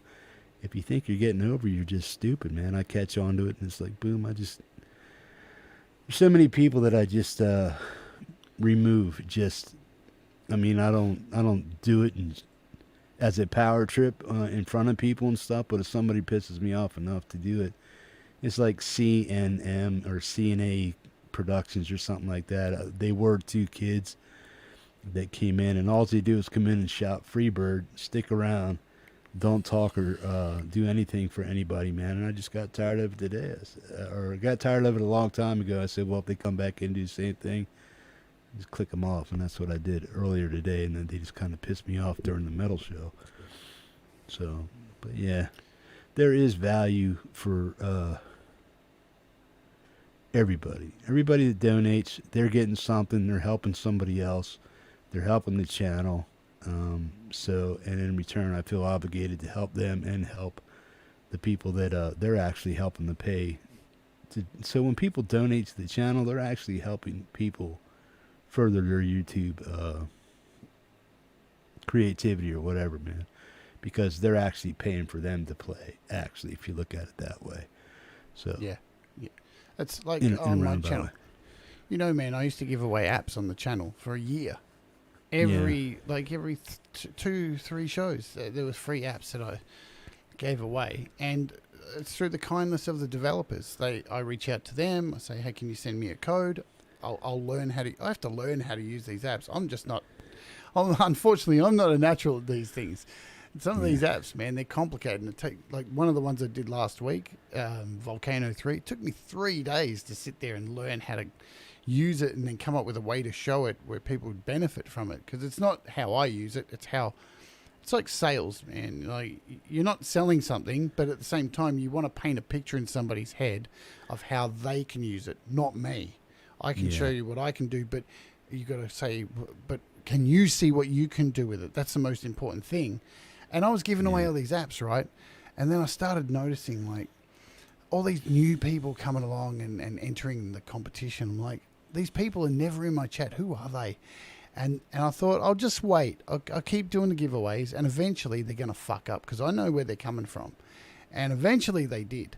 2 of them fucked up, and because eventually, if you're giving away a bunch of apps and they're doing what I thought they were doing, which was making multiple YouTube nicknames. Yeah. Right? So eventually their number's going to come up twice in the same contest. And they're going to try and claim both the apps under 2 different nicknames. And what do you know? Fucking one of them won, sent me an email, and I went, cool, here's your code. And then they stupidly sent me another email using it saying, hi, my name's whatever, and I won it as well, but they stupidly sent it from the same email account as the one I just sent it back. And I'm like, I wasn't born yesterday, you dickhead. I've been waiting for you to screw up. And then another person did it, and then I said, look, I'm going to have to do it. I thought about it long and hard. I consulted with people like Russ and my good friends. It was like, I'm going to have to move the giveaways to the Patreon, because at least I know everybody there pays and they support me, and it's giving back to them. And what do you know? The people who bitched and were like, oh, I'm not coming to your channel anymore, they're all the people who had multiple nicknames entering. So really, you weigh up and think, I'm only losing the scumbags anyway, who are only there cheating anyway. So I take a hit in subscribers. So, you know, it was probably ended up being 10 people. And they're made up in the next week. Yeah. There's people that actually enter some of the contests. Now these are people I'll say, yo man, who are you? I haven't seen you around for a while. Oh, I'm new to the show, blah blah blah blah. Boom, I click their name right off the list. It's like, come around, stick around, be part of the community. I'll put you on the wheel. Stuff like that. That's my philosophy. It's like if you're here in the channel and then you're trying to exploit me for something and you've only been here a week or 2 weeks or something like that, if you're not doing anything but just sitting there checking this out or checking that out and then trying to, you know, it's like I know people talk to the mods of the show and stuff. Hey, can you talk to Hippie about getting me on the show? No. Their job is to be here to help me with the show, man. Leave them alone. They have an outside life of their own and stuff like that.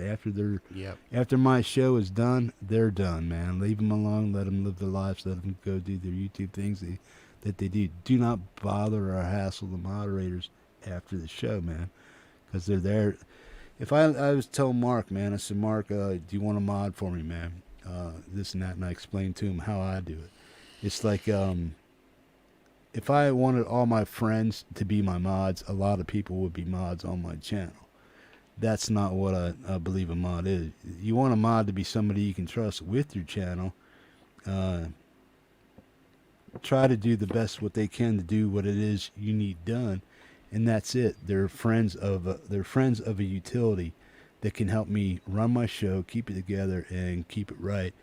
And those are jobs that I believe you should entrust people that know what they're doing and understand what you're trying to do with your channel, not just everybody. Because if I had all my friends that I consider friends on here being mods and stuff, a lot of them ain't around all the time. They have different time schedules, so I pick people that have the ability and the time to do the job that I need to do, and they understand exactly what it is I need done, and they can do it.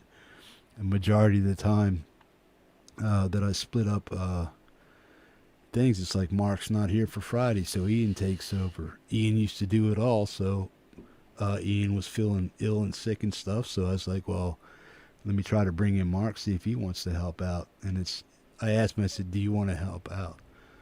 And I explained to him, it's like if I had tried to give her a job to every friend of mine that I had, the whole room would be blue and this and that, man. So that's why when I explain to people, even people on my channel, it's like, this is what these mods do, man. They help me run a show while I'm doing the show. And this and that, yeah, they're my friends and I trust them. But yeah, not everybody that's in blue is actually sitting in the room doing something. You know what I mean? Yep. They're just there. They're blue. You know what I mean? I need people that I want to run the people that I want to be blue are people that can actually do what it is I do if I need them to do it. And they can. That's why I trust them as a moderator on channels. And I think that's the way all moderators should be. Yeah, if you want your friends to be a moderator and watch your back when some dipshit slips in there, that's cool. That's fine to have a posse of friends being moderators and stuff like that. But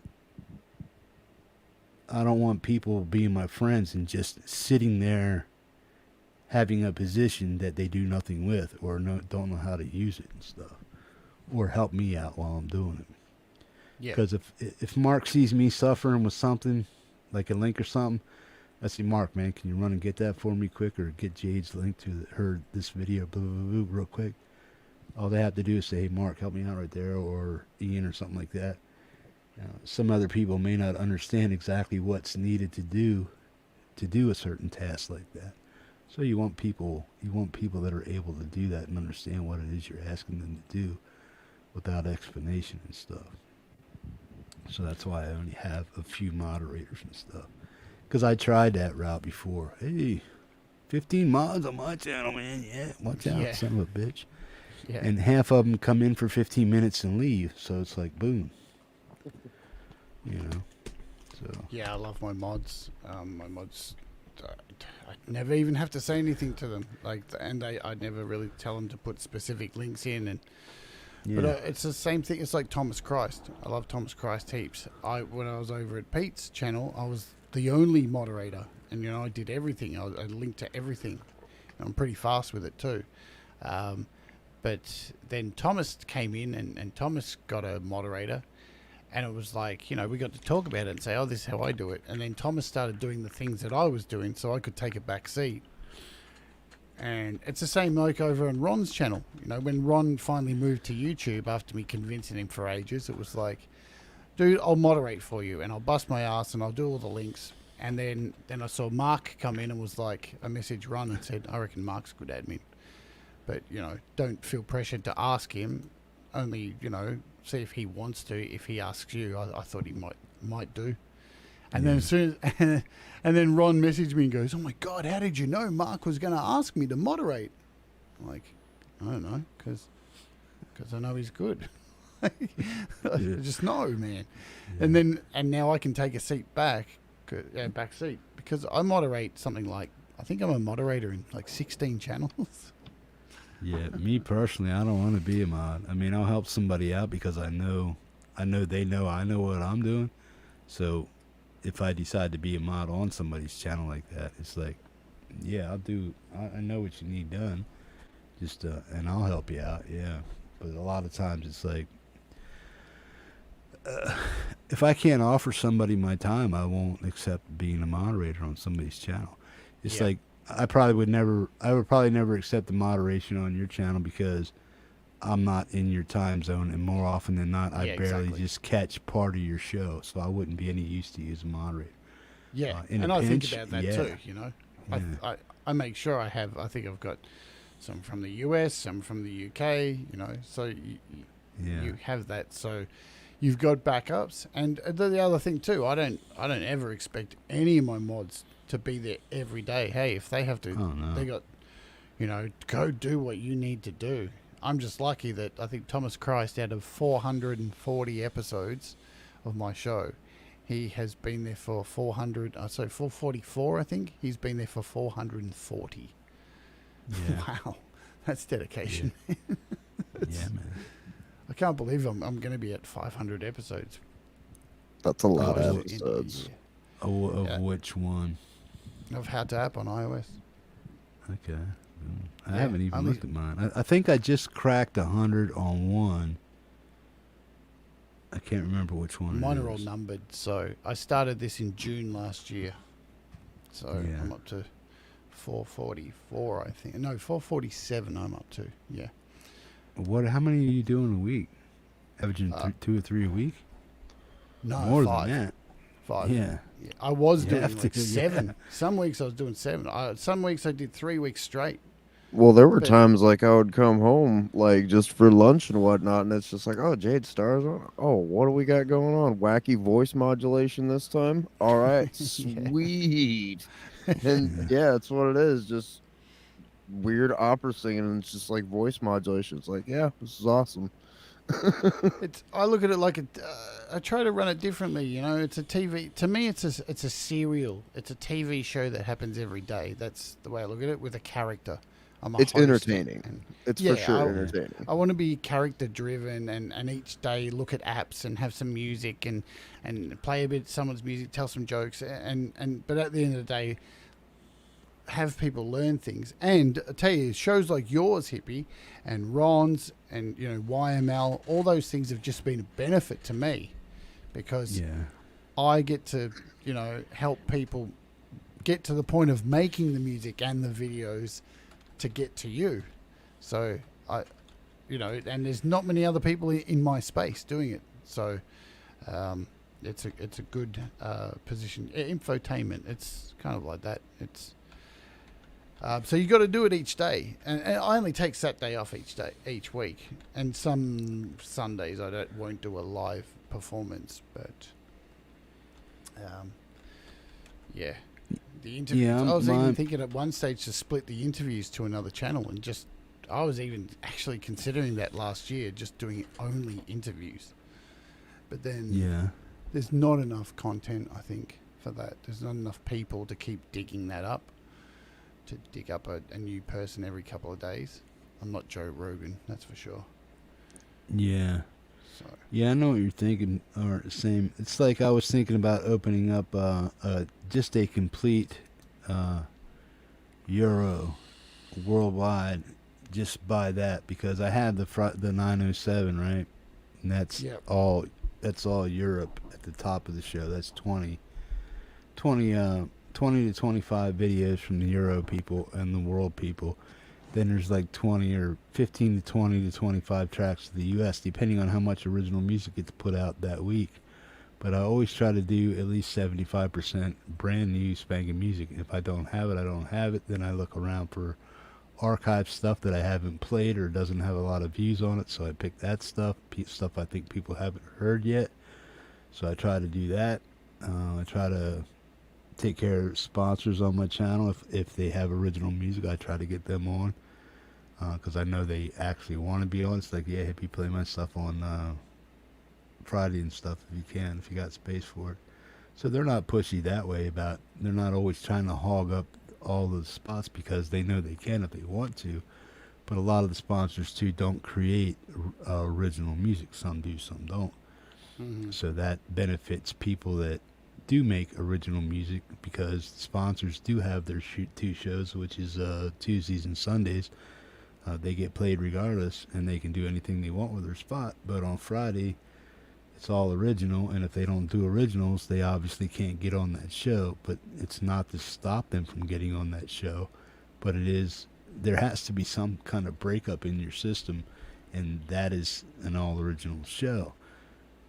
Can I create an original show with just all Euro tracks one day a week? Could I do that? Would it benefit the Euro people or even US people? Because it would have to be at a time like 12 noon my time, which would be 9 o'clock Europe time. So I'd have to pick a time zone that I want to cater to, which would probably be mostly Europe.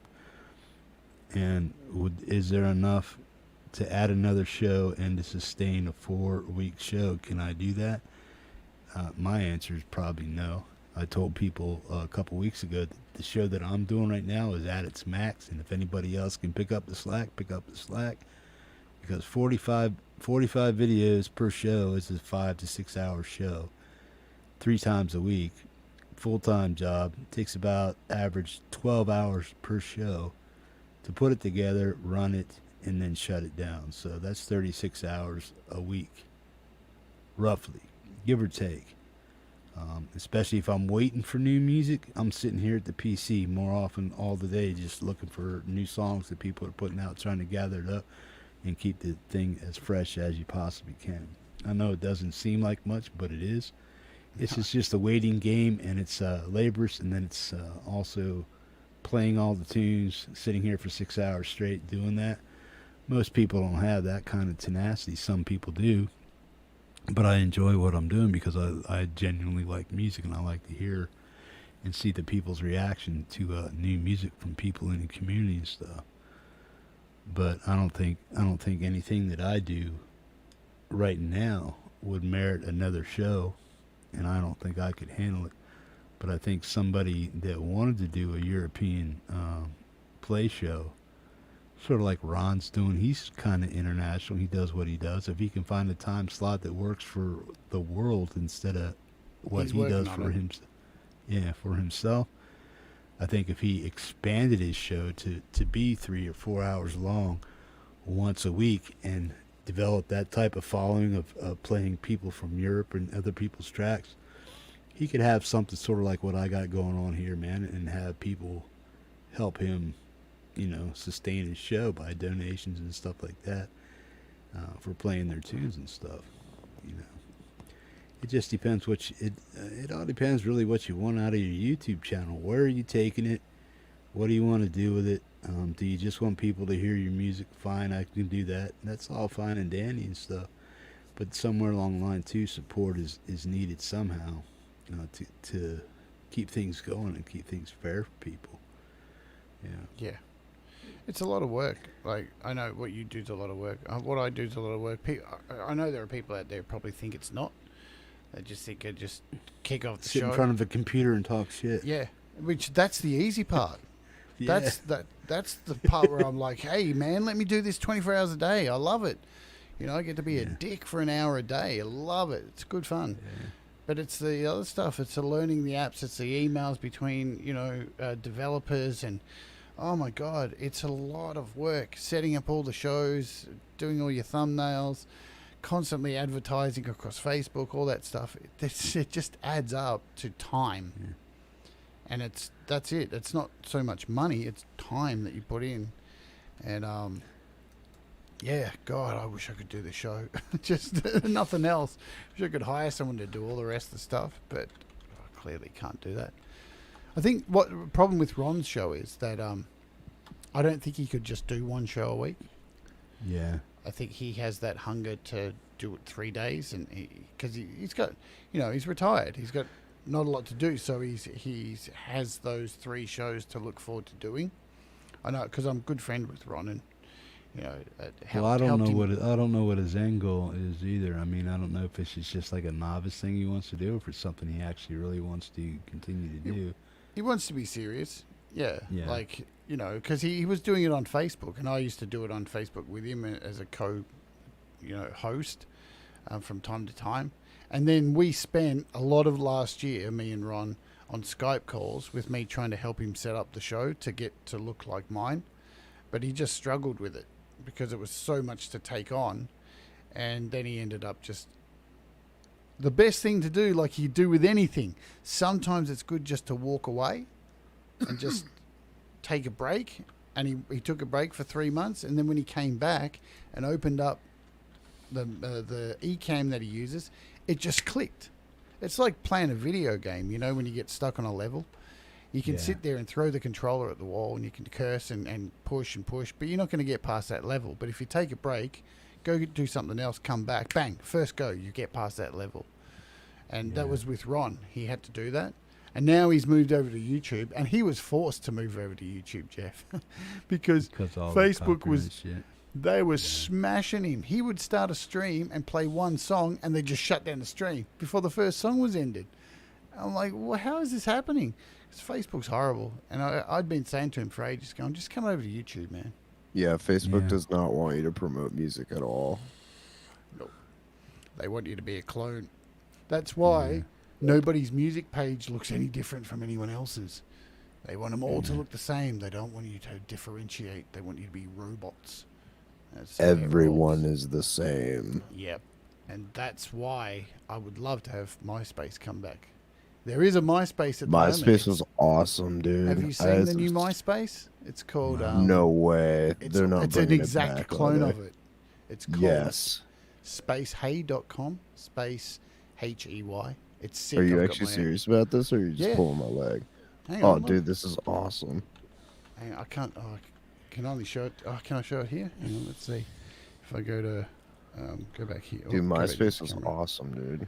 If I go to can the- remember my old password and everything, No, I have it's- some sweet pictures. it's on not- I there. liked MySpace, but at the same time, MySpace was like Google. It was resource heavy, and it just bogged down because everybody was on dial-up back then, man. And to load everything they wanted to do, and all that Java loading up all over the place, man. It's like here's part of your page, here's your other part, here's the other part. It's almost There's done. my Facebook. This is my Facebook page that I have, my new one. Here it Oh, is. okay, cool.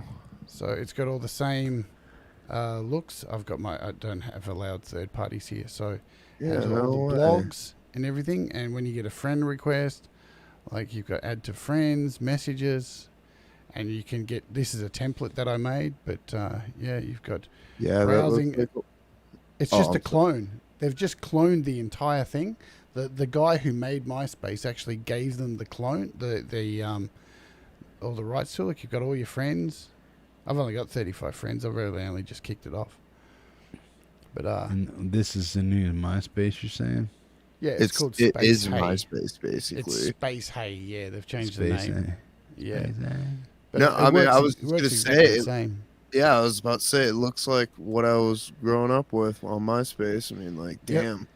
And like my page, so you know how you used to make your own pages, you'd put in the code and everything. That's what I've done to make mine look like I was that. about. I had a So gremlin like drinking a 40 ounce and whatnot. Yeah, yeah. Yes. And it's wicked, but it's Yeah, it's dude, it taken was off too. It's taken off. Like there's I think there's over 1.5 million people on it already. It's only been going for 6 months. Oh yes, dude. What's I'm, the I'm actually benefit- on What's the board. benefits of it? I mean, Well, you can link all your music on it. So with those little bits Really? on the screen that were showing allow third party from YouTube, that's just because of my settings on my iPad. But yeah, you can do exactly what you used to do with the old MySpace. You can go in and put HTML code and link to your music. But now, because things have changed, you can link to YouTube. You can link to your music on DistroKid or on Apple Music. They've got You can links even built link- into it. yeah, you can even link like straight up to your own website and whatnot. I mean, Yeah, so it's cool, and it's a bit more modern because you can put in your links to YouTube, Twitch, Facebook. So it's just a little bit more modern.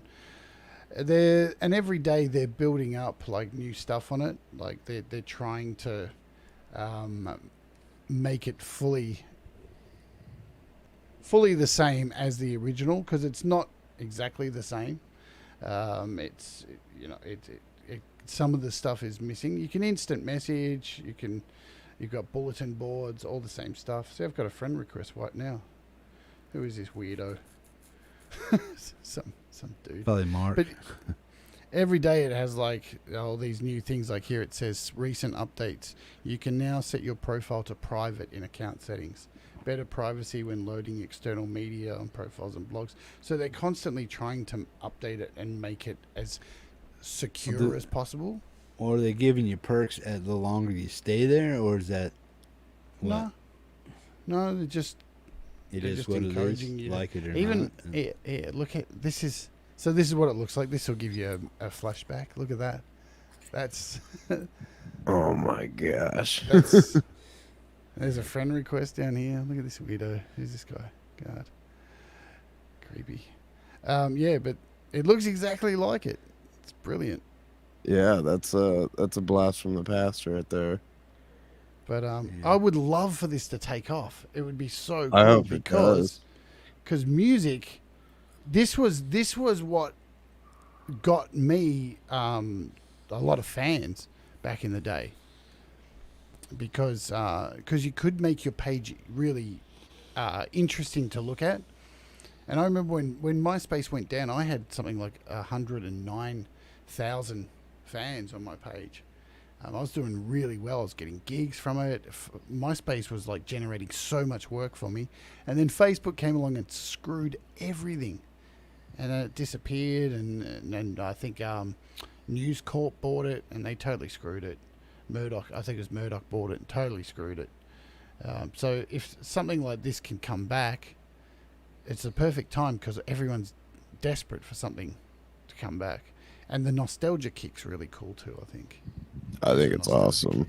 Yeah. I saw it and was like, I'm signing up straight away.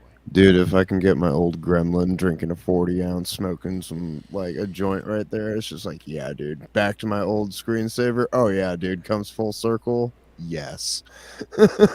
Funnily enough, I went and found an old hard drive to find the old code because I used to save the code in a text document.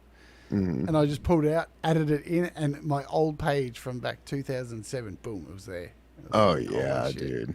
So that was cool. But then I thought I better ditch it. It's got all this old news on it, so make it a bit more modern. So is MySpace still actually alive?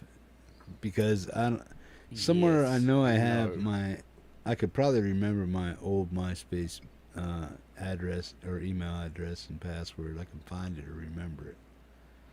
It's now this weird news kind of music site. It's quite bleak. Nobody goes there. It's a ghost town. I think you can still log in you have to have had to convert your account to this newer page. Yeah. You can still find old people's MySpace. Years probably. Yeah, but like I mean, Facebook. The problem is with it, they will not let you modify your music page to look any different than anyone else's. So how can bands differentiate? You know, you want to stand out. You have a look and everything. And if they all look the same, there's no engagement. And this is, I think, why Facebook are like, oh, why aren't bands spending money on advertising? I'll tell you why. Because when they get to the page, it looks the same as the last person's page. There's nothing more to it. So why would I hang around?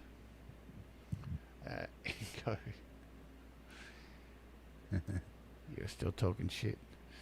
Yeah. Hey, Russ has woken up too. Yeah. All these kind of black covers is coming in. Yeah, everyone's starting to wake up again. Yeah, so that's MySpace now. Wow, it looks horrible. Well, it's noon in Europe right now, man. What the hell? Yeah. I think YouTube would shut me down, man. Well, we're definitely over yesterday's or the other 9-hour show because that was 9 hours and 7 minutes. So we're 9:14 now, so we broke that record.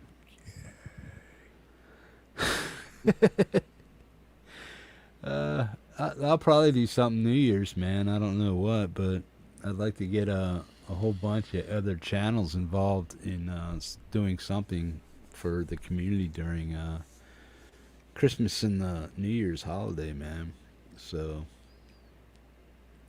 I don't know, putting together some type of special of some sort.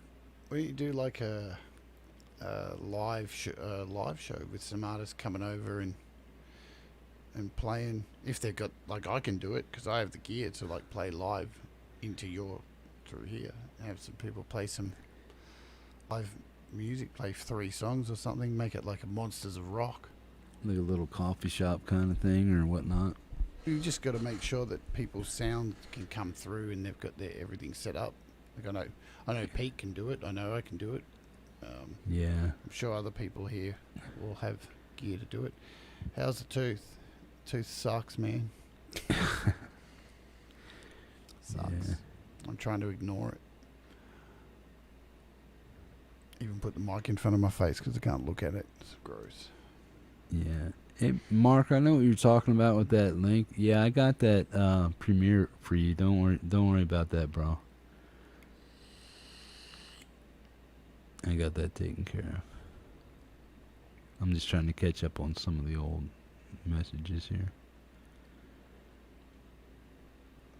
So after, so you did 400 in some of these apps. Is that something you feel it's like is always going to be sustainable, or are you going to try to morph what you're doing into something else and change it up a little bit? Because I don't know, with an influx of new people to this channel, my channel, doing what I do, they don't understand everything. But once they get a hold of it and stuff, it's like, I don't know if my old heads, if they're getting tired of it, if it becomes redundant and monotonous, if it's just because it's the same old. Yeah, I could probably switch it up somehow like this, but then I'd have to. Do you know how hard it is to deal with 60 people a week or more? Every email, somebody wanting something different all the time, and somebody jockeying for position and stuff like this, and then you got to make decisions on what gets played, who gets played, when they get played, if they get played, what show they get played on, if they're going to cop an attitude, if I say you got to wait till Tuesday. So I got to deal with all this emotional stuff from people. I know it's part of the job. I mean, I don't have to really name names. I mean, everybody wants to feel special and get feel like they're, not that they're owed something or anything like that, but they want to feel like, you know, they're just as important to the show as the next guy. And I try to treat everybody fairly that way, and I do. But then you get a few people that don't understand how things work and stuff like that, and they're constantly just like, no, just do this, and you're cool. Boom. But then it's like, yeah, I don't know. Sometimes I get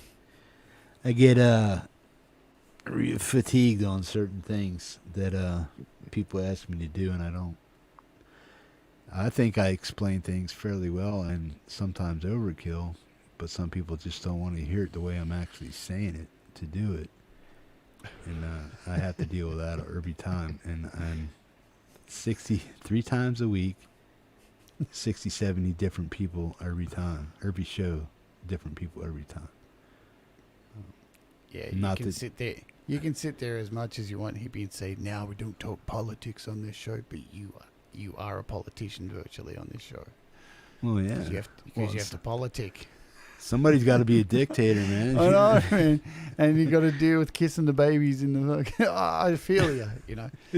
I try and every 2 months I try and look at my show and go, all right, let's make a small change, or go back and look at how I was doing something 3 months ago or 5 months ago, because normally something's changed, and then I'll just try and change something up. You know, I don't know what I want to do with my. I don't know.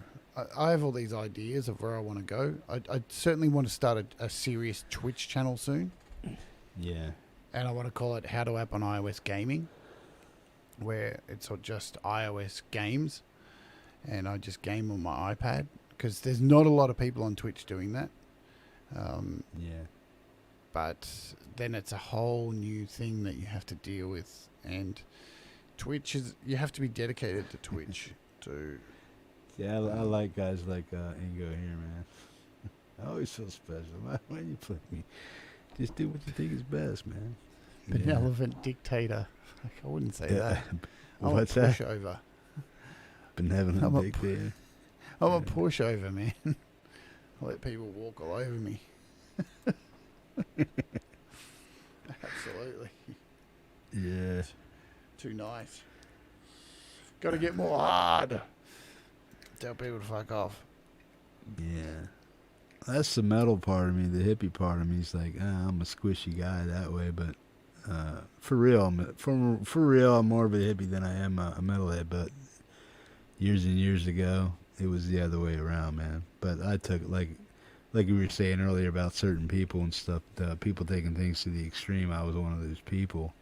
But now I'm just that script flipped all the way around, man. So, but yeah.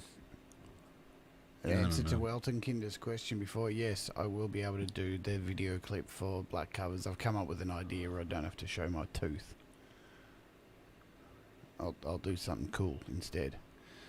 So, it will be good. It's only 3 lines, for God's sake. Singing wise, that's cool. But yeah, the video, I was like, I had something else planned, but I thought about a new thing I can do. So. For that Christmas thing, yeah, I think he asked me to do something too. I got to figure that out. I'll be wrapping mine up tomorrow. Well, the music anyway, and then the video. Yeah, I have no idea what to do when it comes to stuff like that. I mean, I'm sure I can figure it out. I mean, I can take direction and stuff, but I don't know. So I'm lucky I got a green screen, so I can, whatever I do, I can just leave it green. I'm not spoiling it. I didn't say that, Black Covers. Hang on there. Squishy heavy. Yeah. So will that be okay, Black Covers, if I send you something with just a green screen? I think that'll be okay. And then you can add whatever you want. I'll just do whatever I do in front of a green screen, and hopefully you can add your magic to the green screen. You should be able to be good with that. I think that'll be cool. And I've got some gaffer tape I can wrap around my mouth. and a straight jacket and a Christmas hat. Oh, I mean, there's acting involved? Holy shit, man. Well, I have to, man. I'm not just going to be like... Wait, you have a spare straight jacket? Yeah. Nice. Yeah, it was in my Metheus clip, which Hippie never plays. He only play. You never play the Metheus clip, do you? I play your Metheus. I play your Metheus song. No, you World play Divided. and that's what I'm talking about. You play Metheus World Divided, but you play the one with the picture. Oh. Because there's there's the video clip of with all the. I think I played that one before. You played it I once. Played the video clips. Yeah. You played the video clip once. I just thought it was probably too much for the show. That's what I thought. Because it's because it's got all the straight jacket stuff in it. Yeah, no, I'm not worried about stuff like that, man. Most of the time when I say religious and political, it's when you're trying to push an agenda, man, where it feels pushed, or that there is an agenda with a political message either to the left or to the right. And if somebody in the right is in the room, oh, that's just a lefty fucking I know, libtard, whatever kind of stuff. And I don't really want that kind of stuff baking in the room and stuff. Oh, this guy only plays liberal music, or this guy only plays left music, man. Blah, blah, blah. And stuff like that. So I don't want that. I had that in the beginning when I first started out, and I seen the arguments, and I actually friends that I thought were my friends or trying to be my friends or sucking up or whatever the hell they were doing, I just had to right click on them and remove them, man, because it's just bullshit. I'm politically neutral in this channel. My personal life, I try not to bring that shit into it. But on the channel, I'm trying to stay politically neutral as far as if it feels like it's pushing an agenda, it is an agenda.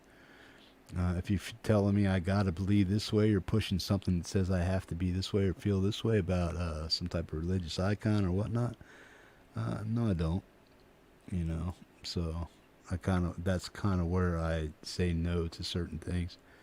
And if it's hate or messages of self-harm or hurting other people or suggestive lyrics that say that promote, hurting yourself or something like that, or suggestive lyrics, I'll probably not play it. But that's sort of where I'm coming from when I say politically, and me, I'm the ultimate authority on that as far as what I will or won't play on my channel. So I don't mean to hurt anybody's feelings and stuff, but that's just the way that has to be and stuff. Don't want to sound like or be a dick, but at the same time too, I got to be neutral with people. And I get it. Yeah. This is the video clip from the Metheus one. It's got the Darth Vader in it and stuff. And it's got me. Yeah, dude, Darth Vader was the drummer. It's got me in the gimp suit. Yeah. Yeah. But I've only seen you play this once, I think. Yeah, I did. I don't forget what show I played it for though. It's probably when it first came out. It's probably when it Yeah. first came out. Yeah. But No, play it, man. Go ahead and run it. oh no, I'm not trying to play it. I'm I'm not trying to play it now. I'm just bringing it to your attention. So if you do play Metheus, play the video clip next time because Okay. it's better than a still picture. Yeah. Well, a lot of time. Where is that located? Yeah, it's on my page. Yeah, that's what I mean. Where I have to cipher more often when I go to your page. I know the song. Some of them I played before, some I didn't. Some of them I know what they are, but again, I don't know which ones are which, and because you do have your faceplate ones, and then you have your video ones, and then boom. I'll send a link to you with it.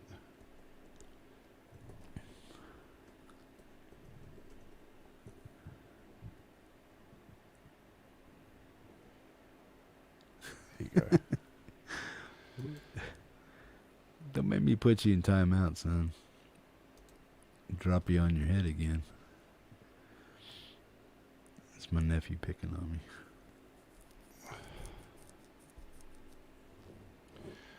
Well, I've got to decide what show I'm going to do in the morning. I haven't even worked it out yet. Wow, what am I going to do in the morning? Shit.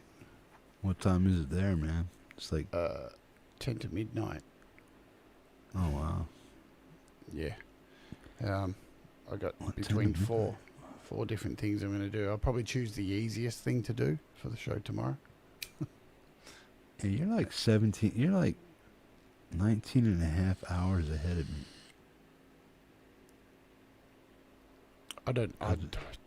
Don't make me count. It's 3:46 here, so it's a quarter to 3 a.m. here. Oh, all right. Or a quarter to 4 a.m. here. Okay, I'll believe you. Yeah, it's about the If it's time me. I wake up. I mean, Yeah. Yeah.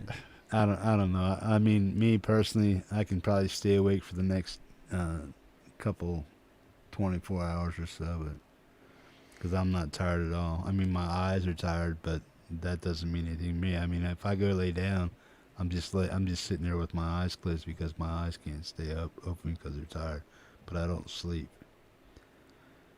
So I'll just lay here listening to music.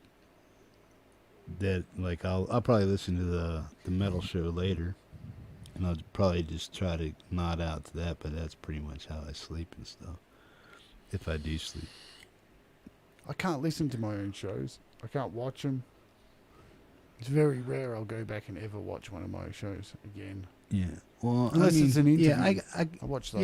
Yeah, I get that. The interviews and the music, yeah, I'd rewatch those. But if I was just doing something that was part of an educational series, if I already know it, why rewatch it again? The only reason I would rewatch anything is because an anomaly in the chat, somebody saying something stupid to somebody or something like that, or somebody I gotta watch out for. So that's about the only reason I do that.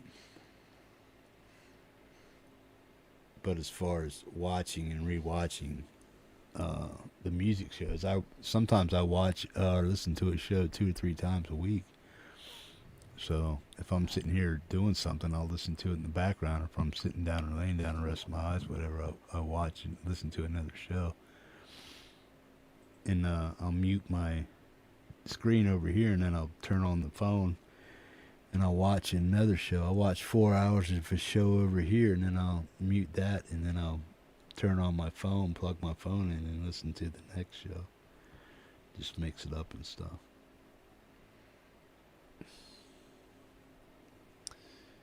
I might, on my next show, work on the FMC video clip. That's an easy show for me. I just don't have to think about it then. Just try and put together some stupid clips and be a dick. And you know, when I was saying to you, I'll clear this up. When I was saying to you the other day that I was going to put you in the video clip, and you're like, "Yeah, isn't that a clip full of fucking old people with depends and shit?"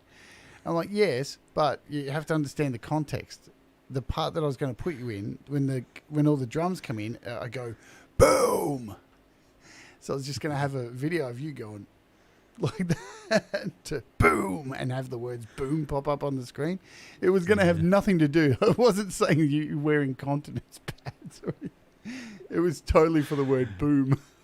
I ain't there yet, man. No, man, that's not where I was going with it. No, I get it, man. I was just messing with you.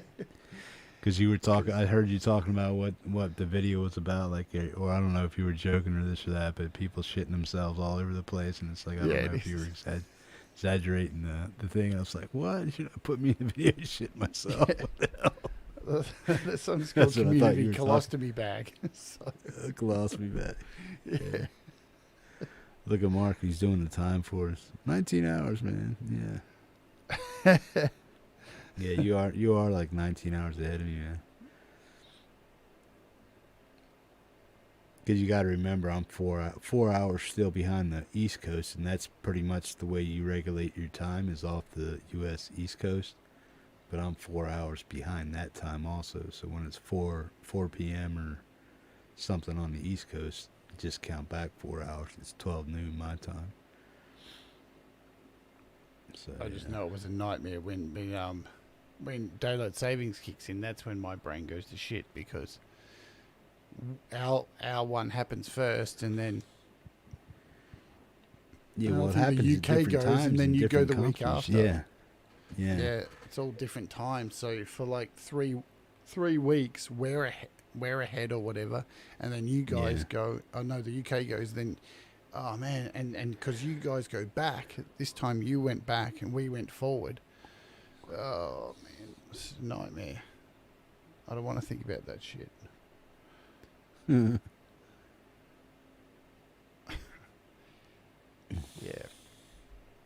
What can I do? FMC tomorrow. That means I got 1, 2, 3, 4 apps. I'll tell you what, just for record's sake and stuff, we'll do a 10-hour show, and then we'll call it quits after 10 hours. Sounds good. This way nobody can. Hey, 10-hour show. Yeah. Break the record. Yeah, it'd be a while before that one gets broke, because the week's starting, so I'm not gonna. The only time that I may do another one like this, I don't know. If you got time and I got time and we're free on this, I might just hook up all this shit live if you want. It's up to you. Just to give people. You can do a. You can even do a. We can hook up and do this over StreamYard with it not going out to the internet. You can do that as well. Yeah. So there's that option as well. Yeah. Yeah. So then you can hear what's going on, and it's probably easier to do it that way. So what? Just use my mic on my cam until I get everything hooked up, and then just switch over to microphone, or just unplug. Shouldn't really have to do any of that, right? You should only just have to, like, you can do it beforehand. You can just hook up the desk and just put your mic into the desk and track one, and just and make sure the gain's up, make sure the volume's up, so at least you've got volume. Yeah, I'd probably still want to use my cloud lifter just to get more headroom, but we'll see how it sounds. And if it sounds like that, I don't know, because they had it dimed out. Every time I seen somebody with an SM7B on one of these, it was always dimed, and at 9 o'clock. I don't maybe on the Yamaha. Yeah, it was always dimed. Everything that I ever seen, they always dimed it, and they said, well, if you use the cloud lifter, you get more headroom.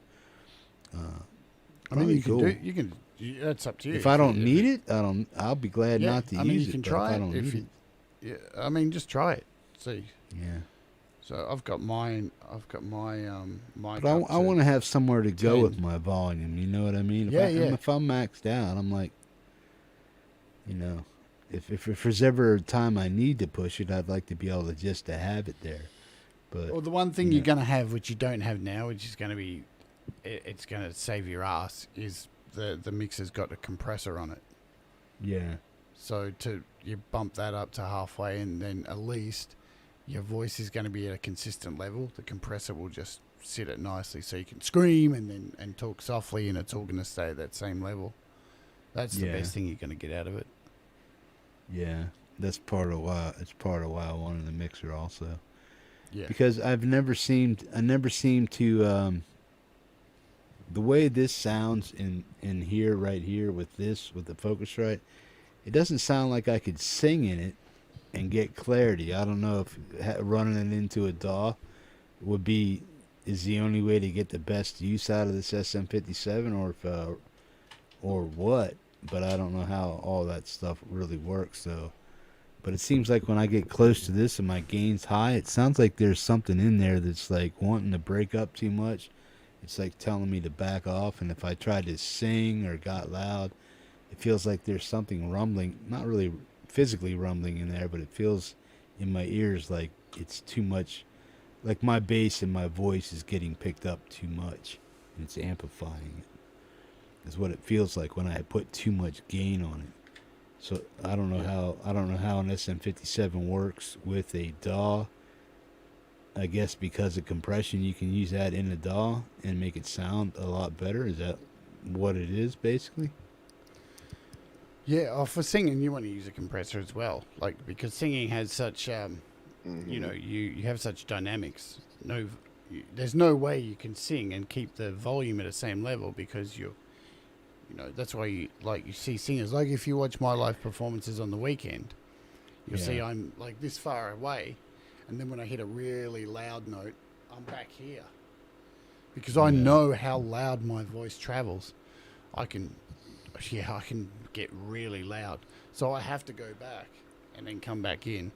So it's all about mic control and stuff. That takes time to learn. You know, I think, you know, once you've got a compressor on there, I think you're going to be fine.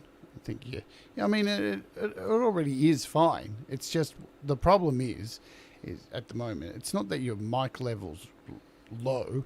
It's that because you don't have proper control over the music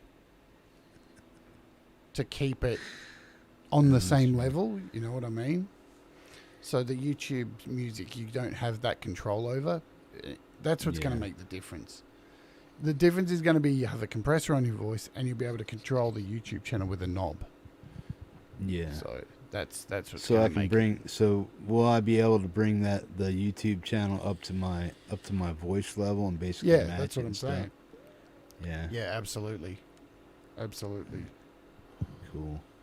So you'll bring it down to your voice, so you know whenever. So either way, you'll bring your voice up to it or it down to you, and then bring up the overall sound. It just means you won't be writing the volume. Yeah, I know live, people say I sound good, but then after all processes and stuff, it's like my voice is too low. I look at it this way: my speaker volume on my desktop right now. Well, the Focusrite is maxed to 100 because I'm gauging everything with my knobs. But let me see here. Okay, I'm on my desktop speakers. I'm at 15. That's how high my speakers are. If I go to sleep or go to bed listening to my thing on 15, I should be able to hear my voice clear and concise from over there at 15.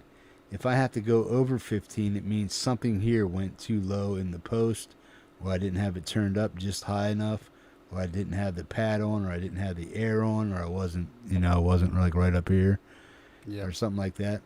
But I'm trying to get the mic dynamics down. But if I have to go over 15 when I'm sitting down in my chair over here trying to go to sleep while listening to the replay, then something went wrong with my vocals. It dipped down too far. I wasn't doing something right or didn't have the same setting. So, but lately I've been just jacking it up a little bit. I've been putting it on pad and jacking it up because if I put it on air, this thing seems like it wants to go do that. It doesn't make that sound, but it makes me feel like my voice is in a spray can pushing out my voice or something like that. If you want to, but this, I'm at about 76% on my volume. No, probably more than that. I'm probably at 8. I'm probably at 8 on my knob. As far as like, but it's actually at 5 o'clock. But if you go from 1 to 10, it's probably an 8. If you go from as a clock, it's like 5 o'clock, almost 7 o'clock, which would be all the way up. So, something like that. See, that's maxed out right there. Yeah, that's crazy. I mean, can you hear me though? Yes, but like, damn. Is it loud? How about right there? How's that sound? I mean, I could hear the air inside your cabin. You can? Yeah, like the air inside. Let me see. That's probably my heater fan. You can hear that circulate. Yeah. See, that's maxed out on pad. Now let me switch to air. Now this is pad, and I'm like a foot away from my phone or my microphone, and I'm maxed out actually. So I'm gonna take it off pad. This is pad. This is pad off. This is pad off. Now that's air. And I'm maxed out. And I'm a foot away from the microphone. What's that sound like? Shit? Ambient air. Okay. Now I'm just going to take the air off. I'm maxed out. And I'm about 10 inches away from my microphone. I'm going to take the air off. I'm going to take the air off. The air's off. So what's that sound like? Same thing? You can still hear room noise. Okay, now I'm going to put the pad on. This is with the pad off. No air, no pad. Now I'm going to put the pad on and reduce stuff. Pad is on right now. Did that lower it down at all? Yeah, it's got rid of the room noise as well, too. Yeah. Okay, but I'm still maxed out. Okay, so I'm going to dial it back a little bit. Let me know when it sounds good. Dynamite. Right there? Dynamite. That's right where I had it before I even started all this mess. Right about at 5 o'clock on the dial, on like a regular dial, with just pad on. That's pad. It's the thing is, as I said, it's not that we can't hear you. It's that when you speak and talk, you're at a decent level, but then the music comes on, the music's way louder. Okay. That's what I'm saying. So I'll be sitting on my bed and there's been other people say it too, and you're riding the YouTube level, because what's a decent level that I can hear you, and then the music starts, and it's only, as again what I said, it's because you have the music coming through StreamYard, and you have no real control over the volume. It's a blanket volume. It is what it is. I mean, I can't change it or reduce it. Where if it's coming back through the mixing desk, you've got utter control over it. So you can turn it down, you can fade it out. You can actually fade out a song while you're talking, all that kind of thing. You can talk over the top. That's why I was kind of confused with everybody saying, "Oh, you don't need a mixer. You can just use your interface."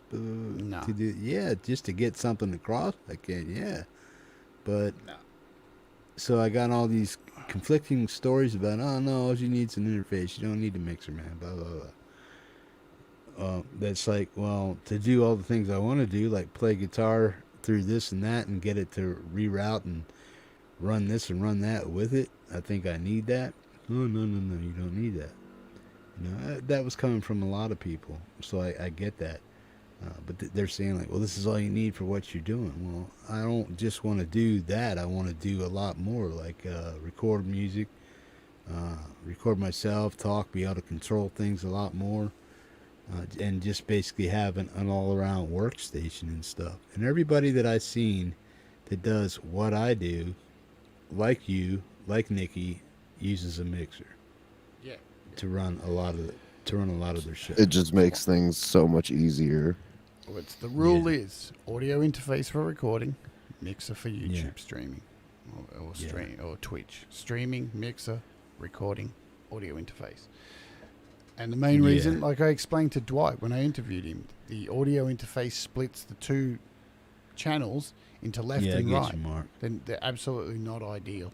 Absolutely not ideal for that. That's why poor old Dwight, sitting there with his fucking audio interface, jacking in and recording with the Photos app, and one thing's coming through the left and one's coming through the right, because the Photos app, it can't deal with an audio interface. It can't bring them together.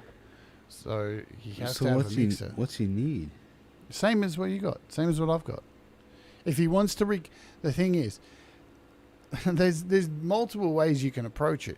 But if he wants to continue using his phone up on a stand with him standing there singing into a microphone and another microphone in front of a amplifier recording that, he needs to go through a mixer so it brings it to a stereo mix, because the iPhone in the Photos app can't use an audio interface because it only reads left and right. But if it's got a mixer plugged into it, there's a stereo input going into it, so it understands it. So has he been told by anybody, or you? That's what I did on the show. Dwight, this is what you need. I explained that to him in the show, and then I sent him the links to it, because before the show, he was like, "Hey Jade, how's it going? I just got this new..." I'm working on my Dwight impersonation. Anyway, no, he's gone, "I just went and bought this new Focusrite," and I'm like, "What? It's a 6-channel. It's another interface." And I'm going, "No, dude, no, you don't need another interface. Who the fuck told you that?" He goes, "Oh, a few people said." I'm like, No. Have you got the receipt? Take it back. Take it back. You only just bought it. Don't even open it. Take it back. Get your money back. This is what you need. And I sent him all the links, so it's up to him now to do that. And that's why I talked about it on the show. I intentionally had a section on the show where I broke down, not only for him, but, because, Hippie, I didn't want to sit there and be lecturing him. That's the last thing I want to do when I have a guest on my show. I want to, at the same time, if I'm going to talk about it, explain to everyone else watching, this is the difference. Audio interface, mixer. This is what you use it for, recording. This is what you use for streaming, or for his instance, recording into the Photos app. The other route he can go is if he uses a computer to record his music. Then he could probably use the interface, because he could use something like OBS and set up a camera and play and record into the OBS, and record it all. But if he wants to keep using that camera app, he definitely needs a mixer, because it'll be a stereo input. See, I don't even know if he has a PC, does he? Is he trying to record everything on apps off of his phone and use that as a complete system, or what? Well, he's just using the camera app. Okay. And the camera app is not made for an audio interface. It doesn't understand the language. It tries to use its own microphone. So if you are plugging something into it, it at least has to have stereo channels. That's the difference. And, that's a whole different story, Hippie, on upping his game of recording. I even said to him, too, the one thing I did say was, I sent him a link to these as well, to get a cheap thing to put the phone in. It's a selfie stick at the same time, and if you take these, the legs pop out, and then he'll have a camera stand with the phone aiming directly at him, not cutting off half his head. Yeah. And these things are like $10 off eBay, so I sent him a link to that too. And at the end of the day, all I wanted to do was just tell him the cheapest possible way to do it, and the best possible way, and then it's up to him to do that. You know what I'm saying? I don't want to ever lecture somebody and tell them. Yeah. It's no, I mean, but if somebody is trying to do something, they need the information. So somewhere along the line, you have to say, "Look, I see what you're doing, but you can't. That's not good. And here's what you really need to do." So yeah, I mean, Dwight wants to do something different and get it better, and make his music sound quality. He wants to get a quality tone out there. But I can tell by the way he hits the guitar and the way he raises and lowers his vocals. He's trying to find a happy medium between what he's actually doing. So he's doing exactly what I'm doing. He's trying to find a way to make this thing work right with what he's got, and it's just not going to work. And so he's trying to move back so his vocals aren't crushing the mic, and he's trying to tone. I see his picking style and his whole demeanor change by the way he's trying to do things to adapt to the new stuff. He's not. He doesn't. He's like I am. I don't understand. I understand, but I don't have all the techniques down. Is what, and that's what Dwight's doing. He's trying to find a technique to do it the way he used to do it, which is stand in front of there, use that app, and if he just does it this way, it will always come out sounding that way. That's what he's used to. He's not used to all the dynamics of stuff. Me, I understand what these things are supposed to do, like a mixer and this and that, but me, I'm still also trying to learn those techniques to get good audio coming out at a decent level. Like I'm here now. You know, like you were saying, if you're gonna scream, move back. If you're gonna talk softly, come on in, man, because it's all gonna register at the same volume pretty much. It's just gonna sound like a scream back here, and it's gonna sound mellow back here, but it's gonna come across in the recording as the same volume pretty much. Well, that's for singing. Yeah, for singing, Yeah. yes. For talking, you don't have that range to really go back this far because you lose so much. I mean, you've got a shorter distance for talking, you know. Yeah. But yeah, look, it was one of the reasons I had Dwight on the show. Also, because there's a good chance to have a look at what he has, get to know who he is more, and to have an opportunity with less chefs in the kitchen, just to directly, you know. Yeah. Everything has a reason. Yeah, well, it's like too. It's like when I ask questions of the community when I'm doing stuff. It's like this and that. You get 50 different opinions from 50 different people because you're asking 50 different people the same question and they all have a different opinion. So it's hard to decipher this or that. So a lot of the stuff I do is I listen to a lot of everything that goes on or is said to me in the chat. I take a little of this, a little of that. And then I go watch somebody that demonstrates something like somebody was telling me or something I'm trying to do. And I try to see if that person matches anything that I heard over in the chat about this or about that. And then I just try to focus in on what those individuals are saying about this and that.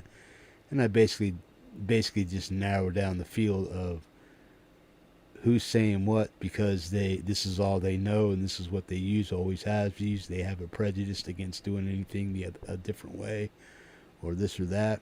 So I really look at all that stuff, and then I'm trying to figure out, well, what is it that I actually really need to do what it is I want to do and have something also for the future that's actually going to work. So when I start doing the things that I want to do, which is record, continue to podcast, have something that I, like a DAW and a interface that I need, and a mixer to be able to make things work all in unison. Stuff like that. So that's what I've been doing for the past 6-7 months, is collecting all that information, and these are the things. I think I'm making right decisions and I'm getting the right gear. So I know the Focusrite is fine. I know this is a top of the line mic. I just got to figure out how to work it right. And I got a pretty decent mixer and stuff and some nice monitors, and now I just need to figure out my VSTs or the Sims or whatever they're called, and I got a decent set of monitors, man. So I got enough. I got everything I need, and I think I got enough of the right stuff that I need to do exactly what it is I want to do, man. And I don't think I got bad stuff or expensive stuff, but I don't have cheap or slouchy stuff either. I have stuff that's been tried, true, and tested to get some of the stuff done that I want to get done. So I think I've always liked the Yamaha since it came out. I also like what's the other tech stuff? What's that tech one? See, I just dropped in and dropped out. What the hell was that? That was me. Oh, I've got a fan on here because it's so hot. So that's if I turn off. I've got a fan. So I just heard it starting. I was like, "What the hell is that?" Yeah, see, the fan's gone now. No, go ahead, play it if you want. if you need it. It's, Go ahead and it's use it. so hot here. Man. Yeah, turn the pucker on, man. I'm like sweating even with the fan on. It's just blowing hot air anyway. Like me. Yes, it's like I took people's opinion. I kind of knew what I needed to do the things I needed, but a lot of times too, asking 50 people for the same to come up with the same answer and stuff and get it right, it's like almost impossible. That's why I get frustrated and stuff. It's like, what the fuck? Come on, people. It can't be this difficult. You can't believe what you believe, and he can't believe what he believes is right, because both of you have two opposing opinions about the same damn question. So who's right? Who do I pick? So, and then I got 50 people that are doing the same damn thing. No. Yeah. No, that's it. Yeah, okay. So I got 5 people I kind of agree with and understand what they're saying. Then I got 5 people that go against these guys and say, no, you really don't need that. If you try this, you do this. But I really understand that people are only going with what they know and what they prefer. And there's a lot of bias in equipment. Oh, yeah, well, use this. This sucks, that sucks. I tried this sucks, that broke down after 5 months, blah, blah, blah, blah. And then it's like going to Amazon, seeing 89% cool shit, and then you get that 5%, or that you get that 10% of people that hit the number 1 star. Who do you believe? The guys that are telling you, "Hey man, this shit broke down, I got the wrong shit," or the 80% that say the shit's good, try it. So that's where you get when you ask a whole bunch of opinions from a group of people. It's really hard to get the right answer.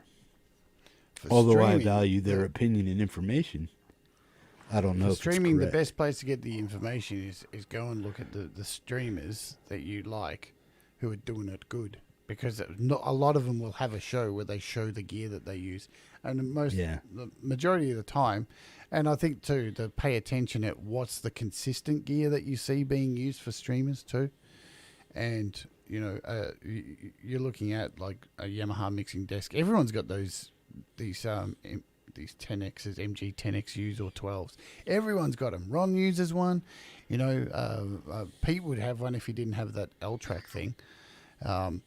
They're a consistent. God, even that Barnacles dude who does, he does a whole lot of tech stuff. He's got like, I don't know, 900,000 subs. He's just using one of those as well. So it's the consistency of what people use. I mean, for recording music, it doesn't really matter. You can use a UR22, a Steinberg, a Focusrite, a Scarlett, whatever. They're all the same shit. Same shit, different bucket. But and mics too. Like, it's like I wanted to get what you've got, an SM7B, SMB2 or 7B or whatever they are. But the thing is that they're really good. Hey, they're really good mics. But the thing is, you actually don't need one, because there are mid-range mics that all you need to do is EQ a little bit, and there's heaps of channels that show you how to do that. They'll put up a SM7B against like a $200 mic and just EQ the $200 mic, and they sound exactly the same. So you can achieve the same sound from an SM7B. And I do understand too, there's a lot of big streamers use those because, hey, they're the best apparently, and if you got the money, hey, why not? I would do it as well. But as I said earlier, it's not always about like the best one. It's about the most consistent ones that people use for things. Always the consistency. That's the thing you got to look for. And the people who have streams that always sound good. Yeah. If that person's stream sounds good and they're playing music through a board, or they're playing YouTube videos and they're playing music, physical music, and they're talking and it all sounds good, go and look for their videos where they've shown their gear, and you'll find the same stuff. And it's I'm not shitting on anybody in the community. I'm not saying anybody's, this is it's just a human trait. We all have brand loyalty and stuff, and we all know what works for us. But when it comes to, I think, streaming and that kind of stuff, the best place to go is to just watch other streamers. Yeah, that's pretty much what I do, man. It's like, I think it's called Kettner Creative or something like that, but he does a lot of the stuff. He'll demo mics, and he'll pit one against the other, He'll tell you what's the max range of this, decibel that, hertz this, hertz that. He'll tell you all that stuff. I think it's called Kettner Creative. But yeah, I was watching a lot of the stuff he was doing about, and that's why I was saying, you were telling me the other day that I really don't need the interface once I do this, but and then I was thinking, well, he was telling me a way to. I know that's probably not exactly what you were telling me, but yeah, I don't probably need the interface after the mixer, but to integrate, what I want to do is, I don't want to feel like I just spent $250 and not be able to use this and integrate it into a system that I just bought. Oh, you can with the Yamaha. Yeah. That's what I want to do. And me saying you don't need it doesn't mean it doesn't mean you can't use it. Yeah. I'm just saying if you just had the Yamaha, that would be enough.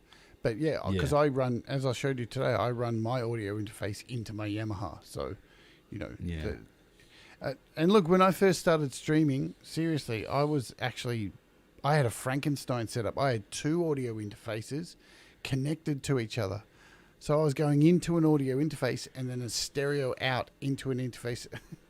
Oh my God, it was a nightmare. But I got it to work, but it was horrible. It was absolutely horrible.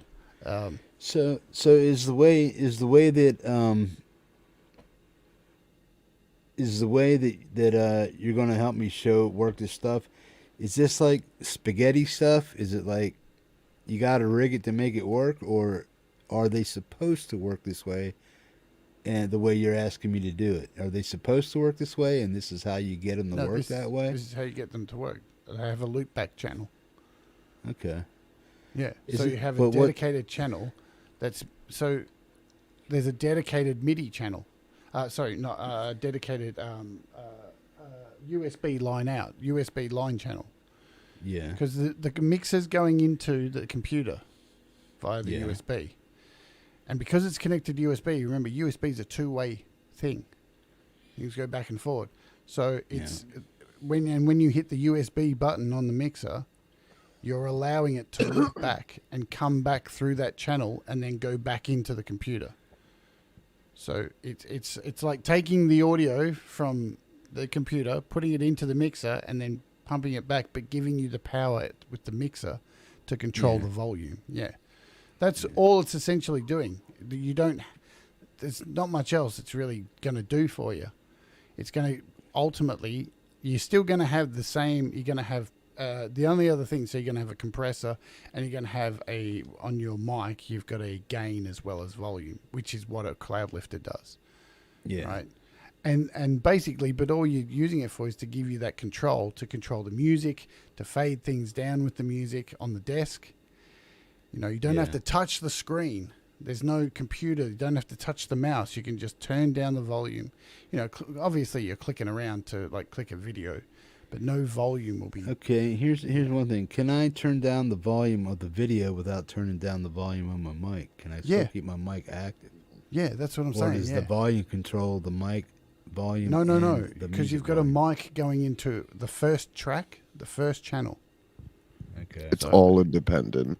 All independent. So if I go back again, and if I try and zoom this camera in one more time, right. There it is. See, I'm actually running through the second one here. So track 2, there. It's a bit dirty, my mixer. But that's my microphone right there. Track 2. Mm-hmm. Try and keep it steady. Track 2 there. So that's my microphone. And then my music from my computer is controlled from here. That's my loop back, right? That's my actual loop back. So your computer, and that's how you'll be able to control your music. Right? It's as simple as that. Your mic is completely independent of it.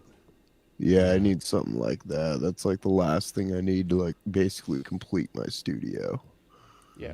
So yeah, as you're playing, oh God, mic stand, sit up, do your thing. So as you're playing music, you can be, but I've because it's hard to show you with my setup because I actually have the iPad. When I play music, I'm playing it through my iPad, but I can play sounds. You can every now and again you would have heard like I was getting messages from Facebook, so I can actually control even if I played some music on here. If I played a YouTube What can I play that's not gonna, even if it's just a Pete Johns video, that won't get a. Just give me a second.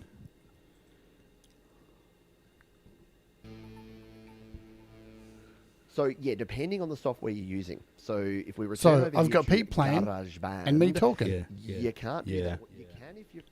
And now I've got it off. And how do I do that? Because there's a little button there. There's a little button above here. Yeah. Which turns on the USB and turns it off. Yeah, so it's So- basically like a mute button, right? Yeah, pretty much. Total control. What's And the that's the path button or whatever they call it?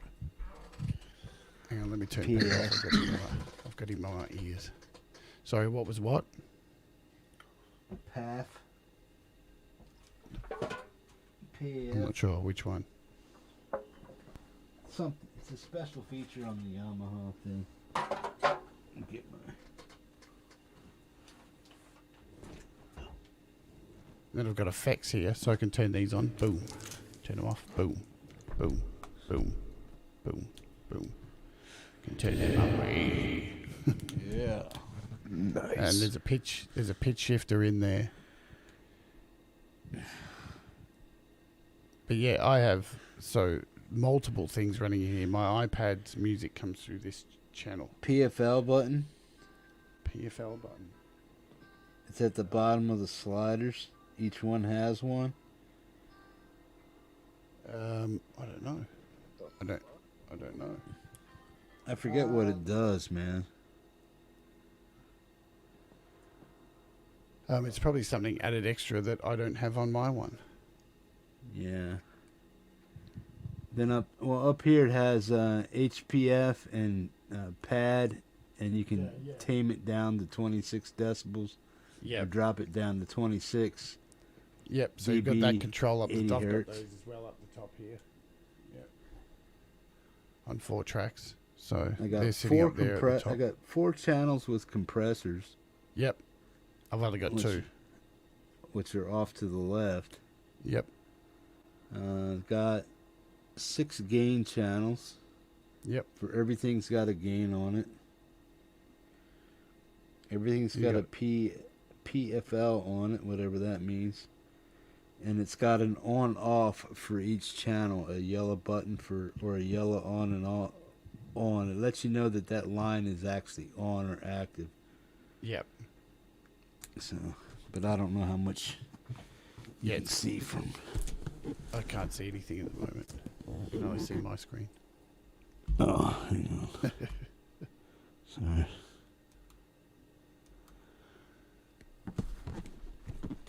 Let me see if I can. I'm gonna move this way. If I can get this up here close enough. Yeah, I only have a 10. Mine's only a 10. So let me bring up here. I was about to say that looks like the Mac Daddy version there. What is it? 12. See that gray button by the slider? That's the PAF button, whatever that is. Then it's I'm got just bringing it the up on my screen. Here we go. It's got the mute. I forget what the PAF stands for.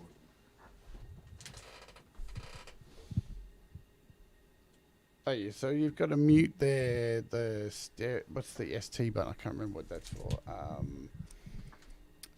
Shit, I can't even think. Yeah, and you've got the on buttons. So Mark is saying pre-fader level. Yeah, that's it. There you go.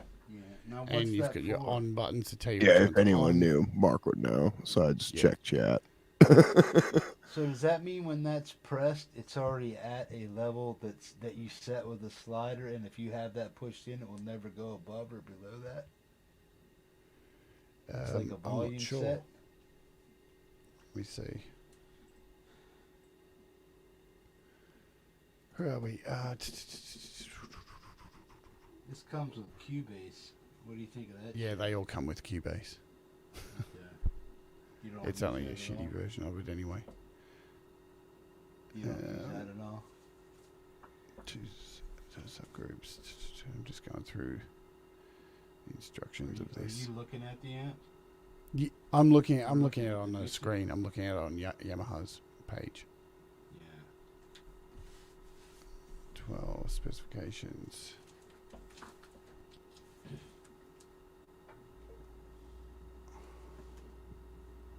So what Mark is saying, it gives you what you set on the gain control. Okay. So once you have all your stuff set, you just hit that, boom, and it will always be at that level. Yeah. Yeah. Once you've got it set up, you don't really need to do. Like, I don't do anything with mine each day.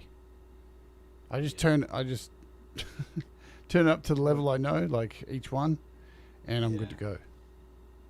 Yeah, that's the only thing you need to touch once you got it set, right? It's just the volume buttons, and that's it. Yeah.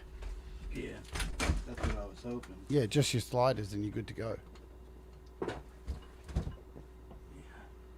Because you've got your mic set, you know.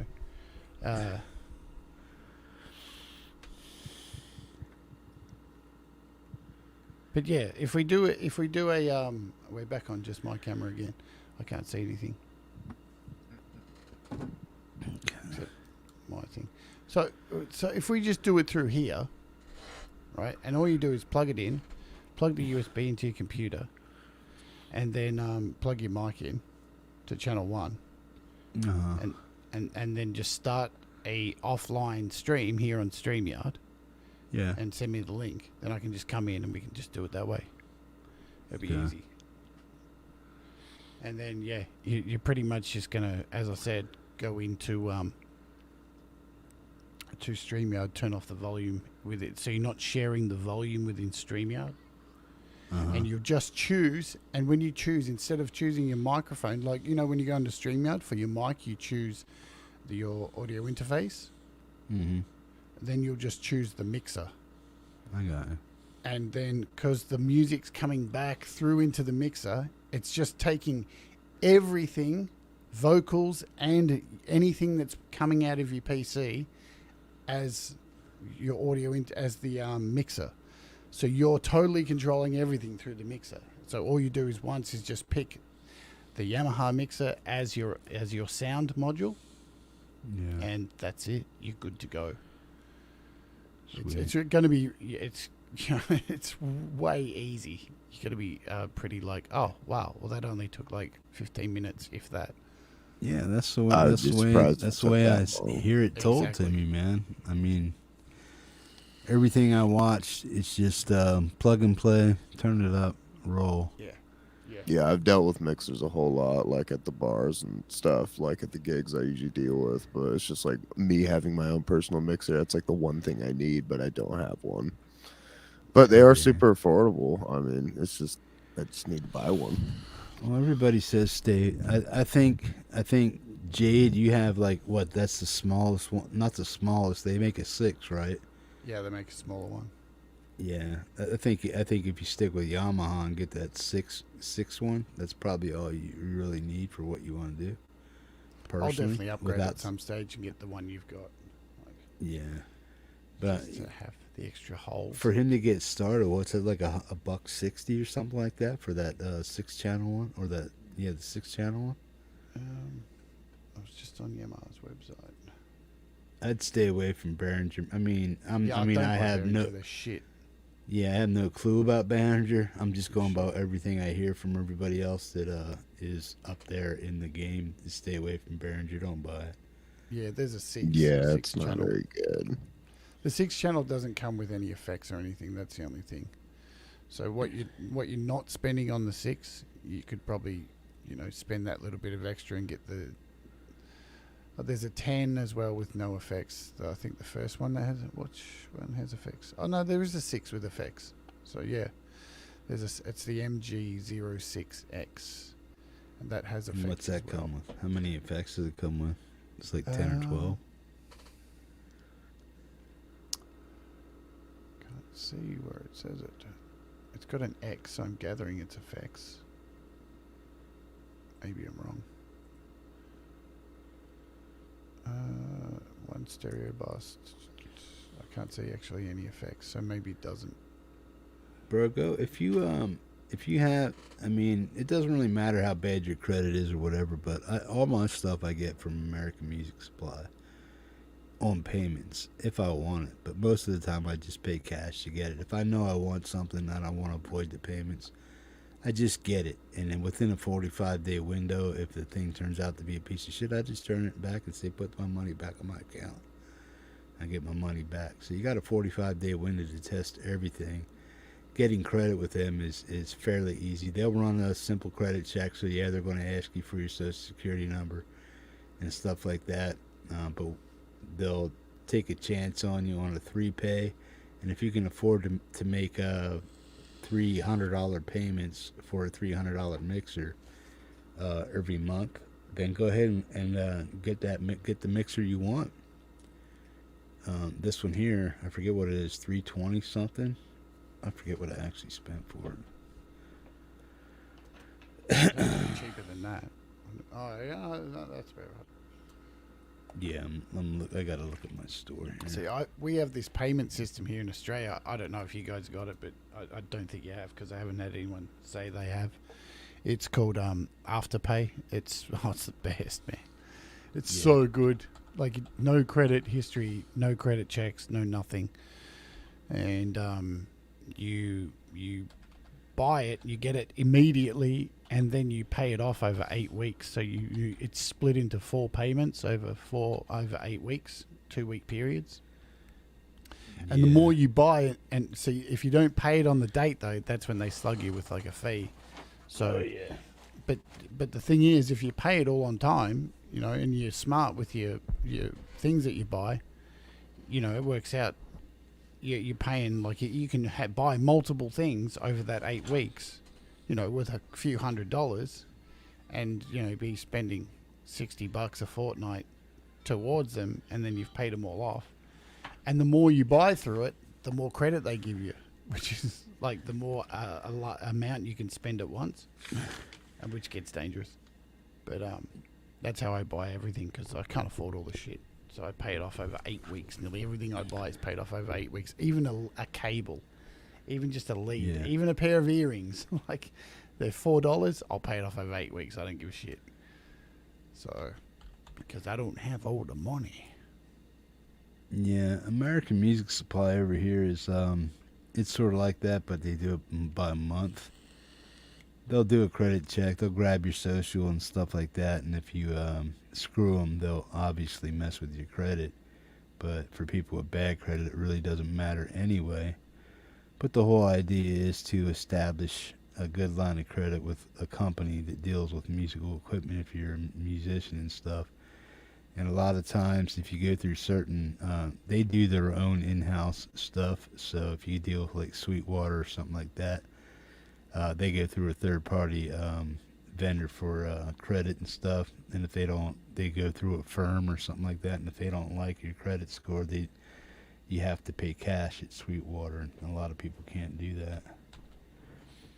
And American Music Supply pretty much gave me I don't have bad credit, but I always pay cash for everything that I have. And that kind of reflects as a bad credit score for a lot of things. But I don't have bad credit, I just don't have established credit, meaning I don't have anything to prove that I paid like off a car or this or a loan. My house I paid off in escrow and stuff, so I didn't have to worry about any of that stuff. So yeah, I just don't want to use my credit I paid card $300. This mixer was $350. Okay, but I got it for $311, and I had to pay $26 to get it up here in shipping. So it cost me $330.48 cash to get it up here. Now, if you made that in payments through American Music Supply, then they would charge you about $110 a month for 3 payments and stuff. So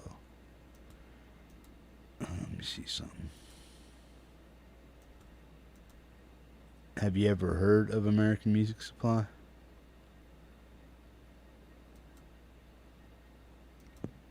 Me? No. No, Spencer. Yeah. Yeah, I've heard of him. Yeah. Okay. Yeah, let me see here. Boom. Can you see that? Yeah, Mark. Should pop up. Hang on. Yeah, I could see it. Okay.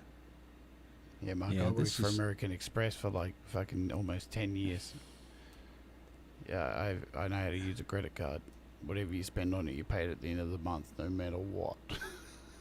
Yeah. No rotating fees, man. Fuck that shit. Let me see something. Let's see what's going on here. See, these are all my purchases from these guys, man. There's my mixer I sent back right there. This is all the stuff I got. This is all the shit I bought, man. You can see it all there. Okay, that was the first thing I bought. Do you remember that? It's a Line 6, what do they call it?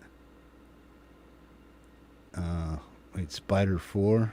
Something like that. Line 6 Spider 4 for $418, man. So then I bought an EQ for it because people said I needed EQ for it. Then I bought another. That wasn't my first guitar. I bought my first guitars from Zounds, but that was my third guitar. Bought the Tri-Rec from Wampler. Bought a guitar from my son. There's the PV amp I bought. There's a guitar I bought and sent back because the pots were like all pissy and stuff. And the Gator board. There's my Black Star amp that I bought. There's an M5 modeler I bought. Zabra sent this back, the Zabra Cadabra. That's my 7-string guitar. That's my G5N. All that stuff, man. I had the wireless system. I sold that. Got rid of that. Buddy of mine was a gigging musician. I didn't really need him, so I sold him to him a little bit cheaper. And I had that, the Wampler Gas. I got my Q5N or the Q8, frustration, batteries. I bought this thing, the Dark Sun, from what the hell is that? Dunlop. Sent it back. Bullshit. Ethereal, sent that back. That's a shotgun mic for my Q8. There's my orange amp. This is just a whole list of shit that I bought from American Music Supply. Some of it got sent back. All this stuff I had, that got sent back. That got sent back. What else? And this is my last purchase here, and that's the hell is it? A lot of stuff, man. The Beast. What's that? The Beast, the Yamaha. Yeah. I love it. It's the best, one of the best things I bought. Yeah, I mean, I haven't heard. I don't think I've heard anybody shit on it yet, man. Nah, you won't. You know what I mean? Especially for the price point and what it does, and just being Yamaha. Yeah, it's a name. It's a name. A decent name for what it is, but they don't make shit. And I got a No, they make good profile products. Yeah, Is that your guitars are profile good. on yours? Everything's good. Does your 10 have the profile? That Is- profile? I have a question. No, it doesn't. It doesn't have that profile. It's solid. Is that like a plastic casing or is that like a metal casing right metal. there? It's metal. metal. And plastic, yeah. Yeah, but it's mostly Oh metal. yeah. Okay. That's all I needed to know. I don't know. It just looked like cheesy, like spaceship, like plastic, and I was like, please don't say that. Whoa. Can you hear that? Oh yeah, I can hear it.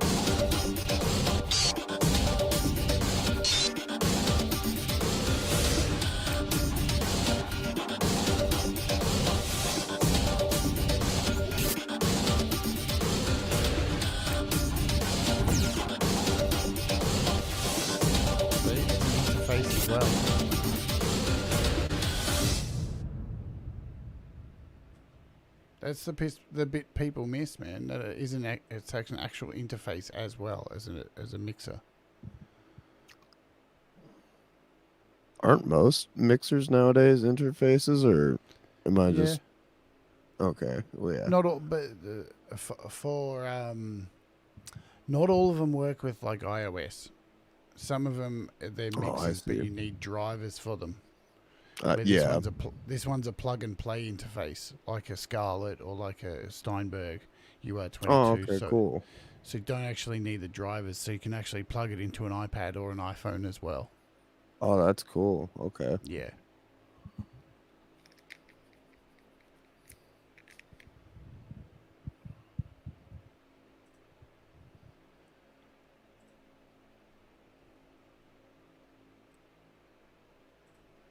All right. Wow. All right. Well, I'm going to split because I've got to set up a show and decide what I'm going to do in the morning in I actually think I'm right behind 7 you. hours time. Yeah, I had my work alarm. Not like I need to go to work. I have the day off, thankfully. But like for whenever I wake up for work, I've had that ring like twice now, and it's just like, all right, it's been a full 24 hours. I think it's time for a quick nap and then some recording time because it is day off time, and I need to do some recording. Oh, no wonder I wasn't getting a response. I was muted. I was sitting over here talking to you guys, and I'm like, okay. Yeah. No, cool, man. Yeah. I appreciate you guys hanging out. I doubt. I mean, if anybody watches this, that's cool. Thank you. Yeah. Hey, if you made I it don't this mind far. hanging out. I mean, Yeah, no, good luck on the mixer, though. I mean, hopefully everything goes right. Oh yeah, we'll get it up and running. I have no doubt about that, man. Yeah, Mark. Oh, yeah. Look at Mark, smart ass. Two. I never write two anymore. Too scared to now. What? Hippie's gonna kick you in the nuts. Kick you in the nuts. What are you doing, man? He's got one leg, but it could reach across the world and kick you in the nuts. Damn Skippy. I kicked my kid in the nuts, man. He tried to go to school with his pants sagging out my door, right? I just walked right up behind him, man. Kicked him right in the sag, man, all the way up to the nuts. Made his pants go up. I said, pull your pants up, boy. The fuck? He's like, I roasted his nuts pretty good, man. Didn't totally catch it because part of the sag caught the momentum on my foot. You know what I mean? So it kind of got caught up, but he caught some of the front of the ankle on his sack. I can guarantee you that. It's like, bro, you gotta pull that shit up. Yeah, you going to school like that, man. Yeah. He used to get up in the morning. Now this is my kid. He's not used to the cold, right? When he first got here, he used to always. I keep my door locked, but you can open it from the inside and it will still stay locked. But if you close it, you lock yourself out. Goof locked himself out like 8 or 9 times, man. I wouldn't get up to let him in, man. I let him out there for about 20, 30 minutes, man. He come in, he's like, "What the fuck is the other one?" Because he was afraid to knock on the door and wake his dad up, man. So he wouldn't. It's like, dude, come on now. Yeah, I mean, it's cold. You will want to come in. Oh yeah. He tried to sit in the truck and warm up like that's gonna warm him up. I ain't gonna warm you up. It's like sitting in an icebox, bro. That ain't gonna do anything. What are you doing? Yeah. He eventually learned, man, to turn the little button before he goes outside and not shut the door. I said, just pull it a little bit so it doesn't. You're not letting air all the way out, man. And he finally learned to not shut the door when he went outside to smoke a cigarette. Yeah. Kids. Yeah. Anyways, I hate to be that dude, but I am gonna catch a quick cat nap and then. Peace, dude. We made it 10 hours and 30 minutes, man. Broke a record. Rock on. I think that is a hippie record, so. New Dynamite. Year's was I have to go back and look at New Year's, but I don't think it was 10 hours, but I don't think it was 10:30 though. But that's cool. All right, it's good chatting. Be well. Likewise. We'll catch you. See We'll you catch up around. with all you guys, man. All right. Thanks for hanging Later, everyone. out. Peace, dude. Later. Guys, Mark. Yeah, I hear what you're saying, bro. Yeah, I gotta take a cat nap about 4 hours and stuff, and then I gotta get up and finish setting up the show and stuff. But I'll take care of you, man. Weltenkinder, Mark, Black Covers, appreciate you hanging out, man. Russ, Devin, if you're still hanging out, appreciate you hanging out, boy. Good stuff. Nobody else that's in here right now. Joseph D'Angelo, good stuff, man. Boom. All right, guys. Yeah, Mark, I understand what you're saying about too many Chiefs. I get it, man. But yeah, we'll figure it out. I don't think it'll take that much. But my only concern is making a waste of my interface.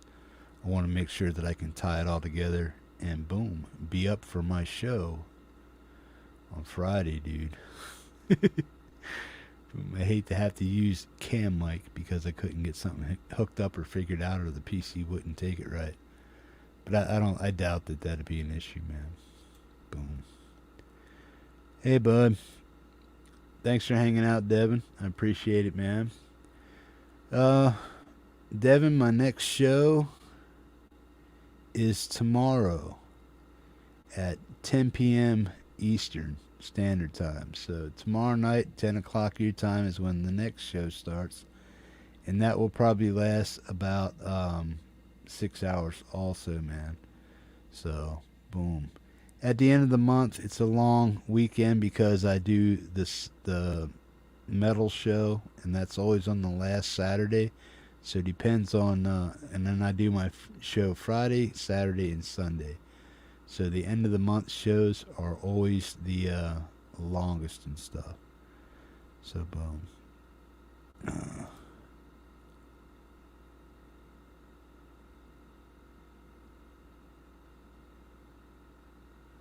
Oh, no worries, bro. Yeah, man. No pressure. Do what you can if you can. That's cool. I know you got your doctoral degrees in hooking up stuff. No worries. Boom. Yeah. We're not doing major surgery here. I just want to hope, I just hope the equipment works, doesn't have any combative issues, and it all sounds good in the end, man. That's what we're striving for. Better quality of sound and function. Boom. Take care, bro. Spencer, always welcome in the chat, man. Anytime you want to join, come on in, hang out. No worries, man. Everybody take care. I'm going to take a nap, and I'll see you tonight on the Hippies Musicians Montage at 10:30 Eastern Standard Time, man. Boom. I love peace in a hippie grease, man. Later, people. Devin, love you, boy. Talk to you later. Be cool, be kind, man. Boom.